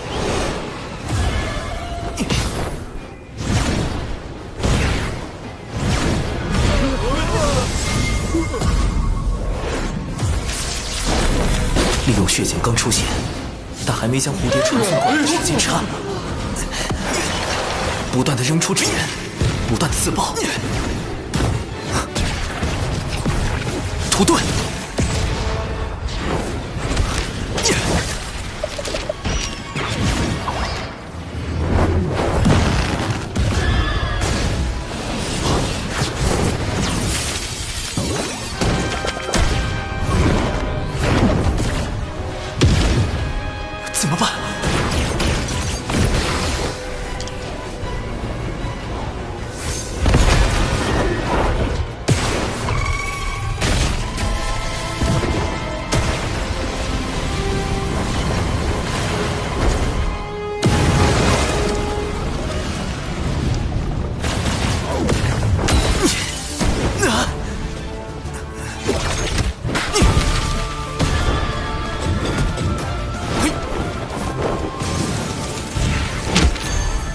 只要拖满2天就有希望，既保住文静这个暗器，又保住我的本体，这是唯一的办法。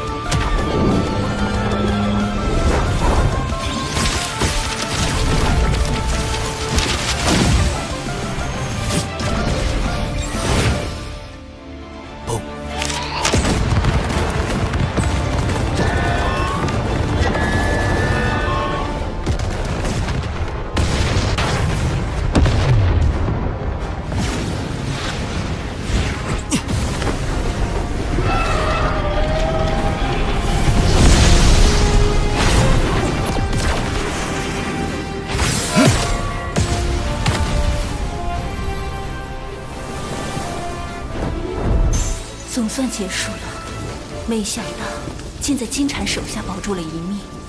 海神为助我掩护身份，连扎了2天的化身，倒真有几分本事。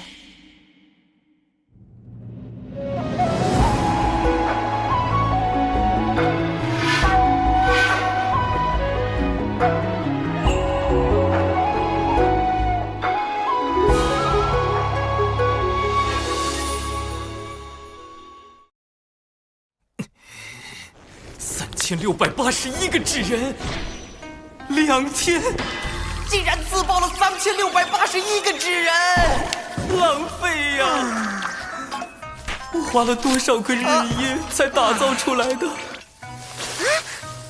苍天啊！应对这次危机紧急预案太少，对抗蝴蝶的法宝不足，回去之后一定要好好复盘。他背后有天庭，我背后亦有灵山。灵山，他要去找尊提圣人，我必须马上通知海神。金蝉竟请动尊提出手推演我本体所在。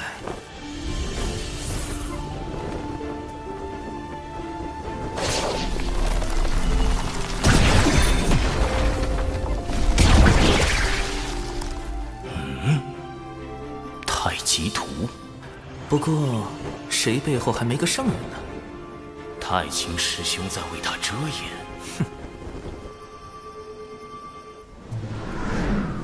前面就是海神册封大典的现场了，先受封成为海神，再做打算。他也来了。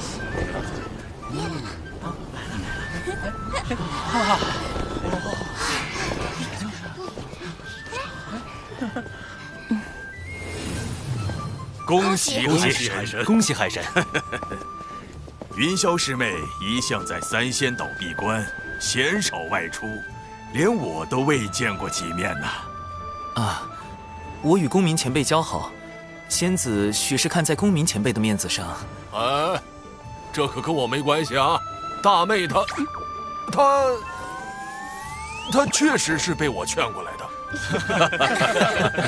各位师弟师妹，别来无恙。玄都师兄，师兄怎的也来了？海神是我人教子弟，我自是要过来的，也要多谢各位师弟师妹前来观礼。教主哥哥竟然能请来玄都大法师，真厉害！我目前只是个真仙，想要振兴龙族，往后还要向教主哥哥多学习才是。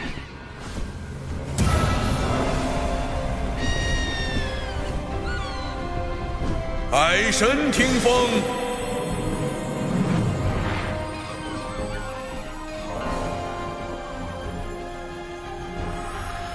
经过此次海神册封大典，我被正式封为天庭海神，主要统管四海斗、温、冰、火之事，从此享受天庭待遇。每年都会有固定的功德收入。敖乙则成了四海大将军，协助我收服四海。玉帝还赐下龙族16神位，分别由16位龙族真龙获得。龙族的业障。他们从出生之日起就背负的龙族业障，被功德全部洗净，业障被清空了，我龙族有救了。从今日起，我长庚道人终于成为天庭海神了。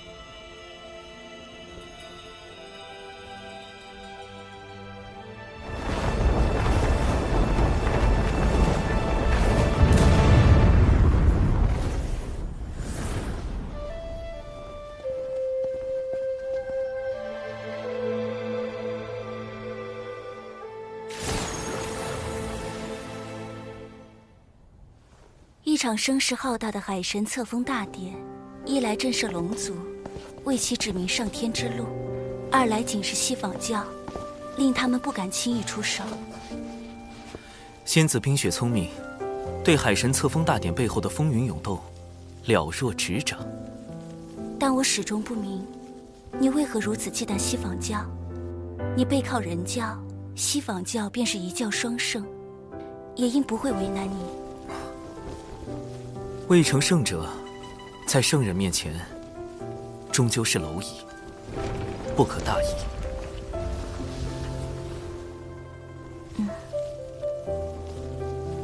你所言不无道理。唉，实在不忍云霄仙子殒命封神大劫之下，忍不住出言提醒，也不知是否真的能影响到仙子。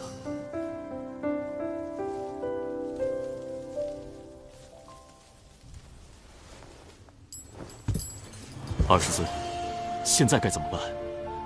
南海海神已正式获封天庭正神，我们轻易动他不得。杀海神是手段，不是目的。目的只有一个，而手段可以有很多。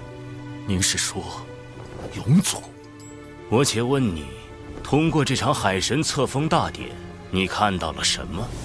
天庭自龙族16神位。龙族挑选了16条出身高贵、毫无实际的真龙受封，此前颇有功劳的低等骄兵，反而未得封赏，无怪乎龙族叛党四起了。四海龙王为何没来观礼？海神册封大典，龙族高层一个都没来，这对龙族而言，是一步可进可退之棋。哦，进可促成龙族上天。退可延续其海中的霸主地位。以今日局势来看，想要让四海龙王都臣服于天庭，恐怕还有很长一段路要走。表面上来看，龙族似有上天意愿，但实际上，龙族对天庭更像是一种观望态度。他们仍然是可以被争取的。很好，你知道该怎么做了。多谢20尊提点。我们安插在阐教的暗旗，可以发挥作用了。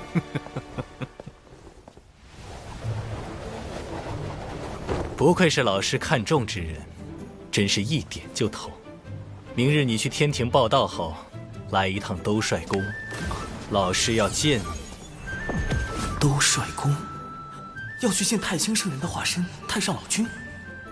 太好了，这可是抱上圣人大腿的最好时机。是。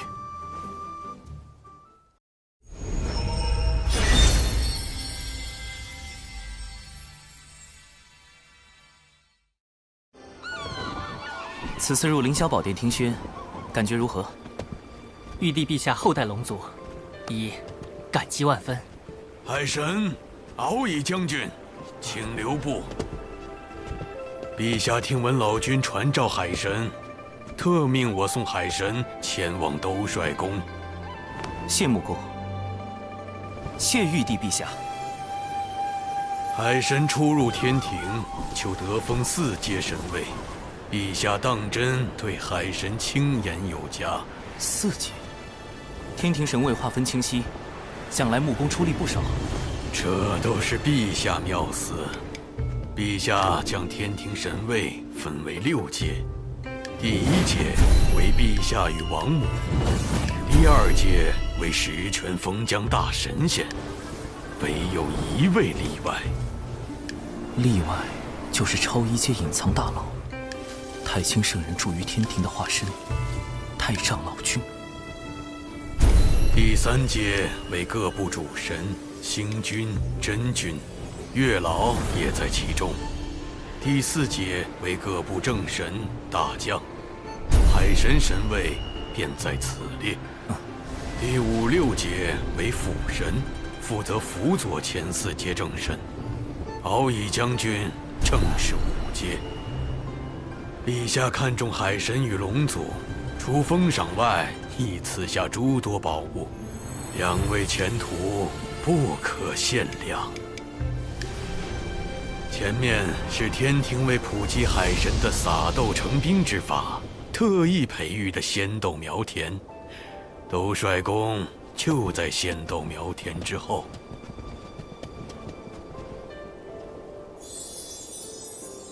仙豆苗成熟之后，就会结成仙豆，届时天兵天将皆可使用撒豆成兵之术，天庭必能战力大增。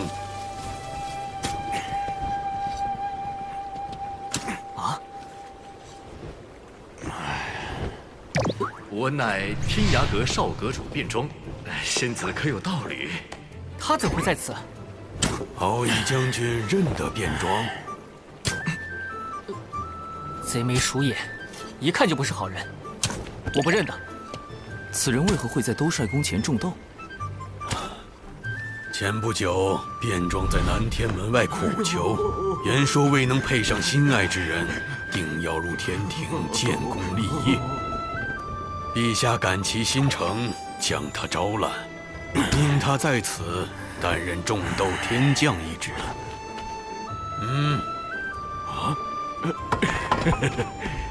此乃悬赏无缺，四海大神长庚及四海水军大将军敖乙。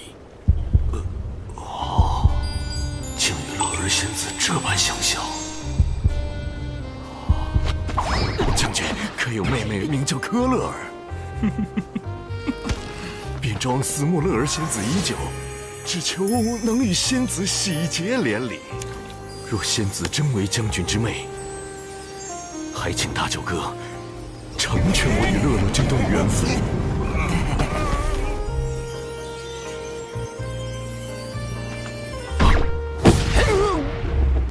成全，就凭你，看我怎么教训你！大舅哥，这是为何？息怒啊，大舅哥！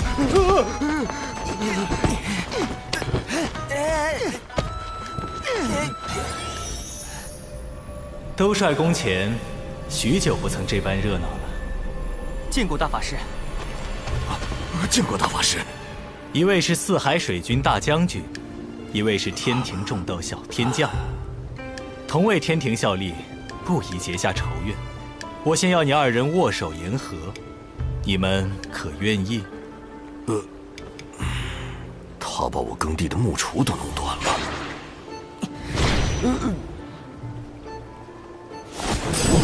这是兜率宫中闲置的耙子，你若不嫌弃，就用这个打理豆田吧。多谢大法师赏赐。卞庄运气着实不错，进入天庭为将，又得了兜率宫中的宝物。看这银耙生有9齿。等等，9齿钉耙？难道卞庄就是今后的天蓬元帅，西天取经的二师兄？这么个大英国留在兜率宫外种豆，得小心应对。跟我来吧。老师已等了你半日。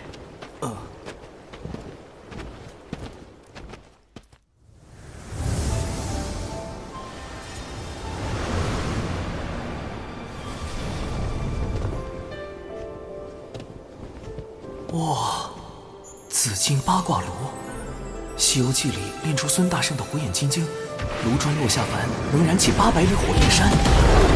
从炉火到炉砖，皆威力无穷，堪称洪荒丹修炼气士的梦中情炉。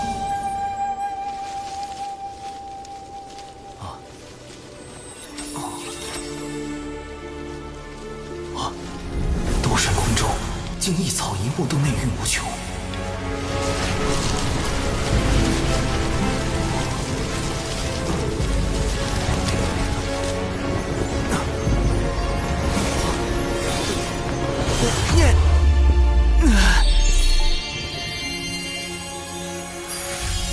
这些仙人未来都会卷入封神大劫。太上老君给我看这个，是想告诉我什么？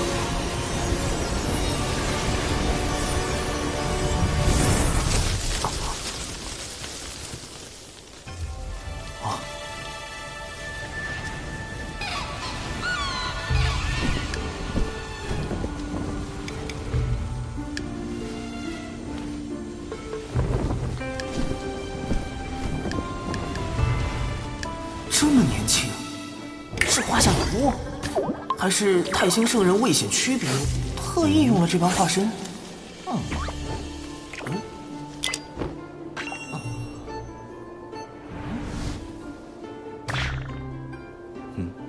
怎么愣住了？弟子李长寿，拜见老君。坐。劫难将至，生机在天。根据我在蓝星的记忆，封神大劫是为给天庭选拔正神，太上老君要我相助天庭填补神位，避免大劫降下，以此保全道门。但我修为只在天仙境，如何能担此重任？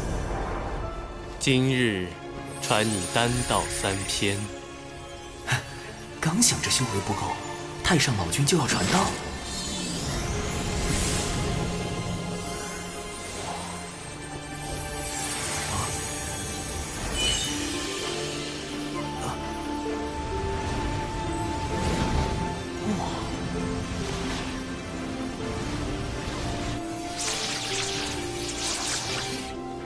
潜心悟道，勿要打扰。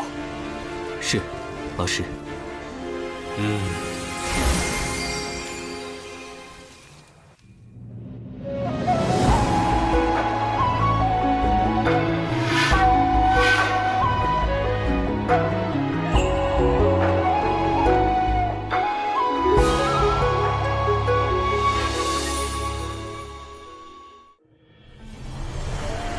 一次性得受这么多丹道感悟，我怕是金仙劫也要提前。修为提升太快，道技不够夯实，现在渡劫无异送死，必须再燃道花。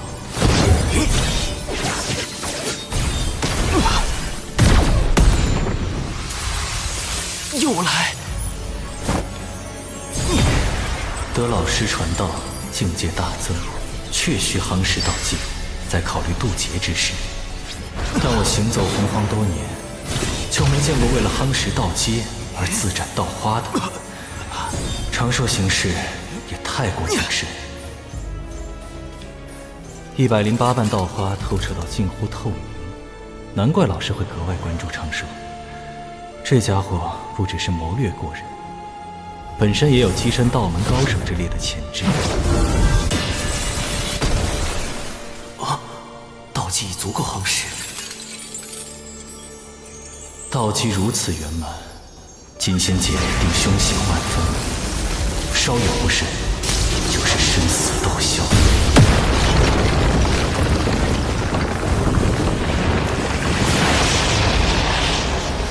你的金仙劫来了，我从老师那里求来2颗9转金丹，一切收好，随时动用。传说中逆转生死、斡旋造化的9转金丹，只要不是被瞬间劈成灰，服下就能满血复活。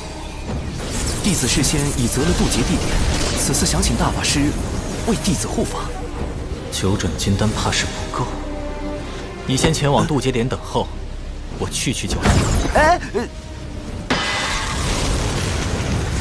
我等得了，姐等不了啊！大法师，你要去哪儿啊？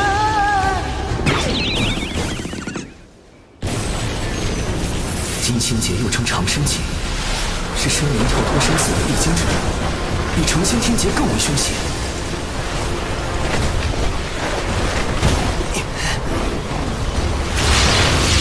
劫运已在凝聚，大法师怎么还不来？斩刀花也没用，修为实在降不下来。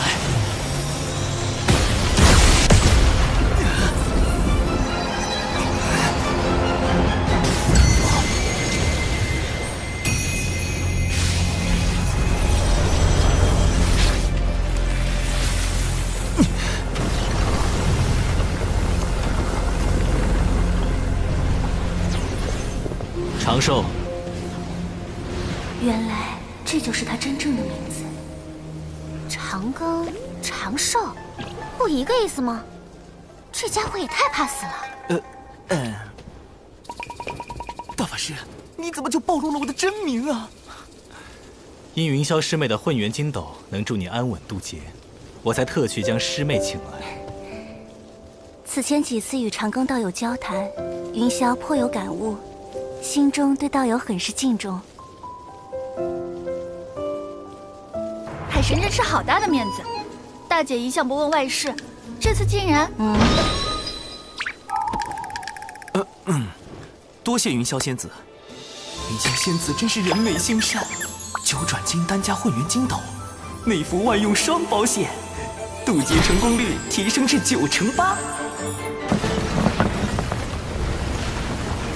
劫云这么快又来了，长庚道友，我和玄都师兄会在劫云外守着，若你察觉不对，可随时呼救。绝对不需要，就让我耍个帅吧。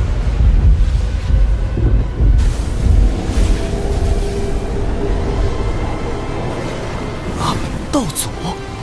啊，看来是我渡成仙劫时各种意外，晃了天道太多次，触发人工服务，道祖来亲自确认了。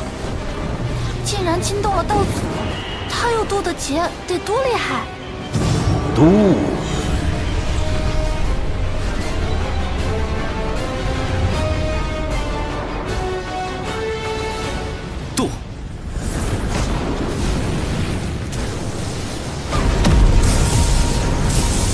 道门弟子李长寿精气苍天，弟子入道门修行至今，历经艰险，终得道境。天苍地明，我道长宁。今日成道于此，祈请苍天落下金仙之劫，降长生机缘。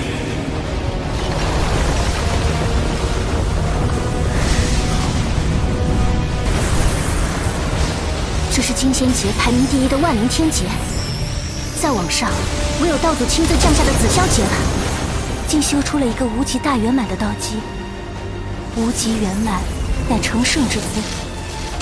这般道基引来的万灵天劫，自古就未显露过几次，更鲜有生灵能撑过去。长庚道友，今日只怕危险重重。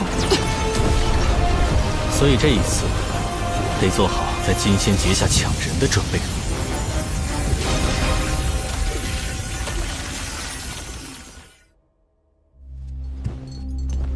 阐教那枚暗棋快要出关，届时可为我们所用。小金蝉，想要把控龙族，光有暗棋可不够。上次在东海海眼，海神的撒豆成兵让你吃了大亏，你可想好应对之法了？看来你有妙计。传闻地底的血海有一至宝即将现世，若有此宝，必能破了那撒豆成兵之术，而将来在收服龙族一事上，我西坊教也会占据更多主动权。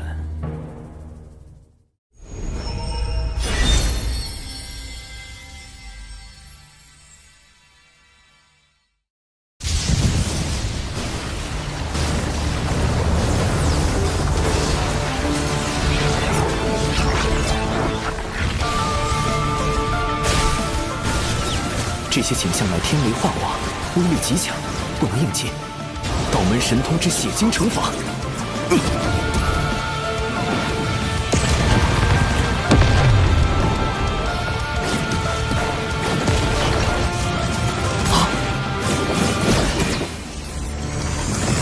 紫炎符咒，护体金光符。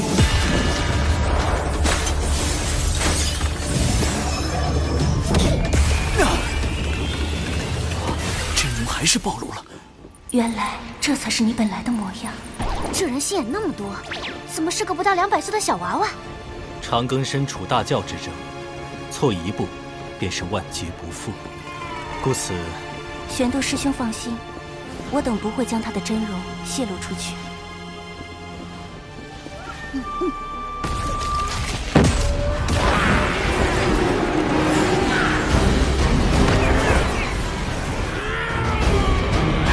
他这是要跟天劫开战？纸人军团仙斗大军出动！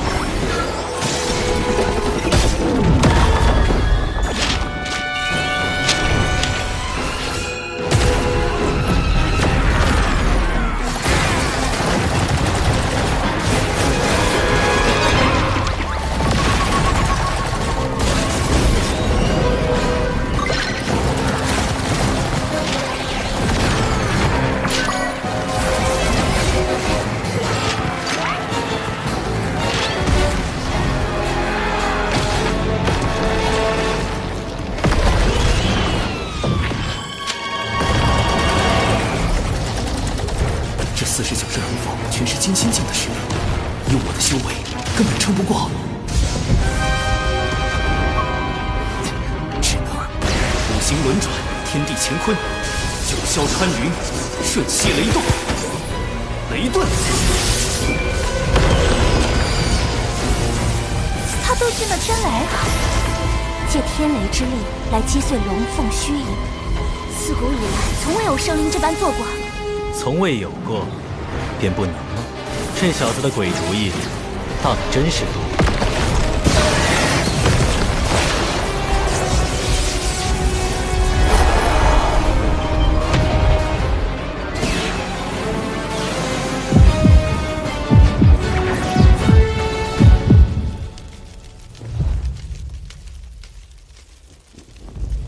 他怎么站着不动了？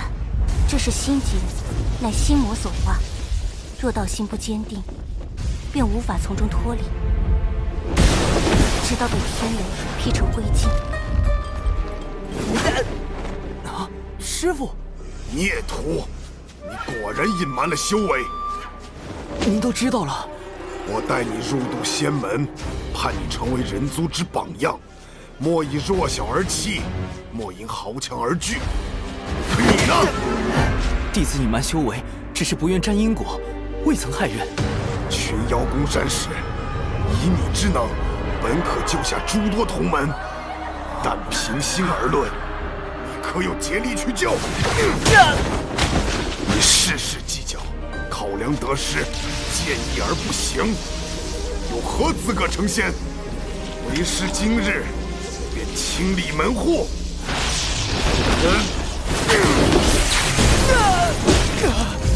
他伤势太重。再不醒来，就真被劈成渣了。我去救人。再等等，天劫既是路缘，也是机缘。若出手干预，只怕会耽搁他的修行。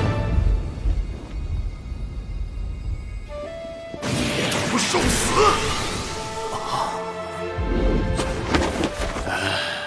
行了行了，总之你没事就好。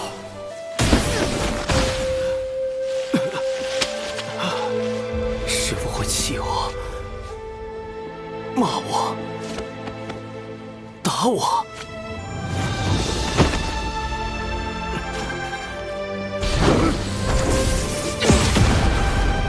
不会杀我。你不是他。因果循环，自有其道。世间之事，并非先知先觉为好。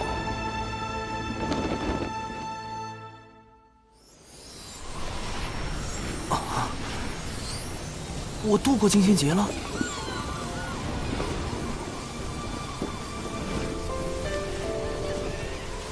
天地与我相敬，万物与我共生，命数与我无数，大道与我共鸣。自此月出六道，人殊无此姓名。五行阴阳同生，炼神还须自在。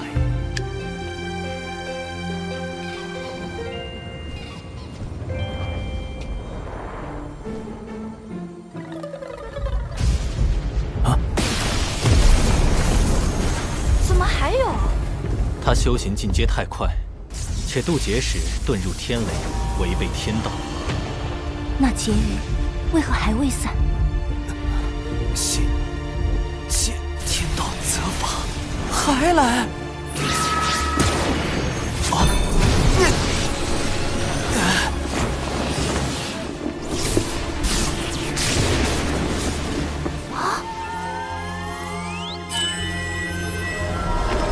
混元金斗，看！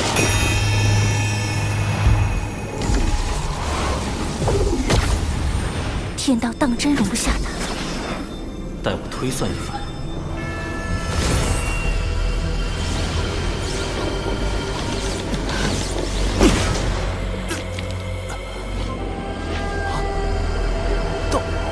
道祖，桃花斩9次了吗？这是来算账了！为了延缓金仙劫的到来，我用斩道花之法晃了天道9次。弟子是想稳妥点。9成8的把握在度是吧？你咋不10成把握飞升大国？换得你了。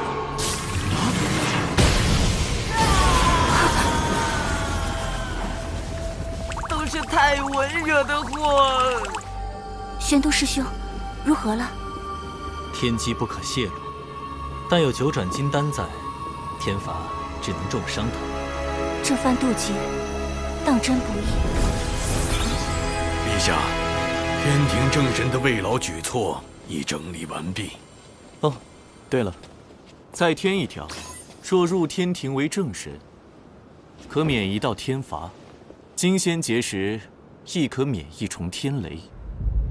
刚9死1生渡劫成功，天庭就新增了正神渡劫福利，平白多挨了天罚和天雷。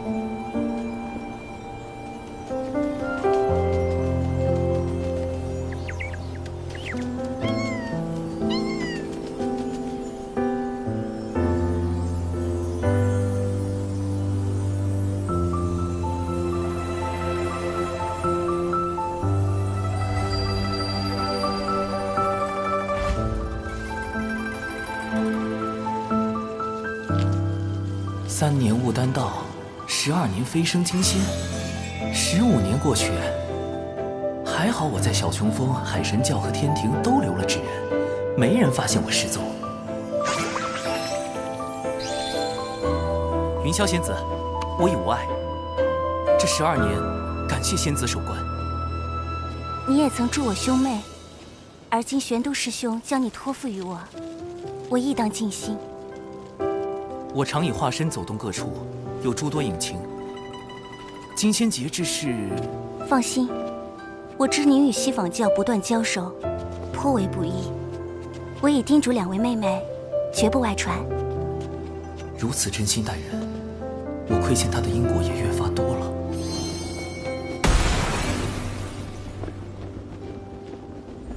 既然我能通过上天庭来跳出封神大劫，或许也能帮助他摆脱入劫的宿命。云霄是因义兄赵公明之死而入劫，若我能帮助赵公明躲过死劫，那他……你无事时也可来三仙岛小坐。玄都师兄对你之才智赞不绝口，我也想与你论道一二，不知是否会有启发。多谢降妖，倘若时机合适，我必会造访。二姐，他们在说什么？一会儿抓起来问问就知道了。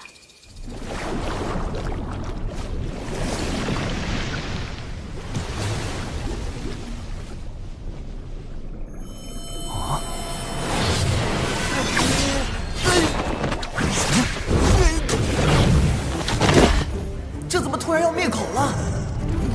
不知琼霄前辈、碧霄前辈有何指教？这是真眼宝珠，宝珠为绿色，证明你说的是真话。若变为红色，小心我金角剪无情。你是男的？是。为何总以化身示人？怕死。胆子这么小，还敢接近我大姐？可是受玄都师兄指使。原来他们是怕自家姐姐太过单纯，被人算计。这方式可以恨三小。不是，你对我大姐可有非分之想？没有。你说谎了。晚辈还能如何回答？难不成要说对云霄前辈有非分之想？那你是承认对我大姐有非分之想了？不要慌，年轻人。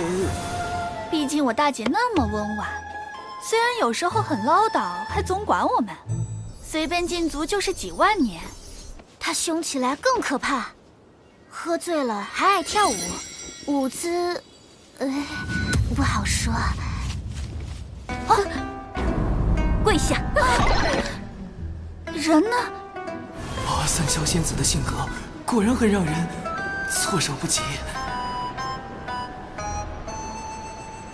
如今我已修成金仙，且有了天庭神位，是时候启动上天庭方案第2步了——小琼峰流浪计划。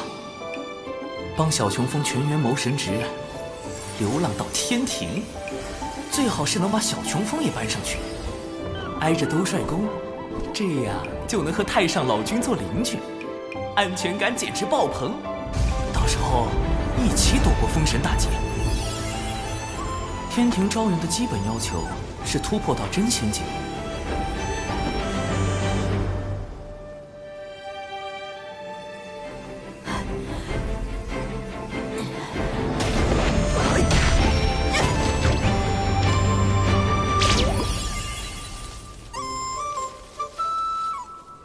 以师妹和熊灵力的天赋倒是不难达到，而师父要上天庭就比较棘手。晚江与师伯之死始终是师父的心结，也是他修为无法突破的原因。想要帮助师父提升到真仙境，就得先找到晚师伯。我曾在蒯司的记忆中看见晚师伯仍有魂魄留存于世，或可设法寻找他的残魂，了却因果。长寿，怎么师姐之事，连掌门都被惊动了？我们人脉太少，要在偌大天地间找一丝残魂，只能请掌门出面。师父，咱们这是去哪儿啊？寻残魂，需去6道府。巫妖大战时期，生灵一批批惨死，无数孤魂在世间徘徊。巫族祖屋后土娘娘于心不忍，化作6道转生盘，镇压在洪荒大地深处，率巫族高手建立6道府，掌管众生魂魄。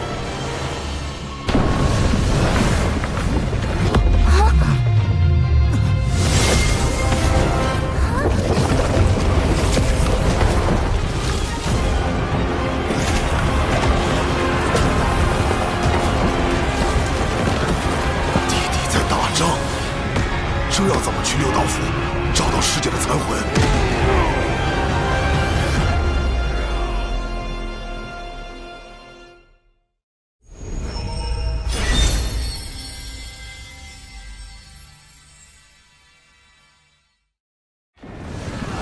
那些战士都是巫，小心，他们杀过来了。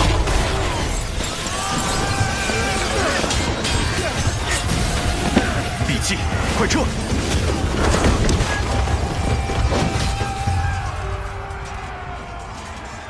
巫在和谁打仗？毒箭又是谁放的？此战涉及地底的2大种族，是2族之争。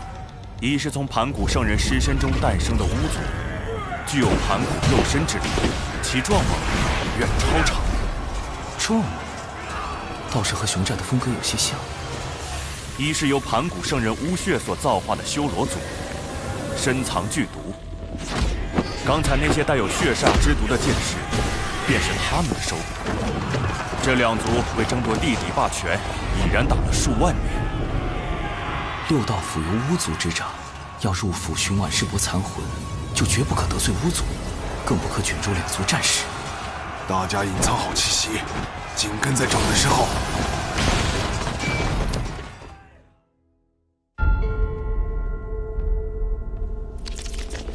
这里就是巫族的6道府吗？怎么一个守兵都没有？都出去打仗了？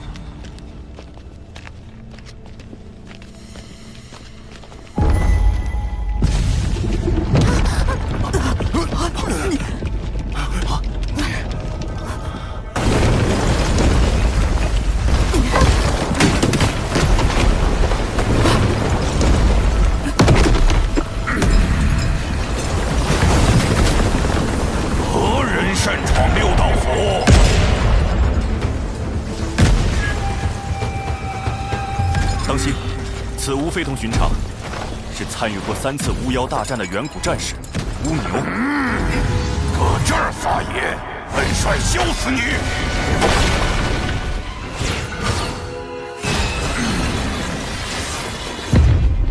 地底有座6道府，铁面判官殿中间，巫牛巫马站身边。大名鼎鼎的勾魂元帅巫牛，就是眼前这个口音很重的家伙。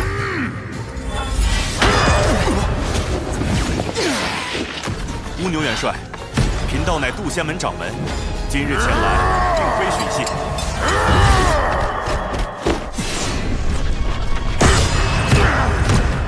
而是想请6道府助我们寻找一缕残魂。还请元帅看在道门圣人老爷的面子上，行个方便。用圣人压我？这里是6道府，后土娘娘庇护之地。本帅不吃这套，谁知道你们是不是修罗族打算假扮的？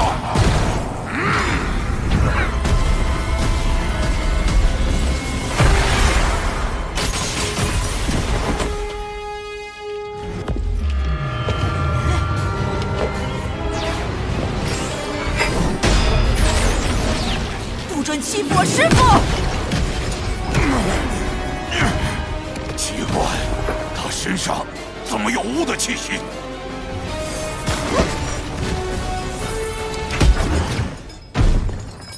巫牛这是有意为难我们。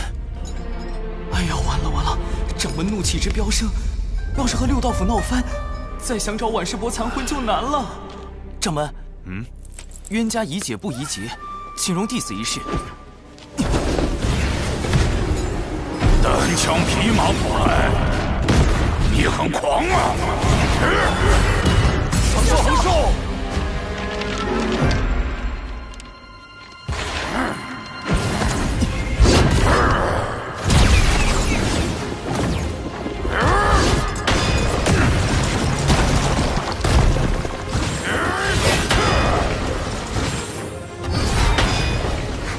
出现了，师兄的地鼠战术。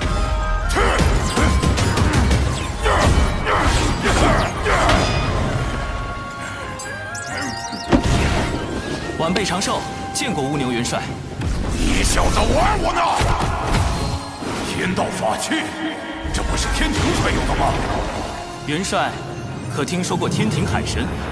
就是那个给东海找来天兵的海神。没错，他是我朋友，此物便是他赠予我的。他说玉帝陛下正有意帮扶巫族，若让他为六道府美言几句，或可请100万天兵助六道府抗衡修罗族。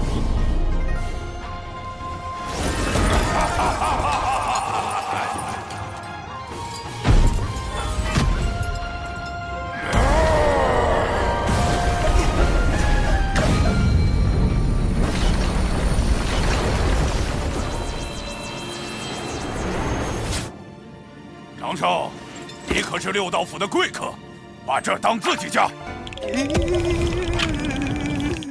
倒也不必。长寿他是怎么做到的？毕竟他可是玄都大法师的私生，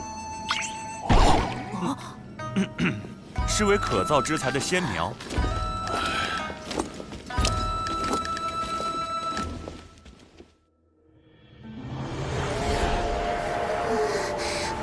好重的阴气，连风都像带着哭声和惨叫。阴气似乎都来自这些井。这便是我六道府的回魂井，每口井都连接着五波州各地，也是本帅捉拿魂魄的通道。但凡还有一丝魂魄，这里都能找到。世界王于北居5州，我们需要找到对应那片区域的井。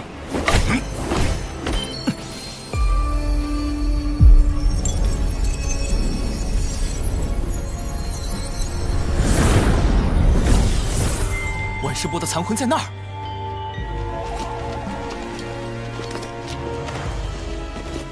六道镇上，勾魂拘魄。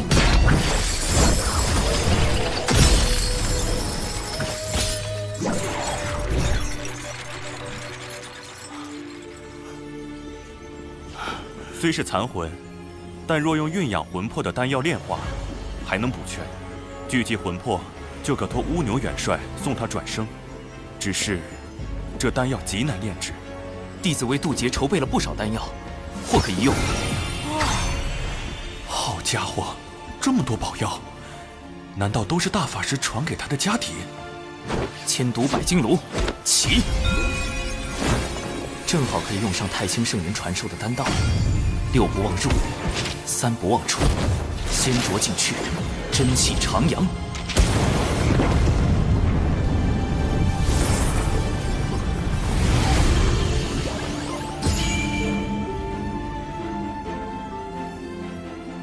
世界，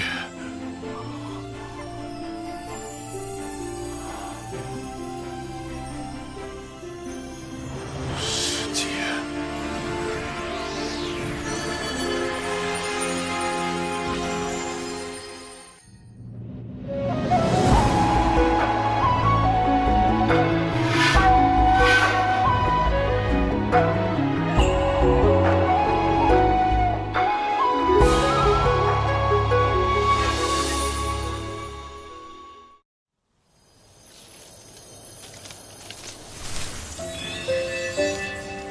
一别900年，师姐，我来晚了。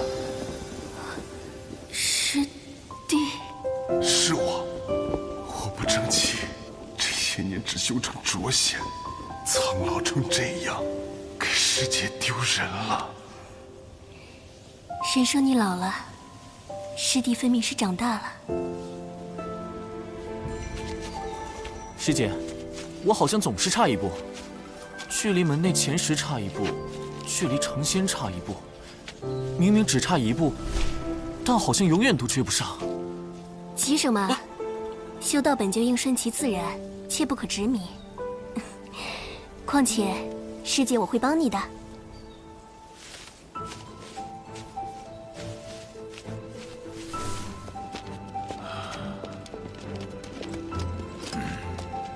奈桥转生路，一去不回头，再见亦陌路。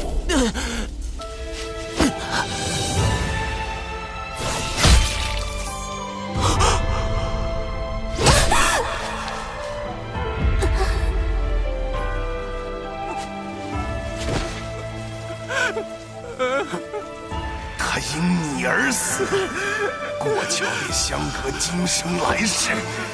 你追不上，永远都追不上。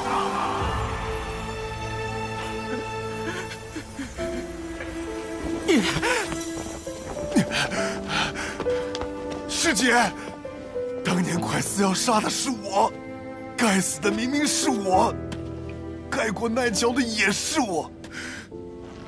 我与你一起。缘起自有缘灭时，此生既过，不必执着。可来生我亦会修仙求道，到那时，师弟该是真仙了吧？漫漫仙途，你我终有重逢之日。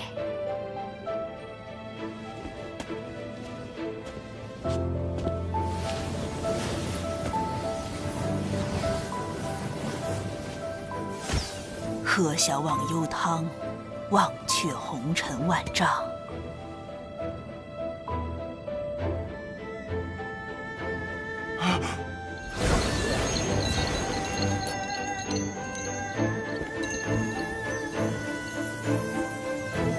我定会活到与师姐重逢的那时。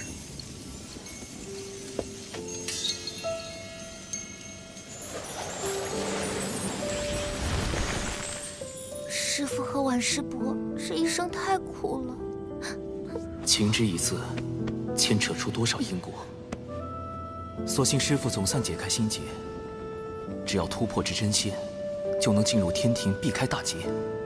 届时师父与婉师伯，总有再续前缘的机会。太清圣人传消息来了。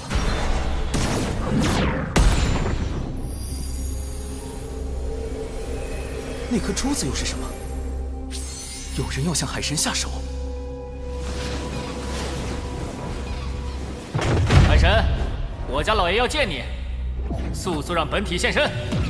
你家老爷是何方神圣？我家老爷，12金仙称师长，道法乾坤大神通，圆觉洞内燃道火，灵鹫山中有明灯。燃灯道人，阐教的副教主，《封神演义》里将玲珑宝塔传给李靖的大能。他与阐教圣人元始天尊亦师亦友，即便是玄都大法师，也要尊称他一声大爷。太清圣人算到我将遇险，难道就是因为他？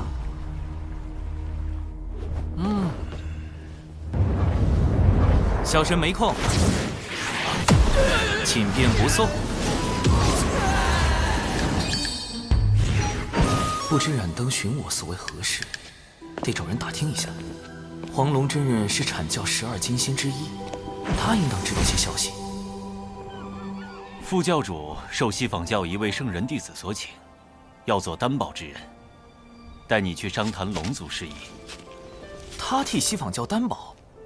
此前西坊教派文道人挑拨道门三教内斗，引发三教震怒。我人教的玄都大法师一状告到三圣面前，逼西坊教与文道人划清界限。截教的公民前辈差点冲上灵山寻仇，好在有云霄仙子出面阻拦。阐教的副教主怎么……我也觉得奇怪，大家都对西坊教不满，不知副教主怎么想的，竟和西坊教圣人弟子交起了朋友。燃灯在封神大劫后，带着几位阐教金仙叛出道门，摇身一变成为西坊教的燃灯果神。他身上恐怕藏着很多秘密，与他交好的圣人弟子，莫非是金蝉？不瞒黄龙前辈，因东海之事，西方教金蝉已经记恨于我，还曾派锁神蝶追查我的根脚。如今燃灯副教主又让我本体现身，他莫不是想替金蝉害你性命？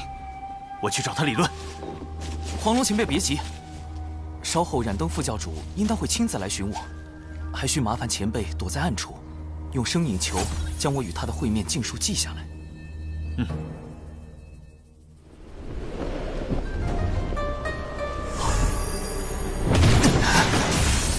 冰冷刺骨的灯光，将我留在纸人体内的神识也冻住。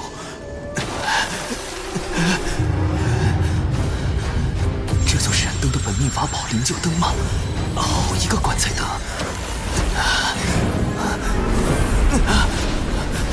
糟糕，我的神识被吸走了。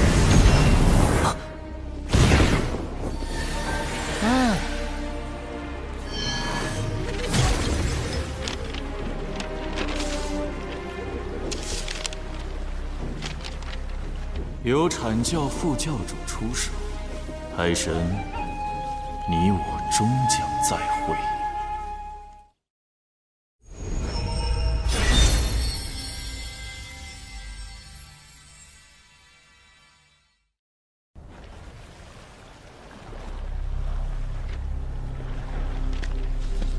海神神识被灵鹫灯吸走，声影球就没法记录他和副教主的谈话内容了，不会出事吧？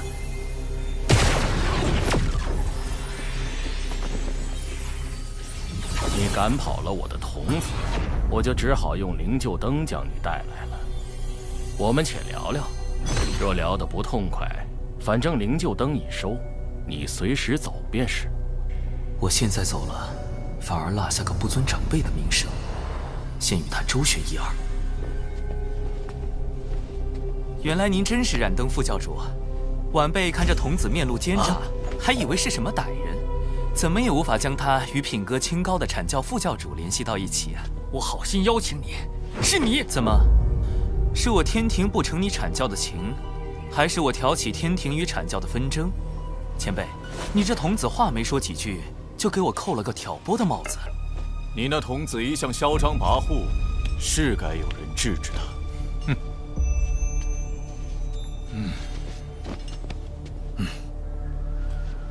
你想与海神聊聊龙族之事，我便答应替你做担保。好不容易把他邀来，你便翻脸不认人了。这两人，龙族尚未加入天庭，要聊龙族之事，你找错人了。若龙族有难，道友也打算袖手旁观吗？你什么意思？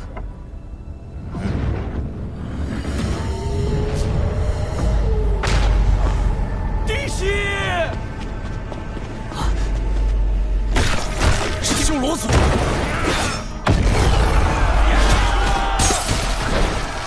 他们不是一直待在地底的血海里吗？怎会突然进攻我龙族？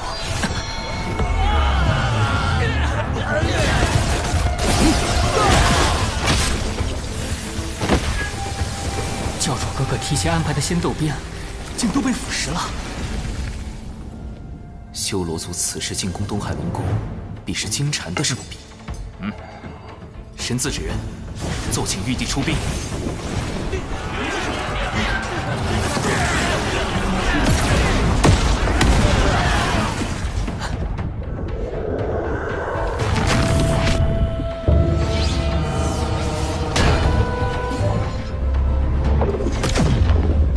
是八臂修罗。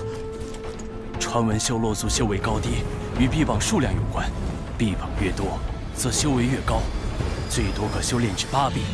这名八臂修罗，少说也已达到了金仙境巅峰。金仙境巅峰，我目前只有真仙境，龙族大半高手又都在守护万龙阵，我难以抽调人手。攻过来了！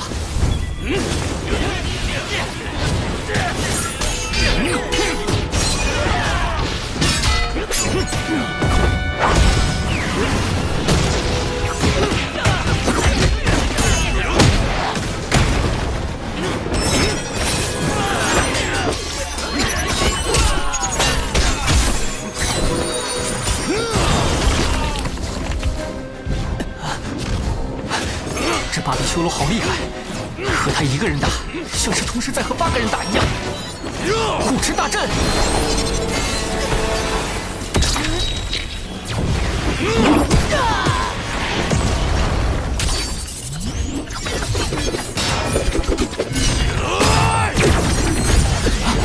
紫炎符阵，3元玄火剑阵。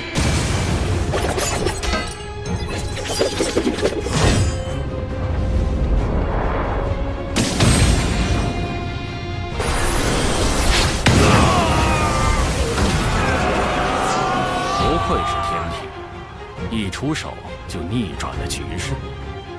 多谢冉登副教主盛情款待，晚辈先告辞了。战场胜负未分，你怎知我们没有商谈的余地？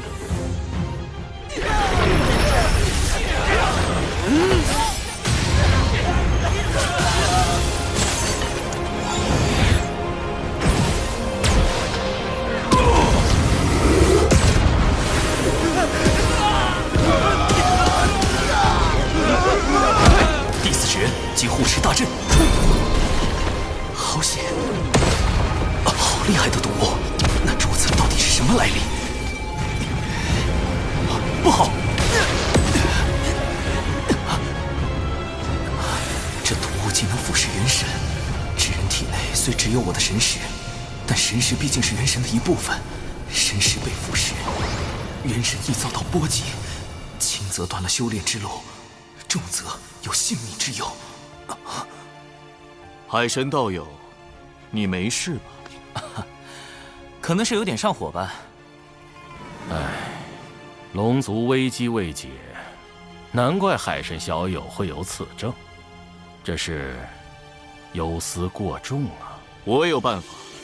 如今龙族有4海龙宫，我们取西、南，道友取东、北。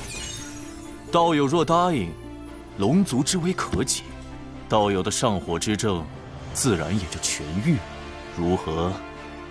不就是上火吗？随便止点血就行了，没那么严重。你看，这不就好了吗？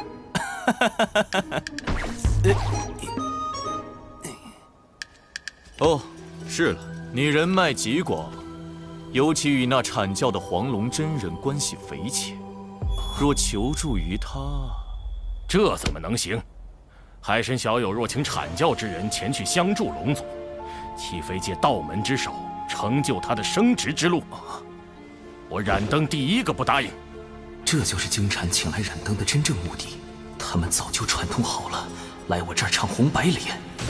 先是利用修罗族在正面战场的优势向我施压，再配合冉登逼我和谈。京产此招实在阴毒，怎么办？东海的护持大阵只能拖延一时，修罗族迟早会攻过来。到时有冉登在，我根本无法请动3教好友出手。我自身有元神有损，若不设法修补，连性命都保不住，还谈什么龙族上天？今日当真是死局吗？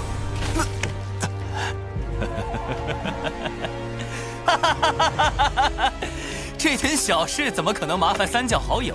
说不定喝点绿茶，吃点白莲就好了。不，会有办法的，一定有办法的。金蝉此去的核心是那颗宝珠。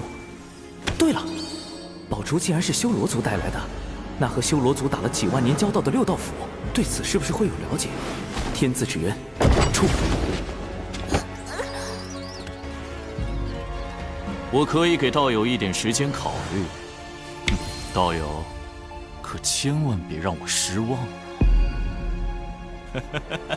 什么？千万不要吃葱姜蒜！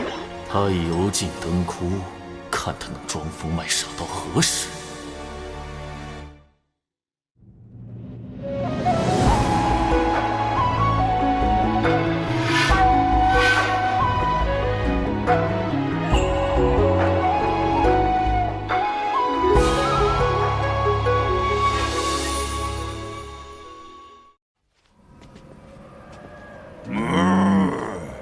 放心吧，程少，既是海神的忙，那我们一定帮。那，这是我马哥，嘿嘿，勾魂元帅乌马。上此物乃修罗族瑰宝，名唤血煞宝珠。它上一次出现，还是在数万年前巫族与修罗族的那场战斗中。那一战，巫族后土娘娘与修罗族先祖打得轰天动地，后修罗族先祖败退，修罗族也近乎被全灭。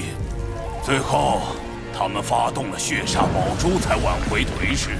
修罗族因此苟活至今，血煞宝珠也在那场大战中受损。没想到，如今却忽然现世了。他们这是下了大手笔。何出此言？听闻此珠需修罗族以其全族之力，提炼体内盘古巫血炼成。盘古巫血与血煞之毒的融合，制成了当世顶级的毒珠。若染上此珠之毒，可有对策？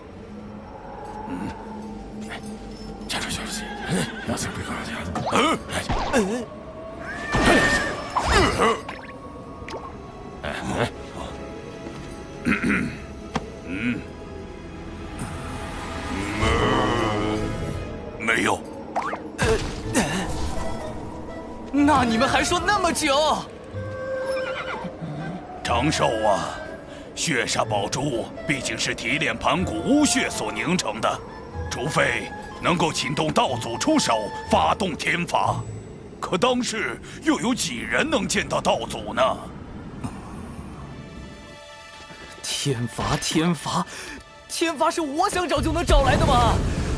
渡劫的时候遭了那么多天罚，这会儿怎么就不来了？或者把天罚引过来。古籍记载，倘若炼出逆天法宝，天道便会降下天罚将其毁掉。逆天法宝，我如今是金仙境，倘若我将原版的剪纸成人术魔改一番，研制出与我本身相同级别的金仙境纸人，算不算逆天？这是唯一的办法了。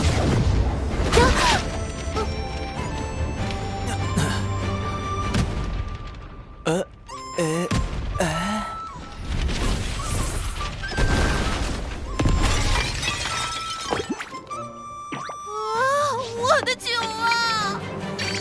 哦，再来。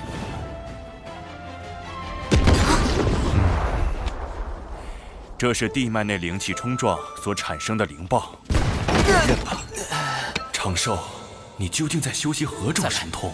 再闹下去，我也难以为你遮掩了。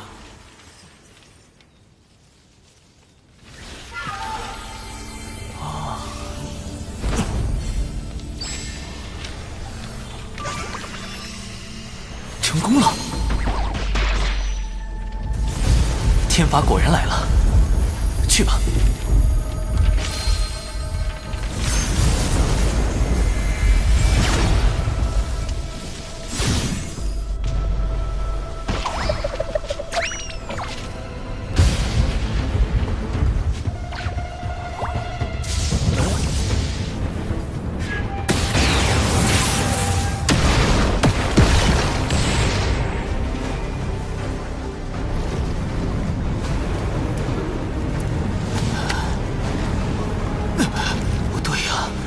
不应该毁掉纸人吗？怎么一直在劈我？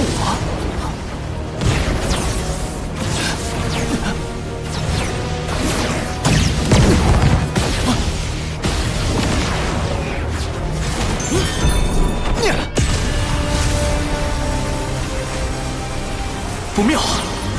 再这么被天罚劈下去，我的本体根本承受不住啊！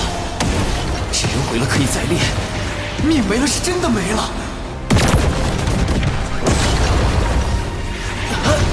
光生存游戏根本没办法重来啊！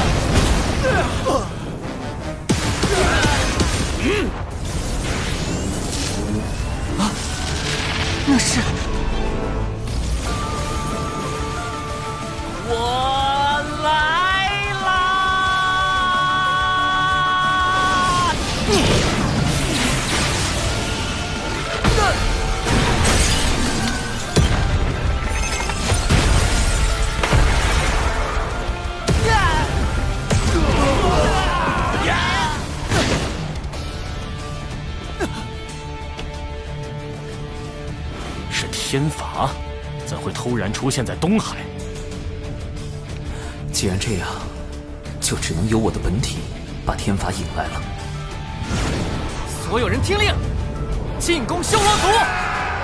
道祖让我代替纸人挨天罚，意味着从此以后，道祖认可了我的金仙境纸人，这波不亏。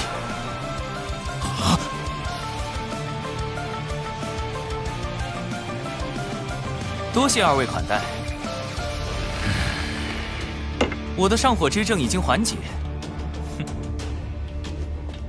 告辞。中计了，竟能设法引动天罚，回去血煞宝珠。海神真是个可怕的对手。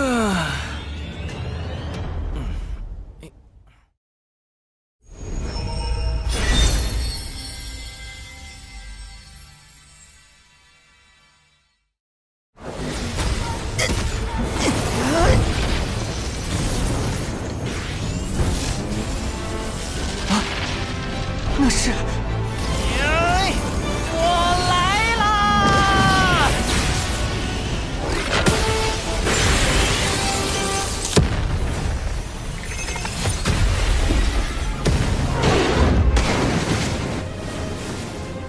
所有人听令，进攻修罗族！撤！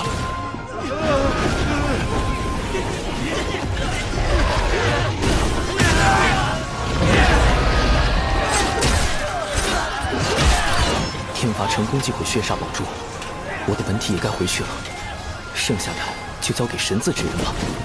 游龙探云步。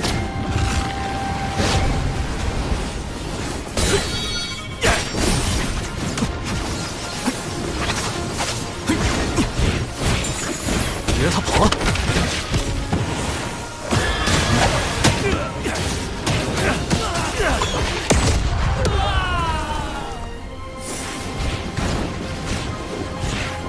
抓我！做梦！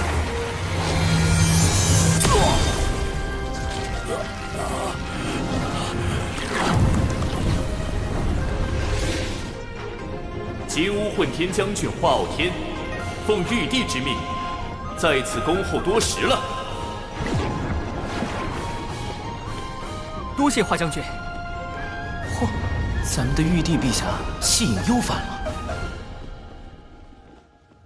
血煞宝珠已碎，修罗族又被天庭伏兵清剿。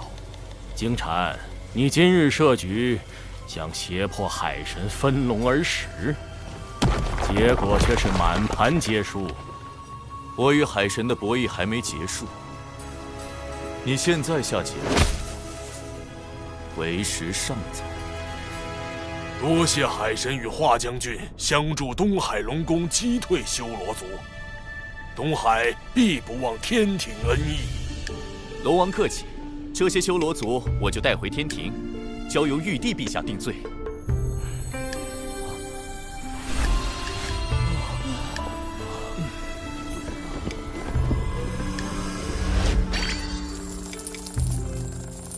距离功德金身更进一步，稳稳的安全感。上次派深海妖族偷袭海眼，这次派修罗族进攻龙宫。诚如长庚你此前所言，西坊教若不能与天庭分龙而食，便不惜将龙族覆灭。龙族屡遭危难，幸有天庭庇护，东海龙宫之危告一段落。接下来天庭只需秉公处理这批修罗族战犯，应当不会再有变故。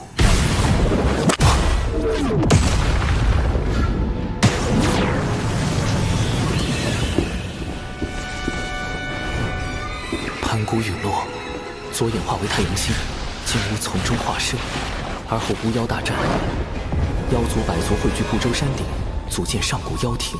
金乌一族被奉为百族之首，可大战后妖庭破碎，金乌族销声匿迹。怎会今日突然出现？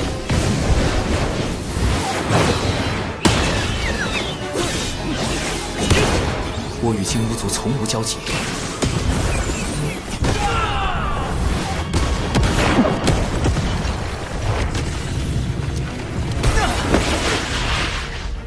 何人在此装神弄鬼？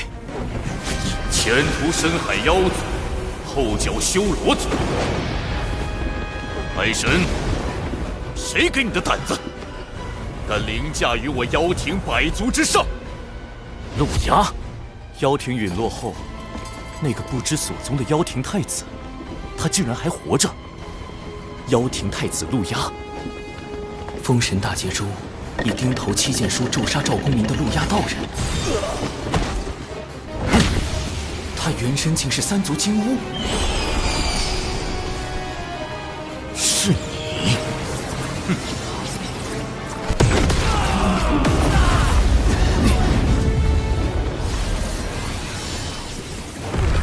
红葫芦，白毫光，光中显露眼眸。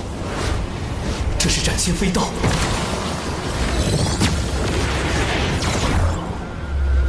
不好，人身法力皆被白光封住了。陆压现身时想置我于死地，现在却转头攻击化后天。景宝被转身，他认出了化后天是玉帝化身。斩仙飞刀能直接斩杀元神，而洪荒普遍的化身之法，皆需在化身上寄托一缕元神。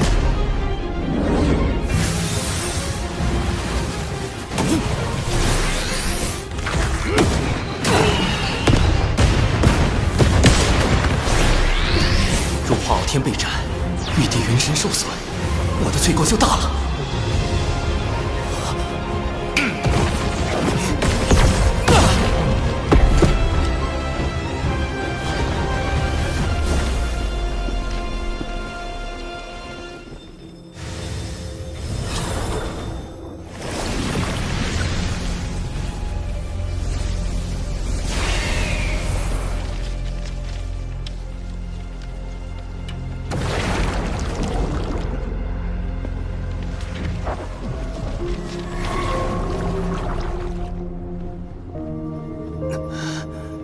因果循环，自有其道。风，我好像忘记了什么非常重要的事。你敢掌握天庭海神？当务之急是对付陆压。天庭乃道祖所立，道友这般敌对天庭，莫非是要与道祖过不去？将死之人，废话太多。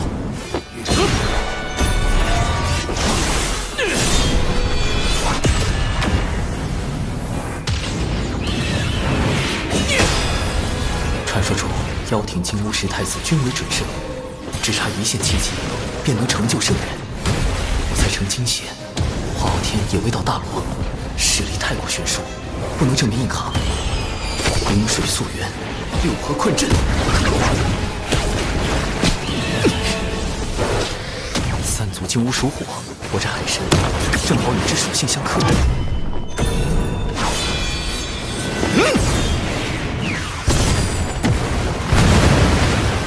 以为这就能困住我？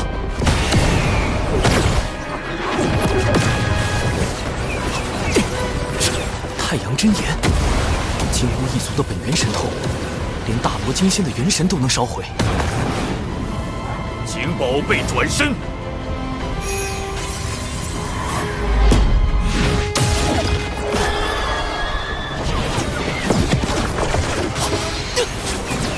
走了。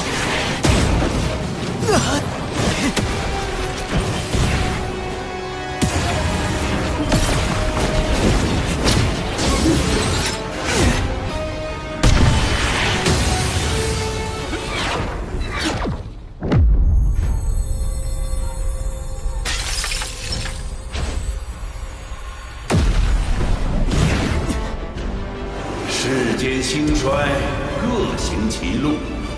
陆压，勿要强逆天命。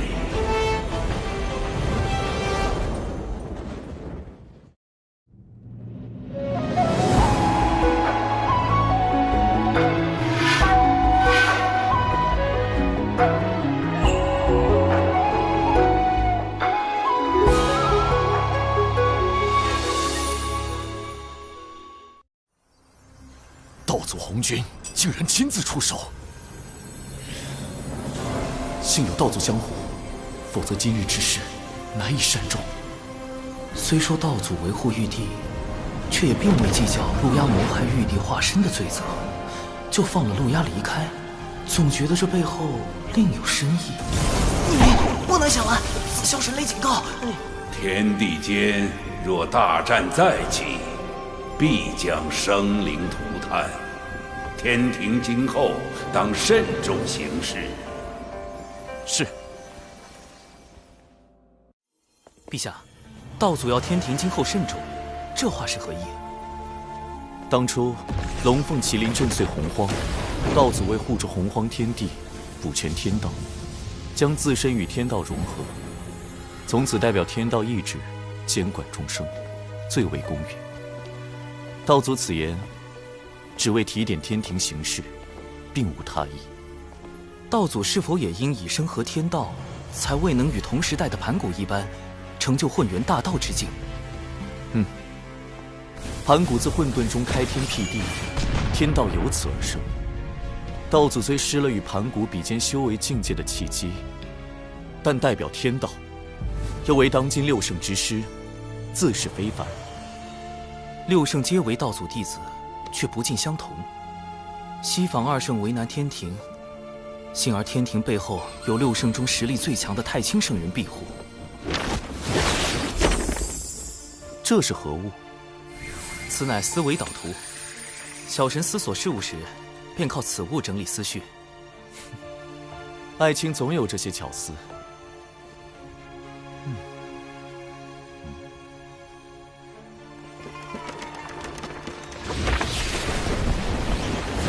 六圣中，人教太清圣人派出化身太上老君驻于兜率宫，为支持天庭之意。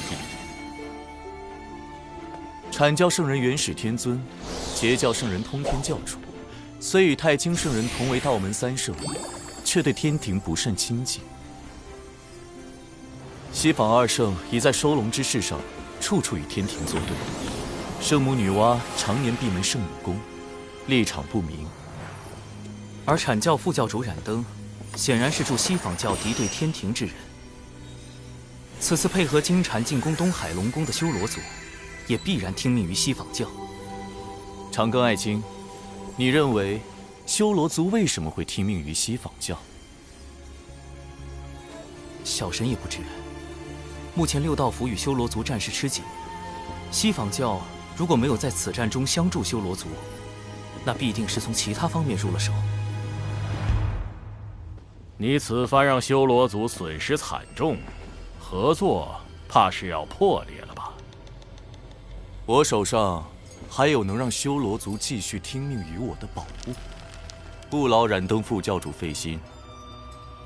况且我以为，比起修罗族，你会更关心突然现身的陆压。陆压乃妖庭太子，与道门无冤无仇，我何须烦恼？倒是天庭，本就根基不稳，如今陆压公然敌对，咱们这位玉帝陛下可如何是好啊？既然天庭形同虚设，那不如……西方教仅是拉拢了深海妖族与修罗族，就已重创龙族。若西方教能拉拢妖庭太子陆压，更可借陆压之手号令妖庭百族，后果不堪设想。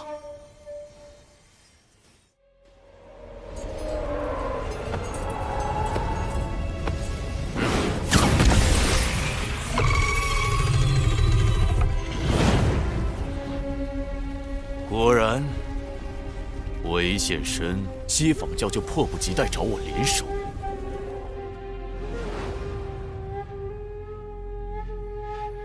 妖族气运微薄如那西山日暮，妖庭太子，你定然心有不甘吧？日有暮去朝来时，天命所归何处，尚未可知。西方教愿助太子，耀日换乾坤，重铸妖庭，入主洪荒。好天，有这么多人想要你的命，你这玉帝之位也坐不长久。我们走着瞧。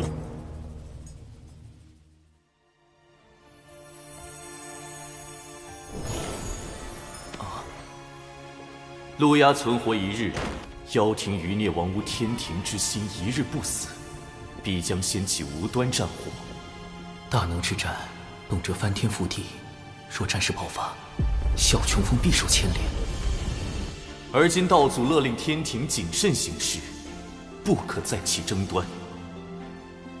杀陆压之重任，唯有交托长庚案情，务必秘密诛灭叛贼，复安社稷。特书此诏父亲，月后即焚。月后即焚？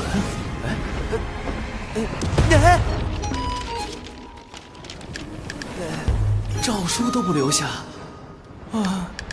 万一我杀陆压不成，反被他杀了，天庭只怕都不会承认我是奉诏行事。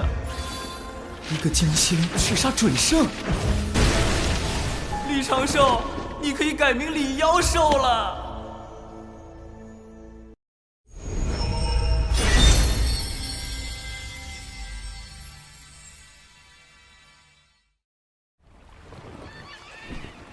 冷静，不慌。要除掉陆压，得先对付他的法宝——斩仙飞刀。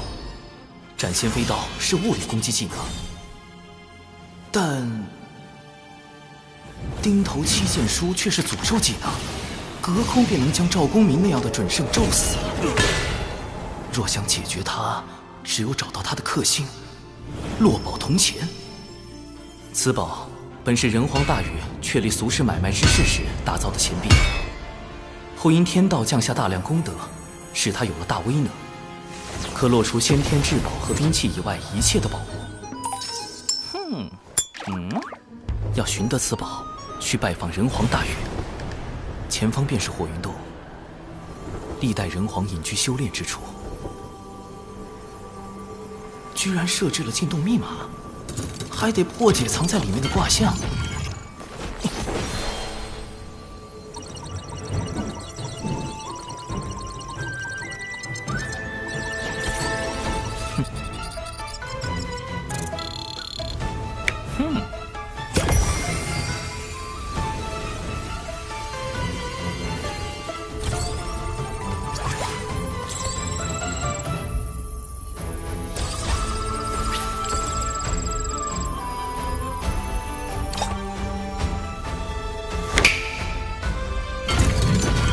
上明下潜，是火在天上之卦。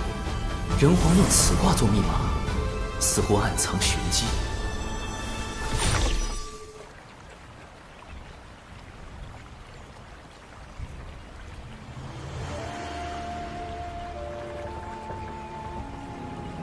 晚辈长庚，现为天庭海神，特来拜会本族先皇。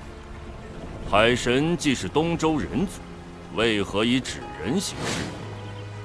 是不信人族，还是不信你身后的天庭？太清圣人为我遮掩根脚，还能被他看穿我来自东周？这人是谁？晚辈实力低微，不敢以真身行走洪荒。你是海神，我这却是湖泽之地，你我并非同路人。他是觉得我被天庭用官职收买，变成出卖人族的奸贼，不配为人。江河聚雨露，百川终归海。做海神，才能更好地为天下百姓服务。我问你3个问题，若答错或撒谎，我亲自去东周取你性命。澎湃的杀意锁定了我。第1个问题，你乃天庭重臣，若天庭对人族降下灾祸，你当如何？怎么回事？我没有法力了。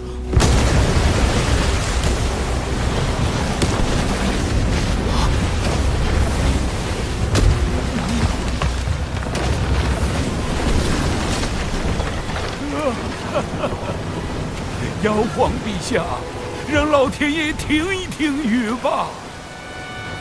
9年大雨，粮食颗粒无收，我们连住的地方都没有了。妖皇，难道我回到了妖庭执掌天地的时候？老伯，小心！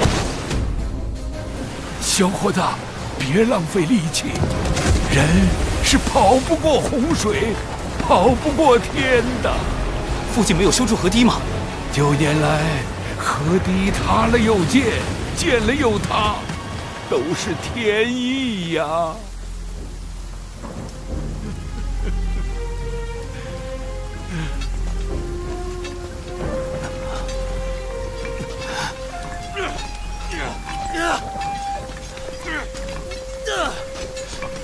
这些人怎么不逃？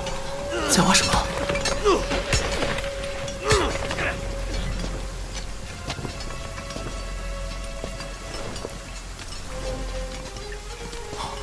是了，绝山泄洪，排水入海。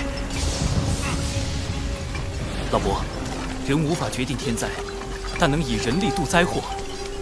你看，他们都在和天搏命。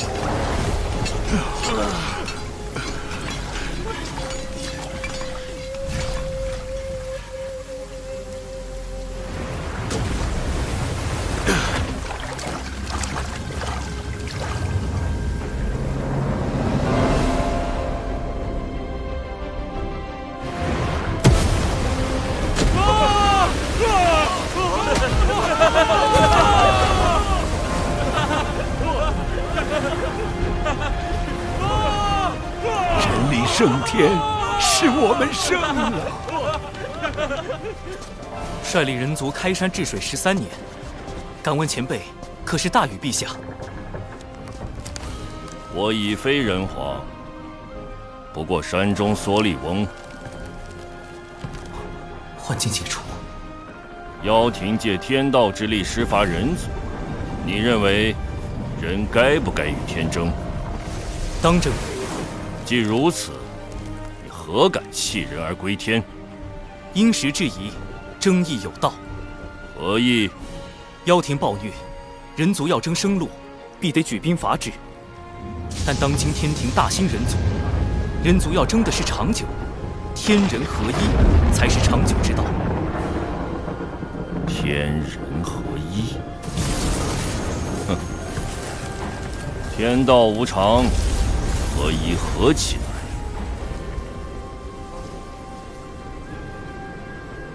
这第一个考验，我好像是通过了。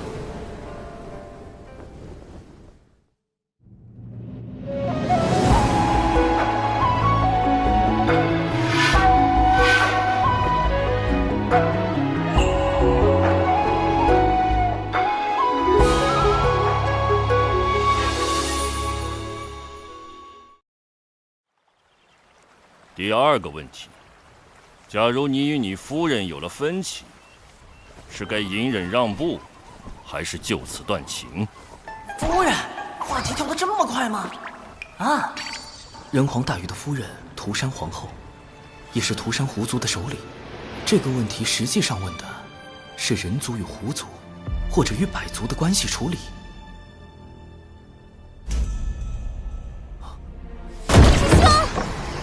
被青丘狐族包围了。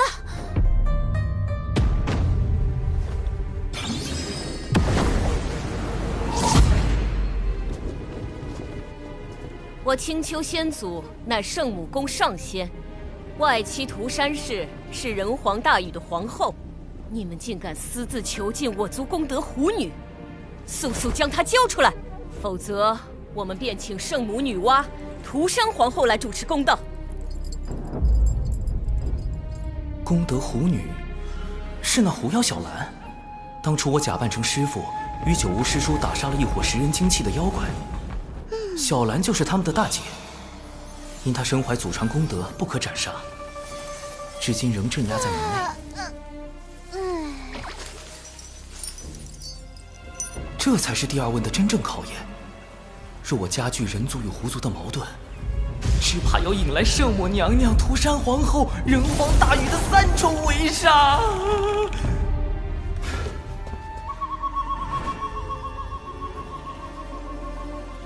师妹看好师傅，切勿走出隔绝阵。热大！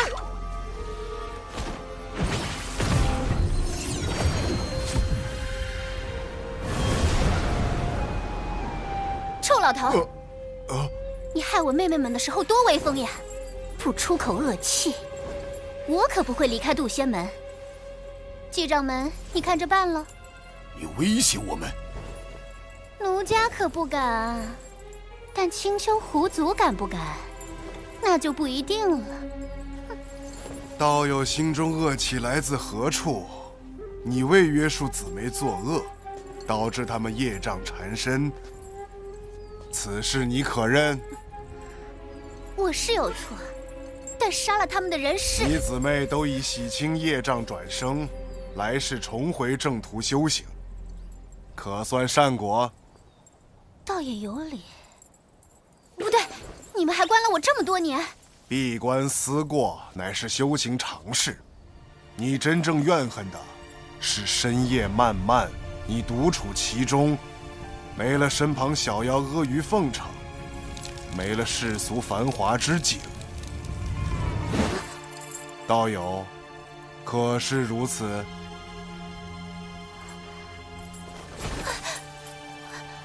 所以我恨的不是你们，是寂寞。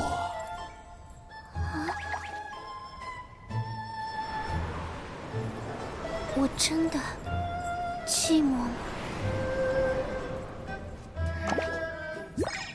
师兄，我一点也不寂寞。去抄文字经3000遍。和平调解完人狐矛盾，第2个问题也算有了答案。凡事以和为贵，一族不稳，族族不稳。是谈判促和，还是妥协求和？你自当清楚。不妙，这次打得悬了。第3个问题，倘若大劫将至，人族当如何求生？大禹前辈何来此问？你上天庭的真正目的，不就是为了土地大劫吗？你能避劫，天下凡人却不能。你可知大劫到来，人族会如何？自古以来，每次大劫都会毁灭当代最为兴盛的族群。龙凤麒麟大劫，远古3大族几近灭绝；巫妖大劫，巫妖2族一蹶不振。而今人族大兴，若大劫来临，仙人尚且九死一生，那些手无寸铁的凡人，天下人陷于水火，唯你独善其身。长庚，这是你想要的吗？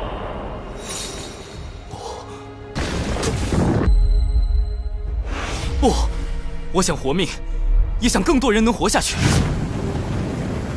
可我还是太弱了，竭力谋划100年，也才刚刚触及天庭的门槛。在圣人，在天道面前，我始终都是蝼蚁。兄长们曾说，人字一撇一捺，撇是羸弱之躯，捺是铮铮傲骨。天不与光，遂仁兄钻木取火，妖绝人路，伏羲兄自鲁前程。瘟疫祸乱，神农兄尝百草著医书，武纵强敌，轩辕兄举剑伐之。吾等便是人族之薪火，薪火不息，人族不灭。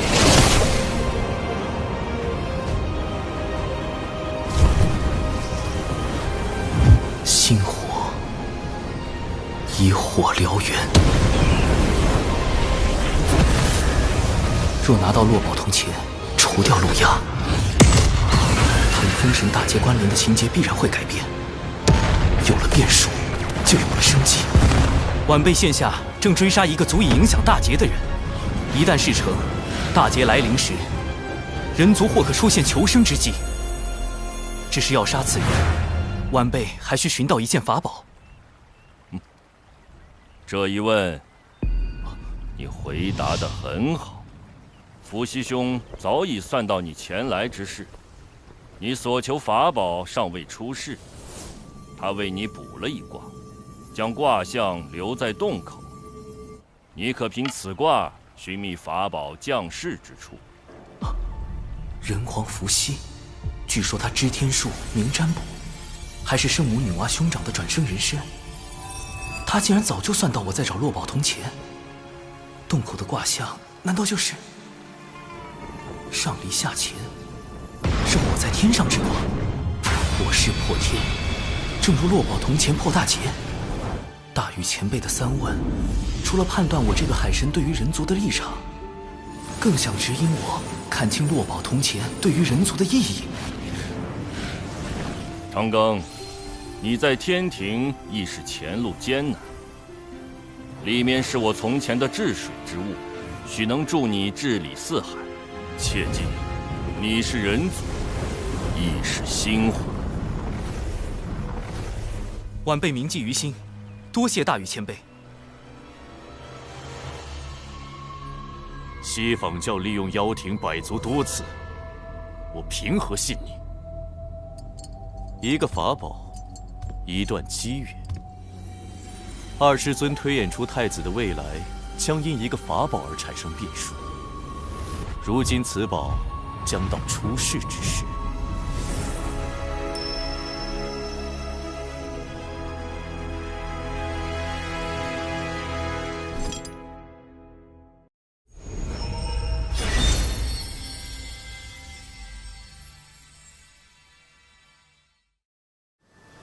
根据人皇伏羲的卦象可知，落宝铜钱的大概方位在北周，但要在短时间内找到它，还得借助另一个人——截教大师兄多宝道人。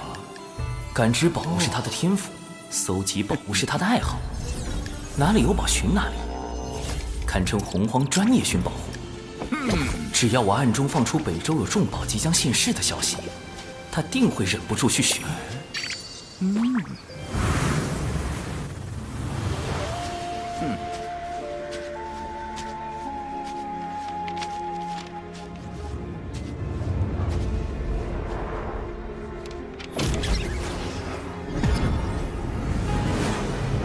身体无法穿过，神识也被隔绝在外，看来此地另有乾坤。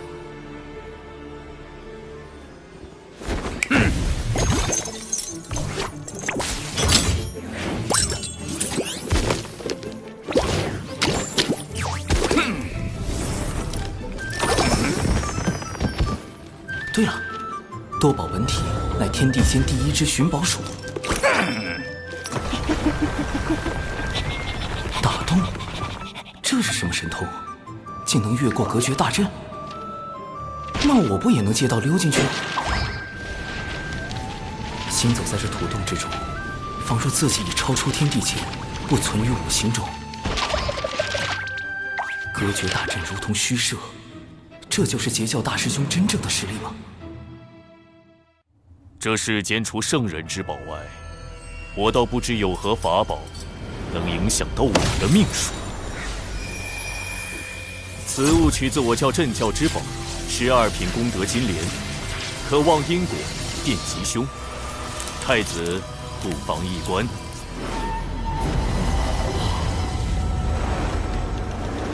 这是顶头七剑书。顶头七剑书集众位妖庭高手之力，耗费1000万年，方于近日炼成。哪怕圣人也未必知晓此书，竟然……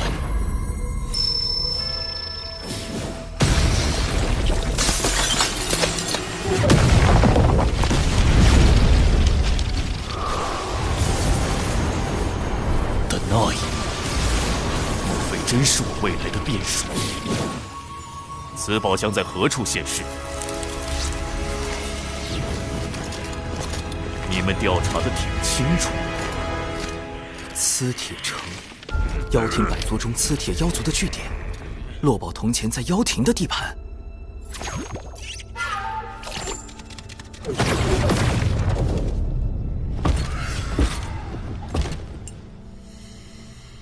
城主，尔等注意巡查。好险，刺铁城主的修为已到金仙境巅峰，而且警惕性极高。接下来必须小心行事。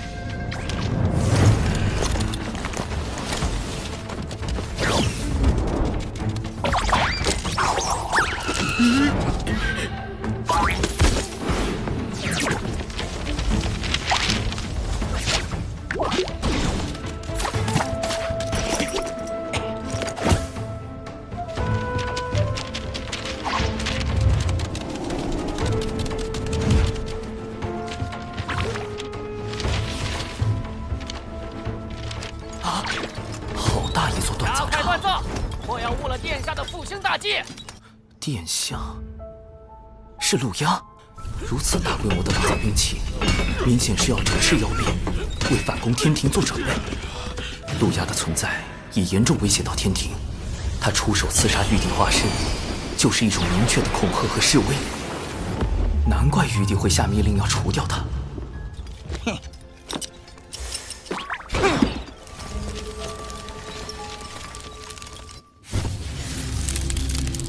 金莲有凶煞之气，预示此宝即将被取走，而太子的未来必将因此发生变动。那我便提前绝了这个可能，抢先拿到此宝。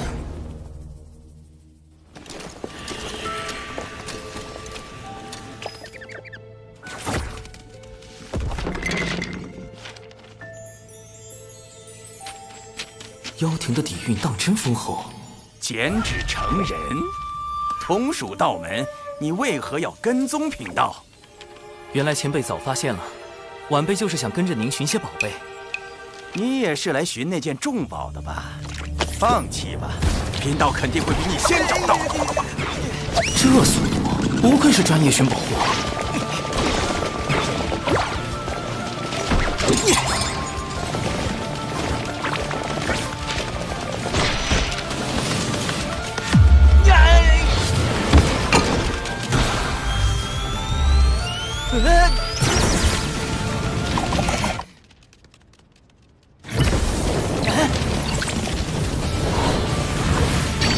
找到了！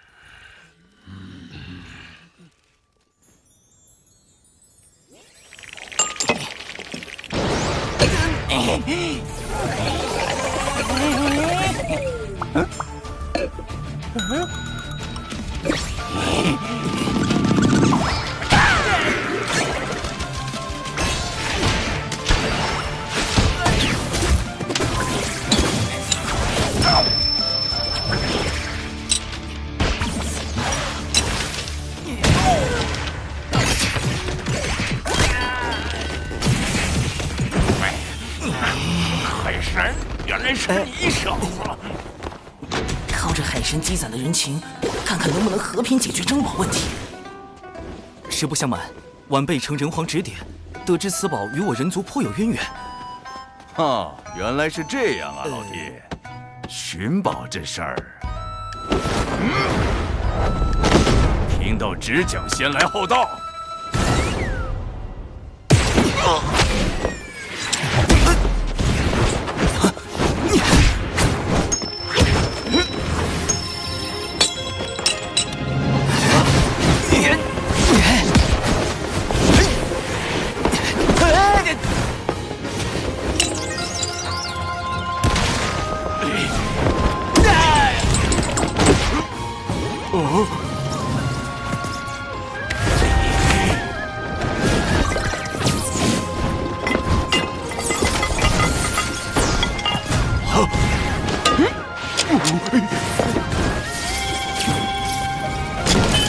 寻宝时绝不能闹出一点动静，这才叫专业，懂吗？懂，前辈。对不住了。哼，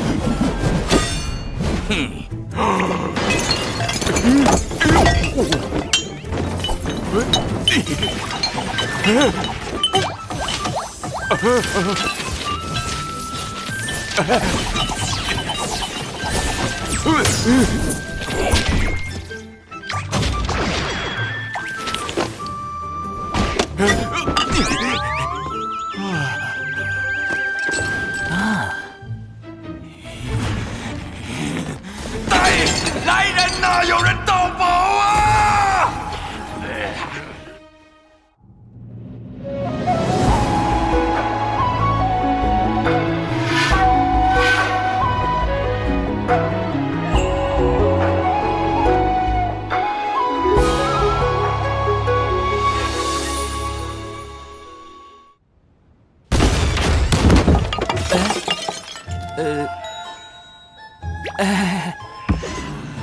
天庭海神，倒是辛苦你费尽心力寻得重宝，如此我也省了不少麻烦。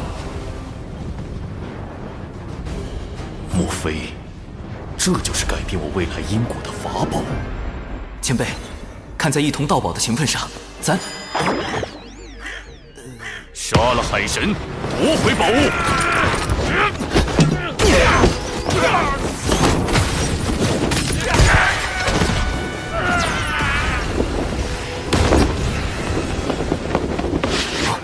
竟敢盗我磁铁长枪吧，找死！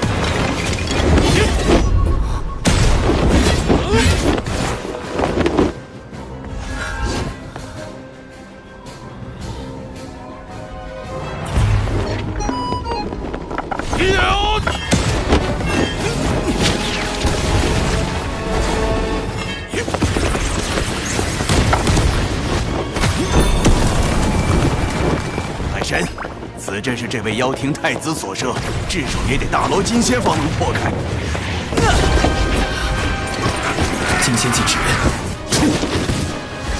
不过贫道所辟之洞，却可游走于天地之外，避开隔绝大阵。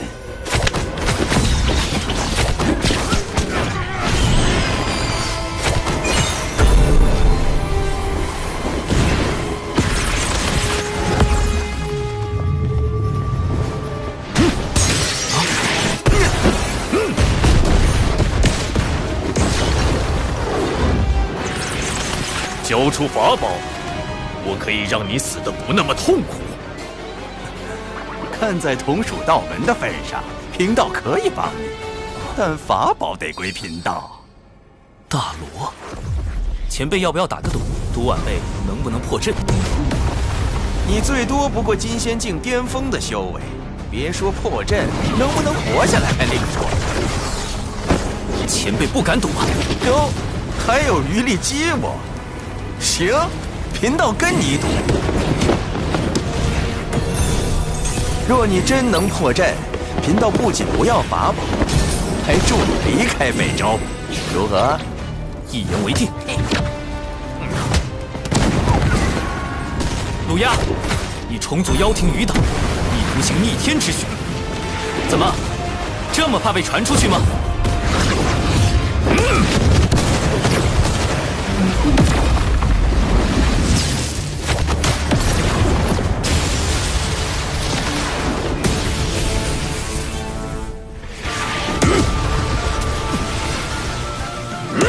妖庭太子的实力也不过如此，自寻死路。斩仙飞刀，不好，是宝物。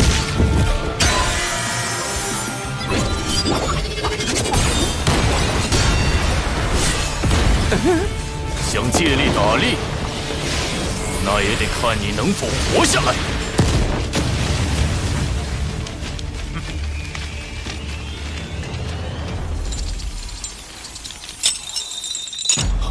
假的！追！慢着，本体还在城内。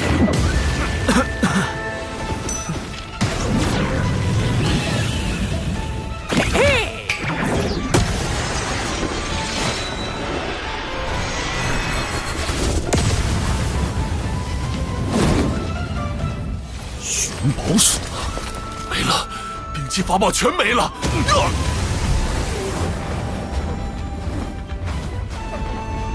你什么时候换的法宝？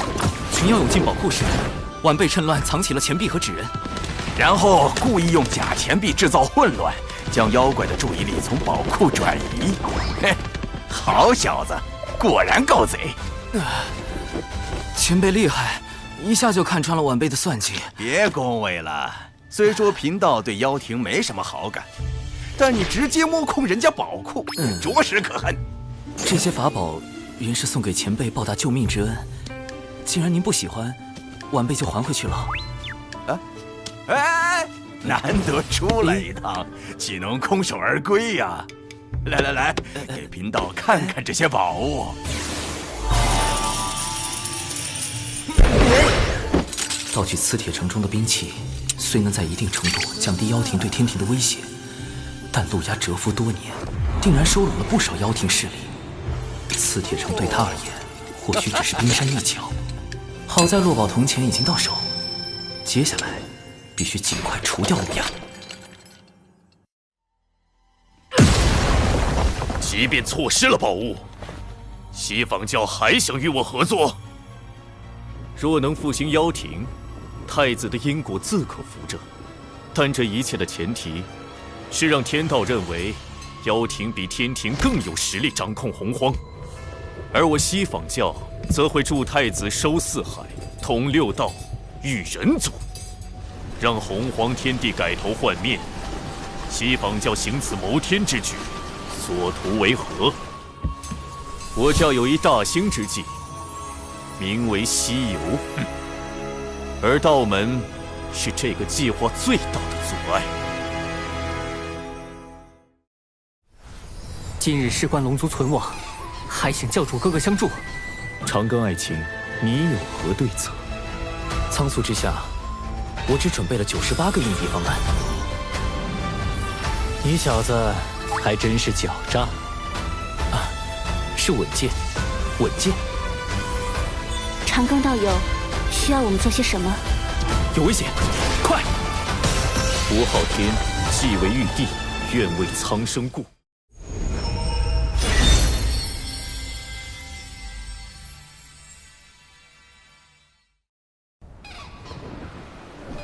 禀陛下，小生日前追踪妖庭余孽陆压的下落，意外在磁铁城发现了妖族据点。原来陆压这些年来为复辟妖庭，一直在暗中打造兵器，整治妖兵。该据点戒备森严，在截教多宝道人相助下，小生已将据点内兵器全部没收，详细清单已列在奏折中，请陛下过目。陆压储备良久，此番磁铁城失利，必定不会甘心。长庚爱卿，往后行事还需谨慎。是。我教有一大兴之计，名为西游。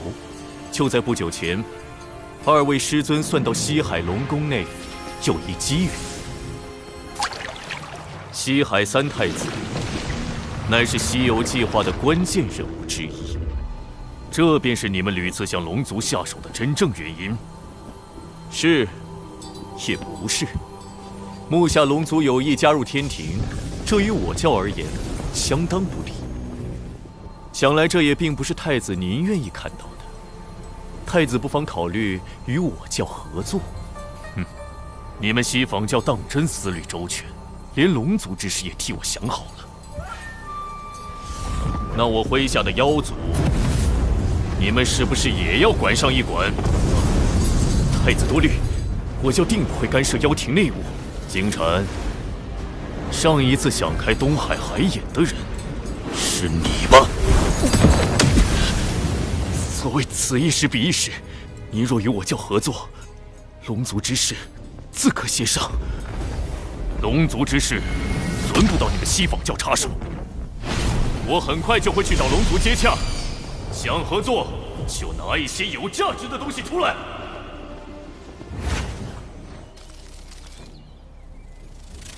金蝉去见了陆压。是的。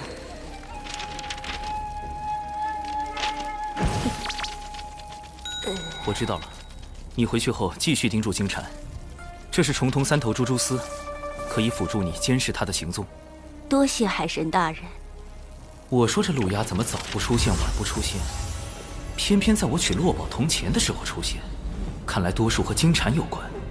他们很可能已经达成合作，要杀陆压就得先找到他，但他向来行踪诡秘，没人能找到他，所以关键在于陆压接下来到底要做什么。他们达成合作后要做的第一件事又是什么？太子殿下高明，通过宣示龙族主权施压西方教，这在我们后续与西方教的合作中将会占据更多优势。我妖庭与西方教拥有共同的敌人，合作是必然的，但那并不意味着我们就要听人摆布。不过金蝉倒是提醒了我，龙族的确是重中之重，即便不能为我所有，也万不能被天庭拿去。长老，以我之名，秘密约见四海龙王。是龙族。西方教此前曾多次阻挠龙族上天，显然这对他们而言是现阶段最重要的事。而龙族作为曾经的妖庭客卿，陆压现身后，也极有可能第一时间拉拢他们。更重要的是，因西方教此前与龙族交恶，他们若有心与龙族走近，刚好可借陆压之手。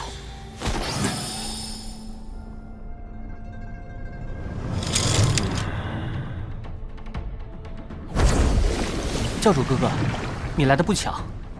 几个时辰前，父王和其他三海的叔叔们刚离开，他们去了哪里？不清楚。他们这次外出很隐秘，好像是接到了什么传信才过去的。晚了一步，四海龙王极有可能已收到陆压传信，并前往赴会。可是赴会地点在哪儿？在这偌大的洪荒天地，我又该去哪里找他们？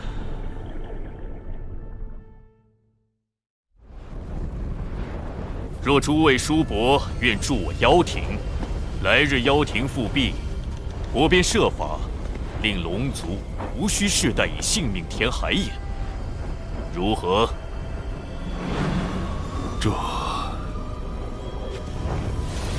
这郊里产自我妖庭，还望叔伯们莫忘我妖庭7年之恩。大哥，陆压太子给出的条件非常诱人，真要跟他合作，但风险也很大。万一复辟妖庭失败，天庭恐怕还要追责我龙族。韦丞相，将陆压与我龙族会晤的消息散播出去，越快越好。大哥的意思是，目下正是龙族上天的关键时刻。妖庭陆压已经给出了他的价码，我倒要看看天庭玉帝又会开出什么条件。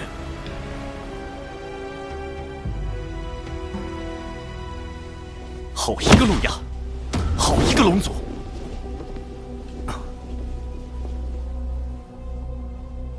陆压要拉拢，他龙族就去了。吾降下16神位。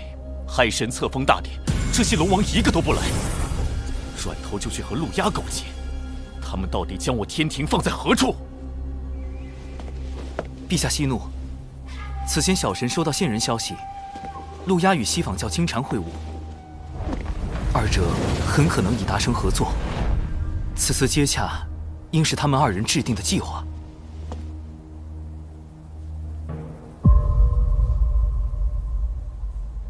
此事你事先知道，为何不告诉吾？完了完了，李妖兽，你被玉帝怀疑了。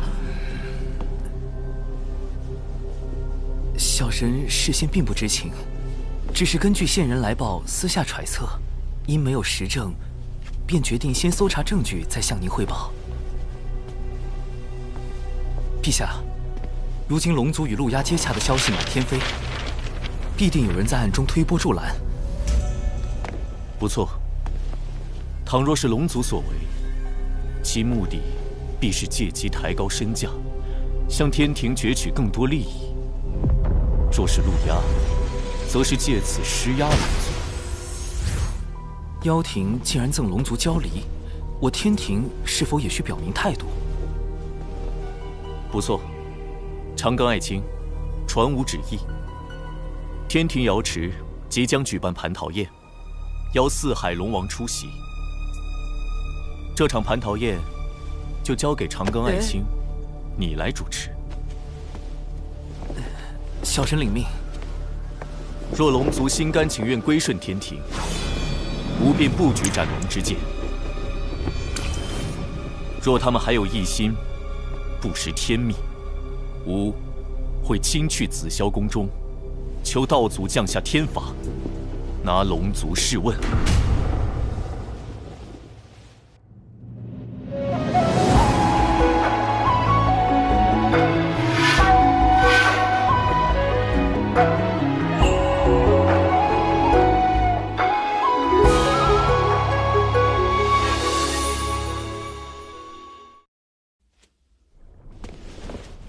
原来这就是陛下举办蟠桃宴的真正目的。父王真糊涂，怎么能和陆压见面呢？教主哥哥，陛下定会猜疑龙族与妖庭勾结，有逆天谋位之嫌。而今龙族已是在悬崖之上，一步走错，蟠桃宴上怕是会粉身碎骨。还请教主哥哥救我龙族。我有一计，乃是攻心，施以强压，围海惊龙。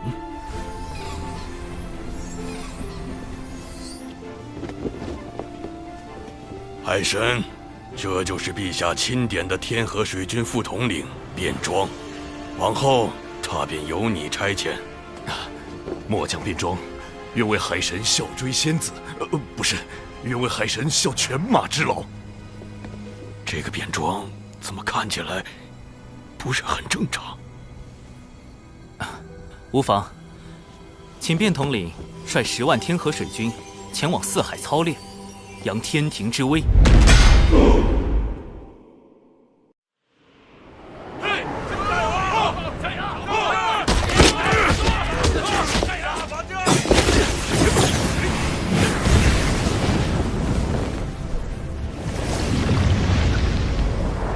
天庭先是下旨召开蟠桃宴，又令天河水军在龙之外操练，好一手恩威并施。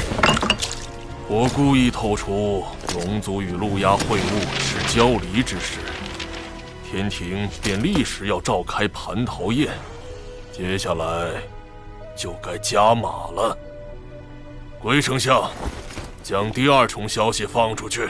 是。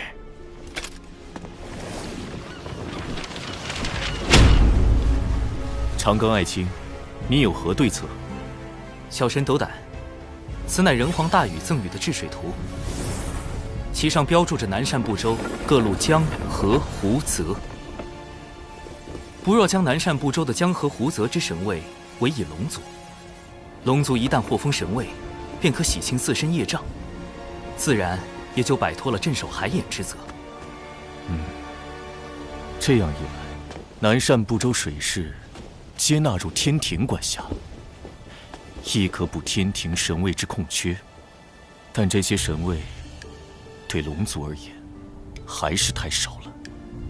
陛下，小神听闻天庭神位历来有轮换一说。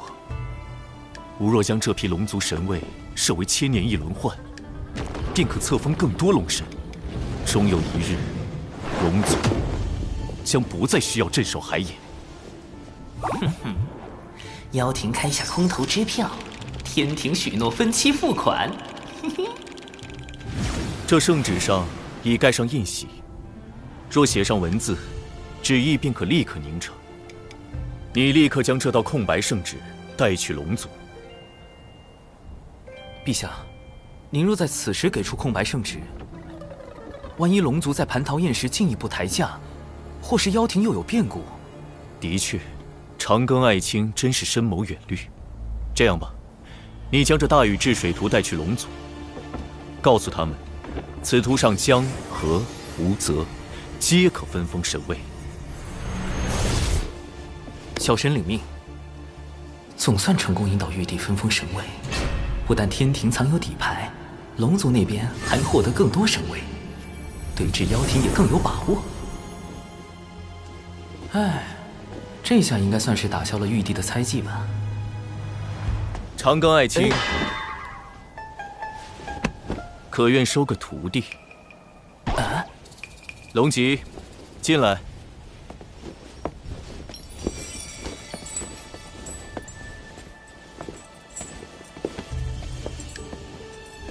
龙吉拜见父皇，拜见海神老师。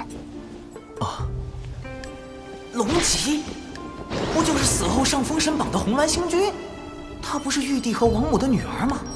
堂堂公主跑来当我的徒弟？等等，莫非她是玉帝派来的督军？玉帝根本没有打消对我的怀疑。承蒙陛下厚爱，那小神就厚着面皮接下这份差事。以后龙吉就跟着老师混啦。老师出门做任何事的时候，记得带上龙吉哦。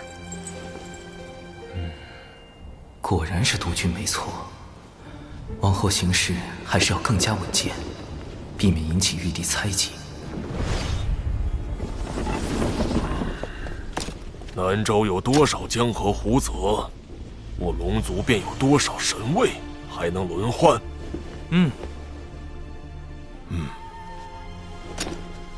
这海很宽，可封海神。好像哪里不太对。此河吾命名为乾隆河，可封河神。这好像是条小溪吧？好深的深渊啊！此地等封个江神。那是村里人自己打的井啊，伯！这个龙族居然在我妖庭和天庭之间左右摇摆，利用我开出的价码自抬身价。太子殿下息怒，龙族既然不仁，那就别怪我们不义。不错，毕竟早在妖庭时，我便已知道龙族最大的秘密。一旦我破开海影外的万龙阵，